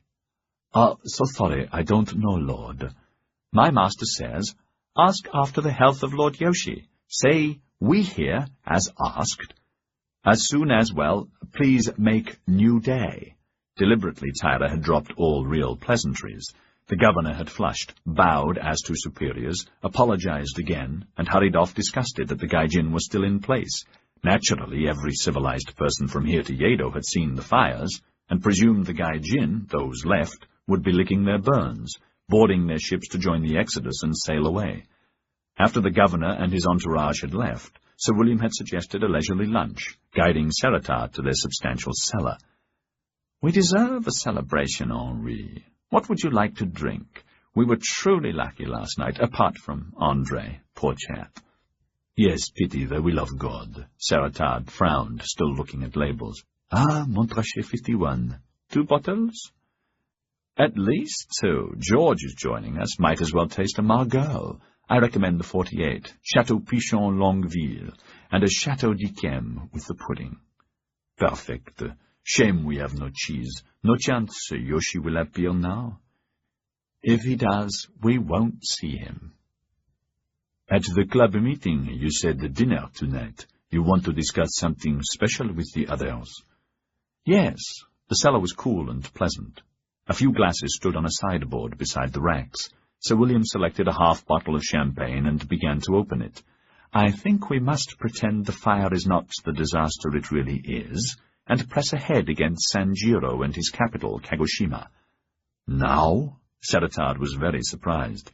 "But surely sending the fleet when we're so exposed is highly dangerous, isn't it? Tempting them?" "Very, but that's my point. My proposal is that we send British warships only, keeping your flagship and the Russian here with the armed merchantmen. We cancel sending army units for the proposed landing and send only marines. Simply make it a sea bombardment." He popped the cork and poured. "That'll make Ketterer's mission much easier. He never liked the idea of commanding a seaborne landing. Now he can stand off in the bay and pound the devil out of them. Health." The two men touched glasses, Saratard churning the proposal around to find the pitfalls, any places where his adversary had planted mines to disrupt French interests.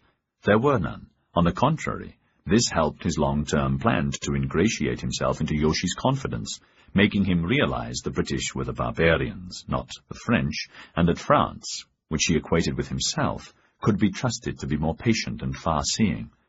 "Marvelous vintage, William. En principe, yes, but I'd like to consult my admiral." "Why not? Then that's what we'll do." Lunch had been pleasant. In good time they were aboard, and now Sir William swung nimbly on deck as the cutter tied up alongside the Brock wharf, an unheard-of happening. He saw Gaunt with a clerk beside some trunks near the jetty steps. "Hope you don't mind, Mr. Gaunt," he said. "I commandeered the cutter. It's under my flag, not Struan's." "My pleasure, Sir William. How was the meeting?" "Damn fellow didn't turn up. Didn't expect us, I suppose." "He's lost face from here to Timbuktu." "Quite.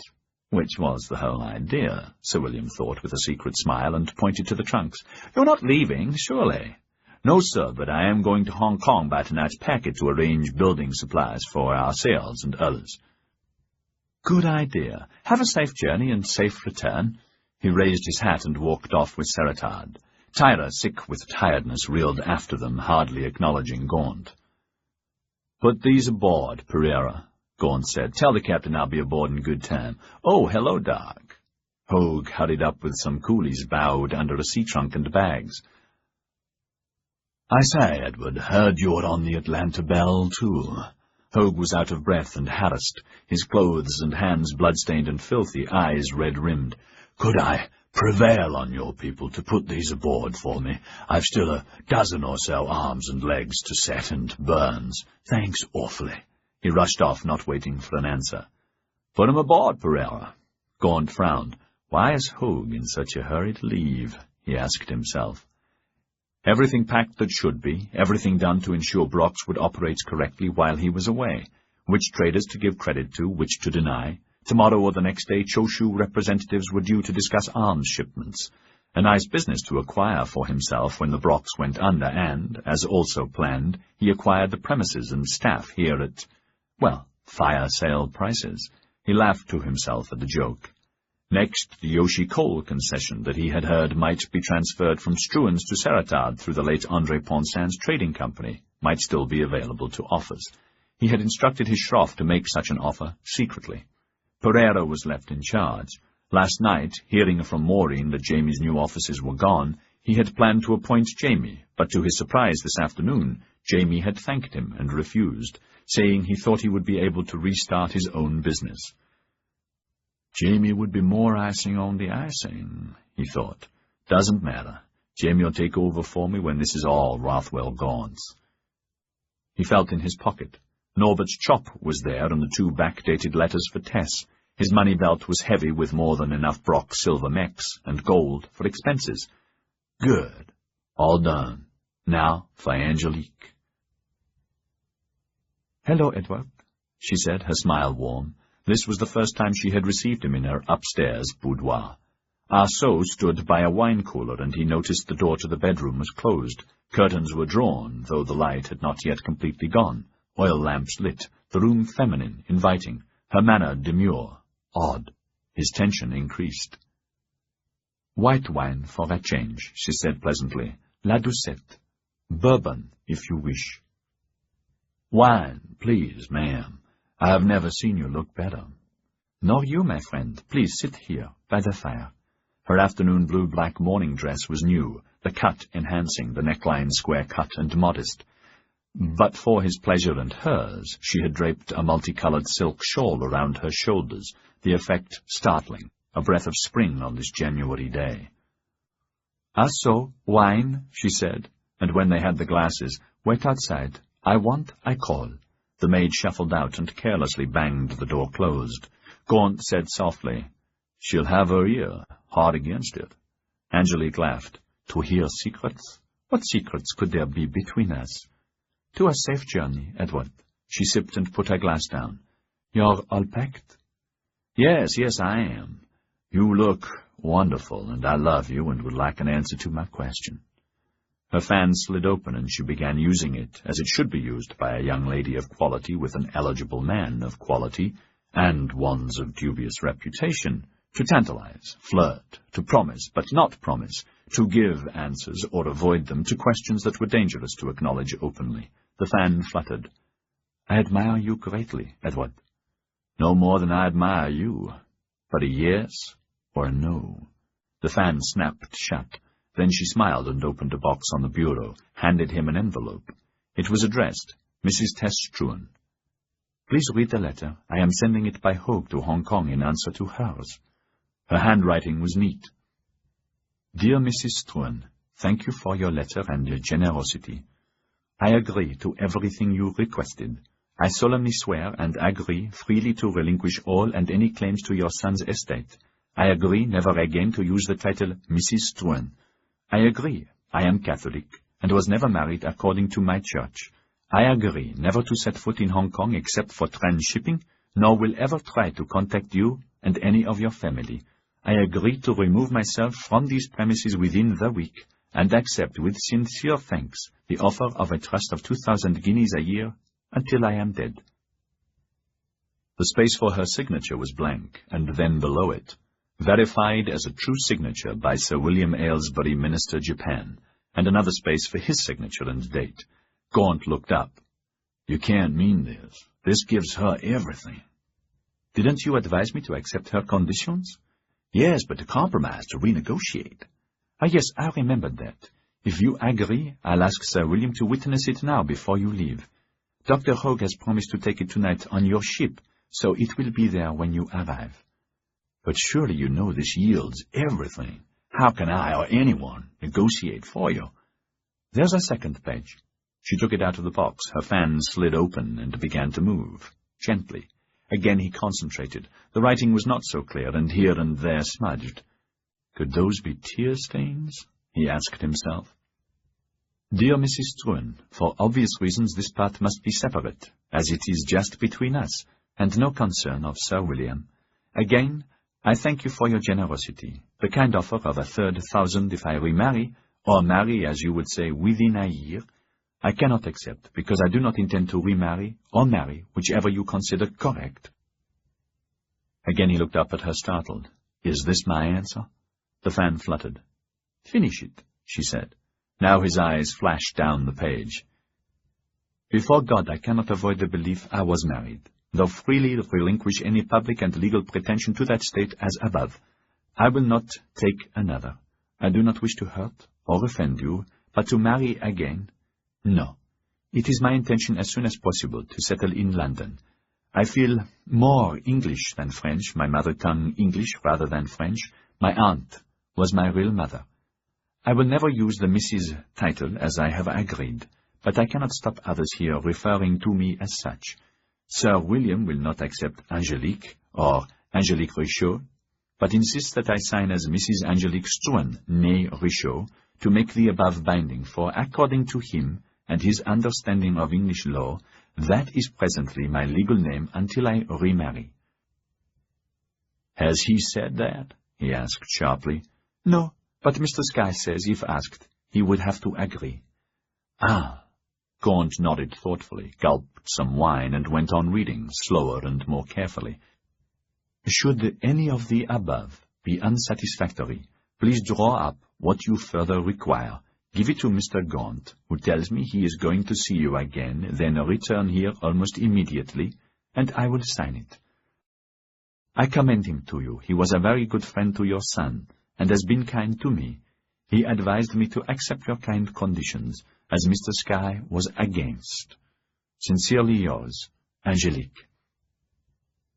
Gaunt sat back, exhaled, and stared at her, awed. It's marvelous, marvelous. You agree to everything, but still hold the sword of Damocles over her. The fan stopped. How so? You plan to live in London, therefore under English law, a latent, obvious threat. Never once do you use husband, but that threat is there. You put me squarely on center stage as friend to both sides, and in a perfect negotiating position. And however devious she is, whatever she draws up for you to sign, you can shed more tears and sigh duress, and would win. 24-carat marvelous. Then I should ask Sir William to witness my signature. Yes, he said, enthralled by her, so clever and daring and dangerous, perhaps too dangerous. This is checkmate. How so? Tess is safe in only one way, if you remarry, and you've blocked that.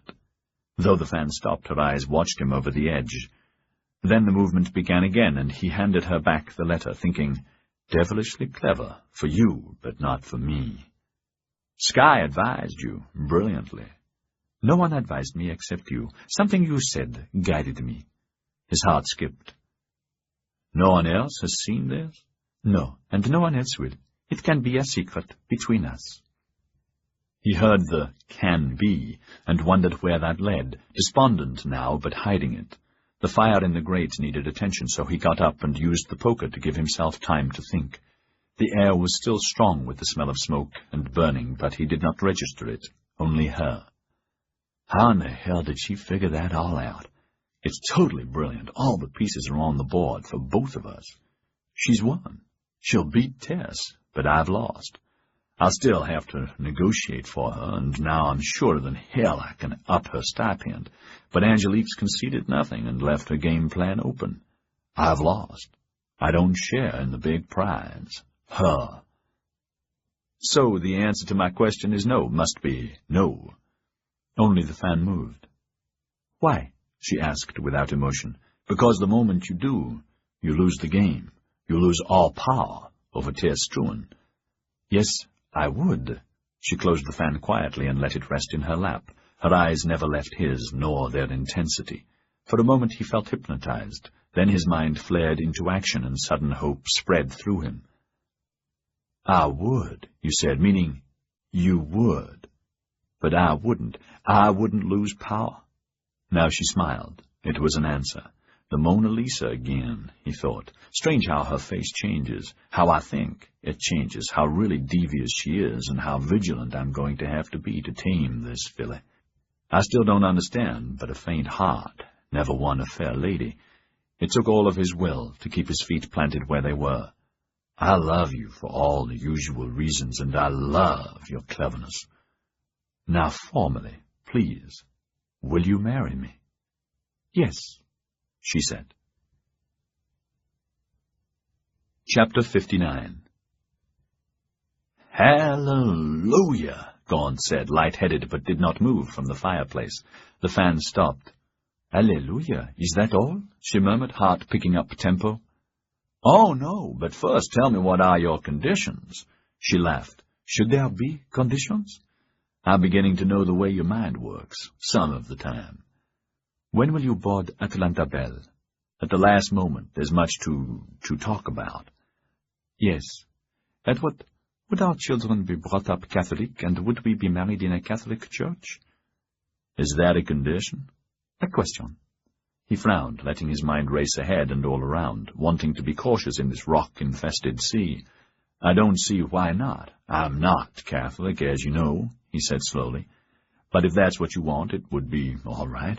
The final piece of the jigsaw blinded him with its power. Hallelujah. What? Just an idea. We'll talk about it in a minute. Now, no more games, Angelique, he said, chiding her. Conditions. What's in that magic mind of yours? She got up. On tiptoe, she touched her lips to his in a gentle kiss. Her lips were soft and breath sweet. Thank you for asking me, and for what you've already done for me. He rested his hands on her hips. Both noticed that their bodies seemed to fit, though neither acknowledged it. The conditions? Tell me what they are, Edward. Now that she had answered the main question and had given him the keys, he was in no hurry. I'll guess 3, he said, amused. If I'm right, you'll tell me the rest.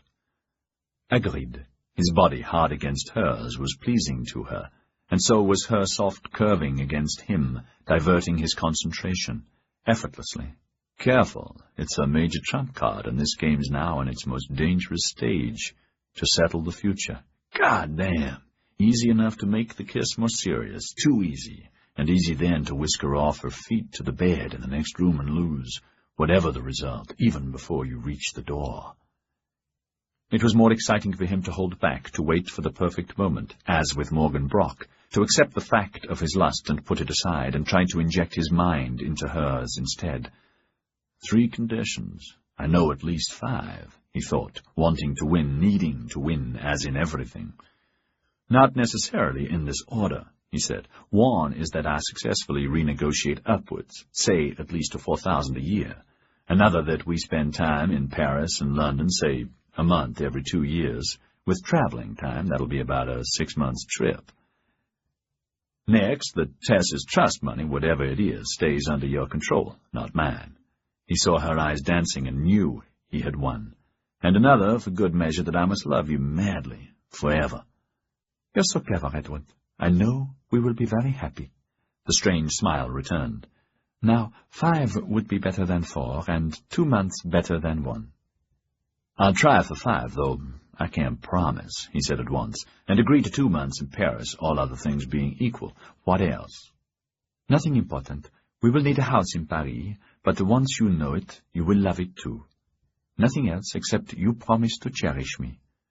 No need to ask that, but I promise. His arms tightened around her. She rested against him, fitting, feeling protected, though still not sure of him. You're more desirable than any woman I've ever known, he said. That's bad enough, but your mind is stunning, too. And your scheming, no, that's a bad word for it. Your flights of brilliance. For a moment he held her away from him, looking at her deeply. You're a stunner, whichever way. She smiled and did not move out of his arms. How so? A Catholic marriage. Ah, yes, he laughed. That, my clever young lady, is your dream solution, because together with your letter, It suddenly occurred to me what you'd already decided. A Catholic marriage removes you as a threat from Tess forever. For Tess, a Catholic marriage completely negates the Protestant sea-born marriage, however lawful, before English law, however lawful. She chuckled, nestling against him. If you were to say you thought you could persuade me to marry you, and then you, as a Protestant, were to offer to make such a deliberate sacrifice, surely that woman would be pleased to give you what you want for both of us, if the requests are reasonable. No? Yes, he sighed. What request had you in mind? Nothing much, but Malcolm explained to me once the importance of the Jockey Club, both in Hong Kong and Shanghai, how, together with the Shanghai and Hong Kong councils, all business power is centered there. Her influence would get you a stewardship of one and a seat on the other. No? He laughed and hugged her. You're classic, ma'am. For that I'd even become Catholic. No need for that, Edward. You're going to love Shanghai. Now I have conditions. Oh? He was glad to see a flash of concern behind her eyes, and hid his pleasure and made his face sterner. No need for me to make prior conditions, he thought, amused. A husband has inalienable rights, like possessing all a wife's worldly goods. Thank God for this man's world. First condition is that you love me with all your heart and soul. Oh, I will try, and try to be the best wife ever. Her arms tightened, and... He heard the edge of underlying concern and laughed. That's all, except you promised to let me teach you bridge and mahjong. Then you'll never need pin money from me or anyone. She stared at him a moment, then reached up. Their kiss sealed the bargain, and then he eased off, too heated. I can hardly wait, Angelique. Nor I. Now we must plan. There's not much time. First, get Sir William's signature quick as a wink. My darling, I'm so happy you've accepted me. She felt like purring. I'm more happy than I can say. When you get back, do we stay here, or leave for Shanghai? Shanghai as soon as possible, soon as the Brocks go under. He kissed her nose. Are the Brocks? You're sure? You're sure about them? Our whole future, everything depends on that, doesn't it? And Tess, but yes, my evidence is enough, and her venom will cement their ruin. She must realize it, too, or she'd never have made even this paltry offer. Even so, we must be careful. What we're like in private, that's different, but for 6 months, it'll take me that long to get you to Shanghai, your reputation blemishless, Rothwell Gaunt into place, your finances settled. We must act like good friends only. I adore you. For answer, her arms tightened again. Then she said, Is it your custom to make a marriage contract? No, but if you wish it, we will. He saw the smile that masked and promised and masked. It's not necessary, is it? We're interlinked, our futures joined. We're one entity even now. Success depends on our joint performance and on me, for us. Never forget, Tess is adroit, cunning, and won't be cheated. A deal is a deal with her.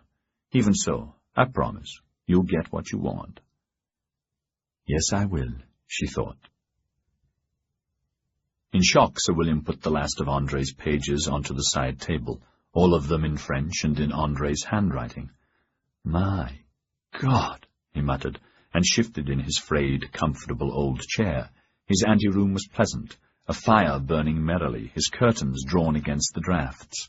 He got up, feeling very old, poured a drink, stared at the file of papers in disbelief, then again sat and leafed through them. The final part of Angelique's father's letter, carefully pasted together, clearly suggested a calculated scheme to snare Malcolm Struan. Other pages set out dates and details of the Ronin assassin's rape at Kanagawa and curious death at the French legation, the name of the mama-san who supplied the medicine, how the lost earrings paid for it, and how Andre had rowed out to sea to dispose of the evidence. Some towels, the herbs, and one of the 2 bottles the other left as proof, now waiting in his legation desk drawer. His covering letter had said, Sir William, by the time you read this, I am already dead. This evidence is to be used if I meet a violent end. I openly confess I used my knowledge to extract money from Angelique. Yes, blackmail, if you wish to put a word to it. But then blackmail is a diplomatic tool which you've used, as we all have. This information is given you as I may have been murdered, or my death made to look accidental, not necessarily by her, but because of her, assisted by her. Another truth is that quite a few would commit murder for her. Babcock, MacFay, Gaunt. Because of my unique knowledge and participation in her crimes is too strong a word. Her manipulations makes me a target. These pages give you evidence to catch the murderer and lay the blame where it eventually will lead. I bear Angelique no ill will. I used her as I needed, though never betted her. If my death appears accidental, it may not be. If it is, so be it. I've made my confession, though told none of the above to Father Leo, and go before you into the great adventure, as unclean as most, much more than most, God help me. Why have I given you this, and not Henri? Why, indeed? It was boldly signed. Why me, indeed? Sir William muttered. And how is it possible that that slip of a girl could hide all this for so long? Hide it from Malcolm Struan, for God's sake, from George and Hove, for God's sake. Impossible, surely impossible. Andre must have taken leave of his senses, and yet, apart from her father's letter, and even that, taken out of context, could be an exaggeration of the truth, the rest is just Andre's opinion, unless she is challenged and confesses. These stories could be fabrications of a demented mind. Of course, he wanted her too. How many times have we all noticed him leching after her, and there was that curious happening when Vervain found him in her room, and bloody curious he used unclean like that, when he really was, poor fellow. He shuddered. Seletard had whispered Andre's secret to him. Syphilis was endemic in all strata of society, in all cities, towns, and villages, in St. Petersburg, London, Paris, in palaces as well as the vilest areas of the Casbah. It could lurk in any whorehouse or with any lady of the night, in China or in our floating world here. Ah, Andre, why give all this to me? Curious you died as you did, hand in hand with the girl you bought to destroy. How evil! Except she had a choice, so we are led to believe. Your death was an accident. Was it? Henri's not sure. It's all very curious, William, Henri had said this morning. The bodies, skeletons would be more accurate, lay as though they were dead before the fire arrived. No sign of trying to escape by either of them. Just side by side, hands together. I'm bewildered. For all his faults, Andre was a survivor, and in a fire it's instinct to try to escape. You don't just lie there. You can't. Not possible. Then what's the answer? I don't know. It could have been a suicide pact that was concluded before the fire. Poison. Nothing else would fit. It's true he was morbid recently to the point of insanity and needed money desperately to pay for her. Apart from that, Andre has suicide. Do you believe that? No, not Andre, Sir William thought, disquieted. Was he poisoned, or both of them? Now there's a motive for murder. Good God Almighty, is that possible? Yes, it is, but who?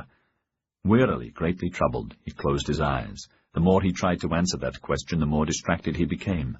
The door opened silently. His number 1 boy padded in, began to greet him, but seeing the paleness and age on his master's face, frowned, presumed him to be sleeping, so poured a whiskey, and put it quietly beside him on the table. His eyes flicked over Andre's letters, which were atop the file. Then, as silently, he went out. A few minutes later there was a knock. Sir William awoke with a start as Babcock popped his head in. Got a minute? Oh, hello, George, of course. Sir William put the letters into a folder, grimly aware of the attraction they seemed to radiate. Take a seat. Like a drink? What's up? Nothing. Babcock was more tired than ever before. Won't stay. Just wanted to say I'm going to get a few hours' sleep. The count so far is 3 fellows from Drunktown, 1 an Australian barkeeper and 2 vagrants, no papers. There may be other bodies in the wreckage, but who knows when the clean-up will be finished.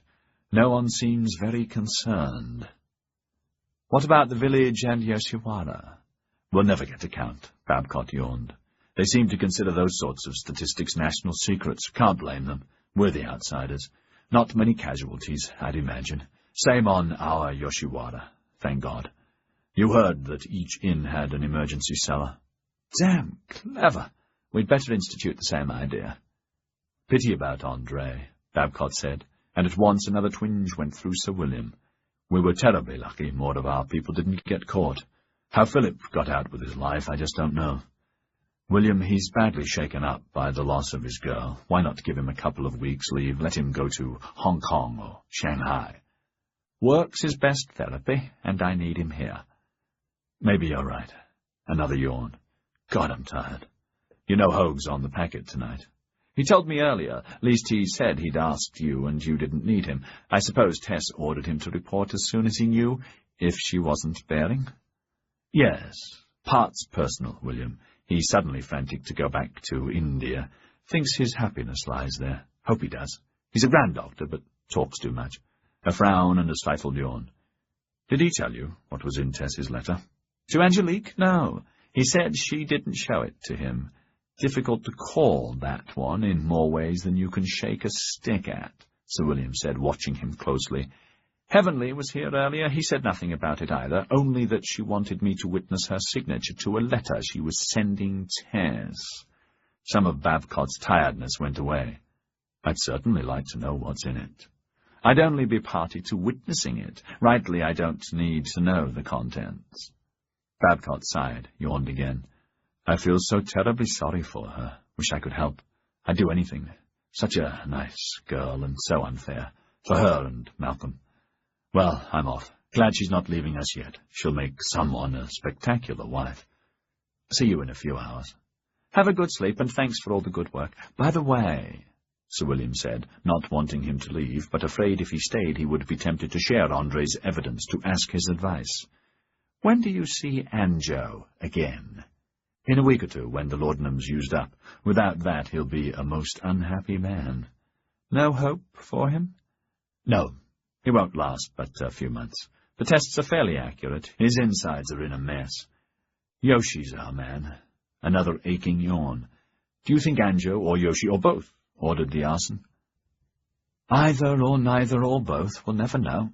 He watched Babcock limp for the door. George, medically, if a woman was sedated, could a fellow take her and she'd not know about it? Babcock blinked and turned back. Fatigue fled. What on earth made you ask that? Just a sudden thought. You mentioned laudanum. A couple of days ago, Zagayev had some wild theories about drugs, the good and bad of them. Could that happen? After a pause, Babcock nodded, not believing that excuse. He knew how subtle Willie's mind was, and wondered the why of the question, but was too smart to ask again. If the dose was strong and the man not savage, yes, no problem. He waited, but Sir William only nodded thoughtfully, so he waved a hand and left. Once more Sir William opened the file. His fingers trembled as he reread Andre's covering letter. It's clear enough. The drug in Kanagawa started the chain of events. George's drug. If she'd awakened, the man would have killed her, no doubt about that. So she was saved, but destroyed. But why didn't the man kill her anyway? Why leave her alive? Doesn't make sense, any of it. And what happened in the French legation that other night when he returned? If it hadn't been for George... And what about George? If he could give her such a drug to help her sleep, to guard her sanity, surely he could easily do the same to Andre, to remove a blackmailer from the woman he clearly loves. An overdose of the same drug. George Babcock? Good God, I must be losing my wits. Impossible for him to do that. Is it? And Angelique? Impossible for her to have done all that. Is it? What the hell do I do? Chapter 60. Excuse me, sir, Bertram said. Miss Angelique's here. Show them in. Then you can leave. Dinner's at 9. Make sure the bell doesn't leave without my dispatches. Yes, sir. It's just her. Mr. Sky's not with her. Sir William eased out of his old chair, tired and feeling bad. Andre's file face down on his desk. She came in, physically as magnetic as always, but different, her face set, and with an undercurrent he could not read. Topcoat, bonnet, and gloves. Black suits her, he thought. Sets off her fair skin, so pretty and young. Younger than Vertinska. Curious, has she been crying? "Good evening. How are you, Angelique?" "Oh, all right, thank you," she said, her voice flat and unlike her usual poised self. "Mr. Sky told you I needed you to verify my signature tonight?" "Yes." He went to his desk, his concentration damaged by the pictures André had painted so vividly. Please, sit down." She obeyed, and as he looked at her, another shadow went past her lovely eyes. "What's the matter?" he asked kindly. "Nothing. This afternoon I heard about André, that he'd been killed. I would have come earlier, but With a visible effort, she brushed that aside, took the envelope from her purse, and laid the paper on the table. "How should I sign it, please?" He steepled his fingers, unsettled that again so soon André's spectre had invaded the room, not at his whim. "I'm not really sure. I understand from Sky you have agreed with Mrs. Tess Struan, amongst other conditions, to renounce your Mrs. title." "Please, you may read the letter if you wish," she said dully. "Thank you, but that's not necessary," he said, resisting his overwhelming impulse to read the short document. "What you agree with her is not my business, unless you need my advice." Numb, she shook her head. "Well then, Sky has a legal theory. I'm not certain if he's correct, but I see no reason against it. You are renouncing the Mrs. title for all time, but as he so rightly pointed out, only after you've signed, so you'd best sign it Mrs. Angelique Struan, nay, Angelique Richaud, and that should cover all possibilities." He watched her concentrate, his mind filled with the appalling story André had related from a fiery grave. Not possible for her to hide so much from us, not bloody possible. "There," she said.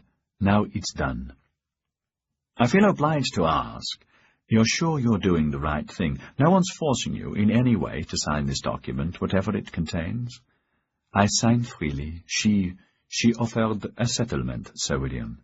The truth is, it is fair.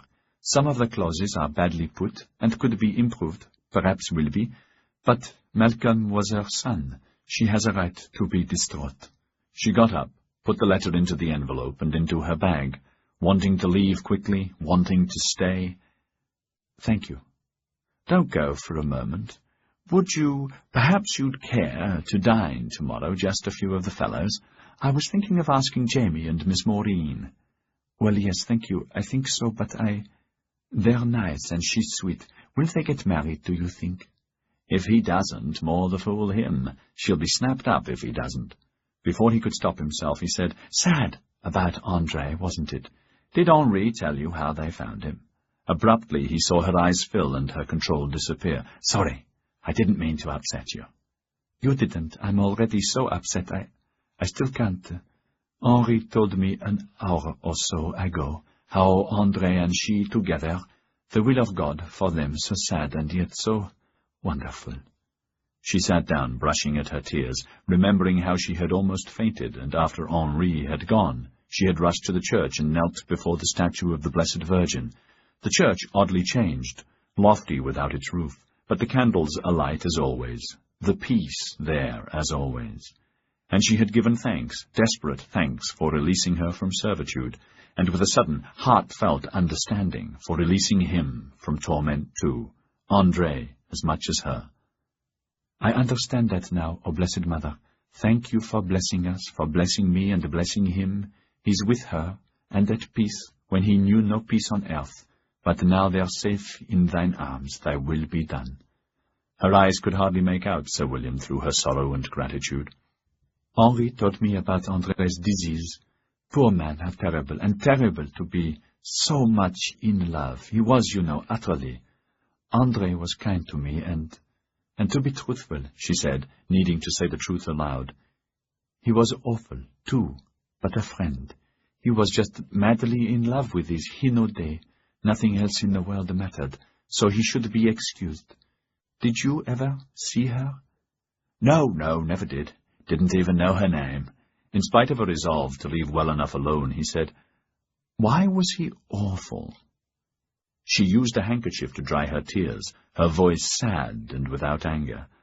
"André knew about my father and my uncle and used it and other things to to put me in his debt and kept asking me for money which I didn't have, making wild promises and, to be honest, threats.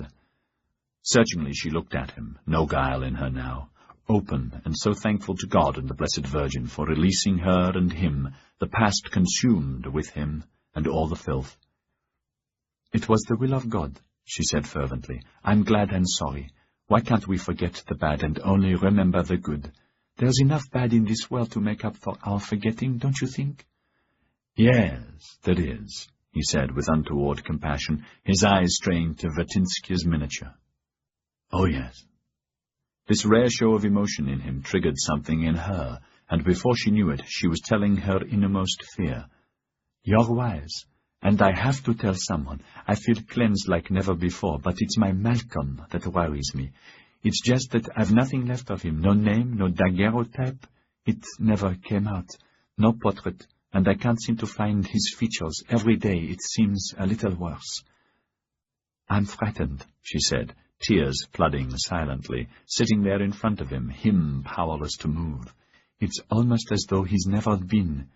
And this whole journey and time in Yokohama is like a théâtre macabre.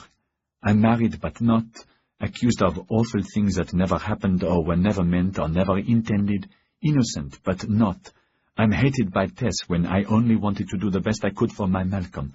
Oh yes, I knew he was vastly eligible, and my father not, and me not, I suppose not. But I didn't do anything to hurt him. He loved me and wanted to marry me, and I tried my best, I swear I did, and now that he's dead, I'm trying so hard to be sensible. I'm alone, and he's gone, and I have to think of the future. I'm frightened. I was a child when I arrived. Now I'm different. It's all too fast, and the worst is I can't remember his face. It's slipping away, and there's nothing. Poor Malcolm." Chapter 61. In the twilight on the edge of no man's land, and in the lee of a half-completed village house, a shadow moved. Then another. 2 men were lurking in hiding, waiting. Somewhere amid the temporary village of lean-tos and shelters and partially built huts, and subdued chattering, a child began to cry, to be quickly hushed. Where once no man's land had been a series of hills and valleys of garbage and castaway junk, most had been consumed, the rest settled deeper into the earth, and over all a thick mat of ash and threads of smoke. Only the brick wellhead was prominent. The first shadow became Philip Tyler, and he rushed for the wellhead, keeping low, and ducked down beside it. Cautiously he examined the surroundings. As far as he could tell, he had not been seen. Across the way, Drunk Town was just smoking rubble and twisted remains, a few isolated fires still smouldering, temporary lean-tos, tarpaulin or canvas shelters. A few men about, quarrelsome, most of them hunched against the cold on upturned kegs, drinking looted beer and spirits. Philip carefully leaned over the edge of the well and whistled. From below there was an answering whistle. He ducked down again, stifled a nervous yawn. In a moment a hand reached the top bricks. Hiraga's head appeared. Philip beckoned him. Silently Hiraga squatted beside him, then Akimoto. Both wore padded jackets and kimonos over loose pants, and carried their swords camouflaged with spare clothing. Warily they ducked down, as 3 men on the Drunk Town side began crossing near where the alley had been, and went down it, picking their way over the remains of the godown. One was singing a sea shanty. Long after they had disappeared, his rolling baritone came up on the wind. "Follow, but be careful." Tyler ran back to the village shadows and stopped beside the other man in the lee of the half-finished dwelling, Jamie McFay. When it was safe, Hiraga and Akimoto joined them, moving much more lithely, silently. Jamie McFay said, "Here, quick!" He opened the sack and handed them rough seaman's clothes, and woolen balaclavas and shoes. They stripped and dressed and put their own clothes into the sack which Akimoto slung on his back. Tyler saw Hiraga slip a derringer into a side pocket. It had taken barely a minute or 2. Jamie led the way along where the village main street had once been, and would soon be again.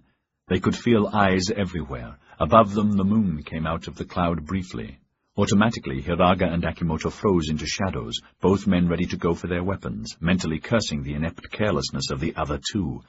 The moon vanished, and they went on. The Shoya's dwelling was 3/4 rebuilt, the shop front empty, but the living quarters behind were temporarily finished and livable. Jamie eased through a pile of beams and shojis and knocked on a makeshift door. It opened and he went in. The others followed into the darkness. The door closed. In a moment a match struck and the wick of the candle caught.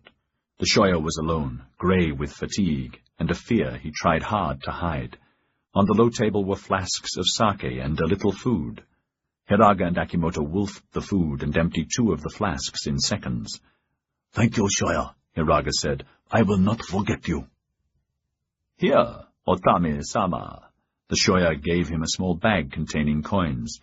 "Here are 100 gold oban and 20 meks." A brush was on the table, the ink tablet prepared beside the paper. Hiraga signed the receipt. "What about my cousin?" "So sorry. This was all I could get so quickly," the Shoya said, with a sidelong glance at Jamie the others missed. "Never mind." Hiraga did not believe him, but then Akimoto had no credit, nor anyone to repay the loan as he did. "Thank you. And please see my guarantor gets this safely." He gave him a small scroll. It was a painstakingly coded farewell note to his mother and father, telling them his plan, and giving them news about Sumomo. For safety it contained no real names. In English he said, "Taira-sama, ready. Here, finish." "Ready, Jamie?" Tyler asked, feeling peculiar, nauseous, not knowing if it was caused by excitement or fright, tiredness or despair. Since the fire, every few minutes Fujiko's face would well up from his subconscious, screaming and in flames. "Best hurry, Otami-sama," he said to Hiraga. Both had agreed never to use Hiraga or Nakama again. "Pull your cap more over your face. Domo, Shoya, matane." "Thank you, Shoya. Good night." He went out onto the street again. When it was safe, he signaled the others. "You lead, Jamie," he whispered. In sudden panic, they slid into the shadows, as a grenadier patrol approached and passed by. Breathing once more, Taira muttered, "They're on the watch for looters, thieves. Wakarimasu ka?" "Wakarimasu." Once more, Jamie hurried ahead, turned, and twisted through the rubble towards the jetty on the other side of the promenade, near the site where the Guardian building had stood. Many men were wandering about, gawking at the damage to the village, and Yoshiwara and Drunk Town, or just numb, too early to sleep yet. Recognizing some of them, he slowed his pace, not wanting to attract attention. Dmitri was amongst them, heading homewards, and he smiled wryly.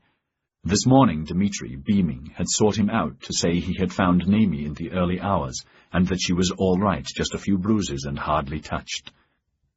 "Thank God for that, Dmitri." The first thing she said was, "Jamie-san, okay." I said yes, and she gave me a hug for you. Then I gave her your message, that you'd find her as soon as possible. "Thanks, that's a load off my mind. I was afraid she was a goner. Eventually I found her in, but it was a heap of ash, our house included. Never did find anyone. Thank God. You remember what I remember, but first I've got to talk to her. She's not a piece of furniture, for God's sake." "Hey, easy, old buddy. Perish the thought. Didn't mean to imply anything." Jamie sighed, picking his way through the wreckage of a sake still, now not far from the promenade. "Dimitri's a good enough fellow," he thought, "but Nemi was special and—" "Oh my God, look," he pointed. A group of weary samurai firefighters were squatted around a bonfire beside the jetty brewing tea. Quickly he weighed the alternatives. There were none. "Can't help it. Come on." As they reached the promenade, Lunk Church reeled out of the darkness. "Jamie," he said dully, "what you going to do? You wiped out like me." He glanced at Philip, hardly noticing the other two. They looked like ordinary Asian seamen of a type abundant in the merchant fleet. "It's a bastard. Maybe it won't be so bad, Barnaby. I've a few ideas. I'll find you tomorrow." Jamie brushed past and walked for the jetty, raised his hat politely to the firefighters and their officer, who absently acknowledged them. The rickety jetty pilings and its wooden walkway went 50 meters into the sea. His heart sank. No waiting cutter and none approaching from the strewn jetty to the north. Out in the bay, Atlanta Bell was alight, swarming with rowboats arriving and leaving. Earlier this afternoon, Jamie had asked McStruan if he could borrow the cutter for a quick trip this evening, to see the captain of the Bell, Johnny Twomast, an old friend. Philip, after leaving Sir William, who had confirmed Hiraga's supposed death, had rushed over to see him, Stumbling over his words with excitement, Philip told them, to his delight, that Hiraga was alive, hidden in a drunk town well, how the man had saved his life last night, laying out his scheme to save him. "We just sneak him aboard the Bell, and no one's the wiser. He's alive.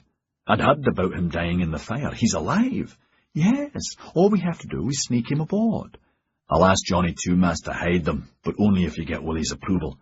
Hiraga is still a mud—" "Hiraga's dead. Nakama, Hiraga, it's all the same, officially. Willie said it. The sergeant confirmed his death in the fire. Nakama's dead and gone forever, so's Hiraga. Getting him out on a ship is the perfect solution, and he's worth saving. We're only helping 2 samurai students to see the world, our world, for a year or so, one of them called Otami. If we get caught, Willie will spit blood. Our blood. There's no reason we should. Otami is Otami. It's his real name, and he's told me about you and the Shoya cooking up all sorts of business deals. You'll be the winner when he comes back. We all will. We've got to help him." Finally, Jamie had agreed, and had seen the Shoya to arrange the loan that he had also guaranteed. By then it was sunset. At sunset, Taira had gone to the well to prepare Hiraga and Akimoto, and now they waited on the jetty. "Where's the cutter, Jamie?" Taira said nervously. "It'll arrive." Feeling highly exposed, the 4 men waited at the end of the jetty near the wobbly, seaweed-slicked steps, all too aware of the nearby samurai, their captain idly swaggering up and down. Hiraga whispered, "Taira-sama, that captain, remember? He in Fossa. Remember him, captain at gate?" "What gate?" "In Yedo. At your big house in Yedo. When first meet." Oh my God. Now it poured back. The tough samurai who had insisted on searching the legation when they had been surrounded and locked in before the evacuation. Hiraga escaping on a stretcher disguised as a smallpox sufferer. "What's up now?" Jamie said. Taira told him. Over Taira's shoulder he could see the officer glance at them. His anxiety increased. "He's too bloody curious." "I recognize him now," Taira was saying. "We'd better— Look, there she is." The cutter was chugging out of the dark, her riding lights on, but dim. The boatswain waved. They waved back. Waves against the pilings threw shards of spray at them. "Get aboard quick as you can," Jamie said, his excitement increasing. Philip had convinced him Hiraga was not an assassin, but a fighter for freedom, and, for himself, he already had seen how useful Hiraga had been. Now he was even more sure how valuable an English-speaking shishi and friend would be in the future, particularly one who had been guided and helped by him. He had prepared a dossier of people to meet in England and Scotland, where to go, what to see, that he was going to explain before the ship sailed. "Philip's a genius," he chortled, glanced back at him and drew in breath sharply. Behind Taira he saw the Japanese officer strolling towards their jetty. "My God, the bugger's coming for us!" They gaped at the man, took a quick look at the cutter. No way could she arrive before he did. We're done for. Hiraga had already decided the same. He tore at the kimonos covering their swords. "Akimoto, we kill him." "Wait, here!" Urgently, Taira handed Hiraga a large envelope that contained letters of introduction to his father and uncle, also a solicitor, and to the dean of his university. "I was going to explain them on the cutter," he said hurriedly. "No time now. Jamie, you do it for me." He looked at Hiraga deeply a last time and stuck out his hand. "Thanks. I'll always be your friend. Come back safely." He felt the strong grip, saw for an instant a smile, then turned and in a cold sweat went to meet the enemy. The captain had already covered half the jetty when Taira planted himself in the middle of the planks and bowed with great formality. A grunt. The man hesitated, his hand on his long sword, then bowed back. When he tried to pass, Taira bowed again and said in his best Japanese, deliberately ponderous, "Ah, Sir Officer, I once say you how samurai men good fight fire. Remembering from Yedo, yes? Please excuse me on behalf my master, head Gai Jin in Nippon. Accept great thank for help save all houses ours." "Yes, thank you. Now I want to see the—" "See? Look there, Sir Officer." Taira pointed at the town and all around, his Japanese dissolving more and more into gibberish as each time the man tried to walk around him he moved into his path. "See what fire Out of the way!" the samurai said angrily, his breath heavy with the stench of daikon, horseradish. "Move!" But Tyra pretended not to understand and flailed his arms to block him, trying to make it appear unintentional and careful not to touch him, saying how awful the devastation was and how well the samurai had performed. Jamie and the others were behind him, so he had no way of judging how much time he had. Then the officer snarled, "Baka!" He saw his face twist with rage and readied for the blow, but at that second he heard Jamie call out, "Cast off, for Christ's sake!" and he was roughly shoved aside as the man ran for the boat. Panting, Tyra picked himself up and, wet with relief, saw the cutter swerving off at full throttle, the other three ducking into the cabin, bosun in the wheelhouse, seaman at the prow. The cabin lights doused the instant the samurai reached the jetty's head, his bellowing shout calling them back, drowned by the engine. The moment before the lights went out and Hiraga and Akimoto turned their backs, Tyra thought he saw their faces clearly. If he did, the officer must have done. "Imagination," Philip gasped, already hurrying away in the fastest walk possible. He raised his hat to the samurai around the fire, who acknowledged him perfunctorily, and by the time he heard the Japanese shout of, "You, come here!" he was swallowed in the crowd. When it was safe, he broke into a trot and did not begin to breathe until he was safe in the legation. "Good gracious, Philip," Bertram said pop-eyed. "You poor dear, what on earth's the matter?" "Oh, fuck off," Tyra said, not over the close call. "Why should he do that?" Sir William asked from his office door, his face taut and voice harsh. Oh, sorry, sir, it was just a pleasantry." An irritable grunt greeted that. "Philip, your brains are addled. Where the devil have you been? There's a note from the Bakufu marked urgent on your desk to translate, a dispatch for Sir Percy to copy that must go with the Atlanta Bell tonight, 4 insurance claims to stamp. I've already signed and approved them. When you've done that, come and find me. I'll either be here or at the jetty, seeing the passengers off." "Well, don't just stand there. Hurry up." Sir William went back into his office and closed his door and leaned against it. Inexorably, his eyes went to Andre's file, neatly centered on his desk. Sadness welled up again. When Angelique had left, he had hardly moved for an hour or more, trying to decide, desperate to be correct, for truly this was a life-and-death issue. His mind had wandered into the byways of his own experience, to his boyhood in England, to the Paris desk, to St. Petersburg, his house there and the garden, and laughing with Vatinska, in spring and summer and autumn and winter, loving her. Then back to England again, to missions in the battlefields of the Crimea, and into swirling, smoky, dark passages that frightened him. He was glad that Philip's voice had drawn him back to normality. Again his eyes wandered over the room, and the fire, and to the file, past that to the lovely young face in the miniature smiling at him. His heart broke, as it always did, and then repaired itself, a little less each time. He went over and picked the miniature up and studied it, every brushstroke already etched on his mind. If I didn't have her portrait, would I have forgotten her face as Angelique did her Malcolm? No answer to that one, Batinska, my darling, he said sadly, near tears, setting it down again. Maybe I would, your face, but never you. Never, never, never you. And much as he tried to go back to live again the time he had been most alive, Andre's file was an iron door between them. God damn him!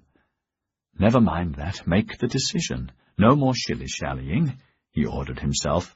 Back to work. Deal with this problem so you can go on to more important matters, like Yoshi and the coming war against Satsuma. You are Her Britannic Majesty's Minister. Act like one.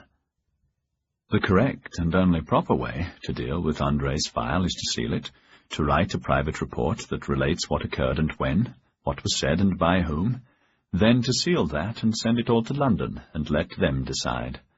Lots of secrets in their vaults and archives. If they want it to be secret, that's up to them. Good. That's the correct, right, and only course.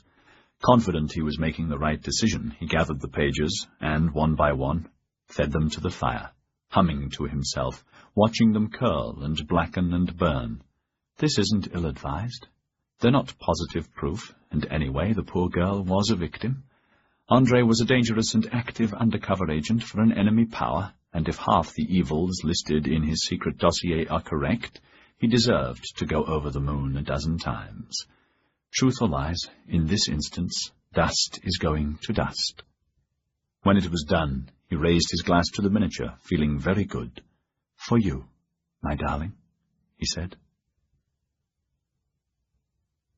Gai Jin, Part 3, by James Clavell, concluded. Chapter 62, the last chapter. It was getting towards midnight when Tyra finally hurried out of the legation and headed for the strewn jetty. His head ached like never before. He had had no time for supper, no time to think about Hiraga or Fujiko, no time to do anything but work. He carried an official HM government dispatch satchel, and in his pocket was the translation that he had done last, and wished he had done first. His pace quickened. The jetty was thronged. A few people were there seeing off the last of the passengers, but most of the men noisily surrounded the Bell's purser, who was accepting last-minute mail for Hong Kong and Shanghai head offices, insurance agents, suppliers, shippers, banks, anyone and everyone who needed to know about the fire and damage. He saw Angelique chatting with Gaunt. On the other side of the crowd, Paladar was talking to some officers who were boarding as passengers, and near the head of the jetty he spotted Sir William in conversation with Maureen Ross. Seeing her immediately reminded him of Jamie and Hiraga, and of his promise to Jamie to clear the students with his superior. He eased through the crowd. "Evening, Miss Maureen. Excuse me, Sir William, but you might want to see this." He handed him the translation. "I'll make sure the dispatches get safely aboard." Quickly he turned away from the purser, not wanting to stay close at hand for the inevitable explosion. The purser was a short, dyspeptic man, and the haphazard queue of men jostling for position around him was still long. Tyra pushed his way to the head, disregarding the "wait your bloody turn," saying, "Sorry, Sir William's orders, HM's business. A receipt, please." All right, what's the bloody rush, eh?" While the purser laboriously entered the shipment in his ledger, Tyra peeked at Sir William, who had moved under the oil lamp and was squinting at the paper. While he watched, the face contorted, the lips began to mouth profanities. Men nearby backed off in shock, not because of the language, but merely because it was so unexpected. He groaned and turned his back. The document was from the Roju, signed Tairo Nori, curt, without the usual flowery phrases, and addressed impudently to the leader of the Gai Jin, so he had translated it as best he could in the same fashion, interpolating it where necessary. "The Roju congratulates you and other Gai Jin on your escape with your lives and little else from fires started by malcontents and revolutionaries. Tomorrow the Kanagawa governor will send 500 coolies to assist in your evacuation of Yokohama, in accordance with clear warnings from the gods, and according to wishes of the Emperor given to you many times. When you return, if you return, give us a long warning. Accommodation will be provided for selected Gai Jin at Deshima, in the port of Nagasaki, from where, as in the past, all future Gai Jin trade and business will be conducted. A cordial communication." "Tyra!" He pretended not to hear, kept his back to Sir William, and accepted the receipt from the purser, the impatient men in the line calling out with degrees of rudeness, "Hurry up, for God's sake, do you want all night? Hurry, there she is!" The empty cutter returning from the Bell was docking. Tyra noticed Jamie was not aboard. The boatswain leaned out of his cabin and bellowed, "All aboard, what's going aboard?" In the heightened bustle, Maureen joined him. "Philip, when will Jamie be back?" "Certainly with the last ferry, if not before," he said, not sure if Jamie had told her of their scheme. "There's an hour or more yet." "Tyra!" "Sorry, got to go." "Yes, sir?" he called out, took a deep breath, mentally girding his loins, and hurried off. "In half an hour, Philip," Sir William began, almost cross-eyed with rage, "in half an hour I'll need you to translate a reply for me extremely bloody accurately indeed." "Yes, sir. By the way, sir—" "Go and find—" "Ah, there he is. Thought I saw him." One look at Sir William's face was enough to cause the crowd to fall silent and part for him instantly, all ears. "Paladar, get the dragoons. I want you to deliver a cordial communication to the Kanagawa governor. At once." "Tonight, sir?" Paladar gaped at him, saw the expression on his face, and added hastily, "Oh, yes, sir. Sorry, sir. Right away, sir."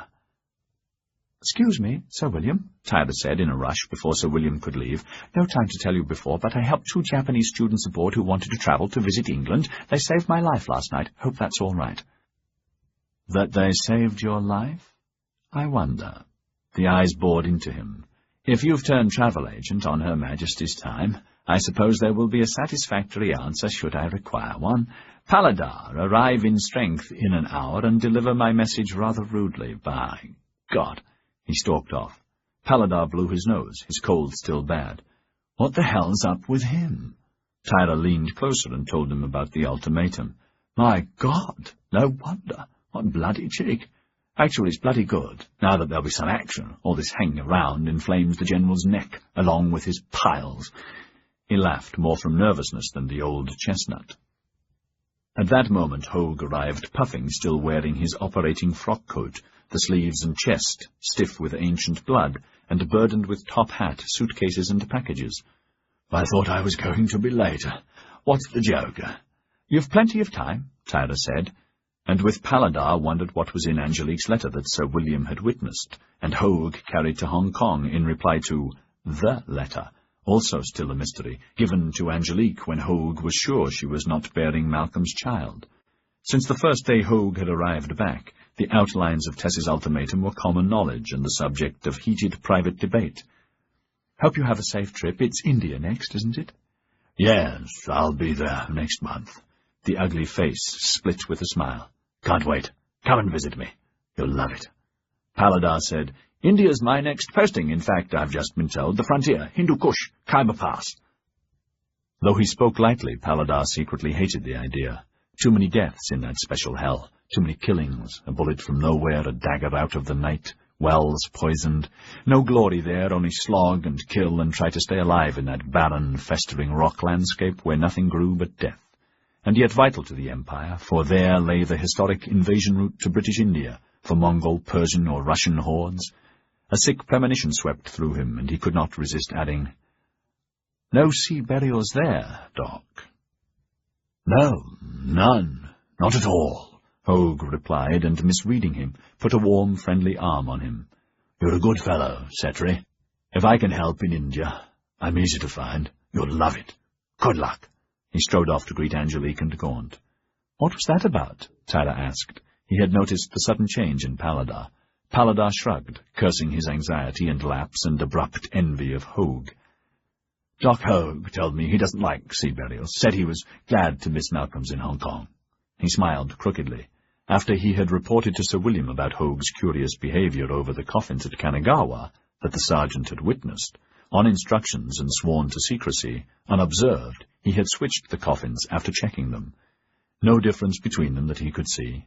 So the coffin sent by Prancing Cloud to Hong Kong had contained Malcolm Struan, and the one Hogue, Angelique, Jamie, and Skye had buried was that of the villager, as Sir William had ordered. Pity Malcolm got chopped, he said, his voice raw. Life's curious, eh? You never know when it'll happen. Tyler nodded, Paladar's depression unusual. Liking him, his own guard slid away. What's up, old man? Nothing. You were bloody lucky last night, weren't you? Getting out of... Shadows rushed over Tyler's face, and Paladar swore at himself for his stupidity. Sorry, Philip, didn't mean to upset you. Don't know what's got into me tonight. You heard about... For the life of him, Tyler could not say Fujiko's name, his grief scalding, driving him down in quantum depths where he had never been before. His mouth said, trying to sound brave, When something like that, something awful happens, my old man used to... I had a sister who got measles and died when she was 7, such a pretty little girl we all loved. My old man always used to say, These things are sent to try us. You cry, and you pick yourself up and say it was God's will, and try not to hate him. He felt the tears running down his cheeks and did not care. His feet took him away down to the shore, and there, alone with the surf and the sky and the night, he thought about Fujiko truly, remembering her with all his passion, then put her into a little box, and put the box safe beside his heart. Aboard Atlanta Bell, Captain Two-Mast was saying, All right, Jamie, I give them passage, whatever Mrs. Struan decide, but you know her, she's not given to large ass. Just give her my letter when you arrive in Hong Kong. Jamie had told Two-Mast the truth about Otami and his cousin, not wanting to get his friend into trouble, and had gone surety for their passage money there and back, if Tess did not agree to his proposal, to advance it to them with prudent introductions in England and Scotland, against a 50-50 joint venture he would form and run to take advantage of anything he could create from them on their return. He had written, "I know it's a long shot, Mrs. Struan, but Otami is as smart as they come, well connected as far as I can ascertain, and represents the future in Nippon. Should you not agree, please take their passage money out of the most generous golden gift you have given me. In the meantime, Albert McStruan is doing well. Your property and buildings here were untouched in the fire, and all is poised for a good future. I will continue to help if he asks. Last, may I say, be careful of Brock's new manager, Edward Gaunt. He's a good, brave man, but a dangerous rival." "This is going to be expensive, Jamie," Two-Mast said. He was a lean, short, hard-faced seaman with dark hair and brown eyes and leathery skin. "At least £100. Is it worth the risk?" "It's her ship. Passage costs are nothing." "It's still expensive, and she looks after the pence as well as the pounds." "Never mind, it's up to her. I'll cash your sight draft in London town if she doesn't foot the bill. You're sure your Japos understand they're to obey me?" "Yes, I've told them that on board your king, a daimyo. They're to obey you and stay aboard until you disembark them in London. But, Johnny, treat them like nobs. You'll be rewarded." Two-Mast laughed. "Yes, but in heaven. Never mind, I owe you 1 or 2 over the years past, so I'll do it." "Thanks." Jamie looked around the cabin. Small, a bunk, chart table, table to seat 4, neat, tough, seaworthy, like Johnny Two-Mast, originally Norwegian, and a cousin of Sven Orloff, the hunchback, who was master of the Struan fleet after Dirk Struan. Atlanta Belle, a 1,000-ton merchant steamer, could sleep 4 first-class passengers, 10 second, 50 steerage, with room for substantial cargo. "Where will they bunk?" "With the crew. Where else?" "Can you give them a cabin? I don't mind how small." "We've a full house, and they'll learn fast with the crew. Learn our ways. Have to." "Give them a cabin at least until after Hong Kong. I don't want either recognized." Johnny Two-Mast said, "They can have the third mate's cabin. It's got 2 bunks. Are they armed, Jamie?" "Sure they're armed. They're samurai." "No arms, not samurai, by God." Jamie shrugged. "Tell them, but please treat them as nobs, not natives. Strange, but nobs. Important Japanese they are, you know." "Mister," the captain called out, "send them in." Hiraga and Akimoto came in, well briefed by Jamie. "Which one of you speaks English?" "I do, Ajin-sama. Otami-sama." "Mr. McFay here is guarantor for you, Otami-sama, for your good behavior all the way to London. You agree to obey me, to stay aboard if I say so, to go ashore and come back as I say, until London town. Obey me as if I was your chief, your daimyo." "We agree to do what Anjin-sama say," Hiraga said carefully. "Good, but no arms while aboard. I want all swords, guns, knives. They'll be returned to you." Two-Mast saw the flash of anger and marked it. "You agree?" "What if men attack us?" "If my men attack you, use your fists till I arrive. They'll be warned, 50 lashes for each man if they start it. You don't start it. Understand?" "No, so sorry." Jamie explained how the seaman would be tied to the rigging and flogged for disobeying. Appalled by the cruelty, Hiraga passed this on to Akimoto, then said, "But, Anjin-sama, you no fear? If men are free on ship after such insult, no afraid this man assassin you?" Johnny Two-Mast laughed. "He'd hang, sure as God made the little green apples. Mutiny's punishable by death. I'll order the crew not to pick on you. You don't pick on them. That's important too, understand?" "Understand, Anjin-sama," Hiraga said, understanding only partially, his head aching. "Any trouble, come to me. No fighting unless you're attacked. Your weapons, please." Reluctantly, Hiraga gave over their bundled swords, and the derringer. "Mister?" The cabin door opened. "Yes, sir." "These 2 will have the third mate's berth. I'll show them." Jamie got up and offered his hand to Hiraga. "Safe journey. You can write any time you like. And to Philip. To Taira-sama. As I told you, I'll write you care of my bank, the Hong Kong bank in the mall. It's all in the papers I've given you, along with how to receive or collect mail. Don't expect a reply for 4 months. Good luck." and safe return. They shook hands. Jamie did the same with Akimoto.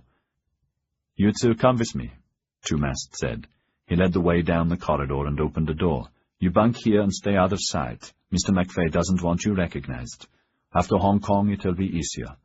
He closed the door. In silence, Hiraga and Akimoto looked around. It was more of a cupboard than living quarters, barely enough room to stand together. A gimbaled oil lamp spluttered dully. 2 dirty bunks, one above the other, against a bulkhead, drawers below. Soiled straw mattresses and wool blankets. Stench. Gumboots, unwashed clothes scattered. Storm macintoshes hanging on pegs. What are those for? Akimoto asked, numbed. Some sort of clothing, but so stiff. How would you fight in those? I feel naked without swords. I feel like death, not just naked. The deck rolled under their feet, and they heard men shouting orders on deck and others shantying, preparing the ship for sea, the engine loudly vibrating the deck and bulkheads, increasing their discomfort. The smallness of the space and unpleasant smell of coal smoke and oil, stale air and staler bedding bore down on them. Again the deck pitched as she swung on an anchor, and Hiraga lurched against the bunks and sat on the lower one. Do you suppose we sleep on these? Where else? Akimoto muttered. Sharp-eyed, he moved the crumpled blanket aside. All corners of the mattress were splotched with colonies of bedbugs, alive and dead, the rough canvas streaked with old blood where generations had been squashed. He managed not to be sick. Let's go ashore, he croaked. I've had enough. No, Hiraga said through his own dread. We have achieved a miracle. We have escaped Bakufu and Yoshi, and we're launched into the enemy's heartland as guests. We can spy out their secrets and learn how to destroy them. Learn what? How to flog a man to death? How to live in this cesspit for months? Did you see how the captain rudely walked off without returning our bow? Come on, even if I have to swim ashore. Akimoto grabbed the door handle, but Hiraga caught him by the shirt and dragged him back. No. Akimoto snarled at him and broke free to crash against the door, with no room even to struggle, then shouted, You're not one of us, you're Gai Jin infected. Let me go, better to die civilized than to live like this. Suddenly Hiraga was petrified. Time stood still. For the first time he completely understood the enormity of what he had launched them into. The outside, the barbarian world, away from everything civilized, leaving everything worthwhile behind. Sonojoy and Choshu and Shishi and family, leaving no wife and sons. Ah, my brave and so wonderful Sumomo, how you are missed. You would have made my living easier, but now... His limbs began to tremble, heart hammering, breath choking, every part of him screaming at him to flee this hell that represented everything he detested. If London was like this, anything was better, anything. He shoved Akimoto out of the way and lunged for the door, but stopped. No, he gasped. I will bear this, I will. I'll bear it for Sonojoy. We must for Sonojoy, cousin.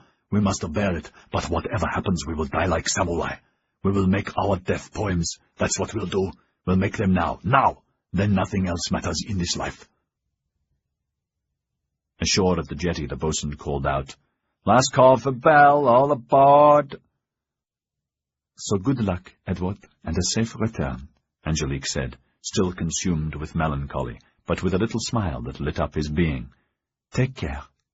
After leaving Sir William earlier, she had finished her tears in the privacy of her suite. So much to cry over these days, she thought. Where do all the tears come from? And yet, when the heartache had passed, she was clear-thinking and clear-headed again. Once more in control, she had gone downstairs, and again in privacy had met Gaunt. They had said everything that needed to be said. The strength and confidence and love he radiated had pushed away the bad. Edward is good for me, she thought, looking up at him.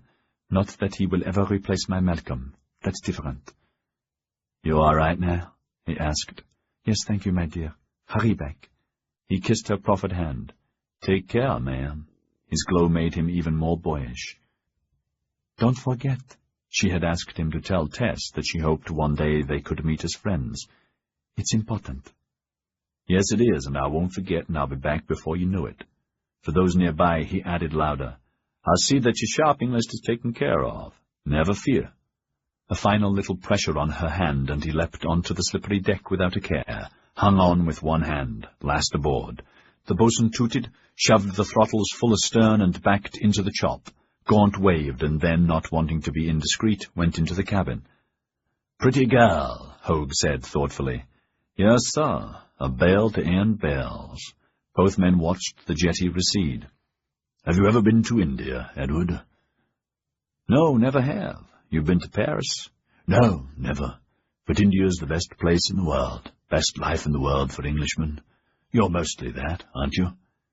In his mind, Hogue could see himself arriving at her family house that was behind high walls, brown and dusty outside, but inside cool and green, the sound of the water fountain mingling with laughter that permeated the main house and the servants' quarters, together with friendliness and the peace possessed by everyone, because of their utter belief in birth and death and rebirth, in never-ending succession, until, through the mercy of the Infinite, they would reach Nirvana, the place of heavenly peace. "Arjumand will be there," he thought. "Oh, how I hope I can find my way there, too." His eyes focused on the jetty, on Angelique and others, all people he would probably never see again. Now Angelique waved a last time, then strolled over to Maureen Ross, who was waiting by the lamp. "I hope they become friends," he thought, wondering about them. In a moment they and the jetty became part of the night. "Angelique's correct, to bend to Tess," he thought. Not that she had any option. Absently his fingers made sure her affidavit was safe in his pocket. Sad about Malcolm. Tragic. Poor Malcolm, diligently working all his life for something he would never have, would never be. Malcolm Struan, the taipan who never truly was, all his life like a snowblind man in a blizzard, searching for a white tent that was never there. Sad about Malcolm, don't you think? But Gaunt was no longer beside him. He looked around and saw he had gone on deck, and, his back to Yokohama, was watching the bell ahead, hatless, the wind ruffling his hair. Why the smile, and what's behind it? He asked himself. So hard, and yet something strange about that young man. Is he a king in the making, or a man bent on regicide? Most people on the jetty had wandered off. Angelique was beside Maureen near the lamp, watching the bell and disappearing cutter. Soon they were alone, but for Chen and Vargas, who were talking quietly with one another, waiting to unload the cutter, should it be necessary, and, unasked, to chaperone the two women. Maureen, Angelique glanced at her. Her lovely smile faded, noticing how unhappy her new-found friend looked. What's the matter? Nothing. Well, no, it's... Really, dinna concern yourself. It's just that I haven't seen Jamie all day. He's been busy, and I had something important. The words trailed off. I'll wait with you if you like. Even better, Maureen, why not come with me? Let's wait in my suite and watch from my window. We'll see the cutter in plenty of time to meet her. I think I'd rather wait here. Angelique firmly took her arm. What is it? What's the matter? Can I help? No, I don't think so, dear Angelique. It's just that... Maureen hesitated again, then stammered. Oh, God, I didn't want to burden you, but his mistress came to see me this afternoon. From the Yoshiwara? Yes, she came to kowtow, to bow, she said, and tell me not to worry because she's looked after him perfectly, and she wanted to ask in future, should she present her bill to me monthly or yearly? Angelique's mouth dropped open. She did? Yes. Maureen looked green under the oil light and stuttered. She also said that if there was anything I wanted to know about Jemmy, as she called him, about his bed habits, positions, and so on. As I was a virgin and wouldn't know these things, she'd be happy to oblige in detail, because she was a professional of second rank, and promised to give me a picture book called a pillow book, and she would mark his specialities, but not to worry, because Jemmy was well practiced, and she called it his one-eyed monk, was in perfect order. There now, you know it all. Angelique was flabbergasted. Mon Dieu, you poor dear, how awful. But she speaks English too? No, an almost incoherent mixture of gibberish and pidgin and some of Jamie's words, but I understood her key points perfectly well indeed. It seems she's been his doxy for a year or more. She was tiny, not at all pretty, not 5 foot, and I said, I didn't know what to say, so I remarked on her size, how small she was, and the hussy guffawed and said, "Plenty big enough, Jamie tight-tie, on back, fit always, same. Here, you lucky womans." "Oh, mon Dieu. Quite? What do I do?" Angelique found her own head buzzing. "You could... No, that wouldn't do. Perhaps I could... No, I canna. It's too much. What if you..." Angelique shook her head. Impotently she stared at her, and at that moment Maureen looked at her, each seeing herself in the other, the same shock, revulsion, repugnance, contempt, fury, written clearly on both faces. For a moment they were frozen, then Angelique snickered. In a second Maureen did the same, and then they were choked with laughter. Chen and Vargas peered across at them, the peals of laughter mixing with the waves on the shore, and those that battered the pilings. Angelique wiped away these, the first good laughter tears she had had in such a long time. "He's one-eyed." Again they were convulsed, shrieking with laughter until their stomachs hurt and they hung on to one another. As suddenly as the laughing fit arrived, it went away. An ache remained. "It's funny, Maureen, but not funny at all." "Yes, not funny," Maureen said heavily. I want to go home now. I thought I could deal with the Yoshiwara. Jamie's no different from other men, but I canna. I know that now. I canna face this life where the Yoshiwara is and will ever be, and like it or not, Angelique, in a year or two the bairns, the children arrive, and a few years after he'll think us old, whoever he is, and we will be old. Our hair will be grey and teeth fall out, and whoever he is, he will turn away. A woman's lot is not a happy one. I wish I was aboard Atlanta Bell now, going home. Not here, not here. I'm going home anyway, as soon as I can, I've decided. Think about it. Don't tell him tonight. It's better to see it tonight. It's better. Angelique hesitated. I'll wait till we see the cutter, then I'll leave. Thank you. I'll be sorry to leave you, now that we've met. I've never had a real friend. Maureen put her arms in hers and looked back at Atlanta Bell. "Ay, yeah," Chen was whispering disgustedly in Four Village dialect that he and Vargas spoke fluently. "Why can't those two whores be sensible and wait indoors until the cutter arrives? Then we don't have to wait in the cold either." "Jimmy won't be pleased to hear you call her that. Fortunately, he doesn't speak this dialect or even the Cantonese, and anyway, I wouldn't call her whore in front of him or any foreign devil, though that's what we call all day women, as you know. Nor would I use such blunt words around them. I'd use morning or flower, or one of 1,000 other names which we both know means whore, but foreign devils think means morning flower." Chen chortled, warm in his long padded jacket. He looked up at the sky as the moon came briefly through the overcast. "That morning flower thinks she'll be a jammy tai-tai." Again he chortled. "She never will be." "No, not after today," Vargas said gloomily. "She's the right size for him. Time he was married, and it would have been good to have children here." Vargas missed his own, 6 of them, that he had left with his 2 wives in Macau, until he could afford a house of his own here. What about Missy Tai-Tai and the Shanghai Gorant? Will he increase her money? If he does, it will be for his benefit, not hers. What I want to know is what's in those papers. What papers? The ones Lana saw when Willem Taipan was dozing by his fire. The ones from Long Pointed Nose. Dune Lomo, that Lan can't read French. Willem Taipan was in plenty shock, so Lana said. What would Pointed Nose send Willem from the grave? Chen shrugged. Trouble for Monsieur Tai-Tai. Perhaps it was about Dark of the Moon, eh? That's only a rumor. Chen said nothing, keeping that secret as Noble House Chen had ordered after Malcolm's death.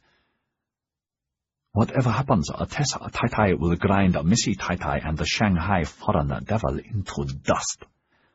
Oh, what have you heard? Chen rolled his eyes.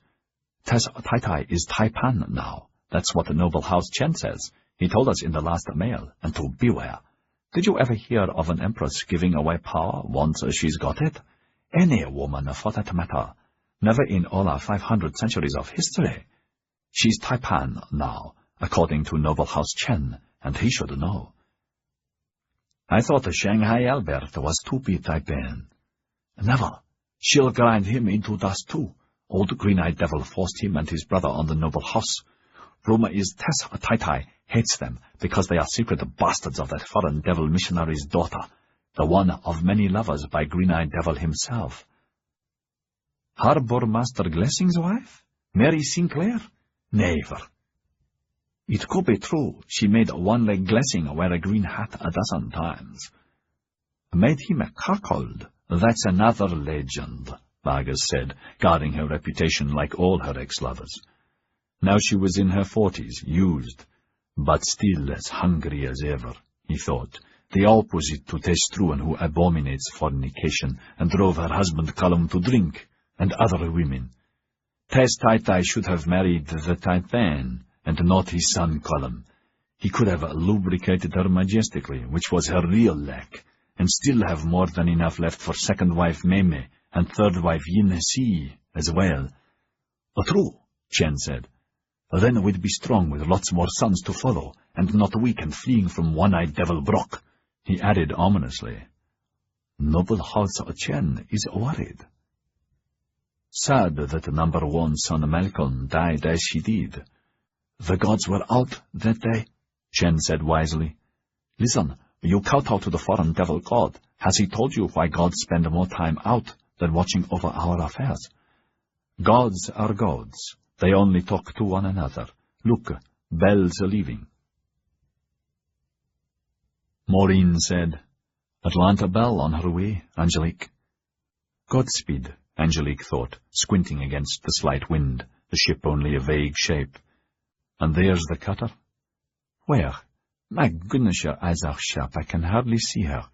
Angelique gave Maureen's arm a friendly squeeze. I'm sure you and Jemmy will. She saw the color had gone out of her. Don't worry, Maureen. It will be all right, I'm sure. Maureen muttered, I do not think I can face him now. Then you run off. I'll say you had a headache and we'll see him tomorrow. That will give you time to think. It will be better tomorrow. Tonight, tomorrow, my mind's made up, Maureen said. Both women watched the cutter's riding lights becoming steadily more visible. In a little while they could make out the tall figure of Jamie in the cabin lights. He was alone. Angelique said, Night, Maureen. I'll see you tomorrow. No, please stay. I cannot do it alone. Please stay. The cutter was barely 50 meters from the jetty. They saw Jamie lean out of the window and wave. Maureen did not return the salute. Behind them, the oil lamps were fine along the promenade, and in the big houses and warehouses that had remained untouched. Somewhere men were singing. Over at the French legation, Vavin was playing the flute. Maureen's eyes were fixed on the approaching man. Again he waved, then swung on deck. Maureen, he hollered, clearly so happy to see her. Angelique glanced back at her and saw Maureen's eyes soften, and knew she was forgotten. Rightly so, she thought, and smiled to herself. Maureen will weep and rave and swear she's leaving, but she won't. She'll make him suffer, but she will forgive him and never forget, and stay. She'll stay because she loves him. How silly we women are. Quietly, unnoticed, she walked away, glad to be alone. The night was pleasant. In the bay the bells were sounding the hour. Out to sea, beyond the headland, her emissary was launched aboard Atlanta Belle, on his voyage of conquest, a voyage of no return for both of them, and for the enemy, the woman of Hong Kong. Edward will squeeze that awful woman, and we'll live happily ever after. We'll spend more than 2 months every second year in Paris. We'll summer in Provence, and I will start a dynasty, with 5,000 guineas of my own.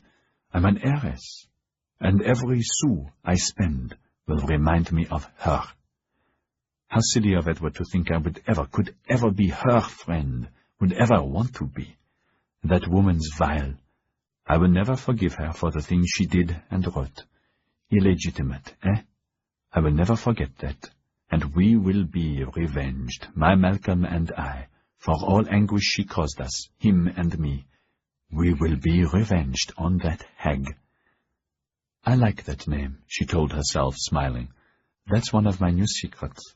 That's what I knew she was from the first moment I met her, and during the few times we met and times we dined, barely talking to me, always disapproving of me much as I tried. She's a hag. Even though she's 37, she is and always will be Hag Struan to me.